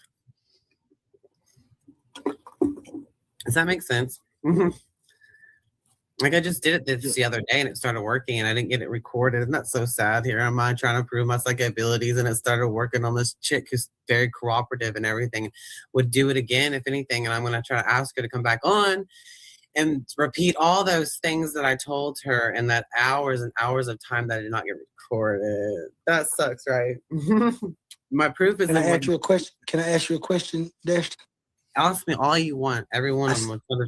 I see you got psychic in your name, so I know that's part of it. You got the vampire slayer in your name also. You done some vampire slaying? No, that's just my philosophy is Sarah Michelle Gellar and her movies and her characters. And Buffy the Vampire Slayer is our third God, bitch. Yes. There's God, Jesus, the Holy Spirit, whatever. And then there's also Buffy. Yes. So I just would like to, I'm a Pisces, right? And I have Pallas in Pisces in my 10th house, much of my career, my cameras and whatever I show the public. And it can be spiritual and it's creative. So like, that's just the best philosophy you could ever have if you're living in that type of universe, like Buffy's universe, you know, making the right choices, you know what I mean? Like being that good example for other people, like being a hero. That'd be my philosophy. This is the plan if these were our situations. And I think that is like a wholesome, best way to look at every life in perspective, because there's monsters in the world and there's literally things that could happen that feel like that, you know? It's on Hulu. It's coming up. The new Sunnydale is called Buffy's New Sunnydale. Yes.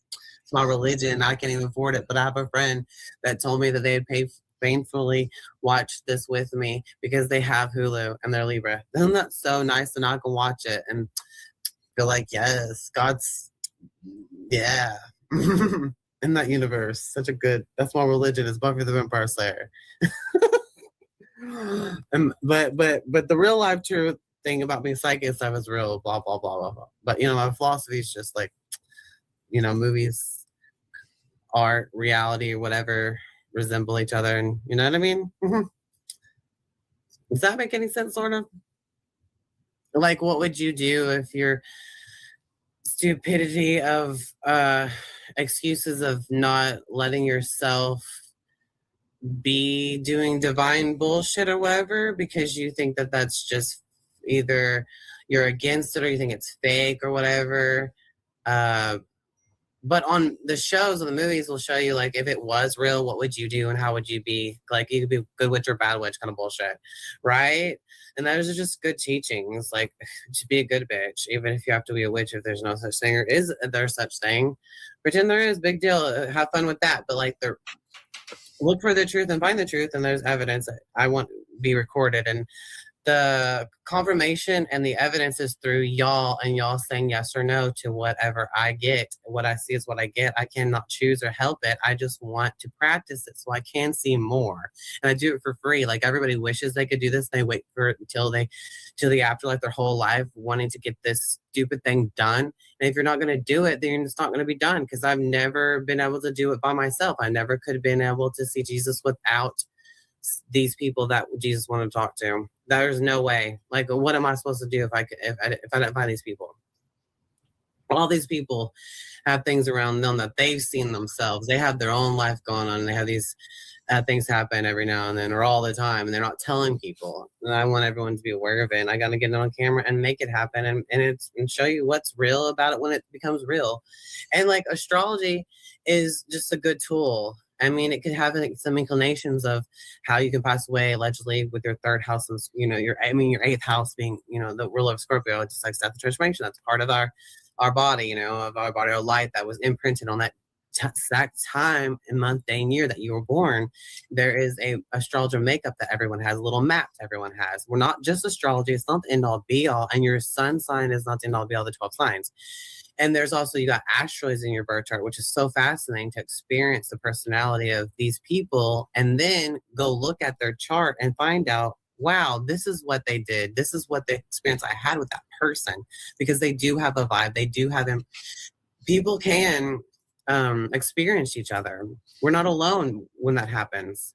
We can see same things with our same minds and consciousness, and it's real. When we communicate with spirits that are around each other that you thought you miss, and you don't have time to look at because they're in your bubble, or listen to someone who can see in your bubble. And some people, like Capricorns, they're afraid of intimacy, they're afraid of crying, and like they get mad at me just because I see someone that they love in spirit around them, and I'm explaining that how they passed away, what they look like, and they start crying and telling me to run because they want to be ridiculously irrational and hurt me or whatever, because they're mad at their emotions about that.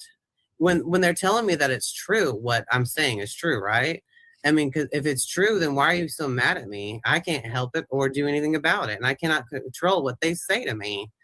I can only hope that they can say something not stupid. Like animals, they show me reincarnation, and I'm like, wow, I get to tell this person that they have a dog that has ears that's point up and a long muzzle, and it's like a grayish black dog, and it's so tall and skinny or whatever. And this dog's telling me its name is Michael, and I'm like, who the fuck names their dog Michael? This dude said his dog was named Michael, and the dog told me this. And the dog also told me he was an Aquarius. And I was like, hey Virgo, because this dude I did this vision, I had visions from, was this Virgo, telling him, explaining to him, that I see his dog, right? And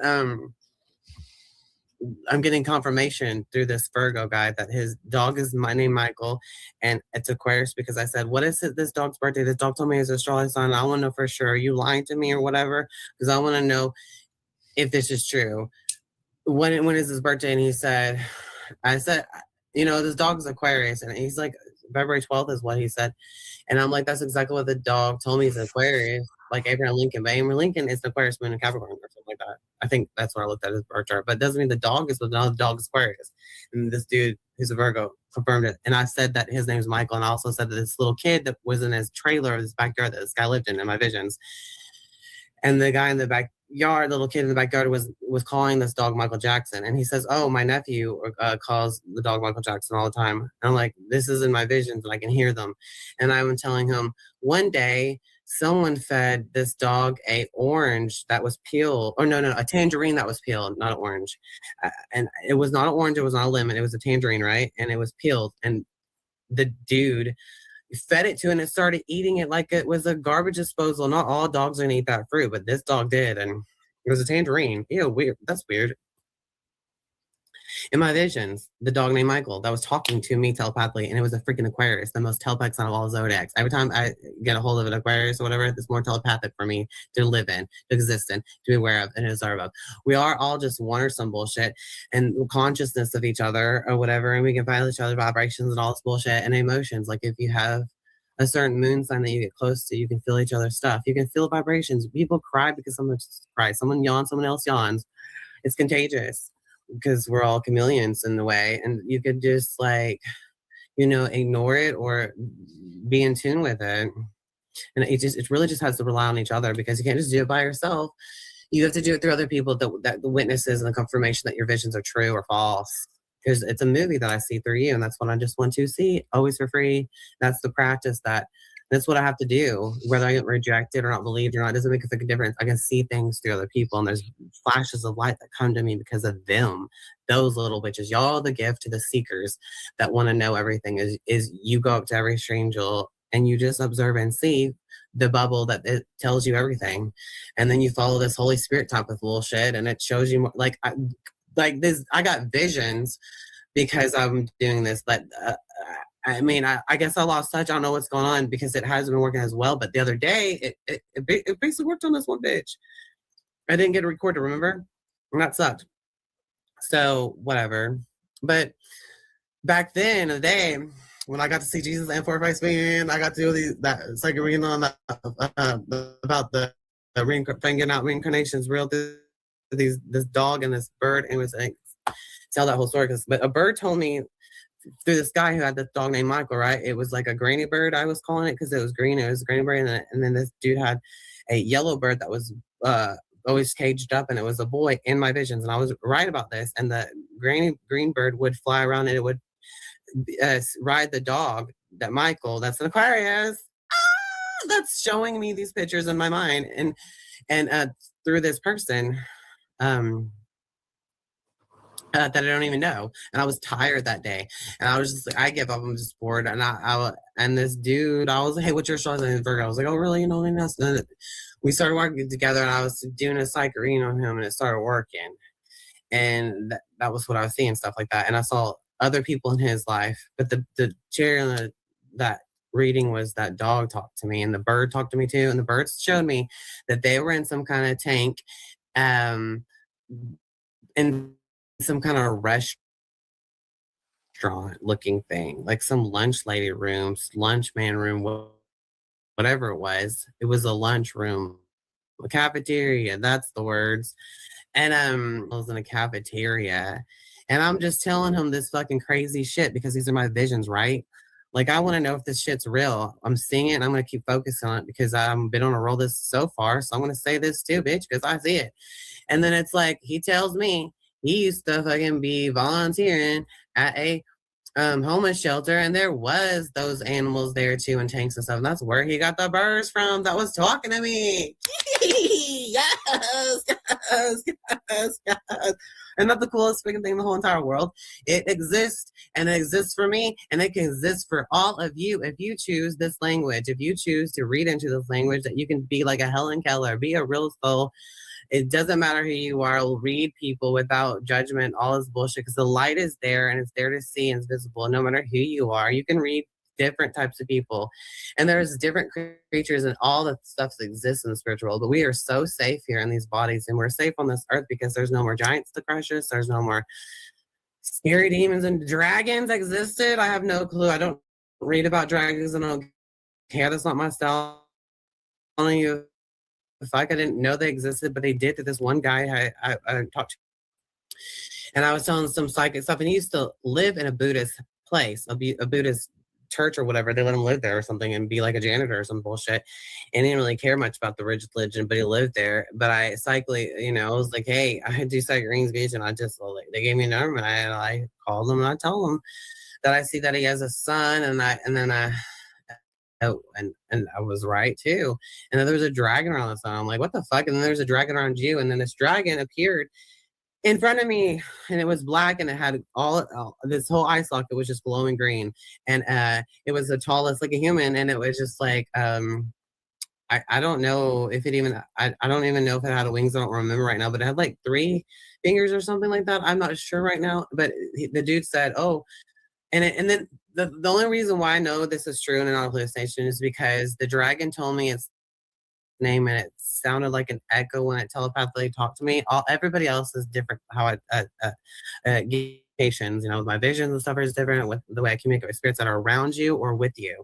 There's a difference, and it's all the stories inside of you and your aura.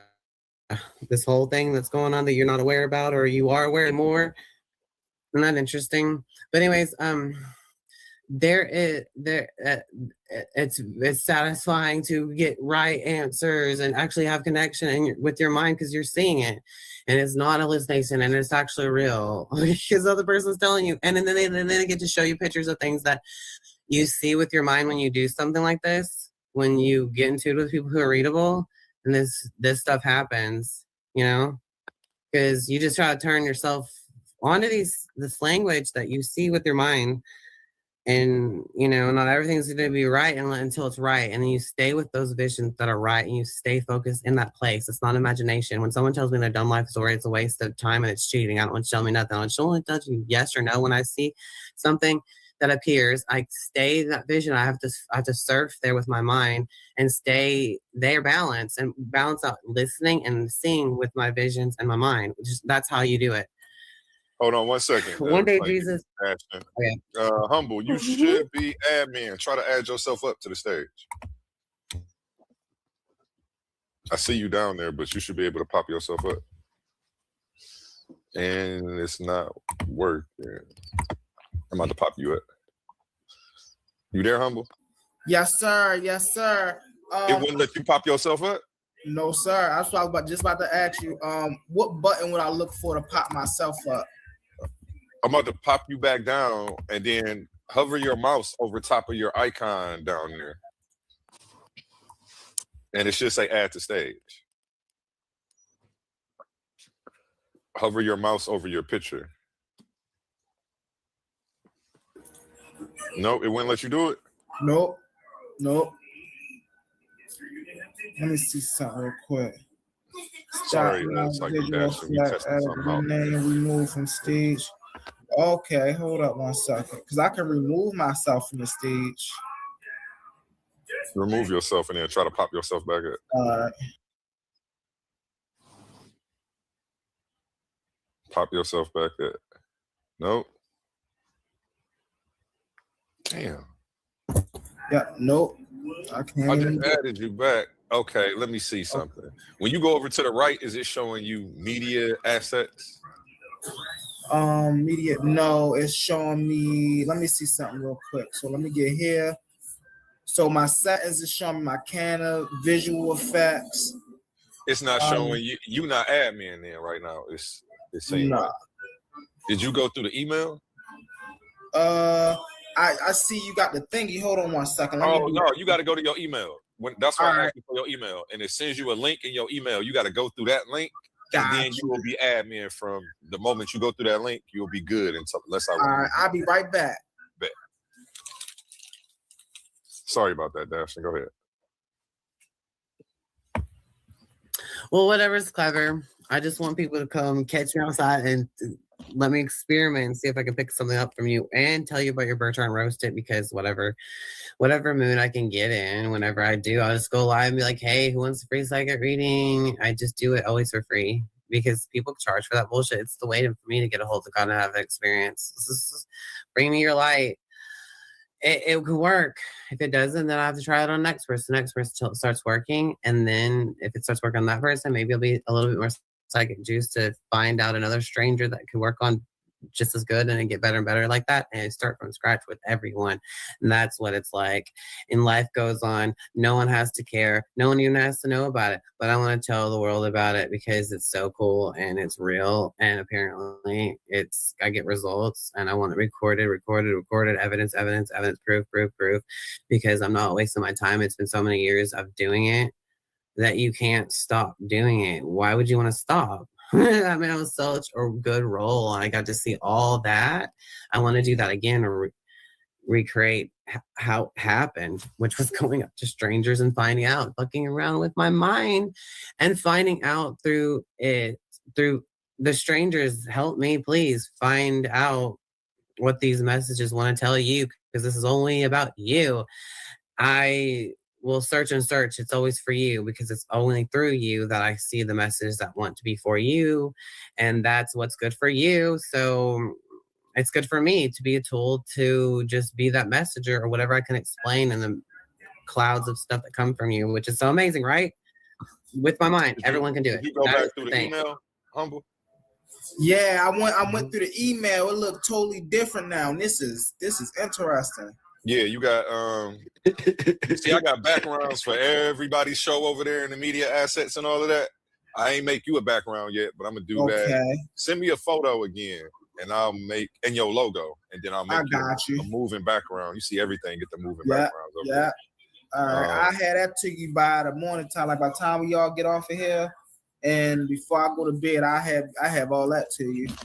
Okay, I'm gonna drop you down and see if you can add yourself back up.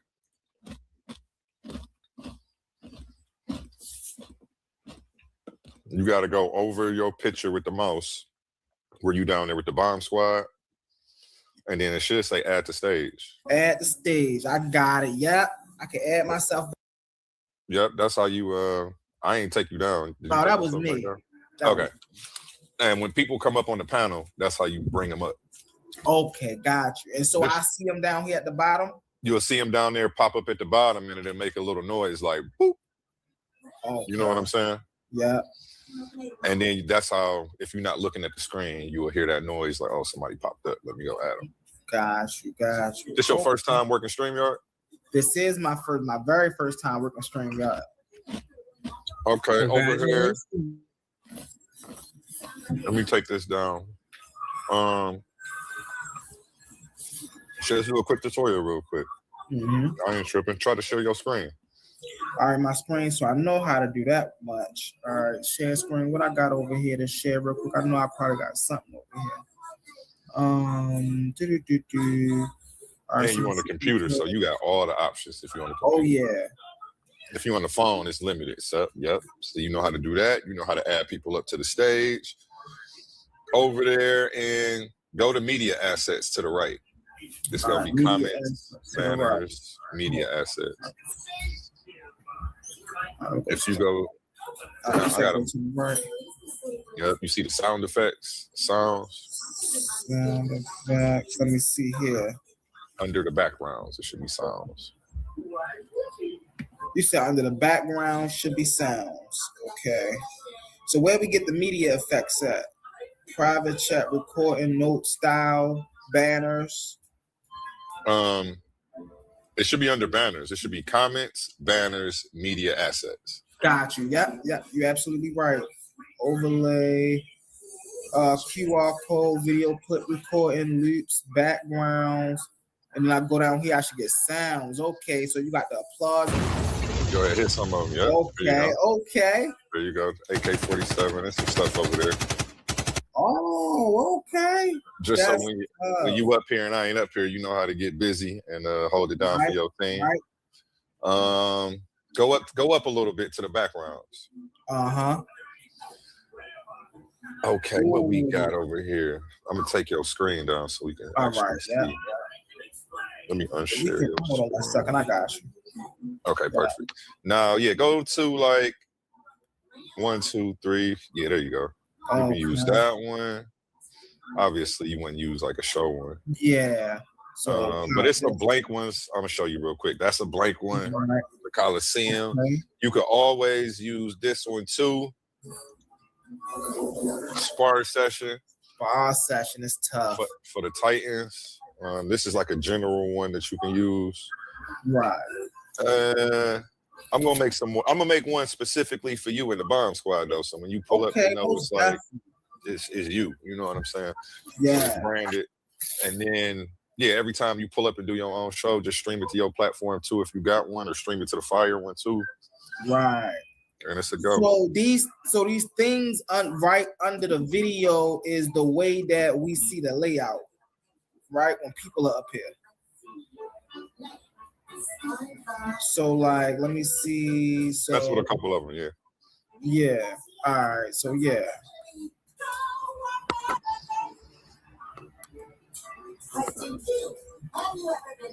Okay. Okay. So that's tough. Now, as far as hosting, I'm gonna let you know I'm a very respectful dude. You know, I lay by, get their stuff off. I don't really like, hey, listen, you know, we ask the questions and things like that. It's the last of questions. Is there anything that you want me to personally look out for as, you know, hosting a show? No, I ain't got no ops. I mean, I got people who don't like me, but they not my enemy. I'll never do that. They want to focus on me and hate me, cool. I can't do that. I'm gonna still promote them. So promote anybody. Anybody's allowed to shout out their platform, their channel, or they got something else coming up at. We don't do no gatekeeping over here. Right. We're trying to set the example and lead by example. And hopefully people start looking at all these other platforms that are gatekeeping and trying to block. Like, y'all are weird. Why do y'all keep doing this? So other than that, if people come up here and get disrespectful, you know, try to tell them decorum. That's what I say. Then you hear me say one mic a lot. If people are over talking, I let people get it out though. I usually don't. You see, I've been up here for almost 7 hours. I haven't jumped into the conversation once. I just been hosting and moderating. I don't use the platform to push my ideology or agenda. And I want this to be an open space for everybody. So I hate muting people out and dropping them down for real. I feel like that's censorship. But if people are being disrespectful and stopping the flow of the conversation, that's different. I do want people to be able to have a completely different idea than you, and you shouldn't get mad and mute them for that or drop them down for that. That was happening with, well, I actually saw you going, I don't even want to say names, but yeah, there was somebody you was going back and forth with specifically today on another channel that was a host over here that was doing that. He was muting people, kicking them off the channel, being rude. And I'm like, some of these people have degrees. Like, you don't even know who you're talking to. Just because they didn't agree with you, like, now they pseudo and they don't get to talk. Like, but that's not why I made this channel, for the people who didn't have a voice. So I always want everybody, always pass the mic around and make sure everybody gets to say something. And I no do matter how crazy or off the wall. Go ahead. I am a warrior in these arenas. Don't take this is not for you, obviously, brother A1, but just for whoever come up here, we getting it in, we having our sparring sessions. Don't take anything. I'll never attack a person character, right? It's always the information. So don't ever take us banging on or sharpening each other skillfully in the ring as me not liking anybody. I know I've got a lot of stuff because I'm so passionate. But people like, oh, Humble don't like him. Humble don't like her. And I'm like, nah, man, we just passionate. We in a ring. And this is what we do. We have to give people some entertainment behind all this education. You know what I'm saying? So it's just the passion, y'all. It's just the passion. That's facts, man. You gotta love it. It's Coliseum arguments. Only the brave speak here. Gotta have tough skin to step into this arena sometimes. I think you're gonna do good though, because you're definitely a humble brother. I don't really see you having no problems. And if we, if you do, we gonna learn and grow together. It's not like I'm gonna call you and chastise you. Like, why did you do that? Like, shit, we gotta make a mistake to learn from it. Oh yeah. I ain't even tripping. We gonna figure it out. And I am one of them brothers that I most definitely learn fast. I am a line on the go type of person. I am not one of them brothers that shy away from confrontation. Definitely when it has something to do with me getting something right. You know what I'm saying?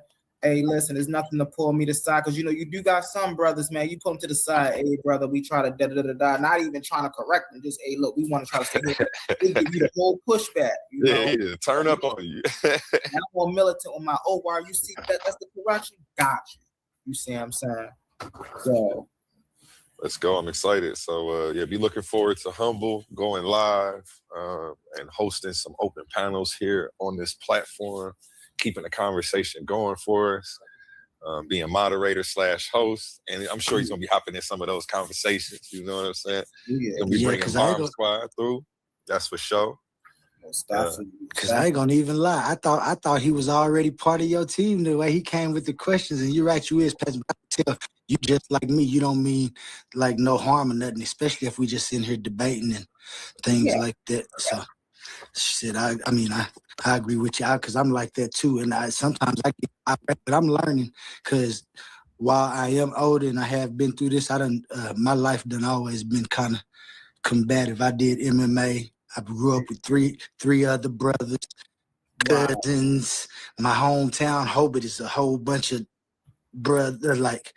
I'm like you. I'm combative, but I know where I'll take it. Like, I ain't trying to make no enemies or nothing. If we don't agree, we just don't agree, and we can end that at that. No, most definitely. And even our sparring session, Quantum, see, people would take me in those settings and be like, oh, Humble don't like the brother Quantum. But I'm like, no, me and the brother just in the ring building. This is what we do. Right. You know what I'm saying? So, most definitely. Definitely. And if you aren't already subscribed, make sure you go subscribe on YouTube at Titans Debate League. Again, that's youtube.com/@Titans Debate League. Give me 3 seconds. I'll be right back. Yeah, I think he'll be a good moderator for you, man. I think he's going to be a good moderator for you, especially if that was his first. I don't know if it was his first time coming in or he done been a couple of times, but he was mean on it. I thought he was one of your barbarians. No, the Barbarians is their own group. Shout out the Bar Reloaded. Okay. So you got the Titans, the Barbarians, the Bomb Squad. The Bomb Squad. We got Team Naga. Pseudo Killers is supposed to be doing a weigh-in and bringing their squad over here real soon. So be on the lookout for Unc West and the Pseudo Killers. Who else do we got? And excuse me if I'm forgetting anybody. It's late right now. Now, do they all argue, like in their different teams, do they all have the same? No, even inside the teams, they have different worldviews. Like the Barbarians have Hebrews, Christians, atheists, omnists. It's all over. So same thing with Titans. I am recruiting new Titans. So you have to have a win under your belt in the debate arena to become a Titan. Man. So, yep. Anybody looking to become a Titan, submit your applications and we'll get to you. And what about if you got a team? What about if I got some people that debate? They don't have my worldview, of course, but they be having their own little. Oh yeah, we'll get you a takeover set up, and you can bring the squad through, introduce them, and then we'll get them set up with some $50 debates. I get that on down the line. I ain't gonna worry about it right now, but I think I got a few people who might. One of them. Yeah, we're gonna talk about it tomorrow. We're gonna talk about it tomorrow. We're gonna get it lined up. Yeah, he probably gonna try to be starting his own and stuff. Because we be in, you caught us, me and him, we be in the same line. He be coming in line. He got his own little thing, and I got my own little thing. But we, just like you said, like when people come in there, if we don't have the same thing, because every worldview you see, they're gonna have some similarities in some places and stuff. And so you can argue to a certain point with people. That's what I think was going on here tonight. I'm sure everybody had a bunch of different views when they was asking their questions. I could tell. So, yeah, man, you got something going on real nice here, man. I love this. And like I was saying, Bomb Squad, I think you're going to be a real good moderator, man. I appreciate you, brother. I appreciate you. Yeah, this going to be fun. Definitely about to be lit. I can't wait to sit in the crowd and watch him do his thing. Like, hey, listen, I also gotta appreciate you too, brother A1. Man, Unc came through, Unc sat here for about 15-20 minutes. Man hit me in the back check like, oh boy, you doing it big over there, huh? I'm like, listen, man, I told y'all come through. Well, because over there on Sign Netters, it's they was exposed to my brother Ashe first, and it's just how they see people and they say, okay, well, these brothers coming under you, so they looked at it like that. So he looked at it as all as we was under our brother, but like I had to explain to them over there that we three juggernauts. Just as the brother Quantum was saying, me and my brother Ashe, my brother God Energy, we like Jordan, LeBron, and Magic. You see what I'm saying? We juggernauts on our own. It's just when we come together in the All-Star game, man, I promise it's on something unbelievable. Mm-hmm. Let's go. I can't wait to get some of them brothers up here in Argument Alley, test their worldviews, and see how they respond to some of these questions under fire. Be on the lookout for that. Yeah, Sar said he was working or he would have pulled up. And Bomb Squad, yeah. I know this is a question thing for me, but can you give me a little short summary of what your worldview is, if you don't mind? Yes, sir. Yes, sir. So I'm more of a naturalistic, right? So I believe in nature, or I understand the concepts of nature. I understand how our ancestors use these concepts of nature, right? When we talk about Ma'at, we talk about Tahuti, we talk about Ray, we talk about Tefnut. I don't see these as gods or anthropomorphic figures. These are literally forces of nature. They're no different than the air, the sun, gravity, order, reciprocity. And when we take that and we live by that, right, we realize that we don't need no Bible. We realize the bees don't need a Bible, the trees don't need a Bible, the birds don't need a Bible. None of these creatures need anything outside of themselves to sustain themselves. We're the only creatures that feel as though we need all of these other things to make us who we are. And so my worldview is that we are a part of life, just like the bees are a part of life. And just how they have a natural way of living, so do we. And we have to get back to that. So naturally bet. Onlyism, that's right. That's half of my view. I know you, that's why you were so big on asking them questions about nature. I see now, because that's half of my view. It just thinking a little few ways. I done did some analytics, but yeah, okay. Thank you for that. Thank you for that. Oh yeah, most definitely, brother, most definitely. And I'm also big on we was talking philosophy earlier. I'm big on philosophy. I'm big on mysticism. Actually, I gotta give brother A1 a shout out again, because my original name is Humble Mystic, but I shortened it to Humble on here because some people was having trouble saying the mystic part, so I just shortened it to Humble. But my brother A1 is somebody who acknowledged that, and my man really brought it out. He's like, "Oh yeah, we gotta have you Humble Mystic over here." I was like, "All right." That mystic make them want to come at you when they see that mystic. Make them want to start asking questions. Like, so yeah, we got to put that mystic on there, man. That make the religious people jump out their body. They don't like that mystic stuff. You know they is. They coming. They don't understand. Quantum. They coming for quantum too. They be coming. But the funny thing is, they always want to come for the mystics until we start talking about Aaron, and we start talking about Melchizedek, and we start talking about these characters, and we start asking, well, who are these characters, right? We know Aaron had 12 crystals in his breastplate, but then they turn around and say crystals is demonic. Aaron didn't think so. Not at all. It's a whole bunch they got the answer for. Oh yeah. They be making me laugh. This is just one that I just came up with when they be talking about eating meat. And I tell them when Cain and Abel did their little things to God, I like the smell of that meat. He didn't even care about Cain's fruit. Yeah. Listen, man, we know he was a war god, and we know he was a storm god. I was talking about the interesting thing about the Hebrew Israelite brothers is they'll get into the Bible all day long. They will not deal with that Babylonian exile. They will not deal with the Assyrian exile. They won't deal with those time periods in history because they understand that what they got in the Bible don't match how their lineage comes through. For those are the ones who like, oh, well, I'm Hebrew by bloodline. I'm Hebrew by bloodline. So it's like, oh, so you saying you a Canaanite? Right. No, we ain't Canaanite. We ain't Canaanite. Well, that's where y'all history say y'all started from.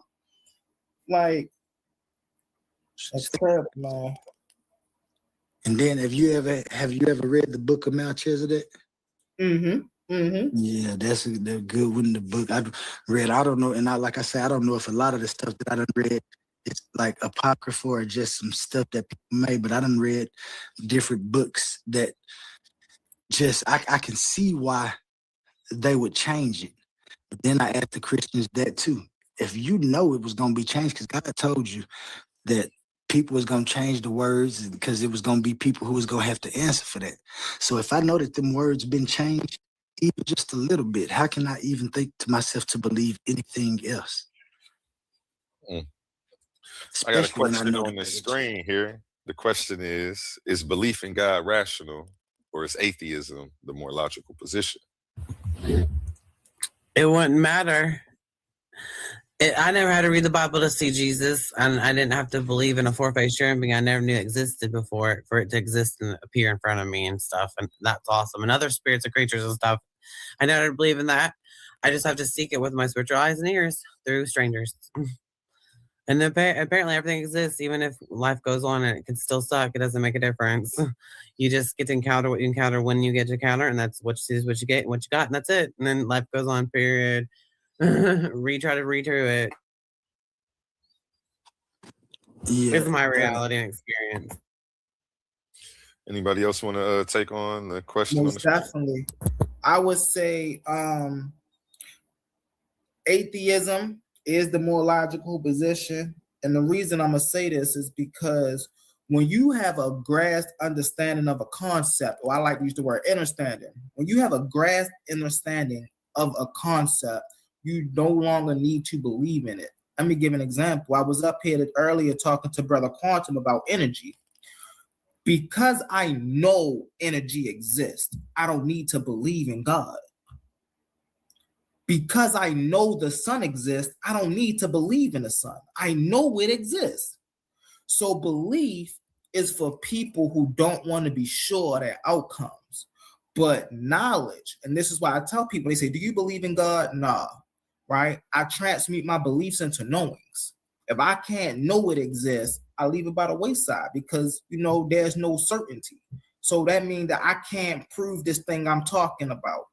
You see what I'm saying? And so I would say that atheism is the more I proved it to myself to make evidence. So there's nothing I could do but prove it to myself through other people, all alone on my own. Nobody taught me, but someone has been psychic on me before, and I figured it out how to do it myself instead of relying on that bitch to be psycho on me, which I loved her, but I lost contact with her, so I had to do it all by myself anyways. In the end, we all have to learn, get the evidence and results by ourselves. Believing doesn't change a damn thing. That's just, and have an excuse not to do it is ridiculous too. Like telling yourself to not believe or disbelieve doesn't make a difference. That's just in the way of doing it itself. Mm-hmm. And Yes. so one thing I do a lot is I like to demystify a lot of the woo-ism that go on in a lot of these practices, right? So one thing we do is we talk about psychism, we talk about having visions, we talking about, seeing the future, being in the future, doing all these things, right? We have to take a lot of woo-woo or pseudo out of the way we describe these gifts and abilities, right? Because it's actually more simple and more natural than that, right? Energy communicates. All things is a way. Me and Quantum talked about this earlier, right? Awareness, consciousness is a substance. How do we know? We could communicate with it.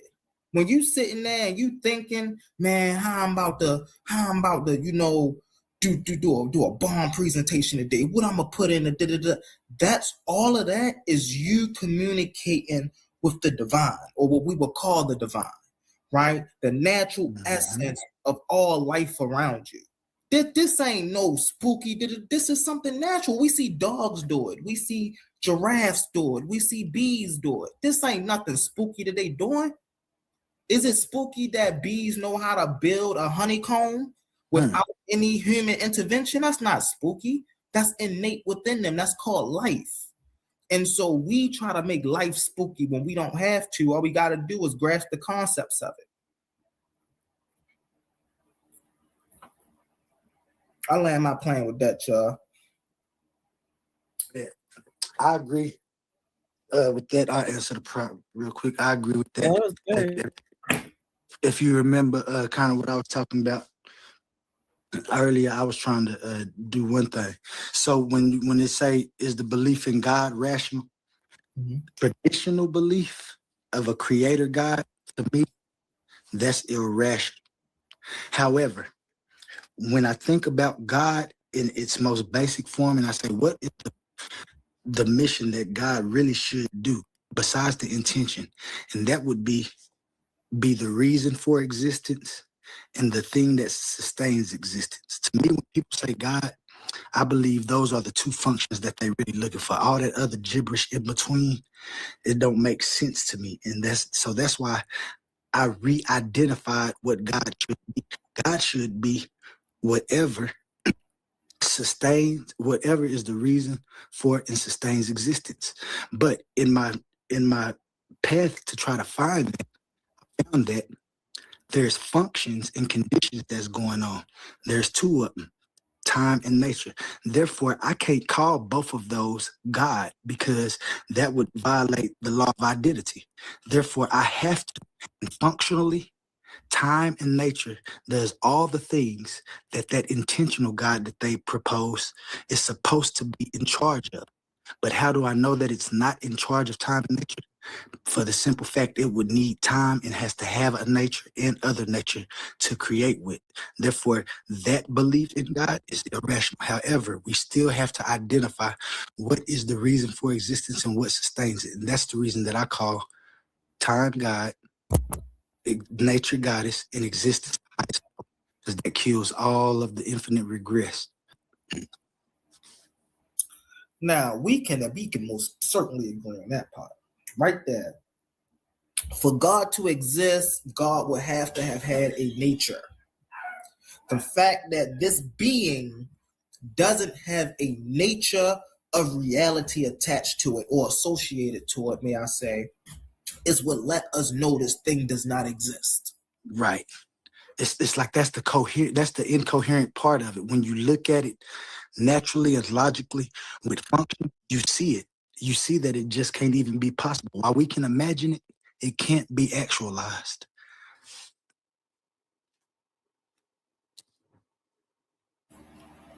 No, that's a fact. Anybody else want to chime in?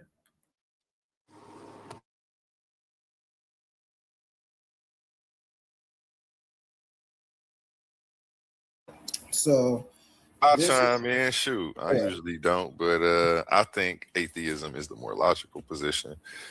I think belief in a God absent of evidence is irrational. I know people are going to say, well, what is evidence to you? And then they're going to say things like this existence that we see as evidence. That's not evidence of a God. The existence is evidence of existence. Mm-hmm. Nothing more. It doesn't point to something in another dimension that created this. Like that's not what we see evidence of when we see existence. Or even if we look at what do they try to say? Divine design, or you know what I'm trying to say, how they say everything. Intelligent designer. Intelligent design. I mean, I think that looking at this and seeing intelligent design is subjective. Mm-hmm. You know what I'm saying? Some people would say some things aren't as so smart. So that's a subjective thing. I don't know. I do agree that everything is working in cosmic balance for us to be here. But is that coincidence or was that intentional? Mm-hmm.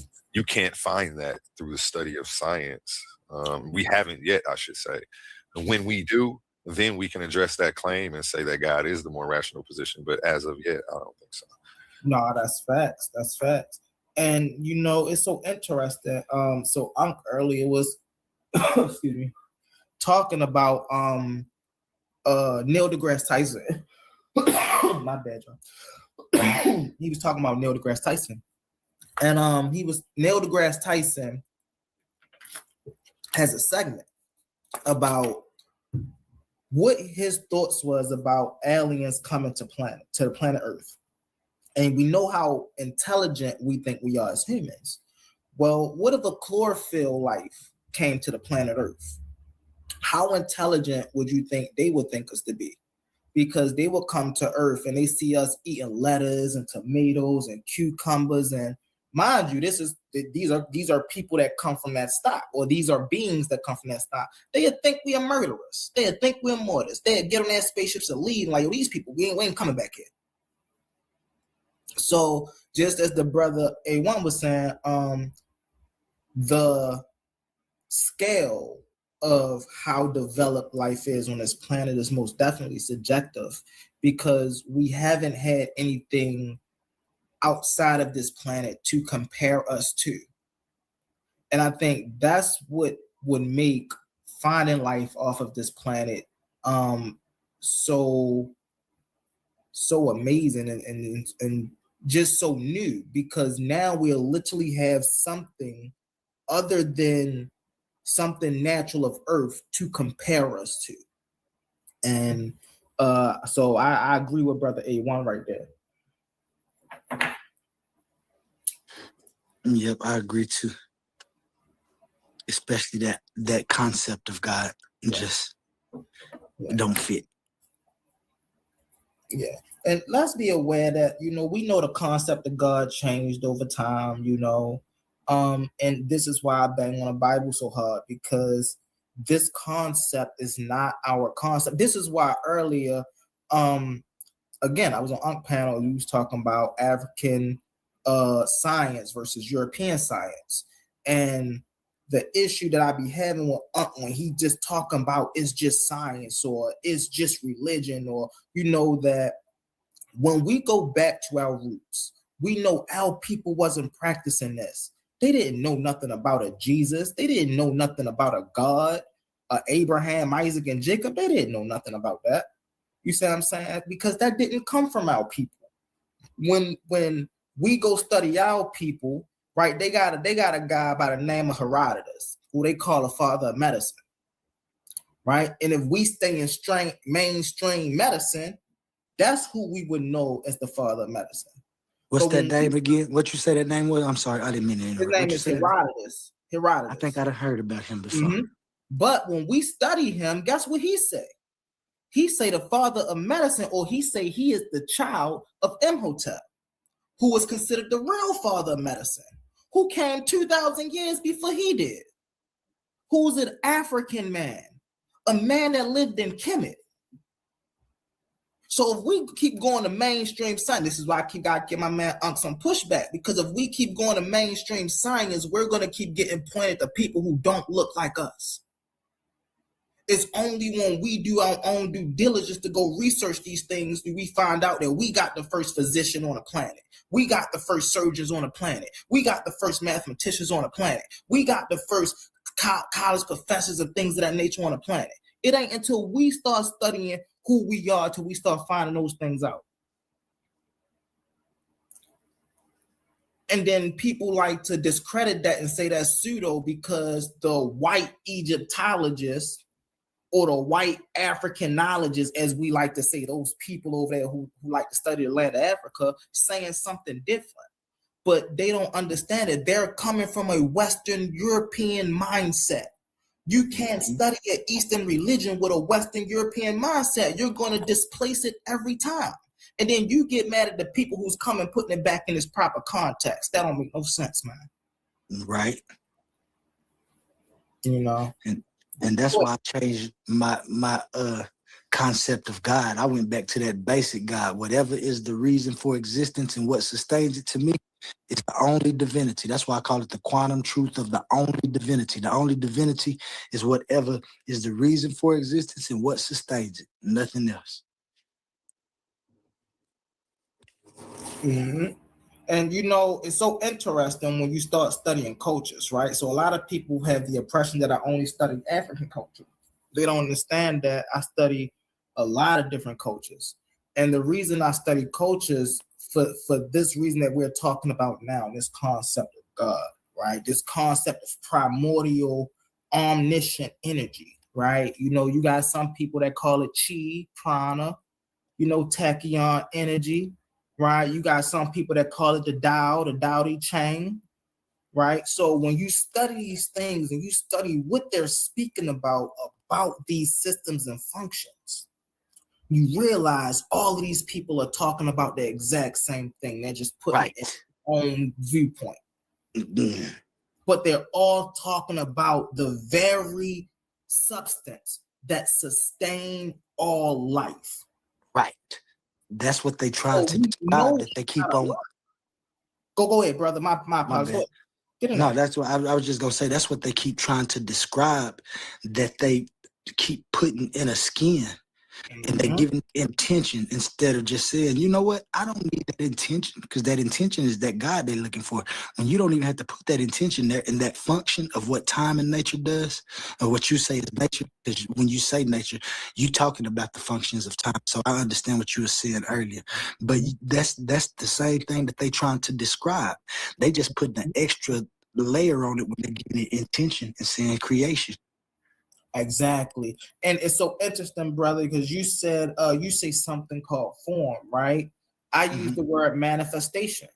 And so the reason I use the word manifestation is because I realized that description or that definition fits the experience that I witnessed on the planet better than the word creation. Right. And that's why I say creation, we're meaning to create something new, to bring into being something new. But when we're witnessing manifestation, we're witnessing being, right, manifest from one level of existence to another. When we plant a seed in the ground, right, we're literally observing that seed transmute from something basic in structure to something complex in nature. So that's manifestation, right? And we even go through it in our lives. See, this is what I'm talking about. Now we're demystifying the spookism. Because we manifest in our daily lives. Things grow. We watch it. We have children, right? Some of us go to college, right? Some of us are in the video games. We see the progression there. See, we see these things in our life all the time. It's only on Sunday do we choose to spookify everything that goes on in our life. And that's I agree with that too. It's like you said, I say form and structure constraint, but you mean the same thing when you say manifest, because what we both know is that everything that's in existence has always been here. And so I say existence is a morphogenic process. When I say that existence is ongoing, it's morphogenesis. If you look at it, that's the thing that you say, we see it every day. If you think about a baby in a mama's room, you got that sperm and you got that egg. They do the first thing. When that sperm hit that egg automatically goes into a process that blocks all the other sperm from going in there. That's what I talk about when I say proto-recognition and proto-awareness. The things that it does to be. That vector to be is that thing that they're trying to say is intention. It ain't intention, it's just to be. That's what everything is. When you was talking about the birds, the bees earlier, they just know that they need to be for as long as they can, because this is the opportunity that's been provided when you get here. So what else should you do and try to find but be? And so with that being said, and that's why I say it's morphogenic, because earlier, if you remember, when I was doing my little old alley, a person asked me. Private chat. Go ahead, though. You got the floor, Connor. A person asked me about what was time and nature doing, how was they for? And I said that time and nature has always been in different phases, states, and forms. That's morphogenesis. Just like you as a sperm go to the egg and then you morph into a zygote, I think is the next, then an embryo, then a baby. Like morphogenesis is shown through the entire existence of what we see, like you said. And this is what we see. So I'm going with formation instead of creation. And that knocks off all of that. Go ahead, you good. And that knocks off all of that. Okay. Yeah, and that's facts, right? So we was talking about the difference between the brain and the mind, right? Let's get into this real quick. So you was talking about the sperm and the egg, right? Well, when we're dealing with the sperm coming from the male, we don't understand that. Again, let's get back onto that birth. Let's get back to that baby. All births are thought formed first. Why? How we know this? We know this because we know the sperm come down from the brain. Come down the tube, come down your spinal column, come out your go right up in the lady, right? Damn. Now, when on the moment of conception, right, there's a spark. Science have proved this, that there's a light. Scientists call this the first light. And sometimes they equate this first light to the Big Bang, which means what they are saying in their terms is this is the first light of the universe. And so we have to understand that as above, so below, as within, so without. So when we looking at it like that, we know that when you looking at it, we was talking about atoms earlier, right? Number one, I'm gonna give y'all a little hint real quick. Physics got the atomic structure wrong. So when y'all go study the atomic structure, y'all realize how, it's not made of particles and things, is made of actual strings. Yes. Functions and waves. Right. This is why earlier I said, well, energy. See, here's the thing. We was talking about this earlier, right? The presupposition to what we call creation or manifestation or formation, right? The presupposition have to be energy. Now, why I keep saying this? I keep saying this because we can say all of these other things was whatever word we want to put, but energy was always here. There was nothing that created that. So now how do we get to a point in reality where we have something that was never created? What do we do? That really breaks our brain for real. It breaks our frame of relativity on what life is. Because when we see life, we always see life coming into being. Now we have this aspect of life that's in everything. But this aspect of life never came into being. And it will never go out of being. But from our everyday perspective, everybody on this panel, from our everyday perspective, we witness birth and transition on an everyday cycle, 24/7, 365 days out the year. Fact. Somebody is transitioning, something is transitioning, something is turning from a tree to a log, getting cut down. It's all a cycle. All a cycle. And that's why I say that's why I said atheism, naturalism, they all on the same thing I'm on. My only other thing is that mechanism to be, which is caused by the interaction of time and nature. And they had to be in different phases and forms, just like we talking about the sperm and the egg. That's why I say, and when you was talking about it earlier, as above, so below, as within. And that's why I say it's the fractal. It's the fractals that interaction of time and nature do. We see it with our father and our mother. That's why I call them father time and mother nature, because I see it with my father and my mother, and then I see what time and nature provides is existence. What my mother and my father provided was an existence within existence, which is me. I'm talking about, so, and that's why I told you earlier, I don't know if I said it in the US and stuff, I propose some scientific theories about the soul and where to look for it at within a quark and a quanta that's moving around just like time and nature. Because if I know that time and nature has always been, and then they came to what they say is the Big Bang, which is actually just the observable universe, because it could break down into fractals of what it was doing and sustain itself, then I know that's the same mechanism that's going on within me that's making me be right now. There's a quark, which is nature, and there's a quantum, which is the smallest thing of energy that you talk about. And they generate the mind, they generate the body, and this is what we use. We use the mind as software to control the body, which is the hardware. There we go, right there. Just time, nature, and existence. And like you said, as above, so below, as within, so without. And we see it right here every day. For some reason, that's why I say, I don't know if I'm gonna stick with it. That's why I say I can't not call Father Time and Mother Nature my God and my goddess functionally. Now, here's if I may, brother, watch this. Here's the importance of being a practitioner of life, because I'm able to step out of the academic realm and grasp the concepts that you're talking about, right? Although I may have other terminologies for them, right? Correct. Instead of mind, body, spirit, right? I understand that we are spiritual divine beings having a divine human experience. We're not human beings having a spiritual experience. No. It's the other way around.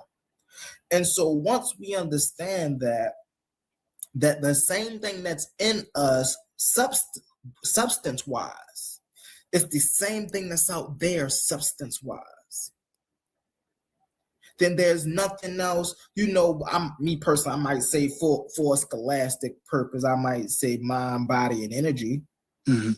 But energy and the spirit is not different things. They're the same thing. The ocean and this bottle of water in the ocean are the same thing. It's just the water in here is in a bottle and the water out there is uncontained. So that's how that's the proper way of looking at energy and spirit. We don't look at energy and spirit as something different. Energy is spirit. It's just that this vessel has energy, and out in the ether, there's energy. And so we see that energy emerged. We was talking about emergence earlier, right? When we observe life and we observe the function of energy, because that's all we really observing is the function of the rapid vibratorial change of energy. That's all. The work, the work. So when we observing this, right? What we are really observing is life emerging in different facets. Yes. It's all life, it's just emerging in different facets. And that's what happened when we have something called environmental conditioning. Right? If you take a apple seed and you go to the mountain of the Himalayas and you grow that apple seed, and then you take another that apple seed, you go to Florida and you grow the apple seed. Both are going to grow an apple. They might have slightly different traits and they might come up slightly different colors and things of that nature, but that's because of the environment and the soil that had an influence on it. See, we have to understand that I'm going to use the word influence for academic purposes. But in other words, we also could use the word manipulation, right? Everything has an influence on everything else. Right. And it has to, because if you don't recognize what is around you and in front of you, especially in your immediate environment, then you ain't gonna have any coherent thoughts or anything. So that's why I was talking about time and nature. And where you was talking about that mechanism of how it breaks down, that's the same thing. I applaud you for being able to step outside and understand exactly what I'm talking about, because that's what I see, even though we calling it different things. Because to me, that energy that you see in the spirit, I believe it's only one spirit, and that's the spirit of the universe, that thing called space. The reason I say that is because of this right here. Our souls is the small version, the micro version of the spirit, the only spirit, because the universe is the only of its kind. And so when we detach from this body, we travel the spirit of the universe to the end to drop off our experience. This is why it seems that things are popping in and out of existence. Those are just possibilities to make existence better, because we take our experiences to the end of the universe. This is the vector to be that I was talking about. I don't like talking about this a lot, but I can talk about it with you because I know you understand what I'm saying. Right. And that's where the soul is, and that's the spirit. The only spirit is the spirit of the universe. We are micro versions, and that's the soul. We travel the spirit for our purpose, or what I say our vector to be, but you can say our purpose. In other words, if I'm allowed to break it down, there's a such thing as dimensions. Right? We talk about them here and there. I don't know if a lot of people study them and get into them like I do, but I could see the brother Quantum does, right? But when we're dealing with dimensions, right? These are the cosmos that we are traveling from, right? What I was saying earlier, as above, so below, as within, so without, right? So just like this dimension have a plane of existence. There's higher planes of existence. There's lower planes of existence. Now, the plane of existence you choose to go to is the plane of existence you choose to attract. See, here's the thing. Things don't happen to us. Mind you, earlier I was talking about everything have an influence on everything else. Things don't happen to us, we attract them. And so when we sleep and we have a nightmare, I had a nightmare. No, you didn't have a nightmare.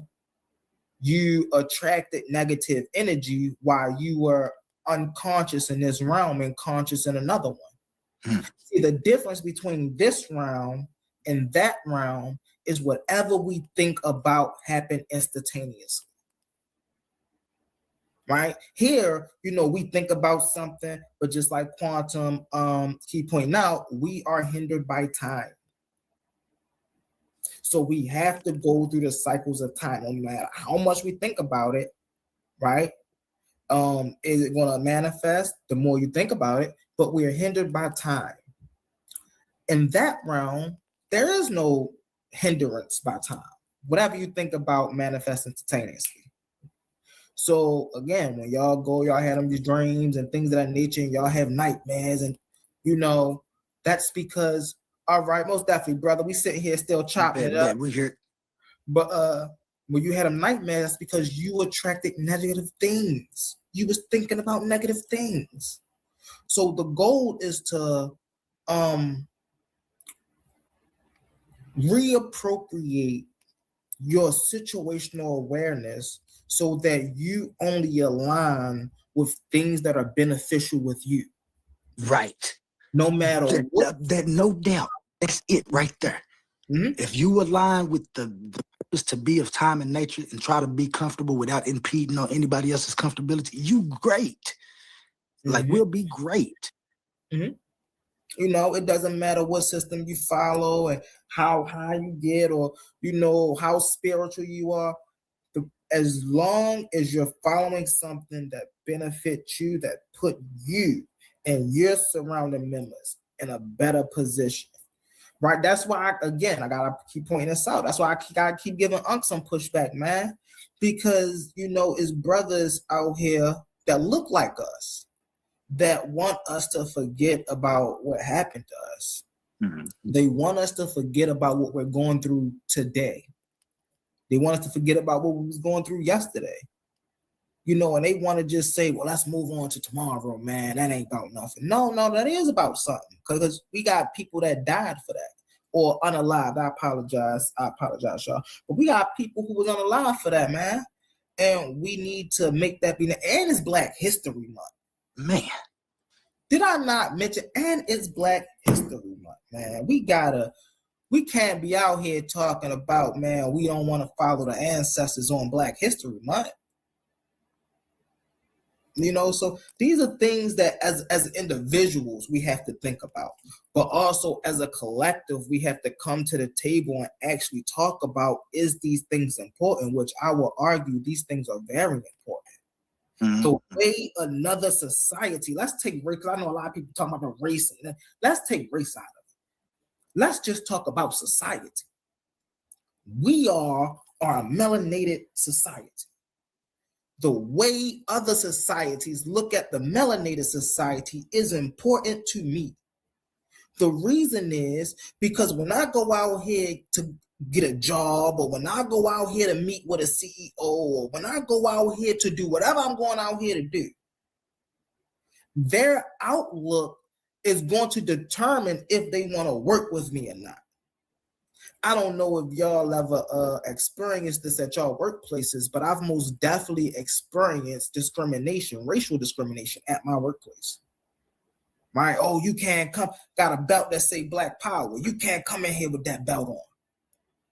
He an Italian dude.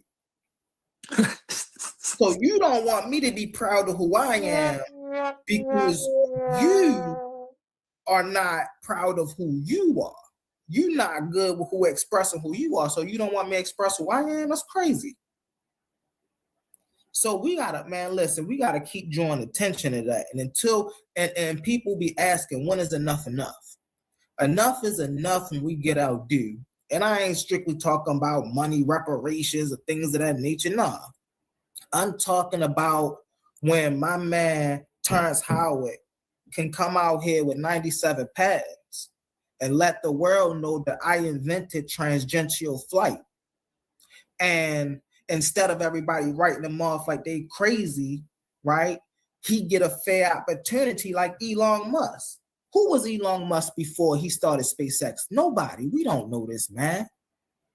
This man came out, oh, I'm going to put share stocks and this and that. And now this man can go to Mars anytime he wants. But here we got a brilliant mind and a man by the name of Terrence Howard. We seen this man on movies on a big screen. Hustle and Flow. Come on now. Y'all got to remember Hustle and Flow. And then this man come out and say, bro, I used this pattern, which we all know the Flower of Life. If you're not studied in the Flower of Life, please do your due diligence and get studied in the pattern of the flower of life, right? Yes. Everything this brother is talking about, everything I'm talking about, when we're talking about putting this on paper and seeing it unfold in front of your eyes, that's what this pattern does. Everything in existence, this comes from this pattern. Just how I say all science and mathematics come from Africa, right? Every musical note, every light wave, every geometric structure come out of this pattern. Now I know people gonna try to come and, oh well, you know, that's that pseudoscience and da da da da da. Well, go ask the people that study physics. Go ask the people that's in algebra. Go ask the people that study geometry. Go ask the professors in geometry that are literally writing or reconstructing universes with a simple equation. And what do the simple equation do? The simple equation just makes circles. Spirals. There you go. So I would, encourage people to go do their due diligence on the tree of life. That's go ahead, brother. Go ahead, get it in there, Quantum. Sure, you landed out. That was right, especially that flower of life and the tree of life. Have you ever seen that? You were talking about dimensions a while ago. We kind of got the same thing. My dimensions, to me, come in the perception of what size you is. Earlier, I was talking to somebody, and they was talking about how universes look like they out of order. And I told them it's just that scale. If we could look at it at a different scale, I guarantee you it wouldn't be chaos the way that he's thinking it is. It's just all in the different dimensions of your perception when it comes to that. Have you seen that flower of life in a 3D perception? Yeah. That motherfucker is amazing, man. Yeah. I'm talking about you can't beat it and you see. And that's why I say that, and that's why I have that mechanism of time and nature, because I see for that flower to do like it did, those things that needed time to form those patterns so everything else can lay up on that pattern. This is that mechanism of proto-recognition and awareness that I be talking about. And I'm gonna have to get it more. It's that vector to be that I say downstream our consciousness and the way that we interact with nature in this form is just a different, like you said, a different emergence of the universe recognizing itself. That's all we are. We just a different pattern, recognizing another stable pattern. So with me knowing that, and like you said, the flower of life, that's all you got to do. And I think like I said, I know we have the same views. I think the only thing, and I think you noticed it too, is I put a category for time in there, because if I don't, it'll change, like I said, the identity property when it comes to time. And then also it does a different job than nature. It's like that's why I say they co-present at all times. If there's time somewhere, there's definitely nature. If there's nature somewhere, there's definitely time. And you can't do with that, because this is what I do know. Time is the evidence of nature. Nature is the evidence of time. How is that possible? It's because of the structure or whatever nature provides. As it changes, it's using that mechanism that is provided by time. So therefore, time and nature, and that's why I say, and like you said it earlier, that even that idea of God that they proposed, while it was good at some time, I think it was simply the people who was trying to portray what they were trying to explain just didn't have the right mechanisms and the right words to say. So they personified the things that was going on because that was easier for them. I don't think they did it on purpose. Now, later on down the line, when people started seeing that they could use it for power, oh yeah, they definitely formed it into a power mechanism. Like you were saying, when you go back to the beginning of what we was trying to find out when we was looking for that thing that they call God, that condition, that mechanism, that substance, that whatever, you know what I'm saying, it was that thing that we said, the reason for existence and what sustains existence. And so we must find that. And then, like I said, in my view, found that I know atheists don't like to say it, but I found the same thing they did. It's just I identify those things as God and Goddess because nothing can do without those things. And that's the mechanism of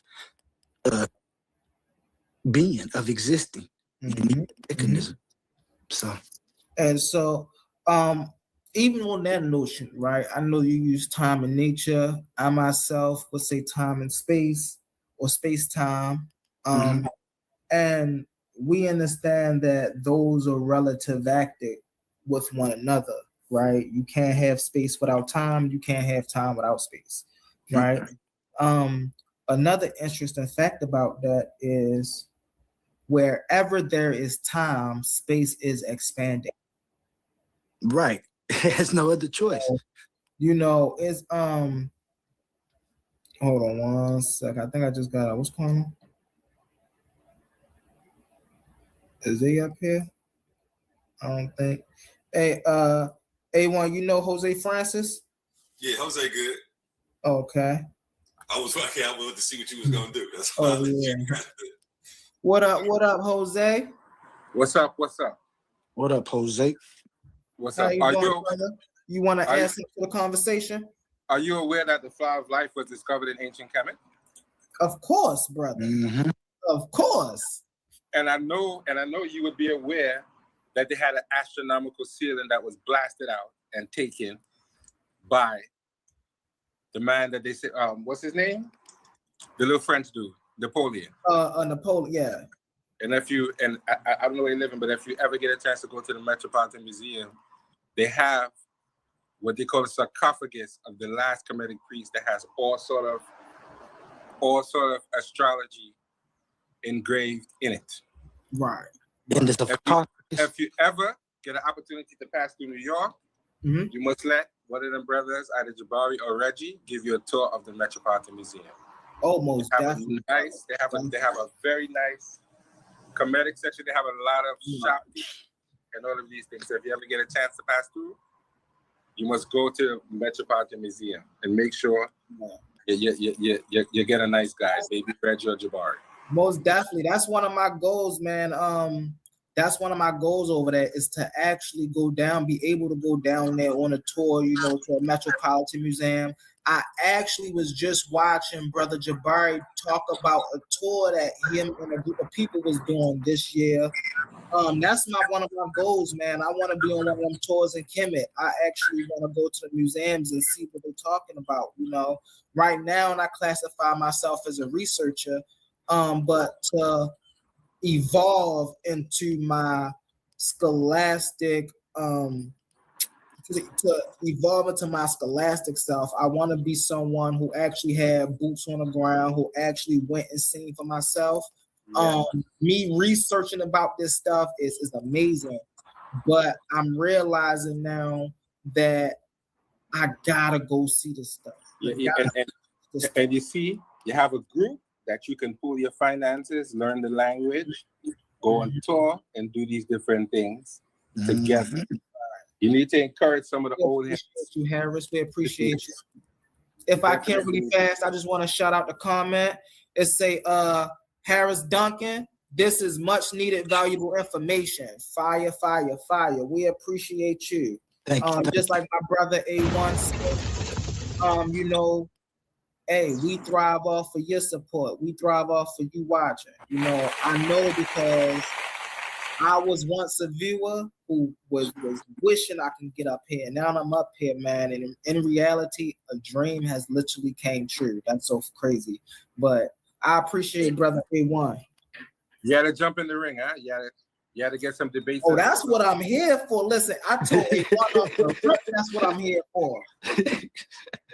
And you need to, and what you should do, you need to challenge A1 to a debate, man. I got a debate coming up actually Saturday. I'm gonna run the ad for that real quick. And I got a debate for you, Humble. I just hadn't been able to talk to you about it. So later today we gonna build on that. It's somebody you was calling out actually. About to make that happen over here. What is it? What is your debate topic, A1? My debate topic? Oh, here you go. Oh, it's going down. This Valentine's Day, don't forget roses and chocolates. We're bringing you raw, unfiltered debate action inside the Coliseum of Arguments. In one corner, smooth, fearless, and ready to shake the table. Suave boss stepping in with the affirmative, daring to defend the claim that white people come from albinos. And across the arena, not just a competitor, but the owner of the league, a battle-tested veteran, the man who built the proving ground itself. Team Titans A1. He's not sending a recruit. He's stepping in personally to show his warriors how it's done.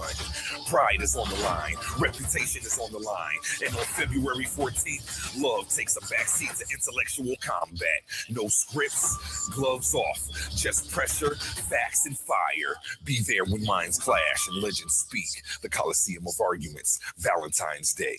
This is debate warfare. 7 p.m. tomorrow, Saturday, Valentine's Day. Me and Suave will be stepping into the arena. The topic is, did white people come from albinos? I will be taking the negative. Suave boss will be showing up to prove that they did. And this is one you are not going to want to miss, people. Definitely one that's going to have the stand shaking. And we do have a super chat. Fire signs from Harris Duncan. Appreciate you, big dog. Yeah. Let's go. We got y'all, brody. We got y'all. Shout out to Titans Debate League. I can't wait to see it, man. I know it's going to be a good one. Shout out. Shout out. Back to you, Joe. Also, I just want to let Brother A1 know that on a platform over on Bigo, I will be promoting. I will be letting people know, come on through, come watch, come support. And so, it's gonna be more than people that's just over here coming through. So this might be a big one, y'all. I can't wait. I know it's gonna be good. When I first met my man's A1, he seen some talent in another little live that I be going in debating with this guy. And then we sat there and started talking. I could just tell, I just knew he was knowledgeable about everything. And I can't wait to see this debate, man, to see, because I know it's gonna be good. I'll be on these panels holding back. So when you see me, I was being nice. I wasn't trying to go in on them. I don't want to scare the people off by just telling them, hey, you dead wrong. You know what I'm saying? I slowly try to walk them into seeing that their logic is flawed and point it out, because I don't want to shatter anybody's paradigm. Man. And that's a lot of people are using these systems to get themselves a sense of identity. Sometimes it's a patch where mental health and therapy may be needed. So I'll be slow to peel back the layers when explaining a lot of this stuff. Oh, yeah. And then when you was in that chat too, I heard how you was getting his points and just you know what I'm saying? What they call it? Begging his pardon and letting him get it out. So I know what you're saying. I can't wait to see it tomorrow. It's gonna be real good, especially if they come in with the questions like they was coming at me tonight. Mm-hmm. Oh man, he might not be in the league too long, but we're gonna see, because it might be some shit that he got hidden that he ain't showed to me. And that's all I'm saying, anyway, because I ain't supposed to get up here to do none of that. He got his own time. Shit, but y'all got the right mechanism to see if you talking junk or if you can back, like you say, can you back up what you talking about? I'm talking about. And if the wrong person get in the chat, it don't even have to be nobody that's from the debate league or something like that. If the right person get in that chat and you get to asking you questions, you gon' folly. Definitely gonna folly. And I look at it like sales. In sales, they taught me, you got 2 ears and 1 mouth. Listen twice as much as you talk. A person is going to tell you how to sell them if you listen. So I look at it the same way in debate. If I let a person talk long enough, I'm going to see all the kinks and holes in their armor. I don't have to be in a rush to nitpick every single point. Sometimes I give a person the floor, give them a couple minutes. They're going to put their foot in their mouth several times. Man. I'm diligent enough to listen and be patient and not jump on it as soon as I hear it. He may expound and make it even worse. But a lot of people be so ready to get in there and swing their sword that they don't know sometimes it's about defense. Sometimes it's about pacing yourself, getting your heart rate down. Like it's not always about being in here just swinging and trying to go for the kill shot. Like It's so funny because we got a word on the screen, logical, right? It's about understanding the logic in one's position, right? Even if y'all are at odds, it's about understanding where that person may be coming from, right? And that's what being a high level intellect is all about. You're able to go up and down the ladder. You might meet some brilliant brothers and sisters, right, who are more brilliant than you, but you know what to do in those positions. You yield the position. But then when you're dealing with someone that you are a higher level then you come down the ladder and you get in a position. But a lot of people like to be bullies too, man, and that ain't cool either. I was talking earlier about scholarship. And man, we can't be up here calling ourselves scholars and then keep showing the people AI overviews, Wikipedia articles.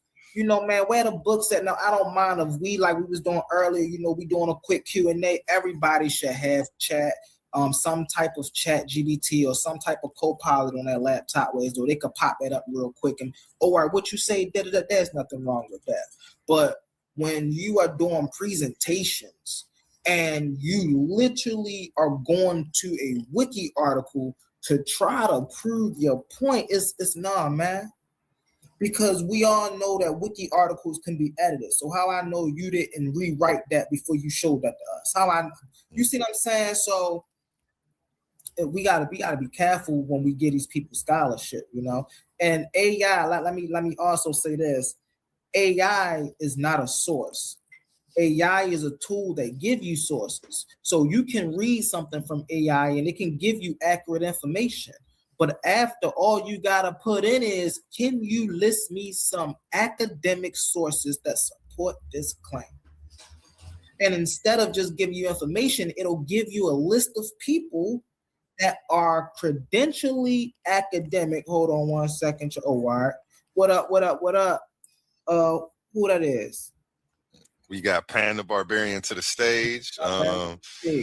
Currently 2-0 over here on Titans Debate League. Just took the win against Hemi for the debate topic, which is more consistent with science and philosophy, atheism, or Christianity. So salute to him, undefeated on Titans Debate League. How you feeling today? How you feeling today, Pan? You're muted. Okay, he may be getting this audio together. Sometimes it takes. My bad. Can you hear me? Yes, sir. Check one. Yeah. Good morning, gentlemen. Super Pan Man, wild as the Taliban. You hear me? Hey! What up? Chillin', I heard y'all talking about bullies and shit, so I figured I might as well just jump on and say hi. Nothing. I was really just listening, and I was like, fuck it, let me just jump up. That's it. Well, since we got you up here, let me get you to go ahead and take on the prompt on the screen. Is belief in God rational, or is atheism the more logical position? Answer yes, no, and expound on why you think that. Actually, to me, I think that's two different questions. Okay, explain. So, taking the second one, I do personally obviously think that atheism is a more logical position. I'm not saying it's necessarily, though, irrational for somebody to believe in a God. You know what I mean? My issue with people's belief in God is when it infringes on others' lives, right? So it could be rational for an individual to do that and it have certain benefits for them. But to me, atheism is still more logical. You feel me? So it's sort of two questions to me. I see that. Because, it all depends on when we talk about a belief in a rational God or is, belief itself, is it rational to believe in God itself, is a thing. And some people might agree with that. Some people might disagree with that. You see what I'm saying? So, I mean, because the obvious question, and my favorite question to go to is, because obviously the question would be then, which God, right? And then you have to get into finding out which one you actually believe in, which is the most rational, and which fits you the most. And, it's a lot of There's a lot of pieces to that puzzle. Just saying you believe in a God or a higher power is not quite serving the purpose of an afterlife or even a purpose of a so-called purpose of life here on earth. You see what I'm saying? And so everything is a pursuit of truth, I think. And if people are earnestly and honestly pursuing truth, you know what I'm saying, you gotta respect it. But if they just sitting in it just trying to act like they're better than people, that's a problem. Nah, that's facts. And that's why I be banging on biblical believers who say they not Christians too.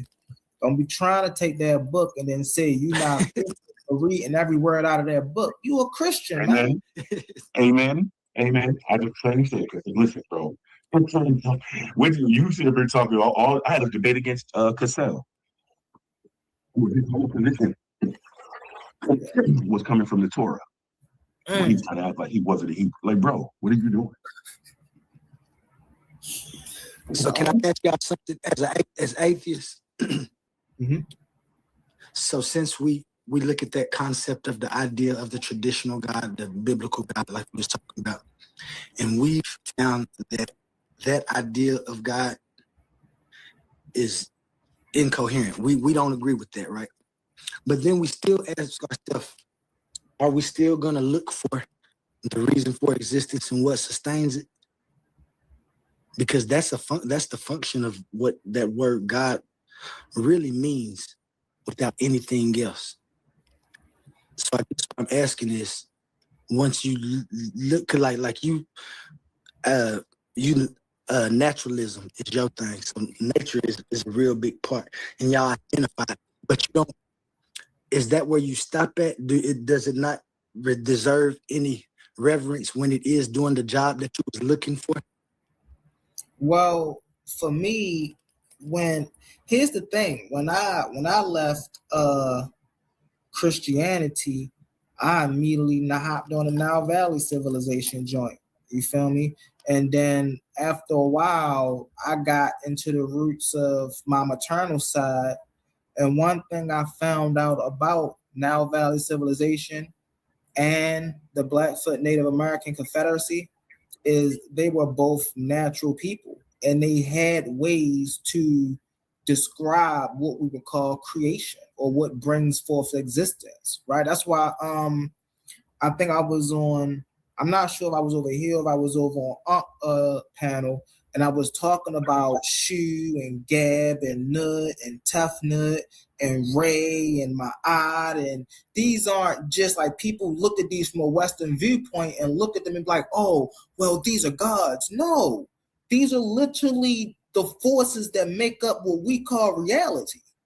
And when you look in science and you see science talk about the strong nuclear force, the weak nuclear force, vibration, gravity, and all of this, you see they're talking about the exact same things. Mm-hmm. So when I'm going back and I'm looking at my roots, and then when I go to the Native American roots with the Black for Native Americans, you see they also have words to describe natural forces for water and air and the cosmos and stars. You see they talking about this. Mm-hmm. So my thing is, why keep reading this when my lineage is giving me a more accurate version of how being or how existence came into being? I'm a land there. I want to know, brother A1. Let's get to the new host. Let's get to the new guest, y'all. Oh yeah. You the new host. What you talking about? Let's get it. Is that Hercules? Hey, I know Hercules. What's up, Hercules? Hey, what's going on, man? What up, my guy? How you doing? Well, good. Not much as early as a mug. Y'all just joint early as a mug, yeah. Hey man, this is just another Tuesday for me, man. I do this all day, every day. I'm just on a different platform. I was coming on to say exactly what you just said, actually. Okay, get into it, brother Hercules. You already said it. You beat me to it. Hey, shoot. I was like, yo, he just said what I wanted to say. But yeah, that's what exactly what I was about to say, man. As Pandemus pointed out, it's like, the question is, whose God are you talking about? You know what I'm saying? And because it's different when you're dealing with, like you said, African traditional religions. They're based off the ecology, and it's not like just stuff that just something you just made up. Somebody, Abraham and these guys is not made up. It's just the forces of the universe. Is how they use their spirituality and stuff. And so these words, we get caught up into these words in a Western world view. Exactly. And, we don't understand it, and that's one of the biggest things. And that's like the thing that I kind of been going back and forth with Ankh about. I've been trying to explain, like, you're using a Western view to try to explain something, from an African point of view. But the thing is that when you look at African spirituality or African systems, they're not the same. It's not the same as the West. It's the complete opposite. It's a complete different understanding of how they view the world and stuff. So, but yeah, when it comes to it, is it, the logic comes into play when we're dealing with African traditional systems. The logic comes into play because it's like trying to explain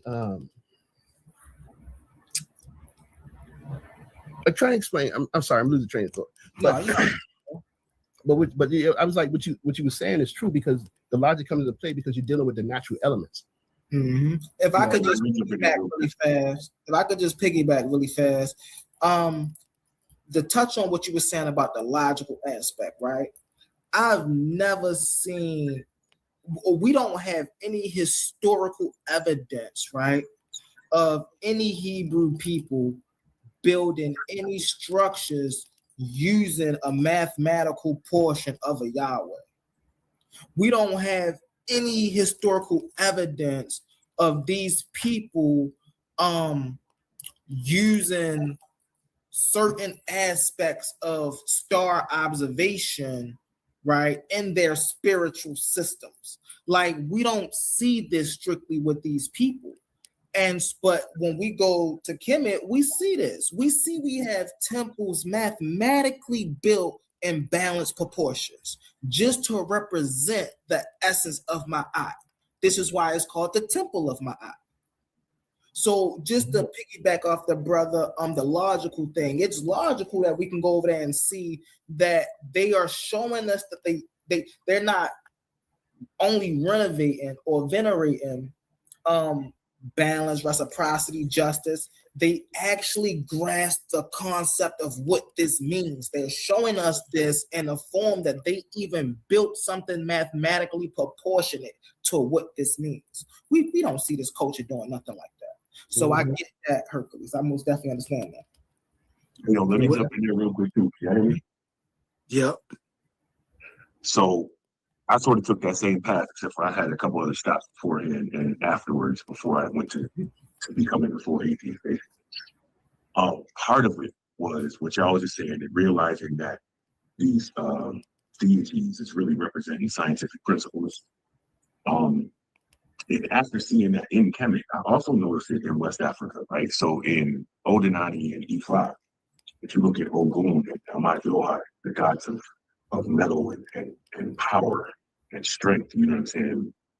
When our people saw trains, that was a representation of Ogun, Amadioha. And so that made me start thinking, if the deity is just representation of which I was talking about, a science or a natural occurrence or a scientific principle, then why then do we need the imagery of a deity? We can dispel with all of that at a certain point, because once you realize that you realize that it was just a teaching tool, a way to express an idea to people who wouldn't be able to understand it any other way. So it feels to me that the atheist and more scientific approach to those things is more logical. It's a logical progression and evolution of education and human mindset. That was deep. Let me give some applause for that. That shit was deep, man. Yeah. What? Yeah. Yeah, I understand. I understand what you're saying. But the only pushback I'll have with that is that viewpoint. So you're saying it's more, it's more of a logical mindset. Well, for the ancestors, it wouldn't have been. It would have been an illogical mindset, because even though we know that these are the elements of the universe, there's still a spiritual component connected to it. It's how they viewed it, and one of the things that they was trying to show us is that there's a reciprocity. There's a give and a take from the spiritual realm to this realm, to the physical realm. And if you neglect that reciprocity, you end up in a world that's, asphatic, with the world of chaos. Today, we would call that, the noise, the high entropy, that's and that's the kind of world that we live in now. It's a world that's, uncertainty, where things are unstable. And they built a society and a civilization that lasted for 4,000 years on stability, because they had this understanding that you have to maintain a balance between our physical realm and the universe, the earth. And this is something I just found out. I didn't even know this, that the earth has a vibrational frequency. I didn't know that. 432, man. 432. Yes, sir. And real quick, just to interject, make sure you are subscribed to Titans Debate League, youtube.com/@Titans Debate League, so you don't miss any of the action. We have a few Argument Alleys scheduled for this week, and a surprise guest popping up on Sunday for his Argument Alley as well. Stay tuned for that. Back to you, King Hart. And so, I just want to say that I think that, like I said, I just found that out. And the pyramids was built to be in harmony with the vibration of the earth and the vibration of the universe and stuff like that. And so I think they showed that, if you don't maintain this balance, this reciprocity, you're going to end up with a high entropy, and that this static, this noise, the way that we are today. Even though we have this technology and everything is that was cool. We got air conditioning stuff, but we're out of sync with. So I hear your point. Let me finish this. I'm gonna finish this. We out of sync with the earth and the universe, and it's going towards an uncertainty future that we don't know about. Chaos. But so go ahead.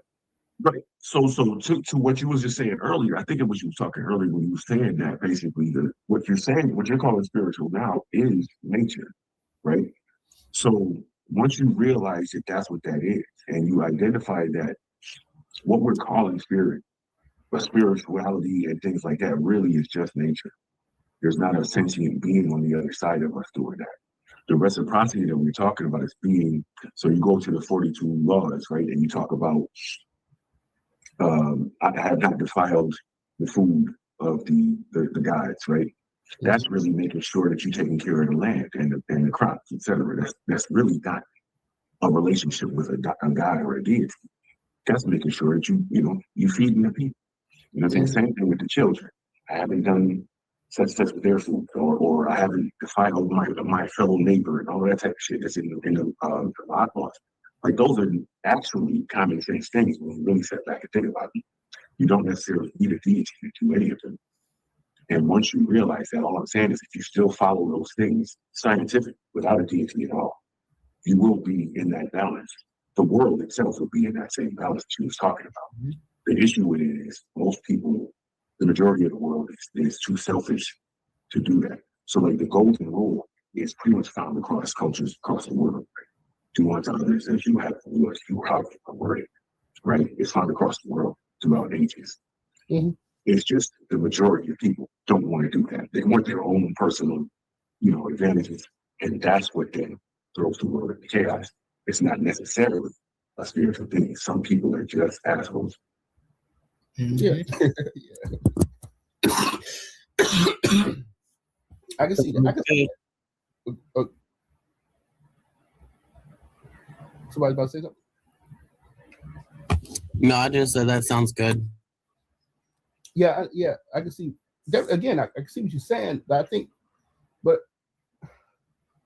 let me see.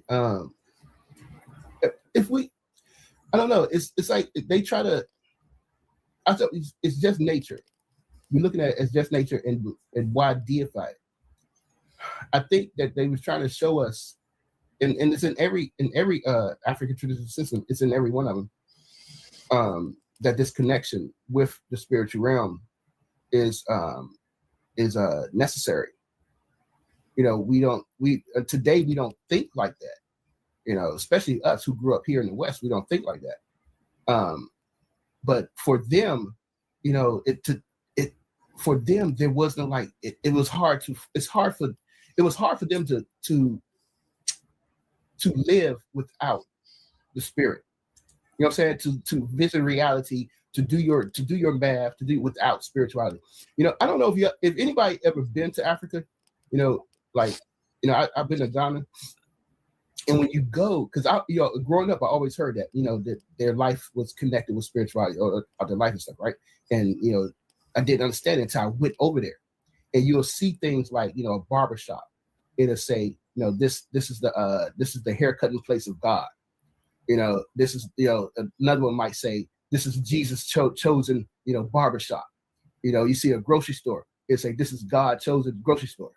You know, you will see it in every, you know, all their businesses, you know, something, you know, God or Jesus, something like that. Mm-hmm. And that's what I understood. I was like, oh, you know, black people did not imagine a life without the spiritual component. You know what I'm saying? To have that that's not life at all. You know what I'm saying? From their point of view, it just doesn't equate. One, you can't. It's like your hand, your hand, your front side of your hand, the back side of your hand. You just can't take the skin off, you know, the back side of your hand, you know, and just say, you know, I don't have a back side of my hand. It just didn't. Their worldview didn't see it like that.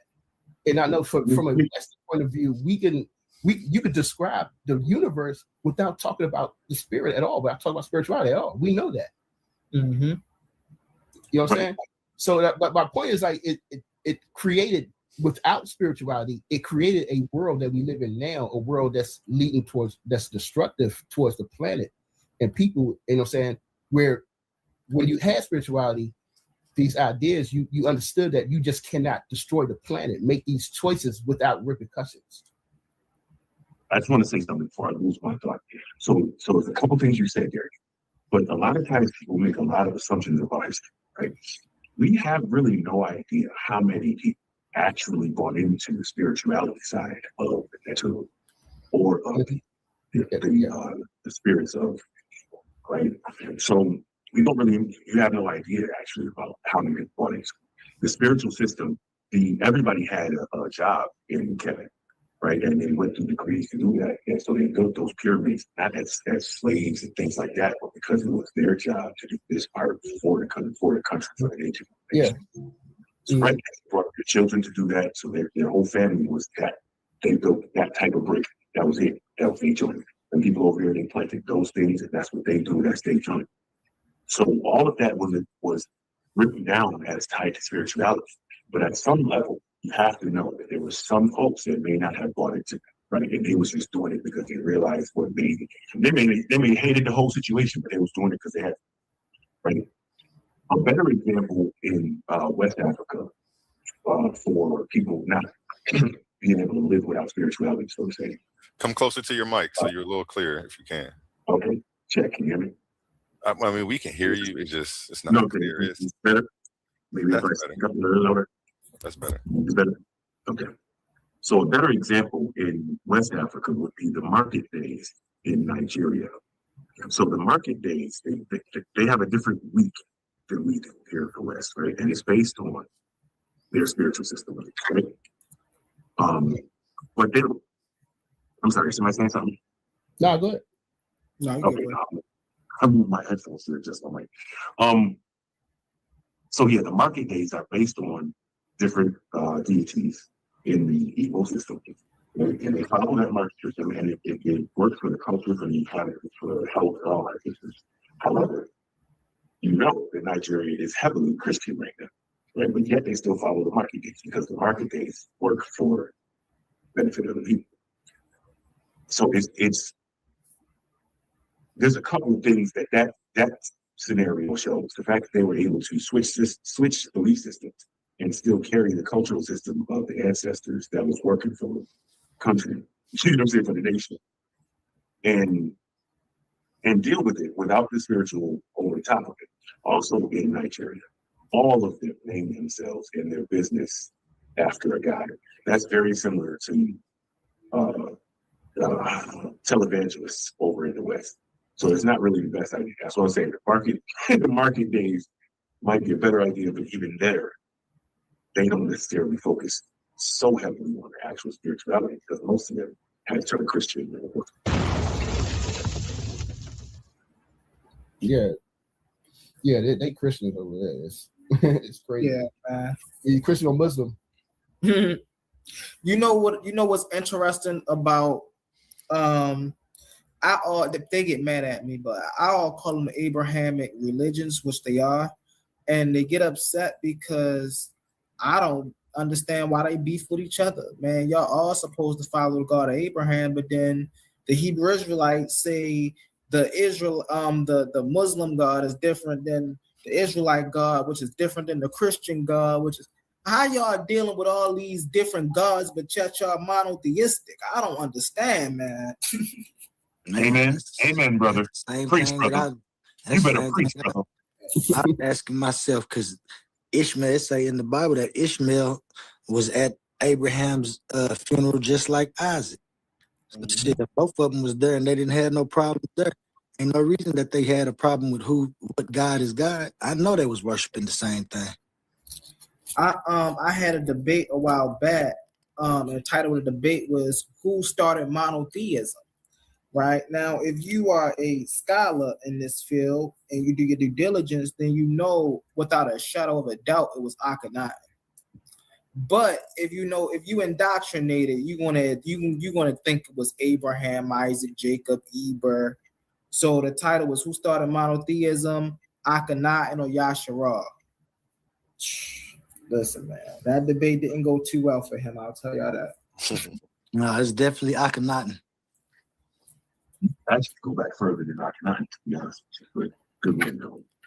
Sure, that's definitely an easy win. Mm-hmm. How would you ever think that Abraham can remember? Well, that's where he lost at the first place. Because when I went first in my first round, that was my first point of contention. How can you credit an invention to a ghost? And he never addressed it. That's the body shot right there. Man. I never understood. Well, I think I kind of understood why they be beefing with each other. It's like y'all all got the same people in y'all book. You know what I'm saying? It's really not the same. It's not the same guy though. It really ain't. And that's the problem. That probably what it is. Hey, listen. Do you know before there was a thing called Islam, right? Do you know there were Arab-speaking Jews and Christians who used the word Allah for God to represent God of Abraham way before a Muslim even showed up on the planet? So if you're telling me that Muslims then took that word and then used that word to designate God of Abraham is a different God than what the Hebrew gods use. Mm-hmm. Hey, I don't know. It is. It is. As a matter of fact, hey, I might actually do that presentation over here one day. That'd be nice because you haven't done a presentation. You've just been over here kicking ass and taking names. I mean, I'm not mad at you about that, but you sound a little mad though. You do sound mad. I don't understand why. You do sound mad. Come open up the classroom for a day, man. Use the dry erase board. You know. Yeah, actually, I think I will do that. After I beat everybody in this tournament, I'm just gonna win this tournament, y'all. So just be happy for me. After I win this tournament, I'm gonna go ahead and do that presentation. Let's get it. Be on the lookout for I guess Pam winning the tournament as he says, and then the Yeah, everybody get ready for that. I'm passing out fully rolled blunts. Get ready to go. I'm passing out fully rolled blunts. Okay. And in case you're wondering what tournament he's talking about, if you're not familiar, we're on Titans Debate League on YouTube, and these are not just speakers. These are thinkers, forged in fire, warriors of words stepping into destiny. Welcome to the Coliseum of Arguments, where logic clashes with conviction and ideas spill like blood in the sand. 16 titans, 16 minds, one path to immortality. They come seeking truth, they fight for redemption, they burn for revenge. Featuring the intellectual elite of the Titans Debate League. Every round a new war, every word a new weapon. Every titan ready to fall or rise in glory. This is not debate, this is combat. Step into the Coliseum of Arguments. Only the brave speak here. Are you not entertained?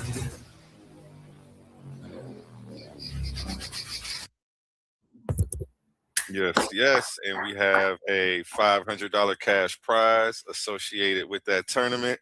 The winner of each round will be receiving $50 on the road to the finals. And salute to you, gentlemen, for being brave enough to step into the Coliseum. And if you aren't subscribed, again, I just dropped that link in the chat. Titans Debate League on YouTube. Get on over here. I'm sharing it on the screen so you can see what it looks like, so you know exactly where to find us. We're doing some big things over here, you know. Rock with us, the hottest debate league on the internet. Back to you, gentlemen. I also, if I may, really fast, listen, I'm not a new cat. I'm a new cat over here on YouTube, but I've been around the block for a while across the street, which I call Bigo, B-I-G-O. If y'all are interested in going to an environment and actually doing presentations and practicing presentations, you know, to get back up here on a big stage and things of that nature, come on over there. You know, we do the same thing over here 24/7. And it actually helps you get better and get more prepared for arenas like this. And he's going to be live later. We're going to get some ads for his Bigo page so that way everybody can know where to go find him. And we're going to keep this going and be expecting to see him over here more. He just got the admin, so he's going to be hosting some open panels, keeping the conversation going. Salute to him. Taking the lead over here. You know, leaders get promoted fast over here, man. And that positive energy really matters. So let's go. Back to you, gentlemen. I think Pan was expounding on how he was going to win this tournament. So anyways, listen, y'all, you got to get this. I'm actually pretty fucking dope. All right. Let's get it. What's your argument? I am a Pan-African atheist. That's my moniker. And then I stand on that. And if anybody want to bring whatever topic to me, I debate any topic that's brought to me, basically. Oh, okay. Some of the topics he's debated so far over here. Should the FOP be disbanded? That was one of them, correct? That's the name Pan. Okay. Then he had another one, which is more consistent with science or philosophy, atheism or Christianity. He debates a broad number of topics though. But atheism and Pan-Africanism are the two ideologies he's waving the flag for everywhere he goes. So literally the flag. Expect to see more from him over here. Shout out to him. Titans, stand up. Oh, you hear it's dead air? You need time? Here, I got you. So anyways, I am a Godlight as well. I'm a member of the actual UNIA ACL Governor Forum. You know what I'm saying? It's a unifying movement. Despite your religion, belief, anything like that.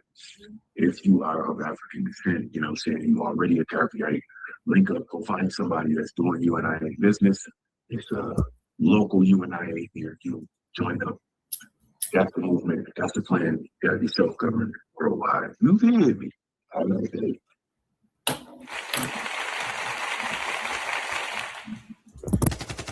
Don't keep quiet. I'll keep talking. Now, Pan, you might win. It's okay.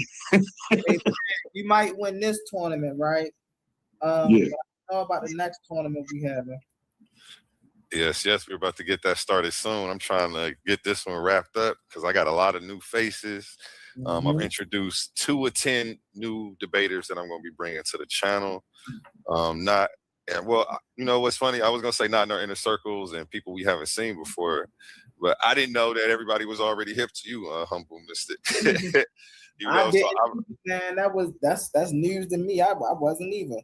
Yeah, you pulled up to the channel. You had a lot of support. They already was hip to you from other places and spaces. I didn't even know that you had been on YouTube really doing this. I found out once I started interviewing you because we met over on TikTok. Yeah, so.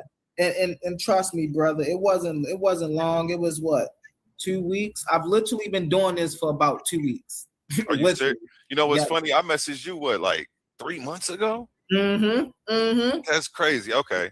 So I guess everything worked out the way it was supposed to. Like right when you got rolling, I just hit you back up out the blue after I missed our first scheduled date. Like, hey, you want to do something today? You like, yeah. When you hit me up, I had to make sure that it was you. I was like, oh, that's the dude from Titan Debate League. I started hitting. I'm like, yeah, man, I'm ready. He was like, yeah, man, look, we can do it today. Hey, listen, that's how we roll. I'm with it. Let's go. Yeah, and go ahead, back and forth. You were asking Pan a question. If you want to set up a exhibition debate, y'all get paid win, lose, and draw for those. So I was just saying. So Pan, what's your standpoints, Pan? So like, what do you follow? What's your worldview or things you like to debate? Once again, I am the Pan-African atheist. That's life. So I stand on that. And anybody want to challenge that, they can get it. Like I said earlier when I was talking about it, I came from Christianity. I went through all of the different religious paths that Black folks go to come to atheism. So I actually practiced a couple more belief systems than other people have. So I got that history with me and experience. Yeah. Also, I pretty much debate whatever. So like, it's it's sort of my shtick that I debate whatever topics that someone brings to me. So whoever my opponent is, if they decide they want to bring a topic, I usually go with one that they bring. That makes sense. Okay. So do you have any topics to propose? Oh man, listen. Look at you trying to start shit. Stop it. Hey, I mean, we need to get you some extracurricular stuff going outside of the tournament. I feel. Yeah, I'm about to say, listen, I can propose many different topics. I do the evolution. He said atheism. We could deal with morality. You know what I'm saying? We could deal with a whole lot of things. But I'm just like the brother, right? I am a multifaceted debater, right? I literally do this for sport. So yes, while oftentimes you see me, debating the religion or the science, man, I'll debate who's the best basketball player. I'll debate, who's the best running back ever. I'll debate, hey, listen, who's the best baseball all-star, man? Listen, I do this for real. No, he need to go against Anu. That's what this sounds like. Let's go, shout out Anu. Oh, yeah. Yeah, we're gonna have to get something set up, man. I got somebody who called them out. Well, he called them out and they accepted the challenge. We're about to get something set up with those two here soon. Leave me alone. I'm lazy. I'm a lazy prize fighter. Just get for the big shows. Hey, what you got? Hey, Pan, is that damn, that's not Laurel you got coming up with the debate. I don't know who I got coming up next. Hey. You did ask to see the bracket this morning, didn't you? Yeah, what's my next victim, bro? Let me pull up the bracket. I think you have to wait on the winner of a debate. There is nobody lined up for you yet, so you're just waiting in limbo to see who wins this next one. It's lucky, son. Lucky, son. The last debate he just had, it was against Timmy. You guys can go check that out on the page. I got the most minks against Timmy. got the most big. Hold on, let me pull up that advertisement real quick so everybody can see what they missed real quick. Clash of the Titans, that was round 2. Hemi versus Pan promo. What happens when faith meets fire and science meets steel? 2 minds, 2 worldviews, 1 explosive debate. Sharp, unfiltered, armed with science, reason, and relentless logic. Facing him, 713 Hemi, the Christian juggernaut. Bold, battle-tested, standing on faith, philosophy, and the word of God. This is more than a debate. This is a clash of foundations. Which worldview stands stronger under pressure? Which one is more consistent with science and philosophy? Is reality purely natural? No gods, no divine plan? Or does Christianity offer the deeper explanation for existence, morality, and truth itself? No dodging, no soft questions, no safe corners, just raw arguments, real receipts, and intellectual combat at the highest level. Pandemics versus 713 Hemi, faith versus atheism, belief versus reason. Only one worldview can leave the arena undefeated. Don't miss it. Hey, Yo, that was fire. I did my thing on that one. I did my thing on that one. And so I take that Pat African, you won that debate? You can almost always assume that I won the debate. Yeah. He's definitely undefeated on the channel right now. I can say that. Yeah. So you what was some of your arguing points you used? Well, the theme was so obviously okay. So I'm introducing myself to y'all for the first time. So I'm actually a cartoon as well. So you got to respect that. I'm a realist cartoon, you know. I was like, hey, yo, that's fire. So, I always got a theme in my debates too. So this theme was the black cat. There's a famous joke that say theism or belief is like going into a black room, a dark room with no lights, searching for a black cat that's not there, and saying you found it. And so that was the whole theme of my whole debate. That you have to be able to show whatever your claim is. You can't just sit there and say, there's a God. There's a God that his name is Yahweh and all these other things, right? Without actually proving that claim. And so atheism approaches questions the same way that science does. When Christianity approaches religion, I'm sorry, Christianity approaches questions with religion in mind. And he actually posted a slide that says, what did he say? Fear of the Lord is the beginning of all religion. Right? And I mean, I'm sorry, I'm starting because I'm texting my daughter. Fear of the Lord is the beginning of all knowledge. Right? So he posted that slide. So that changed the trajectory of my whole presentation a little bit. Because now you're telling everybody that you start off with a bias. If fear of the Lord is the basis of all knowledge, that includes any question that we're talking about in science. You understand what I mean? Mind you, atheism approaches every question the same way a scientist does, by reserving judgment until you have an answer. So we complete the experiment, or we go through the method, the scientific method. You know what I'm saying? Go through that, falsify, try to falsify, have criteria to falsify. You know what I'm saying? That's the other thing. You can't falsify Christianity. There's nothing to falsify with that. That is not scientific. You know what I'm saying? So he had to admit that as well. So there was, man, you know what? With these religious dudes, one of the most straw man arguments or red herring arguments they be trying to make is absence of evidence is not lack of evidence or something like that. It just means it's not found yet. Man, I be listen. No, man, if lack of evidence means it ain't there. It don't exist. But you know what else too, though? Again, dealing with the science approach with our debate. Okay, you saying it still might be out there. That's fine. What's the next test? But until we finish that test, we can't say for sure it's out there. And they all have to concede to that. And that's why they can't fuck with me. Yeah. Well, even if we take a historical model, right? Like, for Christianity, right? You know, they believe Jesus is a historical person, right? Now, the issue with that is we have a man by the name of Pontius Pilate, who we know is a real person. We notice he's a real person because we got steles of his life. Now, when we read the steles of his life, Jesus is not mentioned, a Yeshua is not mentioned, an Emmanuel is not mentioned, no crucifixions is mentioned. Now, he do have a quarrel with the Jewish community, but that quarrel was about taxation.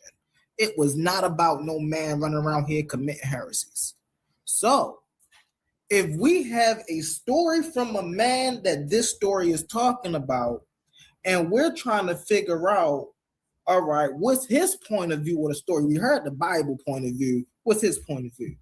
Now, he got taxations, he got war commands, he got all these things, right? But you know what he don't got? He ain't got no Jesus crucifixion. He ain't got no Yeshua crucifixion. In fact, he ain't got no crucifixions. So, I mean, that right there just also disproved the knowing of a Jesus is historical.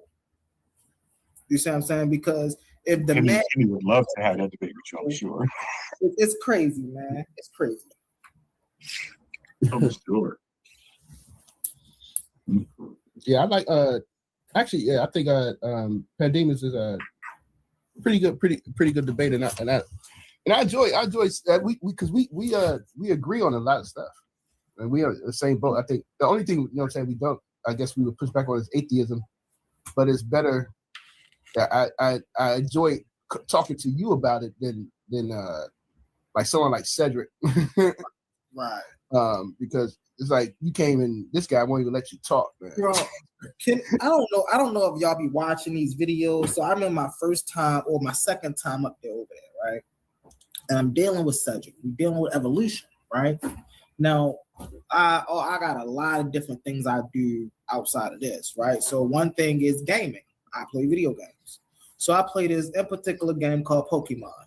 And so we dealing with evolution, and I'm using Pokemon as an example because Pokemon have the process of evolution within it. And I'm showing how evolution includes speciation. This man, Cedric, come out the woodwork talking about Pokemon is metamorphosis.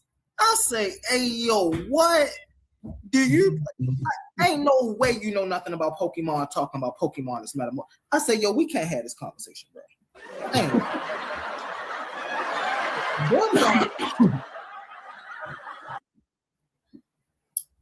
Yeah, I don't fuck with cousins, so I don't even got too much to say about it. You said what? I don't really fuck with them, so I don't too much to say about Yes, man. It's funny, man. They but the issue at hand that y'all was talking about though is you're supposed to be able to have conversations without being asshole-ish, right? And I can understand people's, like I started off when we started talking about this. I can understand what people believe in something, but the moment you come over to me and try and make me on it, we gonna go through some things. You feel me? Mm-hmm. That's all it really is. Okay, psychic, I see you. Chicken B, I see you. That's what I'm talking about. Yeah. Say that again. Pick a reader right there. Who the other one? Go. Let me see the other page. Hey, that's tough. Oh, why not see that's Evie. She got Evie in the background. Okay, we got a fellow Pokemon lover on the panel. Okay, Charmander. So, okay, so she know what I'm talking about. Okay, tunes up. I see it now. I see what's happening now. Tunes up. Tunes forever. Tune life. Mm-hmm.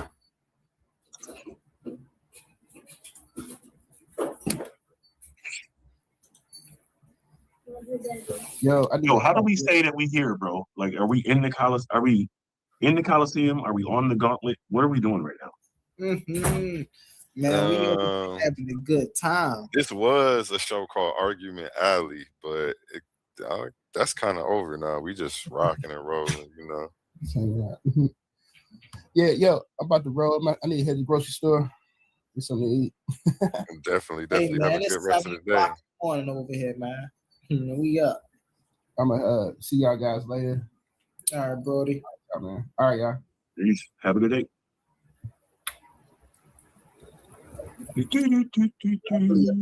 Having these conversations, man. Definitely with like-minded individuals. You know, it's actually a relief not to have to go through trolls or so many trolls. You know, man, listen, this is refreshing. I really enjoy this. Once again, shout out to the brother A1 for making this possible. Hey, A1, I caught a certain comment earlier last night. I don't know if you caught it, bro, but it said, you know, hey, we need more content like this. Look, it's great to come through to a platform that's, hey, I ain't even gonna finish that, but caught that comment. Well, you know, you about to be over here holding it down, man. So keep spreading the word. Keep letting them know where they can get that fire content. Ain't gonna be no gatekeeping on the information. We're not gatekeeping the young brothers from getting up here either, man. Everybody's voice is gonna be heard over here. So I appreciate y'all rocking with me, man. Shout out. What is y'all's astrology signs? I am a Pisces, Cusp, Aquarius, Gemini, Cusp, Cancer, Rising, Moon, and Aquarius, 10th house Pisces. Wait a minute. What? You're a what now? I'm a Pisces on the cusp of Aquarius, and I'm also Gemini, Cusp, Cancer, Rising, which makes me talk really fast at first. And then I got Moon in Aquarius, and the Moon right now is in Capricorn, and some kind of wanting moon or something, whatever that means. But like, yeah, and my 10th house is in Pisces. I have to say all that because that's what I'm advertising as a 10th house Pisces person. That means I'm just going to include all the signs that are in my chart that are important. That's highlighted. Your 10th house is how you act like on cameras. Like right now is our 10th house. And it's, you know, it's ruled by Capricorn. The 10th house, it's our career. It's how we're on cameras. And also the 12th house, which is ruled by Pisces. Everybody has 12 houses in our charts. I'm not just a Pisces, Cusp, Aquarius, and I'll be all. I have all this in my chart. Everybody else has in their charts too. And I read them for free, and I do psychic readings too. Even though astrology is not psychic, but spirits have told me they're astrology signs, so I'm not wasting my time doing astrology charts always for free because it's the best thing you can discover. And the experience and experiment with practicing psychic abilities at the same time helps because birth charts are easy to roast and talk about because I love the roast the charts to show you why you're a douchebag, why your mom and dad is a narcissist, why are you so poor, and why are you challenging with this, and what's wrong with your left eye, your right eye, because in your face and your organs, all the astrology map that you have, it literally can tell you some really interesting stuff. And allegedly, they can tell you what your 8th house is in, which is you're passing away, your sexual expression, and stuff like that. But it's not psychic, but astrology you can interpret and see stuff that can relate to that. And most people say, like, if your 8th house is in Leo, that's ruled as the heart, you know, allegedly, you know, it's in your family. It could be these people, when I tell them that the 8th house is could be your passing, could or could not be, allegedly, you know, because this 8th house is just saying it's in Leo. It's psychic. And they all say it's in there, and it's in their family or something, or it's related somewhere. You know what I mean? What did you say? What's your question? All right. I would just like to ask you a question. Do you know the birthplace of astrology? I don't know. I just know Aquarius is the discoverer of it, and in your chart, it helps you understand the language of astrology. Is Aquarius or something? No, the birthplace. Like who started that? Oh, I don't know. I have no clue. I didn't have to study it. I'm studying through y'all every day. Astrology. So astrology came by way of the Babylonians. That's a Mesopotamian thing, right? And later on, that's where the Chaldeans got their star mapping from. Then in that mix, when that thing was getting started, when astronomy was getting started, Kemet actually picked up their own version of astronomy. You see what I'm saying? Now, all this is it's an observation in a spiritual philosophical sense of tracking the stars. And this is before they had scientific methods of tracking the stars. And So, calculators and computers, they'll show you the map for you Right. without having to look at the stars. So- and people and Egyptians found out this stuff without the calculators and the Mhm. cameras. I'm gonna let I y'all can't do have this that. conversation. Peace out, y'all. Have a good day. All right, Thank you most ever so definitely. kindly. So what That's is your just- astrology sign? Do you know what your moon and rising sign is yet? I'll find out. Have you tackled the prompt on the screen yet, Psychic? Is belief in God rational, or is atheism a more logical position? Both are the same bullshit. The same answer. Believing or not believing is not going to make no damn difference. Or being against believing or is wanting to know and find out and discovering. You know, what you see is what you get. But like, what people are delusionally thinking when they're an atheist is thinking that, well, you know, belief can't be anything but what. Now you got to find answers without believing. Good for you. Do that. You can believe with trying to find out answers too. If you believe so bad, it helps you motivate yourself to find out the answers, unless you just want to be comfortable with believing in bullshit, which just maybe may hinder your experience on finding out what the real thing is that you're so-called believing in and waste your time doing all the time. Like what? Like say we're praying to God, begging Jesus, oh freaking God, fucking help me, please, all the fucking day, until you get an answer from him. And it would be just like a few words and had nothing to do with your prayers. It was just, he gave you the spiritual presence of the light and telling me, I'm here to save Selena, which is my girlfriend who started crying when she felt his Holy Spirit. And I was driving. That's stressful. You have to do it all with your mind and see with your soul's eyes. And you can see it physically and feel it physically. And other people may not be seeing the same thing as you, but some people can. And with my best friend, she's haunted by her aunt, and that's how I get to communicate with spirits, because she's there. Her aunt is with her. Yes, there ain't nothing better to do than talking to me in spirit. And yes, and it happened many times. And all I got is my witnesses and my confirmation through these pictures that they show me after I see the visions from.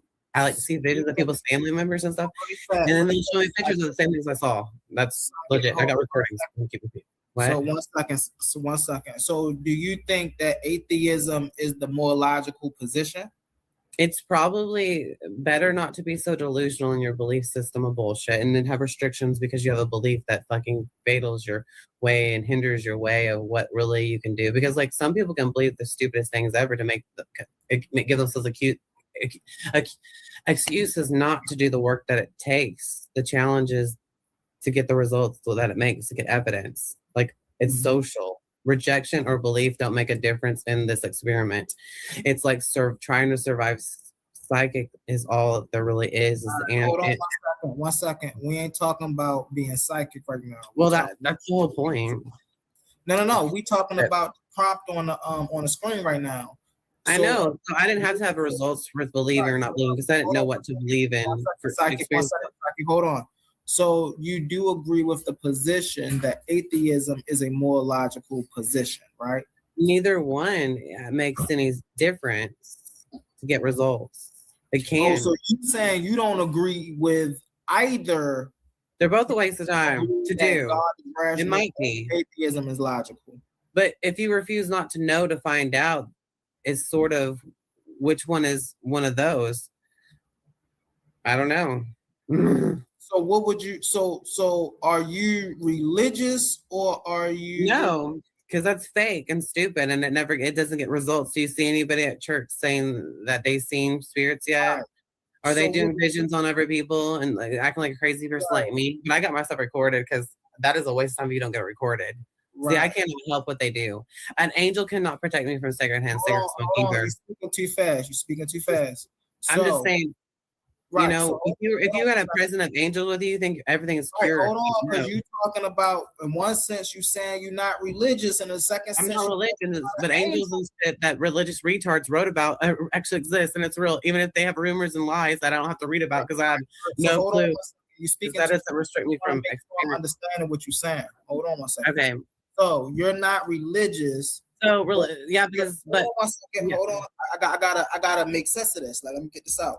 So you're not. So what I understand from you is you're not religious, but on your psychic path, you're able to communicate with angels and spirits. and animals.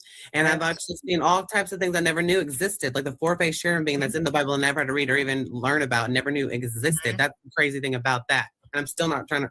I just ask people, what do you know about this four-faced cherubim that I encountered, and what do you think about it? Nobody gives a fuck. Nobody cares, and that's my life. Huh? Are you saying cherubim? Yeah, it's a four-faced cherubim being. I mean, how I can't. I mean, I don't know. I just experienced it. It has four faces, and that's so cool. And every detail of it is the same explanation that's in the Bible that I never had to read because I looked it up on YouTube 2 months later. And I thought the ox face that I saw in my visions, I even made a doll about it. I made a biblical doll because of it. It is so cool. So you do your research off of YouTube? No, I had to do that to find out what I was seeing. And it just happened to be something that's in the freaking Bible. Bullshit. Is that a pentagram? Yeah, it's just fun, pretty bullshit. It has nothing to do with anything. It ain't nothing unless you want to believe in it. It's earth, air, fire. You just said it was bull crap. How you going to try to Oh, break it's it my art though, but it's just my art and stuff. And I like sewed this shit. I can't see what I'm filming, but what a waste of time. See earth, air, fire, and water and stuff. This is my biblical doll that I made or whatever, which I didn't have to read the Bible to see this being. And I decided to make it into a doll because, hello, look, a statue of Jesus is cool too. And why not the pentagram? Because of elements help me be psychic too. Your astrology chart can show me places in your chart where your elements are stronger than others. And it helps me to tune with that so I can work with those elements. So if I may ask you a question, I promise you I'm not being, hold on 1 second. I have to ask you a question and I promise I'm not being facetious. What's the difference between you and a religious person? There's nothing, but there's not a difference between an atheist and a religious person too. Same no, not atheist. I'm saying you. Me and a what? A religious person or an atheist person? There's a balance of both. I don't have to believe in nobody's bullshit. I go through by experience. And what has survived is my memories of seeing all these spirits and eyewitnesses. I can only go through brother. I'm hearing you. You know, I was just earlier talking about, No, what's your astrology sign? You didn't even answer me that question either yet. I'm an Aquarius. You're an Aquarius? Okay, for me. Hold on. So earlier I was talking about people who believe in the Bible but don't want to be Christian. Oh, who cares about that? They don't care. Hold on, I got you. I want to let the panel. I want to let the chat know I'm speaking to them right now, really fast. I got you. So you cannot follow the ways of this book and then denounce their practice or their title over you. If you read the Bible, you are a Christian. If you're talking about cherubims, you're a Christian. If you're talking about angels, you're a Christian. These are indoctrinated beliefs that's been put. And this is why I'm talking to my people, because these are indoctrinated beliefs that's been put on us. Please, people, do not adopt this. This is not our studies. This is not our scholarship. This is not what our people did. Our people didn't go around talking about angels and demons. Because they haven't seen them yet. That's the problem. Don't give yourself excuses not to see them because they are real around other people and they have nothing to do with your beliefs. You can't make a demon be what you want it to be. Neither can an angel. You can't. They're just beings, just like you. You're part of fucking God's image of bullshit. Okay, you're cruel or loving. Who gives a fuck? You're allowed in the light. Who gives a fuck? As you are, and you still see other creatures, and life goes on existing. No heaven.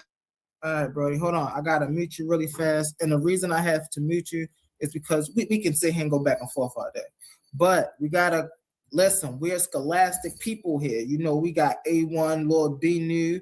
You know, we got Quantum in the building, and every time we speak, we spoke with some sort of education or intellect to what we were saying, So I would ask you, brother, hold on, don't unmute your mic while I mute your mic. So I would ask you, brother, I'm gonna treat you as a brother. I would ask you to just show the same decorum, bro. We ain't got, get all cursy, I was just asking you some questions because the brother asked you a question about the prompt here, and then you started to go off the rails on what psychic is and reading angels, and I had to bring you back to say, okay, well, are you religious or are you not religious? You said you wasn't religious, but then you're talking about angels. You can't not be religious. See, as a we had a brother up here who considered himself an atheist, and anything he said out his mouth ain't had nothing to do with no angel, brother. So you gotta, I don't know if you gotta reconstruct what you're doing or how you bringing it. But you know what? I can't, and I don't want to sound like I'm bashing, but when it comes to showing and proving what you're doing in a scholastic field, all I'm gonna say is you can't use religion to back up what you do spiritually. Hold on 1 second, y'all. I'm gonna unmute you, brother. I'm not using. I didn't mean for it to be fucking related at all. So, I mean, whatever it is, it is. The whole world is small and ridiculous. We all like reunite with each other and shit or something.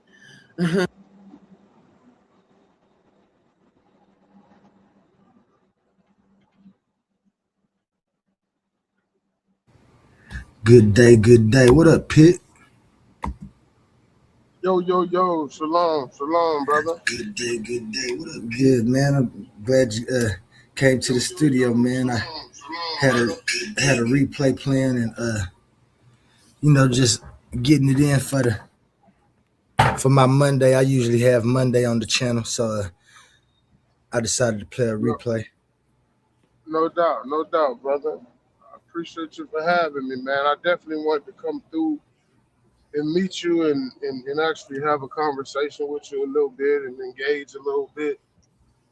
At least definitely before, Sunday. So I'm driving, I'm at work, so I seen y'all live. I decided to pull up, man. That's all, Oh, okay, bet. Let me fix my screen right, man.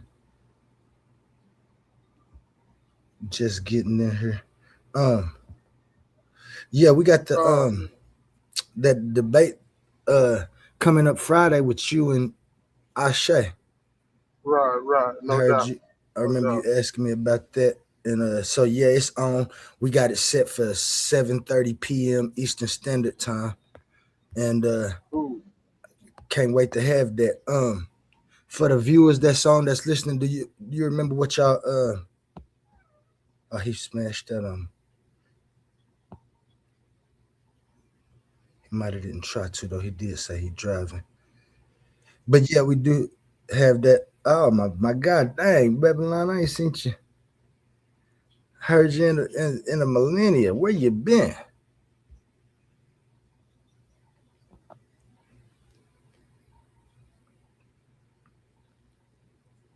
Babylon.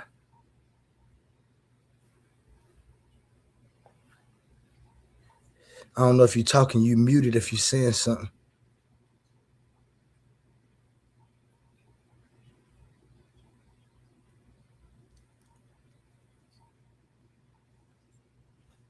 Gonna get into this commercial real quick then.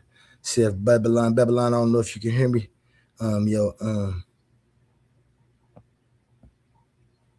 Your mic might be muted if you're talking. Okay, there go Pitt came back. I thought he might have dropped off on accident. Yeah, I dropped off on accident.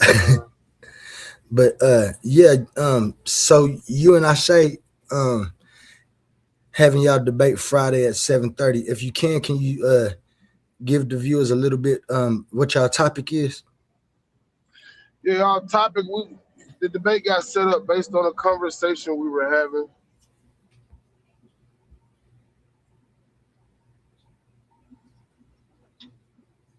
A conversation about what y'all's having. And I'm trying to think.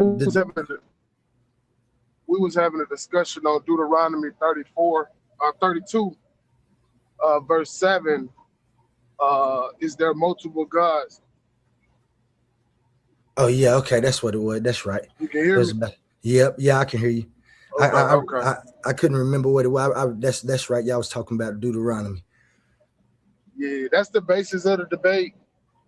he was telling me that you guys was feeling a little shaky on that, having that as a title. So we kind of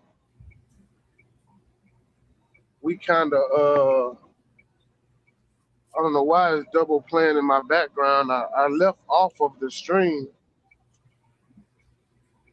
Do you got is your YouTube still up?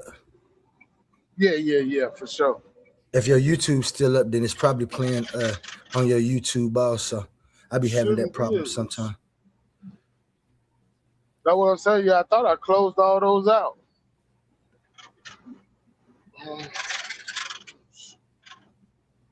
Oh, there it is.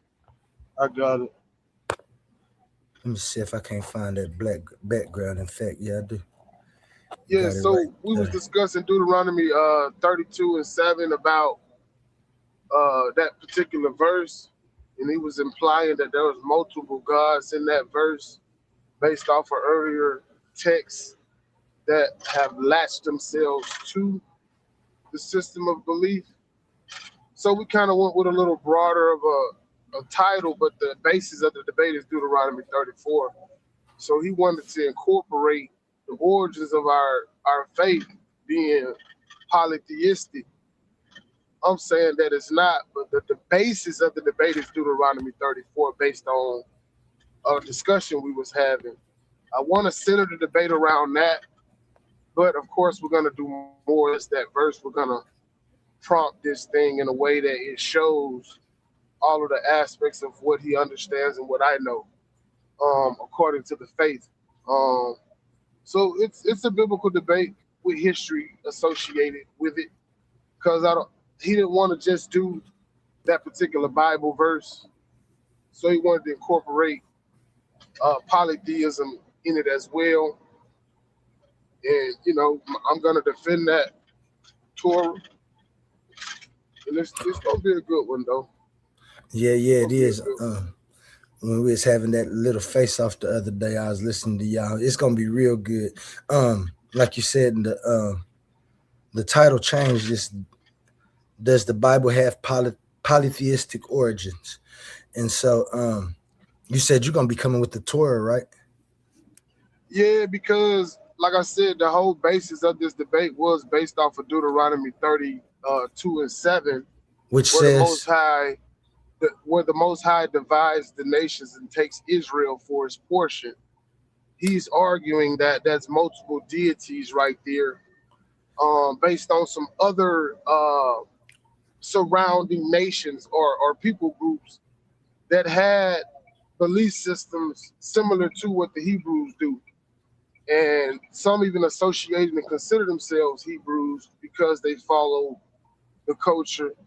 And my whole plank to this is to show that parallels are not the same and they're not equal to being the same. If we share the same language, we can refer to things as the same, but that does not make it the same.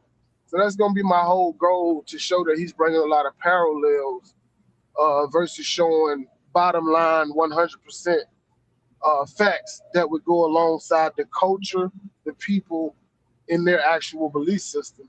You see what I'm saying? Because if I say I believe in Yah and we got the same God, his orders and rules are going to be the same across the board. But what we see in these different pantheons that resemble each other in parallels in faith and practices, we can clearly see that they're doing different things. They're ordered to do different things. The things that they can't do are different.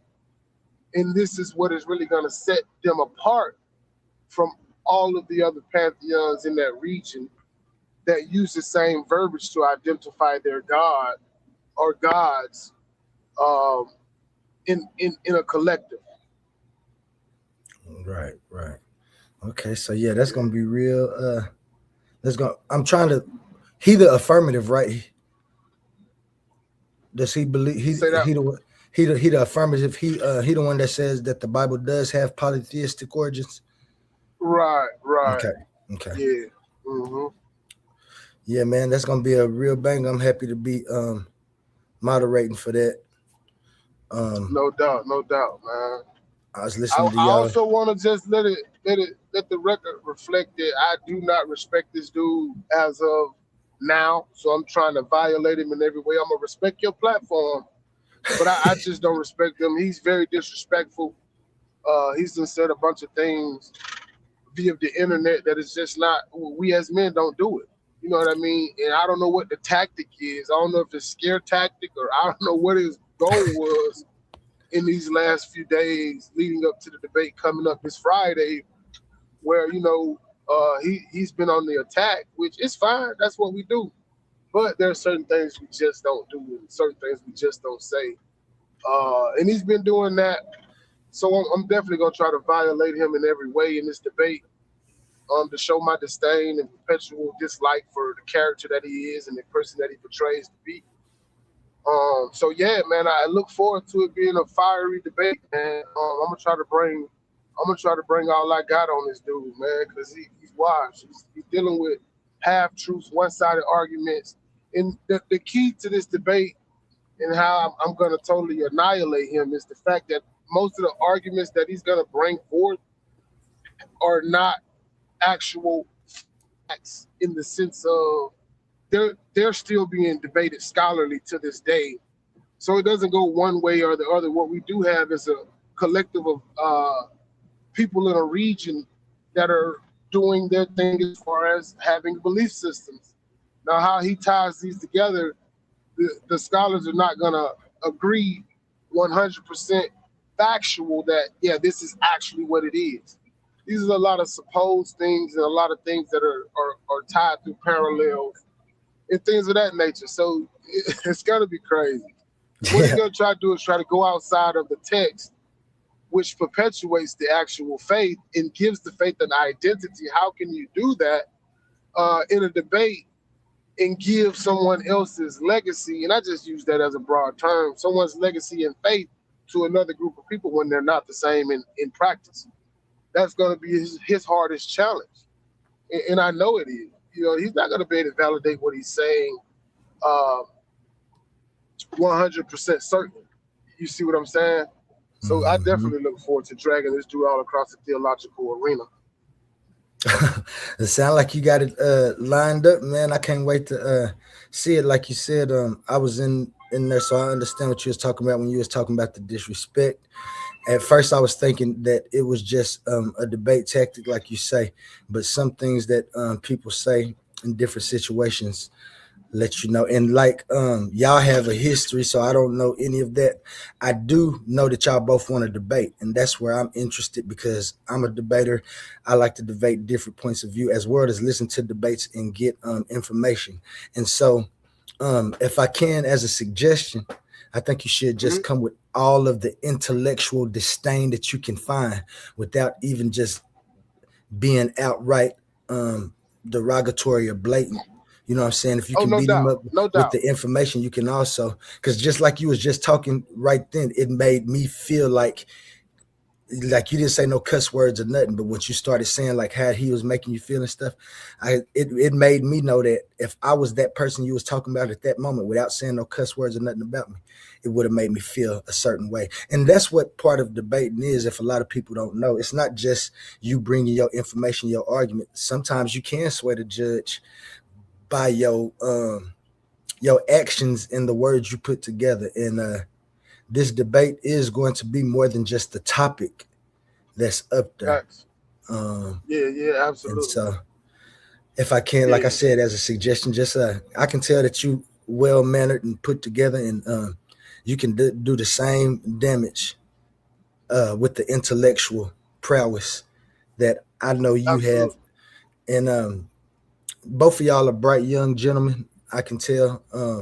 Like I said, I was listening to y'all. I didn't know that when y'all was talking, y'all was just kind of like, I didn't know that you was gonna be coming with the Torah. So he got a whole lot he gonna have to stand on. I know you out there. You sounded like you had your argument ready, man. He gave you a couple of pointers you might want to go touch up on. I wouldn't have gave you that much, but Pitt seemed to be on his he seemed to be on his gracious behavior this day. So you better yeah, no doubt, man. Come Friday, like I said, man, I'm definitely gonna appreciate the space that you opened up for us. I'm not gonna violate your space, brother. I'm gonna keep it very studious. But you know, theologically, yeah, I'm gonna try my best to destroy this brother, man, because of the history that we have, and what it has turned into, and what it has demoralized into for whatever reason. That doesn't matter here nor there. Right. Moreover, um, definitely, I grasp the sentiment that you're under, and me and him have debated. This will probably be our third debate now, so we're like 1-1. This would be tiebreak, I guess.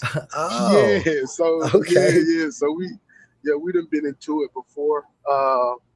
Like I said, he don't respect my lane. He don't respect my lane at all because I am a Torah believer. And his lack of knowledge of the Torah and the history and where these people come from is all one-sided. He's never went into full depth study on how these things got divided and how certain people view things and how they utilize these very tools through I'll just say it for content, the religious pantheon, specifically the Hebrews and how it derives because of the layers that have been added to it. So this is going to be a good debate, man. I think it's a great opportunity to show these differences and show these parallels that are not associated, that people try to associate through theology and sociology and all these different aspects of university. I definitely think that he's going to bring a lot of information. I do know that. I know that. I know my opponent. But how he ties this together and makes it stick is what's going to matter the most. And I'm going to destroy that. Right. And you do know it's Lincoln Douglas style. We have 3-minute introductions for both. Then the affirmative starts off first with the first round. I believe it's either 10 or 12 minutes. I got to look in that. I believe it's 12 minutes. You have a first round, 12 minutes. Then we'll come with the second round, rebuttal round, which is 12 minutes apiece. And then we come to the question and answers. And the question and answers, the negative goes first and starts with the question for 12 minutes. Then he'll have 12 minutes for you. Then we'll have another 3-minute closing so everybody can close their arguments out. So the debates usually take 45 minutes to an hour, maybe a little bit, depends on how everybody got their screen set up. If everything is on track I hit a back road. I couldn't hear the last few words you said. I hit a back road. My signal cut out for a second. Got you. Like I said, it'll be 3 rounds plus the introduction round, but the introduction ain't around. So we'll have the 3 rounds. Y'all both state y'all arguments in the first round. Second round will be the rebuttal or build on your own argument. You don't just have to rebut his. You can build on your own argument if you hear something. Because the third round is the question and answer round, and that's where you can kind of tie the second to third round in. I try to on mine if I want to build my arguments. And then we'll have the closing round, which will be I believe that's another 3 minutes to close. And so it just take, like I said, 45 minutes, an hour and a half. We have the debates over, then we have after shows after that. No doubt. I can't wait to see this, man. I hope y'all get it solved. And through debating, I also found out too, after y'all get the information out, them feelings that you have. But like you said though, and y'all done had 2 other debates. And right. Nah, I ain't dealing with him. He done broke all of that because his ability to disrespect for no reason, bro. Like, I've always respected the young brother. He's, I'm his senior. Yeah. And I've always tried to show him a level of respect anywhere I go. I lift him up. I speak well on his platform. He got going on whatever with Sidnetta. I never talk down on him, but he has no problem because he can't control his anger, or he has these tantrums where he can just say what he wants to say and be disrespectful, talking about my children and things of that nature. We're not doing that, brother. Like, we not doing that. There's zero tolerance for that. And I gave him multiple opportunities to correct his behavior, and he still chooses to do it when he feels like he needs his way and he wants to do this childish thing. Well, he's very studious young man, and I know he knows better. So at this point, I take it as disrespect intentionally, and that's what it is.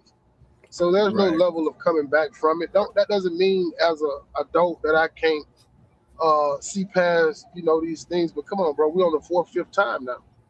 I've been seeing past the things you've said, which we all know words don't hurt, but when it's coming from people that you actually respect, and you would go out on a limb for in this world that we're in, as far as debating and conversating and exchanging information and things of that nature, it's never okay. You know what I'm saying? And attack me. Don't come for my youngins. Don't come for my life. Attack me, the person with the information, and I'm gonna do you the same, because that's all I ever do. If we got a beef, it's gonna be typically about the information that's gonna prompt the debates. But when we take it past that, now we're getting personal, and it should never be that via the internet. We don't know each other in real life, so why even go there? Like, we probably never see each other in real life. But that's just the level that is reached in the past few days. But like I said, these things have been going on. I've been knowing them for a year or two, maybe 3 years now, via the internet, and I've watched him, I debated him, and his behavior is just out of control at times, man. But nonetheless, man, I'll definitely be there Friday 7:30 to get it in with the young brother. Bet. And I'm gonna make sure I hit you because last time y'all was supposed to have the debate. I think our communications fell through. And I'm not A1. I'm O.L.E.E. I'm one of the Titans. I'm not gonna lie. I've been thinking you was A1 the whole time. No. A1 he way smoother when he be doing, because we got business things he be doing to get some money and sponsorship to keep this up and running. So he be out of the studio a whole lot. Me and Humble be trying to keep it running, and just different Titans. With that being said, we are looking for different people for the platform who have different ideas and different minds. So if you ever got any presentations about your views that you want to do, we don't just debate. We have the whole plethora of media outlets that we're trying to step into. One up being bringing information, because you might not be the only one that's seeing it how you see it. So people would like to hear it, as well as people who haven't heard it would like to hear it. Right. And so, absolutely, brother. And my bad, excuse me for 1 second. Babylon, man. Babylon on the panel. I forgot to say what's up, man. I was sitting here trying to make sure we got this going. What's going down with you today, man? Hey, not much, man. I'm just enjoying you and the brother talk. I was waiting to the end, though. I'm patient. What's going on, G? To the other brother. Shalom, brother. Shalom. Yeah. I know you got good decorum, Babylon. I just wanted to let you know. I seen you came back, man, and I wasn't looking over you. I was just trying to make sure we get this done. I don't know where Ashay and Humble at. Pitt woke up. Well, he ain't woke. He been working, so it's good. We can still get in, and he tie in with us on that. I hate the personal level some of these debates go through. Babylon note, this last tournament that we had, for that money, it just got kind of, I always call it incoherence, because to me, incoherence is you know what I'm saying? A lot of things were said. Different people was falling out, and it's all over. I feel like some thoughts, like when you debating and stuff, you getting them out there, but then some thoughts you should just either keep to yourself or find the right time to say them. It's always a right time to say. You don't never have to hold back because you're scared of doing that. It's just the right time when you can say something, you know what I'm saying? And so we got plenty of people that come across the platform that argue every time they get on the platform. Omar and Cosmon Cal, shout out Omar and Cosmon Cal. They always go back and forth, you know what I'm saying? But in the end, you'll hear them, and like I'm still basically new to the whole this part of the conscious community, because I was busy forming my philosophy, and I didn't know that people was moving like this. Like you said, y'all got 3 years worth of and so when I come, I never knew it was gonna be personal like this. That's why I was kind of showing my replay about when I first came, because I thought it was basically people getting ideas and then like sharing and saying, "Oh yeah, I agree with that. I disagree." But now it ain't like that. It's you crazy, you dumb, you stupid, ugly kid. You know what I'm saying? How can you? And that right there was like absurd to me, because I would never run across you, and if I did run across you, I know that we'd be fighting. I hope you really a fighter like you talking, but me knowing that I can't get to you is what's making me not even worry about that level. We can have an intellectual discussion and then be just as mean, but we don't have to get no personal, because it's only about the information. And in the end, neither one of us is right. We all have beliefs and recognitions and ideas that we stand firm with because we have more evidence that pushes us to that. There's still arguments within existence, because they have always been arguments, and no one has really found a answer that fits. And so why I'm gonna get mad at you because you beat me up in a debate and then start talking about your kid, or this time you swayed more people than me, next time I'm gonna get you, because it's gonna be the same. You know what I'm saying? It's all about the information, the judges, and how you compose yourself. Mostly, a lot of people don't know that in the debate. When you debate, you giving your information, but you composing yourself. You coming with ad hominems and trying to make yourself look tough.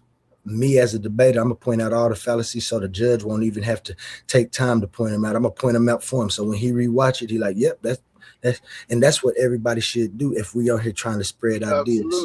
You know what I'm saying? Absolutely. So yeah, that's it gets even over here on the Coliseum, I can't lie, like we get personal, but it don't. I haven't seen well, I have seen the same type that's going on with you and Asha right now, but the people that's still here, I didn't like Babylon. Me and Babylon didn't clashed, and it's still the same. You know what I'm saying? Because I think we understand that if I don't sway him, I wasn't trying to. I have my idea, and he ain't trying to sway me as much as we just putting ideas on the table. If we can work with them, then you know what I'm saying. We have discussions and disputes about them and stuff, but I ain't never had it in my mind that I'm gonna change Babylon's mind about what he believe in his whole life and things like that. We're just discussing and having debates. You know what I'm saying? I'm open to it. I swear I'm open to the fact. I just had to interject that. I really am. If you correct me, do so. And man, I can't even see it, man. I ain't gonna say what I do, but I swear, man, in my heart, I know that I won't feel no type of way but gratitude. And say, yeah, you're right, O.L.E.E. I mean, and that's all we can do, or to have the same thing where we have a discussion and then you just, yeah, well, I see where you're coming from. I see your main points, but I still disagree, and then we done. Yeah, I can't call you dumb. No, you dumb. You're stupid. No, that's intellectually unstable. It's incoherent, and it gets nothing accomplished. Nothing. See,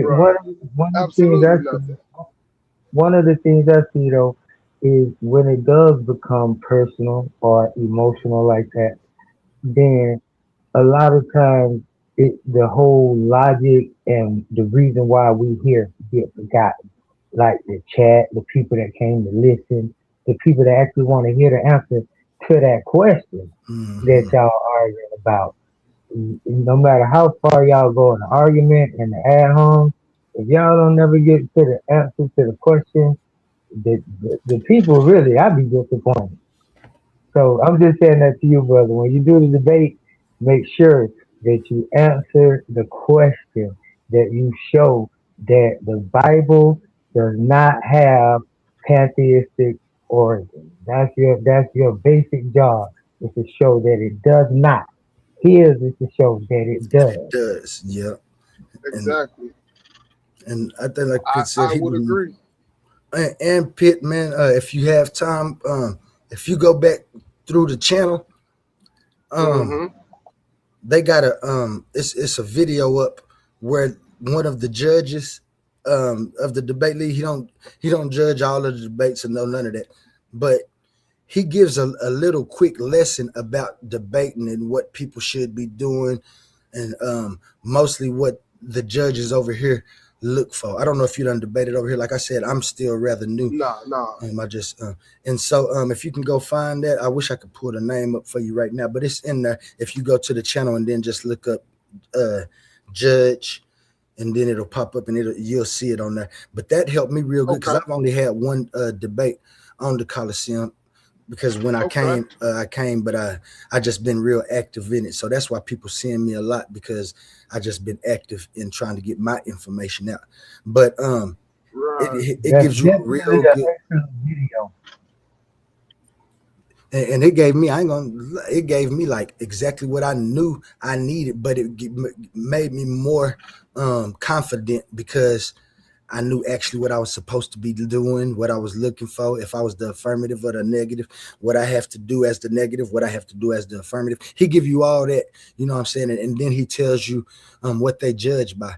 And you'll see the 5 or 6 things that they're looking for in the debate. And so, you know what I'm saying? That's another hand up for you. And then at the end of the well, I'll talk to you later in the back chat about the end of the debate, but you know. Right. No doubt. I'm glad you're coming up, man. I'm glad y'all decided to have it over here. I know he probably still gonna be streaming it on the Frontier, but we're gonna make sure we have some good moderators, and we'll get that thing judged and up out of there. Right, no doubt. No doubt. You got anything else you've been seeing lately in the conscious community that's piqued your interest besides the debate you got coming up? I think we are seeing in the conscious community with Jabari and he's about to debate Reggie. We've seen a big sway in the understanding of the netters and how people view them today versus then, and the minuteness of that. I think it's a good thing, because these are some of the points that I've always viewed as far as the netter without knowing as much about them. And now what I understood is starting to show. And I'll probably be doing something on that pretty soon. But I think that's pretty cool that we can start to see that they were actually reverencing the netters and viewing them as literal and principal things. A lot of people did know that and understand that, but it's a lot of people that did not know and understand that. So that information is coming out rather rapid and quickly, on a scale that is, pretty fast. So I think we got to stay on that too, because now we're able to see these older understandings coming out of Kemet in a lot of other different pantheons after Kemet. So that's been a good eye-opening thing for me that I've been noticing in the past few months leading up to their debate. So that's something I've been paying close attention to, and it is pushing me to get more inclined with Kemet and the netters and what they're all about and what they actually symbolize and represent. So shout out to that. Yeah. That's right. Reggie and Professor Jabbar been doing a lot of face-offs and listening. And like I told you, I just came into the conscious community and knowing how people think. Now, in all my research and going to school and stuff, I actually thought that everybody already understood that. And that's why I say that this is interesting, because I couldn't and maybe it's just because of the way that I am, the way that I ask questions. But even back in school, like when we learned about mythology and I knew what mythology was, and then when we started studying those things and I knew that they were myths, I understood that they were personifying different things. Now, the older I got and I start seeing, like they were saying, like deification of beings and stuff, but I start seeing the power structure, then I started understanding that I still understand this today. A lot of the reason that we see the netters as people is because real people wanted to take on those forms so they could benefit from being that God. So they would say that they that deity. But we know that it was talking about the sun and the movement of the sun when you think about Ra. But if somebody can actually say, "No, yeah, I'm Ra right here on Earth," you Ra, you the one up there in the chair. Yeah, that's me. And the intellect of in the minds of the people of that day, that's kind of like what they was believing until somebody could stand up and be like, "Man, you ain't Ra. You a person just like what I'm saying." And this is this is what I see when I see throughout all religions, people would get in touch with some type of understanding, and then somebody would see power in it, and they try to make themselves personal spokespersons for the God. When God only talked to me, only my family is the family that can do it. You ain't gonna be able to see it because you know what I'm saying. I'm like, them priests back there in that road. People wonder like the sacrifices, and they say people taking bread back there and they giving the bread to that's them priests back there eating off y'all work. Facts, exactly. You don't understand that bread that they put in there is the priests back there eating it. You don't understand that them sacrifices. Yeah. That's why I say, to me, sacrifices wasn't nothing but the butchering of an animal. When I was young and I used to talk about sacrifice and I'm sitting in church, I used to think, oh, they was killing the animal and burning the whole animal. But the older I got, I start saying, no, that wouldn't be they having a barbecue. Ecologically right to exactly. And they was, man. And they would burn the entrails and the stuff that they didn't need. They give thanks to the Lord in that way, like or whatever deity they might have been thanking. And then they was taking that meat and that skin and they was doing something with it. And then the priests and all of them would get their portion. And that's why Abraham then didn't want nobody. I mean, that's why they had the structure they did. That's why if they told you need to grow wheat, you better grow wheat. Don't raise no cows and don't raise no livestock. They already done appointed somebody to raise livestock. You get this wheat up out here. And if you decide that you want some livestock, you better come to us and we're gonna trade you some meat for it and you got bread and stuff. But you need to make sure you have grain at this temple on this day at that with some bread for God. For sure. And then you can't go back there behind the curtain in the temple, but you put it there. But them priests is back there. Oh, them priests is eating. They got to. And now who benefiting the most off of that? This is why there's different priesthoods now. This is why they started saying, oh no, the Benjamites wants to be the priest. Oh no, it's the Levites. I'm talking about like the division was just all the way until they. Watch this though. This is what pushed me to bring that up because we see in Kemet has the first set of priests, and we see differences. Like for example, there's I couldn't even tell you how many creation stories throughout Kemet in the dynasties that they had. They had like 67 dynasties, a lot of dynasties. So throughout the priesthoods of Kemet, some of the ideas of Kemet would change, or it would advance into something a little bit different from the last. They would keep certain things from the last ruler, or they would take out certain things from the last ruler.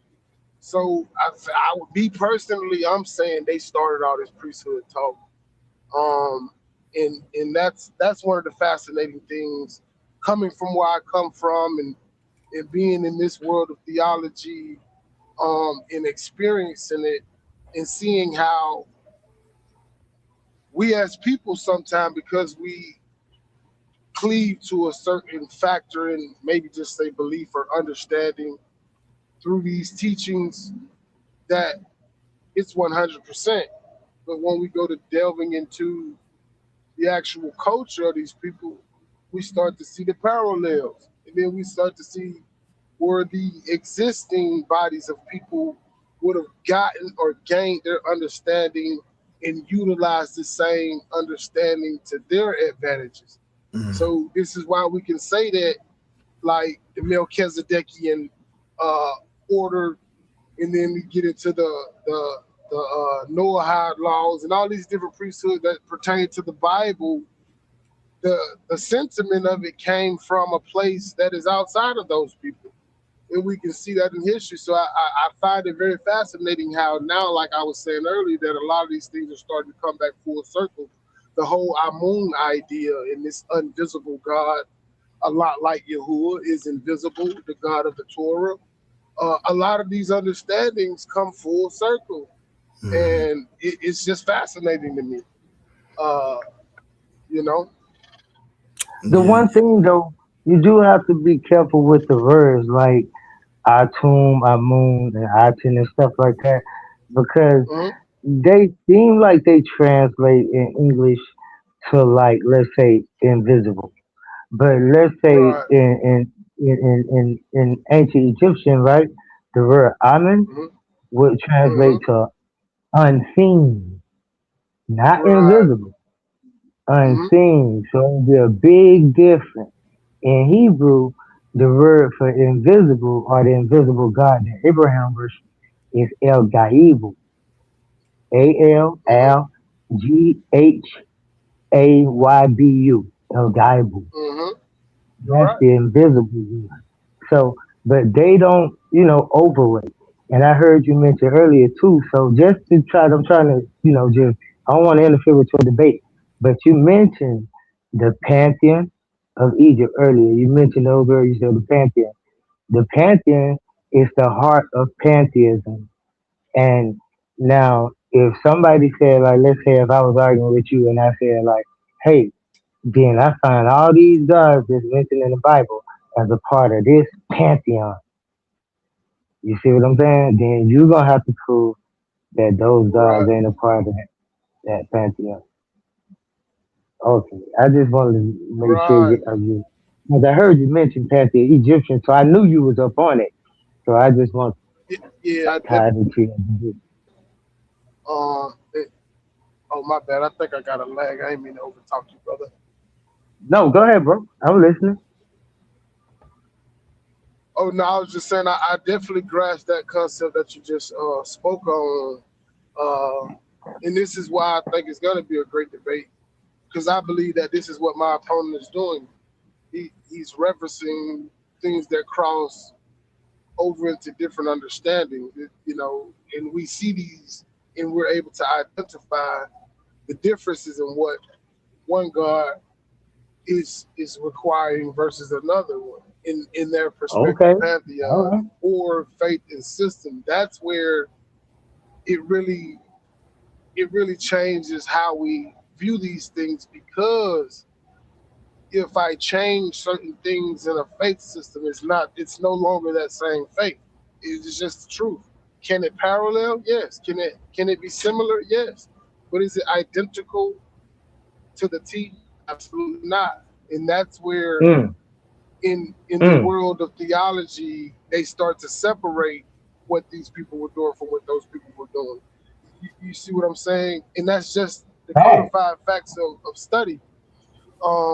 If it starts to waver in difference, then we have to say something totally different. We can't call it the same if they're not doing the same thing. Just because I might pray the way you do as a Hebrew, does that make me a Muslim? I'm just throwing that out there as a you know what I'm saying? Nah, that's a good But example. you see what I'm saying? Scholastics would say that they're all Abrahamic faiths, though. But there are differences. There are differences in the two sets of religions. We look at their book, i.e., via the Quran, uh, and then we look at the Torah. There are going to be different predecessors in there that would predicate to the actual faith itself. That gives you a strict guideline on the do's and the don'ts, the yays and the nays. These are what separates these things. So when you try to colloquialize them and put them together, it's just a faith salad or a religious salad at that point. And it does not lead That's a to good the argument, actual Oli. determining factor. It doesn't lead one to believe the determining factor of that faith. That's why I really wanted to have this debate because these arguments that he and I are going to have are arguments that are still being had. You know what I'm saying? So what we can do is go off of what the consensus say, but we still have to meet in the middle. And I don't think he's going to be willing to do that. I know my opponent, he likes to speak in absolute, and that's going to hurt him. I think that's what's going to hurt him the most He's gonna speak in absolute. But when we go to the scholars are going to say, no, it's not absolute. The scholars are going to be showing parallels, and the scholars are going to be saying, well, in this region, this is what they were doing. So we would tie Yahwehism into Hebrew Israelism, which is two different total faiths because their practices are different. Yeah, they may have the feast days and things of that nature, but it may be on a different day for this particular faith and held in a different month for that one. So we cannot deem them the same. We can't do that. Like we just can't do that. I actually And agree that's with your what that's. argument. Go ahead. I Go agree ahead. with that. No, I think we both were saying they agree with that. I agree with that too. A whole lot. They're different, and they're different strictly because of the people who, to me, and I don't like saying this because I know people have these beliefs as their primary way of life, but I like, I see the separation. Like I said, when you talk about the Abrahamic religions, and I always get to when Abraham passed and was buried, Isaac and Ishmael was there. So that means Abraham, Isaac, and Ishmael at that time was worshiping one deity together. Right. Now, when Ishmael split and went his way, and they start having descendants, There you go. And his descendants came. Now they want to benefit off of, and this is what I see. I'm not taking nothing. They want to benefit off of God, but they can't get a hold of the God that Isaac and that side is already worshiping, because they already got their priest. They got there you go. Judah. They got Dan. They got Levi. They got all of them. Right. And these are different kids. Now, in the Bible, we see that God told Abraham, "Don't worry about Isaac. Ishmael. Ishmael is going to be a great nation too." A lot of people say that ain't. A lot of people say that ain't a blessing. I believe that it's a blessing. It's a blessing. And it gave Ishmael the same amount of power within there that it was going to give Isaac. Now, the difference in the two was, for some reason, somebody had to mainstream it to Isaac because that bloodline is what they wanted to. Well, the Ishmael and them over here they just said no. And so Muhammad came up with what they say. Now, we know the ways that they say they came about. I'm not going to get into that because that's not any part of my argument. Those are whole different arguments. It got here. So what do I see? I see the Torah and I see the Quran. And then I see the new Bible with the New Testament. And what do I see? I see the people who benefit off of it because they say they are the exact descendants of Isaac or David. And then I see people over here that say that they exact descendants of Ishmael. And they have their power setups. They got Islam. We got Judaism. We got Christianity. All of these things, when I say Abrahamic religion, I mean that all of them go back to Abraham when they talk about the God that they talking about. So when they switched it to Allah, and if they switched it, I don't know if they hadn't always been calling it Allah in there, because even the Hebrew people, they had their form of Aleph, and Allah. So yeah, it's always been that understanding. And then when we get into Babylon, this is when you start to see a change in this through the Ugaritic, and they started using L.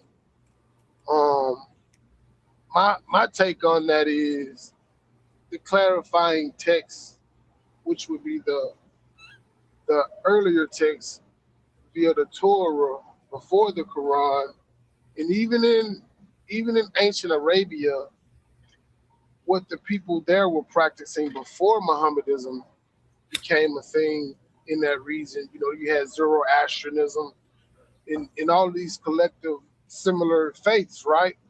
Mm-hmm. I see them put Islam together based on the promise made to Israel. To Remember, all the of Torah is Israel. saying that, yeah. Now, this does not exclude Ishmael because Ishmael was still blessed through Isaac. Now, what Ishmael didn't like, and it's a lot like Esau, was the covenant that was formed through Isaac.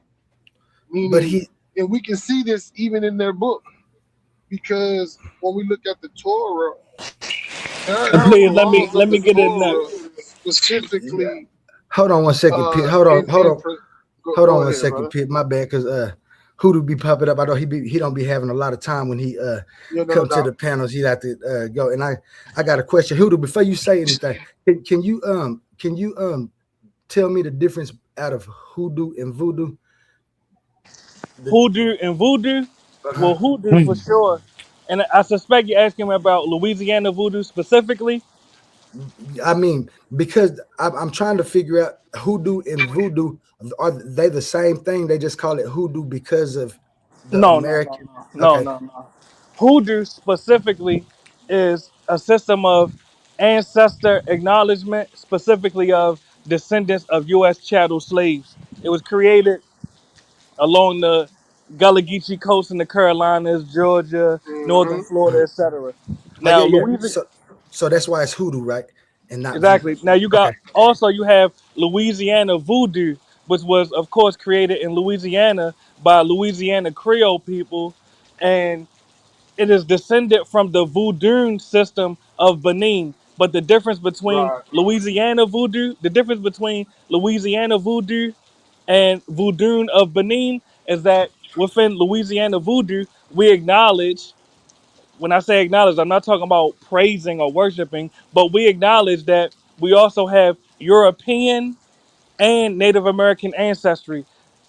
The difference is in Benin, naturally they only have African ancestry. So we acknowledge the Loas, and the Loas are the spiritual deities, the ancestral spiritual deities that descend from Benin. But we also acknowledge the Orishas, which are our ancestral spiritual deities tracing back to Nigeria, the Yoruba people. And like I said, we also acknowledge our European ancestry and Native American ancestry. But the brother was building, and I don't want to cut his wisdom, but I do want to come in right after him. So please, I want to pass the mic back to the brother, respectfully. All right, thank you, Hoodoo. You know how you be Appreciate popping it. in and smashing out real quick, and I had that question because I be having genuine questions, and I know Yes, sir. you be on here No for doubt. on a mission. But yeah, okay, go ahead. If you remember where you was at, Pitt was talking about Yeah, Ishmael and Isaac. The yeah. one thing that I before you go back in, the one thing that I always tied to is they was both at Abraham's funeral. So Right, right. No doubt. And I definitely No want to doubt. comment too on that Ishmael and Isaac. And yeah, go ahead, bro. Yeah, no doubt. Where I was at was saying the differences in the Quran versus what we see in the Torah, in what I like to call the manual, which is the law given, right?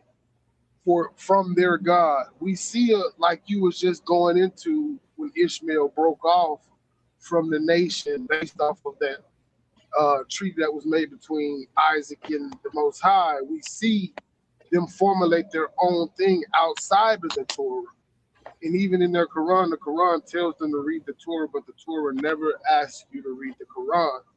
So we see a separation in practice there because of that alliance or that agreement that was made in covenant. And that's the basis of the covenant, to follow the laws and give the law to the people. How could the Ishmaelites do that if they don't have the law? That's one of my biggest questions to a person that follows Islam. And I just want to throw this out there, and I'll land my plane here because I do want to hear the brother. Is that when we see in the Quran a formation of principles and practices that does not align with what their ancestors would have been doing. So now they're breaking the chain of command by giving these words of Allah that don't match the God of the Torah. So this would be a totally different faith. Mm-hmm. And I land please there. allow me to get in right quick. It'll be brief because I'm caught in the rain right now. But I do have to say this: how can we, and I don't know what term y'all prefer. That's part of the problem. I don't know if y'all prefer the term Black American or African American. But when I say these terms, you know what I mean.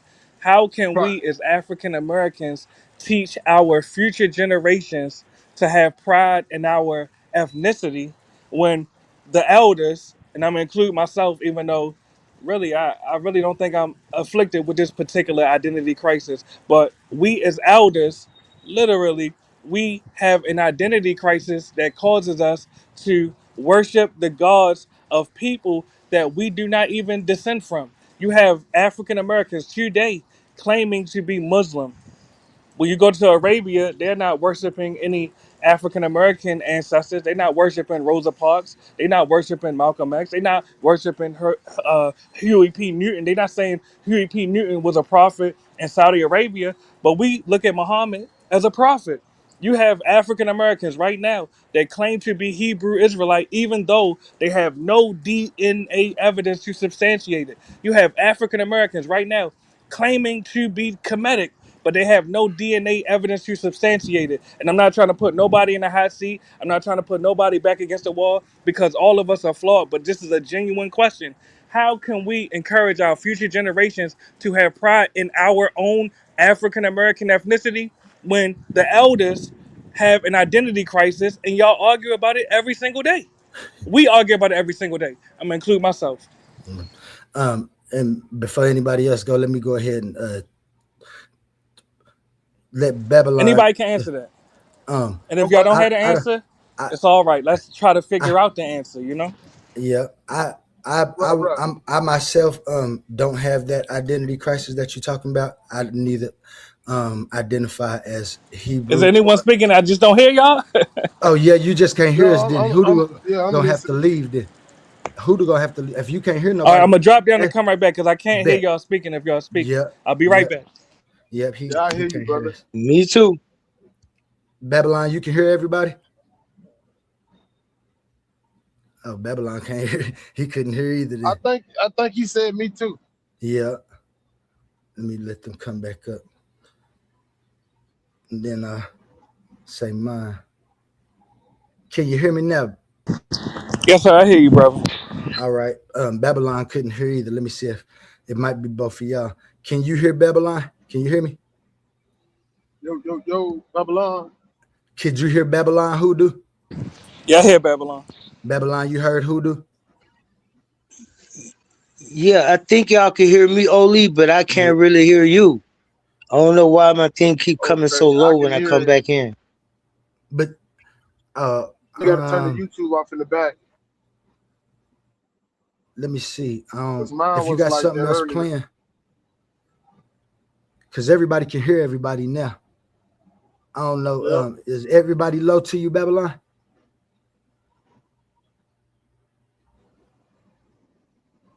Well, let me go ahead and answer Hoodoo real quick. So Hoodoo, I don't identify, as I was stating, I don't identify with either one of those. I have my own philosophy, and my philosophy does actually try and tackle that question that you're talking about. And the reason I don't identify with either of those is because I'm like you. I can't prove that that's where I'm from. I have a mix of bloodlines. From Native Americans to what we call African Americans, but I don't know specifically when those African Americans would have came here. I have a different hypothesis about Damn, you prisoners. went out, brother, and I was hearing you too and agreeing with you. Can you hear me? Yeah, I can hear you. I I think can it's stream, y'all. I'm gonna drop down and come back. All right. bet. Dang. That StreamYard at its finest when you're right there getting that information out. right Right. when you're getting that information out. I'm just to play this commercial to see if No doubt. Coliseum of Arguments presents Titans Debate League, Clash of the Titans 1.1. The arena is opening once again, and only the strongest minds will survive. After an unforgettable first tournament, Pandemus the African Atheist fought through the battlefield of ideas and walked away with $500 in cash. But that was then. This time we're raising the stakes. $1,000, one champion, one title, one chance to prove you're the greatest debater in the league. This isn't social media arguing. This isn't trolling in the comments. This is intellectual warfare, where evidence is your weapon, logic is your shield, and every round is a fight for survival. New challengers are stepping into the arena. Veteran fan favorites are returning. Egos will fall, legends will rise. The question is, do you have what it takes to survive the Coliseum? We still have a few tournament spots available. Think you belong among the Titans? Message TitansDebateLeague@gmail.com and claim your place before the gates close.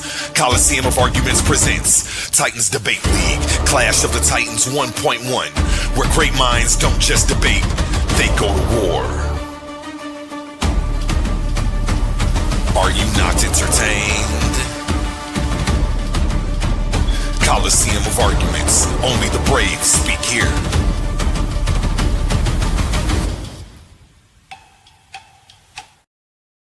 Yeah, that's coming up, man. So make sure. I couldn't hear none of that. You couldn't? I couldn't hear none of that, brother. Could you hear it, Hoodoo? My bad. Yeah, I heard it. Actually, I'm about to drop down now though. But thanks for having me up. But All right. much love to y'all, and maybe we could dialogue Much about what I love, said brother. a little later. Yes, sir. Yeah, we can. If you're still listening, sir, I'll go yes, ahead and sir. give my answer to your question. Appreciate So you. if you can Yes, make sir. it back. But Peace. yeah, as I was stating, man, we have some technical difficulties. Some of us ain't hearing, but I don't believe that I can find any DNA from Hebrew Israelite or Kemet, and that's because of the mechanism that's in place. And I necessarily wouldn't look for it because of the recognition I have, like Hoodoo was stating, within America and the people that we are now, and the recognition that we give to things and to different things. Now, the ancestors, I give recognition to Africa. I give recognition to, we have a certain type of tie where we there's a possibility that we are the same people some way, somehow. Can I prove it?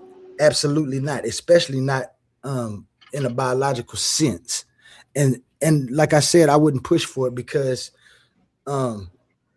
me as a person just gonna always connect myself there in a logical sense. I ain't gonna worry about can I prove it. The reason I don't follow the any of the Abrahamic beliefs anymore, because I did at one time. I was a Christian.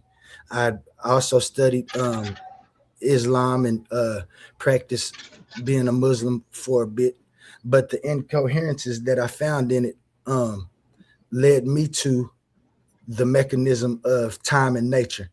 And without intention, time and nature is what I recognize as my guide and goddess. And that's a whole philosophical argument that I have. But due to those reasons is why I don't identify or feel like I have that, because I know of the mixing of the bloods that's going to occur just because we on this planet, and this planet is going to mix. To try to stop that is inevitable.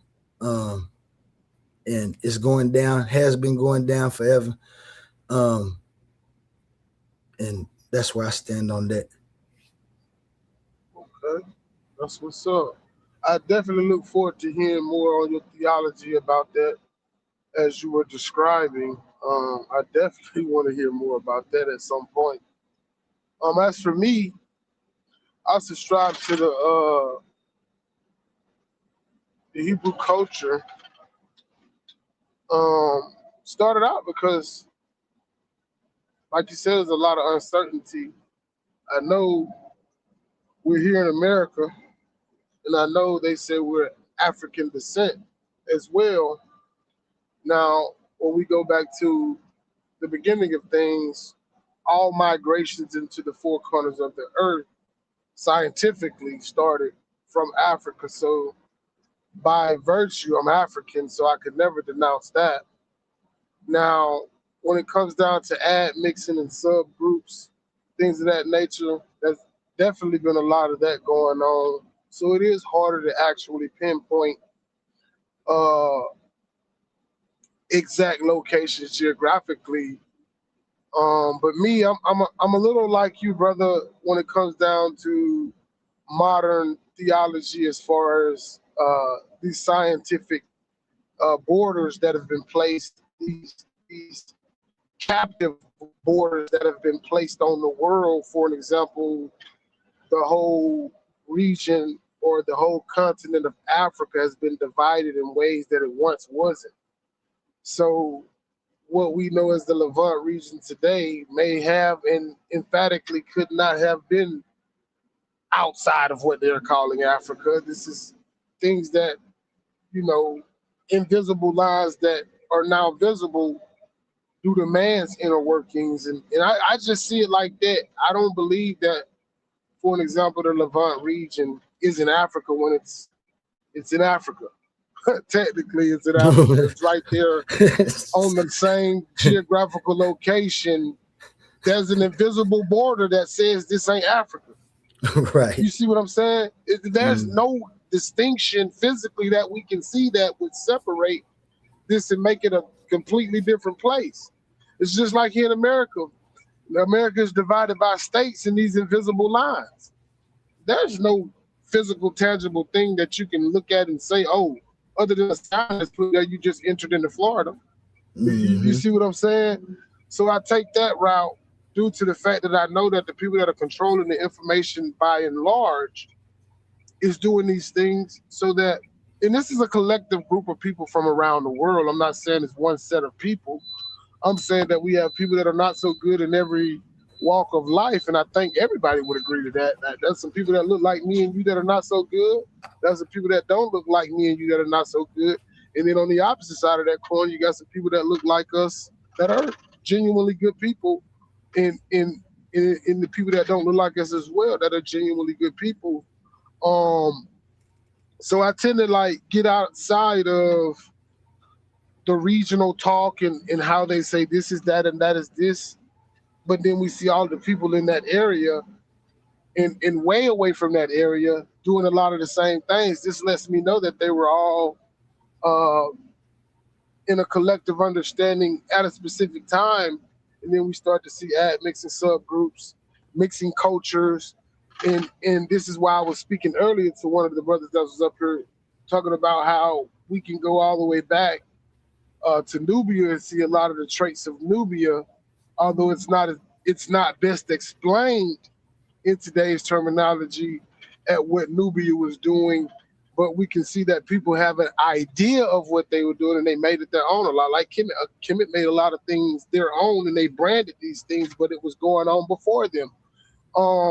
You know what I'm saying? So I tend to take an approach outside of mainstream scholarship because mainstream scholarship is based off of institution, and we know institutions are program centers. This is where they say what is and what is not, and they perpetuate these things as it's the end all be all, but they're slick about it because they'll tell you, well, it's not 100%. You see what I'm saying? Like it's an argument or it's a debate about these things, and this is what we have on each side of the argument. A basket full of we don't agree because of this, and a basket on the left full of we agree because of this, and we say it's this because of that. So these are the arguments that definitively push us as the people that are outside of university. Not saying that a person that goes to college is outside of university, but you don't write the curriculum. You see what I'm saying? Yeah. So as a person that goes and study at university, I'm basing my knowledge off of what has already been programmed in university to say that this is what this is. So I'm gonna be honest. I try to go outside of that. I know it's tough to do because we as people we like these consensus and we deal with them. I'm not downplaying university as if it's no benefit to us, but we do know and we must agree that universities stretch the truth and they minimize the truth. A lot of times we have to go outside of university studies to the people who are not so agree with because it is contrary to university in finding those facts that were found that damn university got it wrong. You see what I'm saying? So that's just how I look at it. But as far as me basing my identity off of something that I can't prove, I don't think it's a matter of not being able to prove it. I think it's more of a matter of practice in the gatality on how a person perceives themselves. Because of what you just said, brother, it's so much admixing going on from then till now. It's almost impossible to say who and what we are. It's almost impossible. But we can hint around the fact, knowing that they say all life started in Africa and the migration to the world came from that place, and everybody. So if the people in the Levant, I'm gonna use this as an example, started out in Africa, are they not Africans? You see what I'm saying? So how can we say that the people of the Levant region are not African if the first people that migrated there from where? What they're calling Africa. And this is a large part of the argument that he and I are gonna have on Friday is the people that migrated there, and then they who did they mix with? Was it some people that were not Africans? Well, what is Africa again? Are we basing this off of the scholar consensus that Africa is a centralized place on a continent that is shared with other people? Come on, the Asiatic side of these things. It's just so much on identity that it's hard to unpack for a person like today, especially what we would consider so-called African Americans with the history that's behind us. Definitely. We got Babylon back up. Babylon, you want to go ahead and say something? I see I'm coming up to the 12 o'clock hour. And I think at 11:55, at 11 hours and 55 minutes afterwards, it shut down. And so we can still stream, but we won't have any viable footage after that. So if you want to go ahead and then after I make my runs, I'm gonna open back up another panel, my opinion. So we can go ahead and start closing it up. Babylon, did you want to speak on the Isaac and Ishmael topic that we was talking about before, and then give your answer to Hoodoo's question if you want to? I didn't even get to hear Hoodoo's question, but man, it's been so long on the Isaac and Ishmael thing, I kind of forgot. Oh, but I was going to say this, is that just, people that's reading the Bible, it's like you can't define a word outside of context, okay? If I just say the word ham, it means nothing. It means nothing, or it could mean a million things. It could mean a person name like ham in the Bible. It could mean a piece of meat. It could mean, like I was short saying hamburger. It could mean a lot of stuff. So you can't define a word unless it's in context. So then a person can't really define those people like Ishmael and Israel outside of context. And so when we look at the context, we see there's a lady named Hathor, who they call Hagar in the Bible, who is Abraham's Egyptian wife, right? And Sarah is his sister and his wife, right? So yeah. So then Abraham, here we go with Hagar, though, Hathor, and she is in the wilderness, and she calls on El-Roi. Now, she is an Egyptian. She knows about Ra. She knows about Re. She knows about Aten. She knows about Atum and Amen and Anan. But this whole thing about El-Roi God sees me, this is a whole nother thing, because now Ishmael name ends in L, and it means El hears me. And then Israel names in the L, and it means the family or to ascend to El, or the family of El, like Israel. So yeah. So what I'm saying is these words and these names have a context. And so when people run and say like, oh, these Arabs, that's not Ishmael. Those pale desert Arabs could not be Ishmael. And the religion that they teach and call Mohammedanism is not al-Islam. And that's how you have Exactly. to, yeah, that's how you have to make the distinction, because Ishmael got 12 brothers. He was blessed. That number 12 is a great number. Remember now that Israel is the son of Isaac. So he really the nephew. Jacob really the nephew. Ishmael is the uncle. Yeah, because Ishmael is Isaac's Yeah. brother. Ishmael is Ishmael Isaac. is not Yeah. Ishmael is not Israel's brother. Ishmael is Isaac's brother. Isaac's brother. Right, right. Yes. Right. So when it talks about Ishmael getting a blessing, that blessing came before Israel. So it don't even it ain't no competition like they try to make like it is between the two brothers. It ain't no fight or nothing. This his uncle done already been blessed before he was ever born. Right. The You only see what thing I'm that saying? It's a Israel, whole different situation, whole different time clock. right.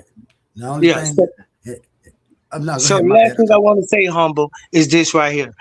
I mean, Oli, I'm sorry, Oli. The last thing I want to say, brothers, is this right here.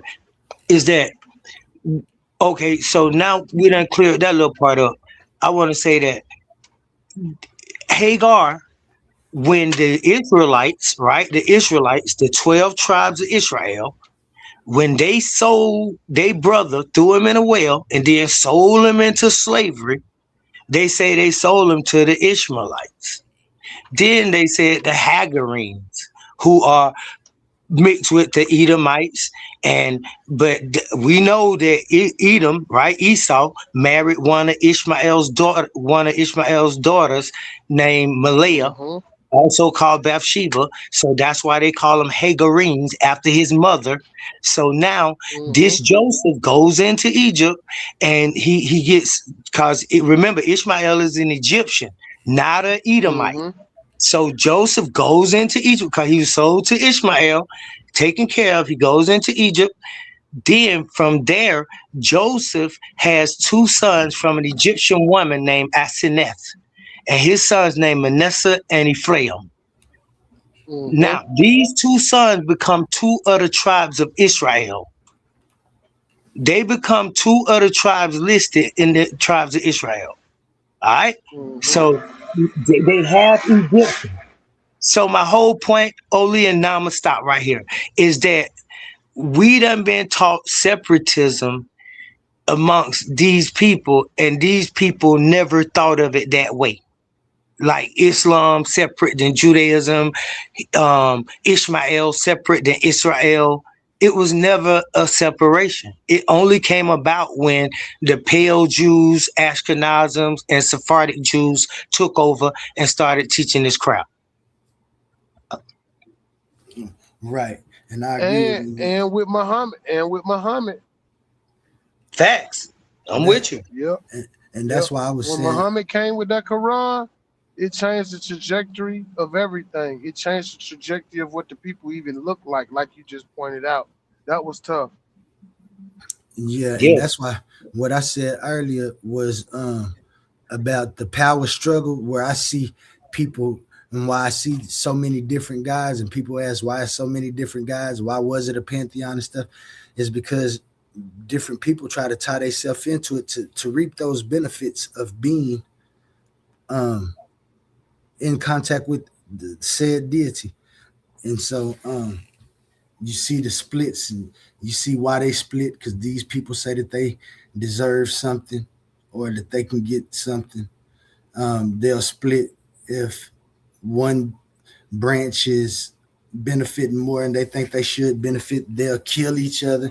And even right now today, we see the incoherence in Israel and Syria, and that's why I've chosen a different path. I've chosen the path of philosophy, and my answers seem to be a bit more coherent and intelligible. Um, will I worry about hell? No, because if everything is like the Bible say, I don't have any worry about it because I ain't following no devil. I ain't doing no evil deeds, or only thing that I ain't doing is what they say, sitting down and praying to God. But I do have a God, and I have a goddess also. I have time and nature, and I abide by time and nature because they seem to be in a persistent manner, and so I'm persistent in a coherent manner, and that's what a lot of those religions try to do. But there's so much incoherence about who's going to go to heaven or hell, or who is the actual people who are worshiping the correct God, and all of that becomes too Religion. it becomes too incoherent to me, man. Like I don't have my time to because I know if they telling me that Judaism is correct, and then these people telling me that Christianity is correct, these people telling me Islam is correct, and these people telling me that Hinduism is correct. Each one of these people is four. I'm talking to four different people, one from each religion. All of these are people are billionaires. The Hindus say he a billionaire because he prayed to Brahma.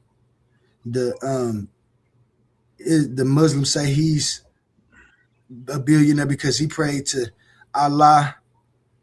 The Christians say he's billionaire because he prayed to Christ.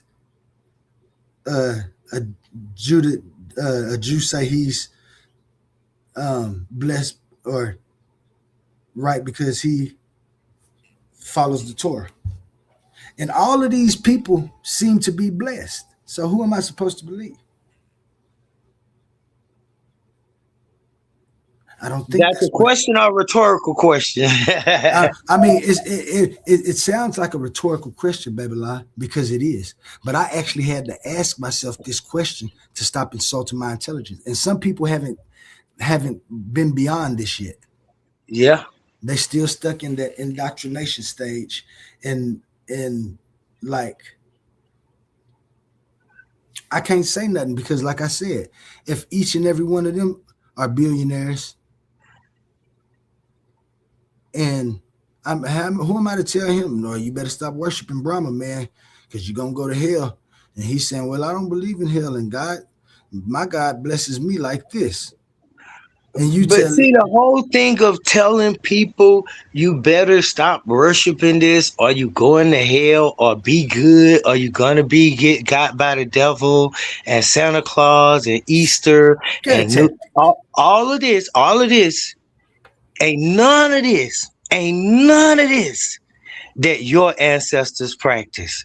And what we keep doing is keep pushing that on our ancestors, because currently our slave-minded brothers, sisters, friends, and neighbors are under the spell that you talking about. They do believe in all these things. They do celebrate these things. They do believe in they going to a heaven, like they gonna be on clouds and stuff. They do believe in a devil and he gonna get them if they be bad. And they believe in all these things. And the Hindus believe in karma. All of them believe in that, but that ain't got nothing to do with what you here for.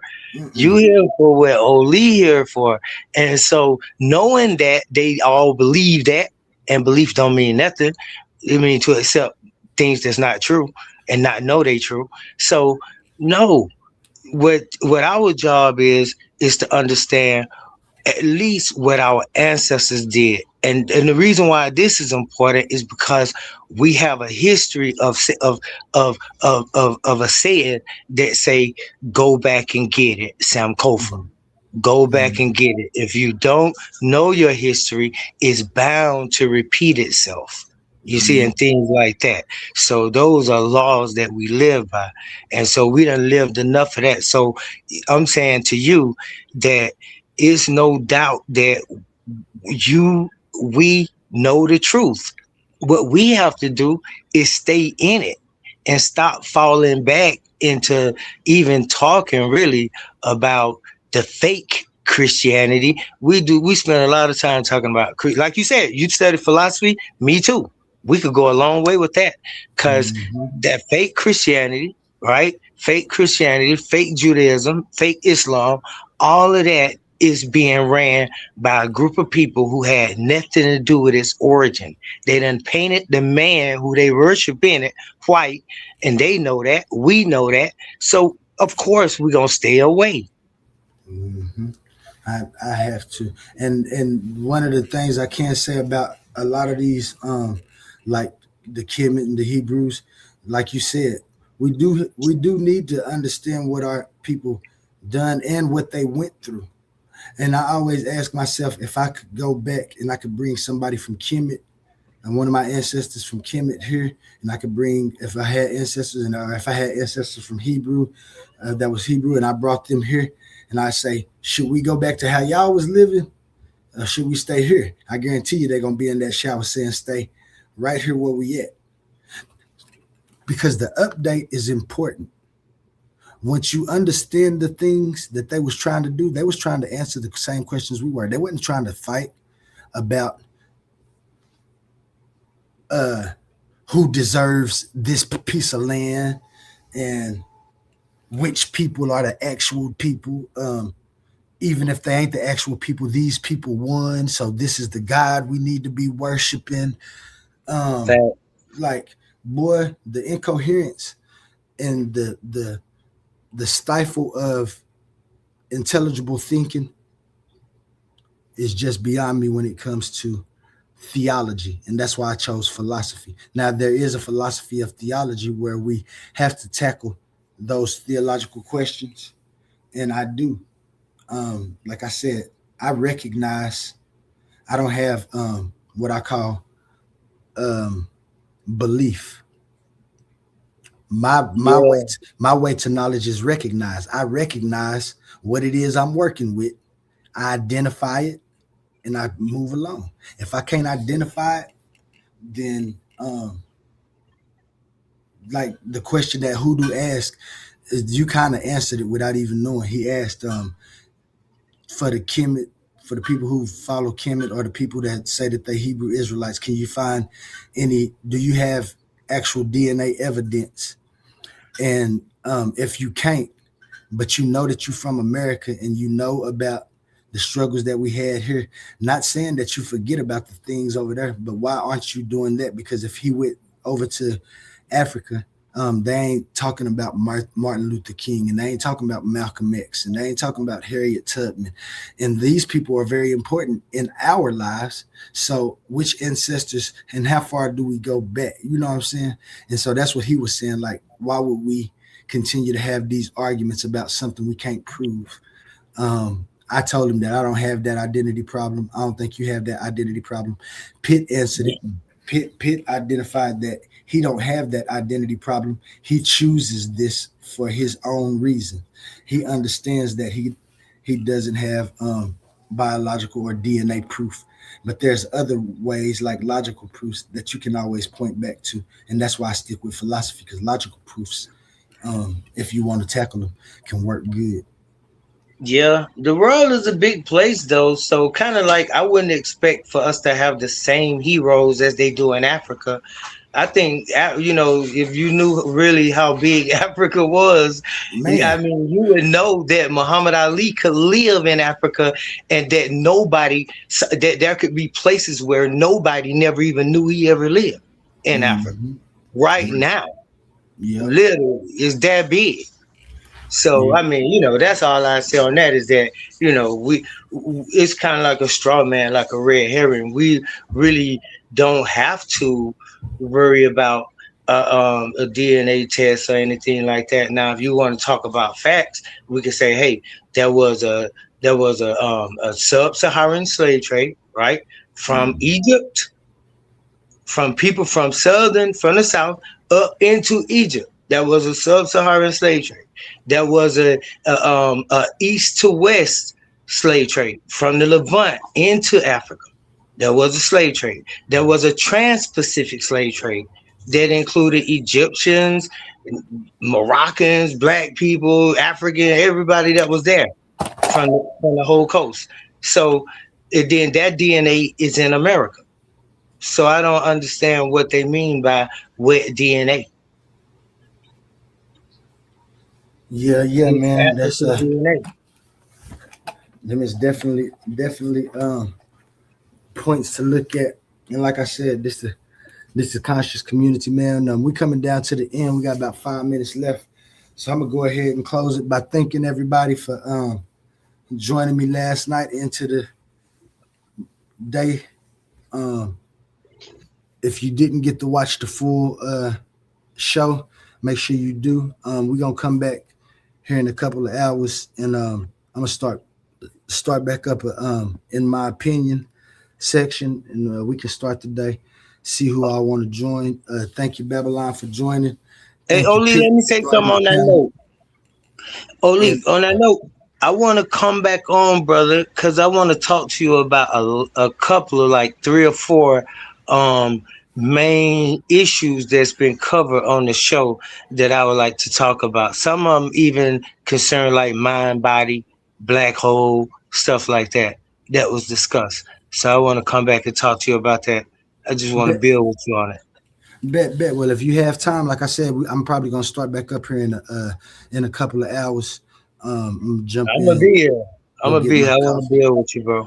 I've been trying to catch you on this topic because I know you'll have a lot to say, and it's just a couple of questions that I saw on the show. I got something to say on it, and I'd like to hear what you got to say on it. Bet, man. Well, like I said, we'll definitely be here, and with that being said, again, thank you from the Titans Debate League. Shout out all my Titans and everybody that's fighting to be enlightened. That's the path that you got to take, man. The incoherence is astounding in today's world, and we fight to find a better way. And with that being said, I'm going to go ahead and play me one song, drop my commercial, and then we're going to get out of here.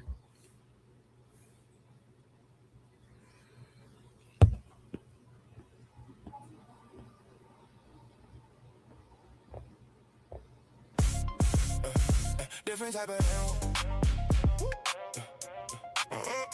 Different type of hell. Yeah.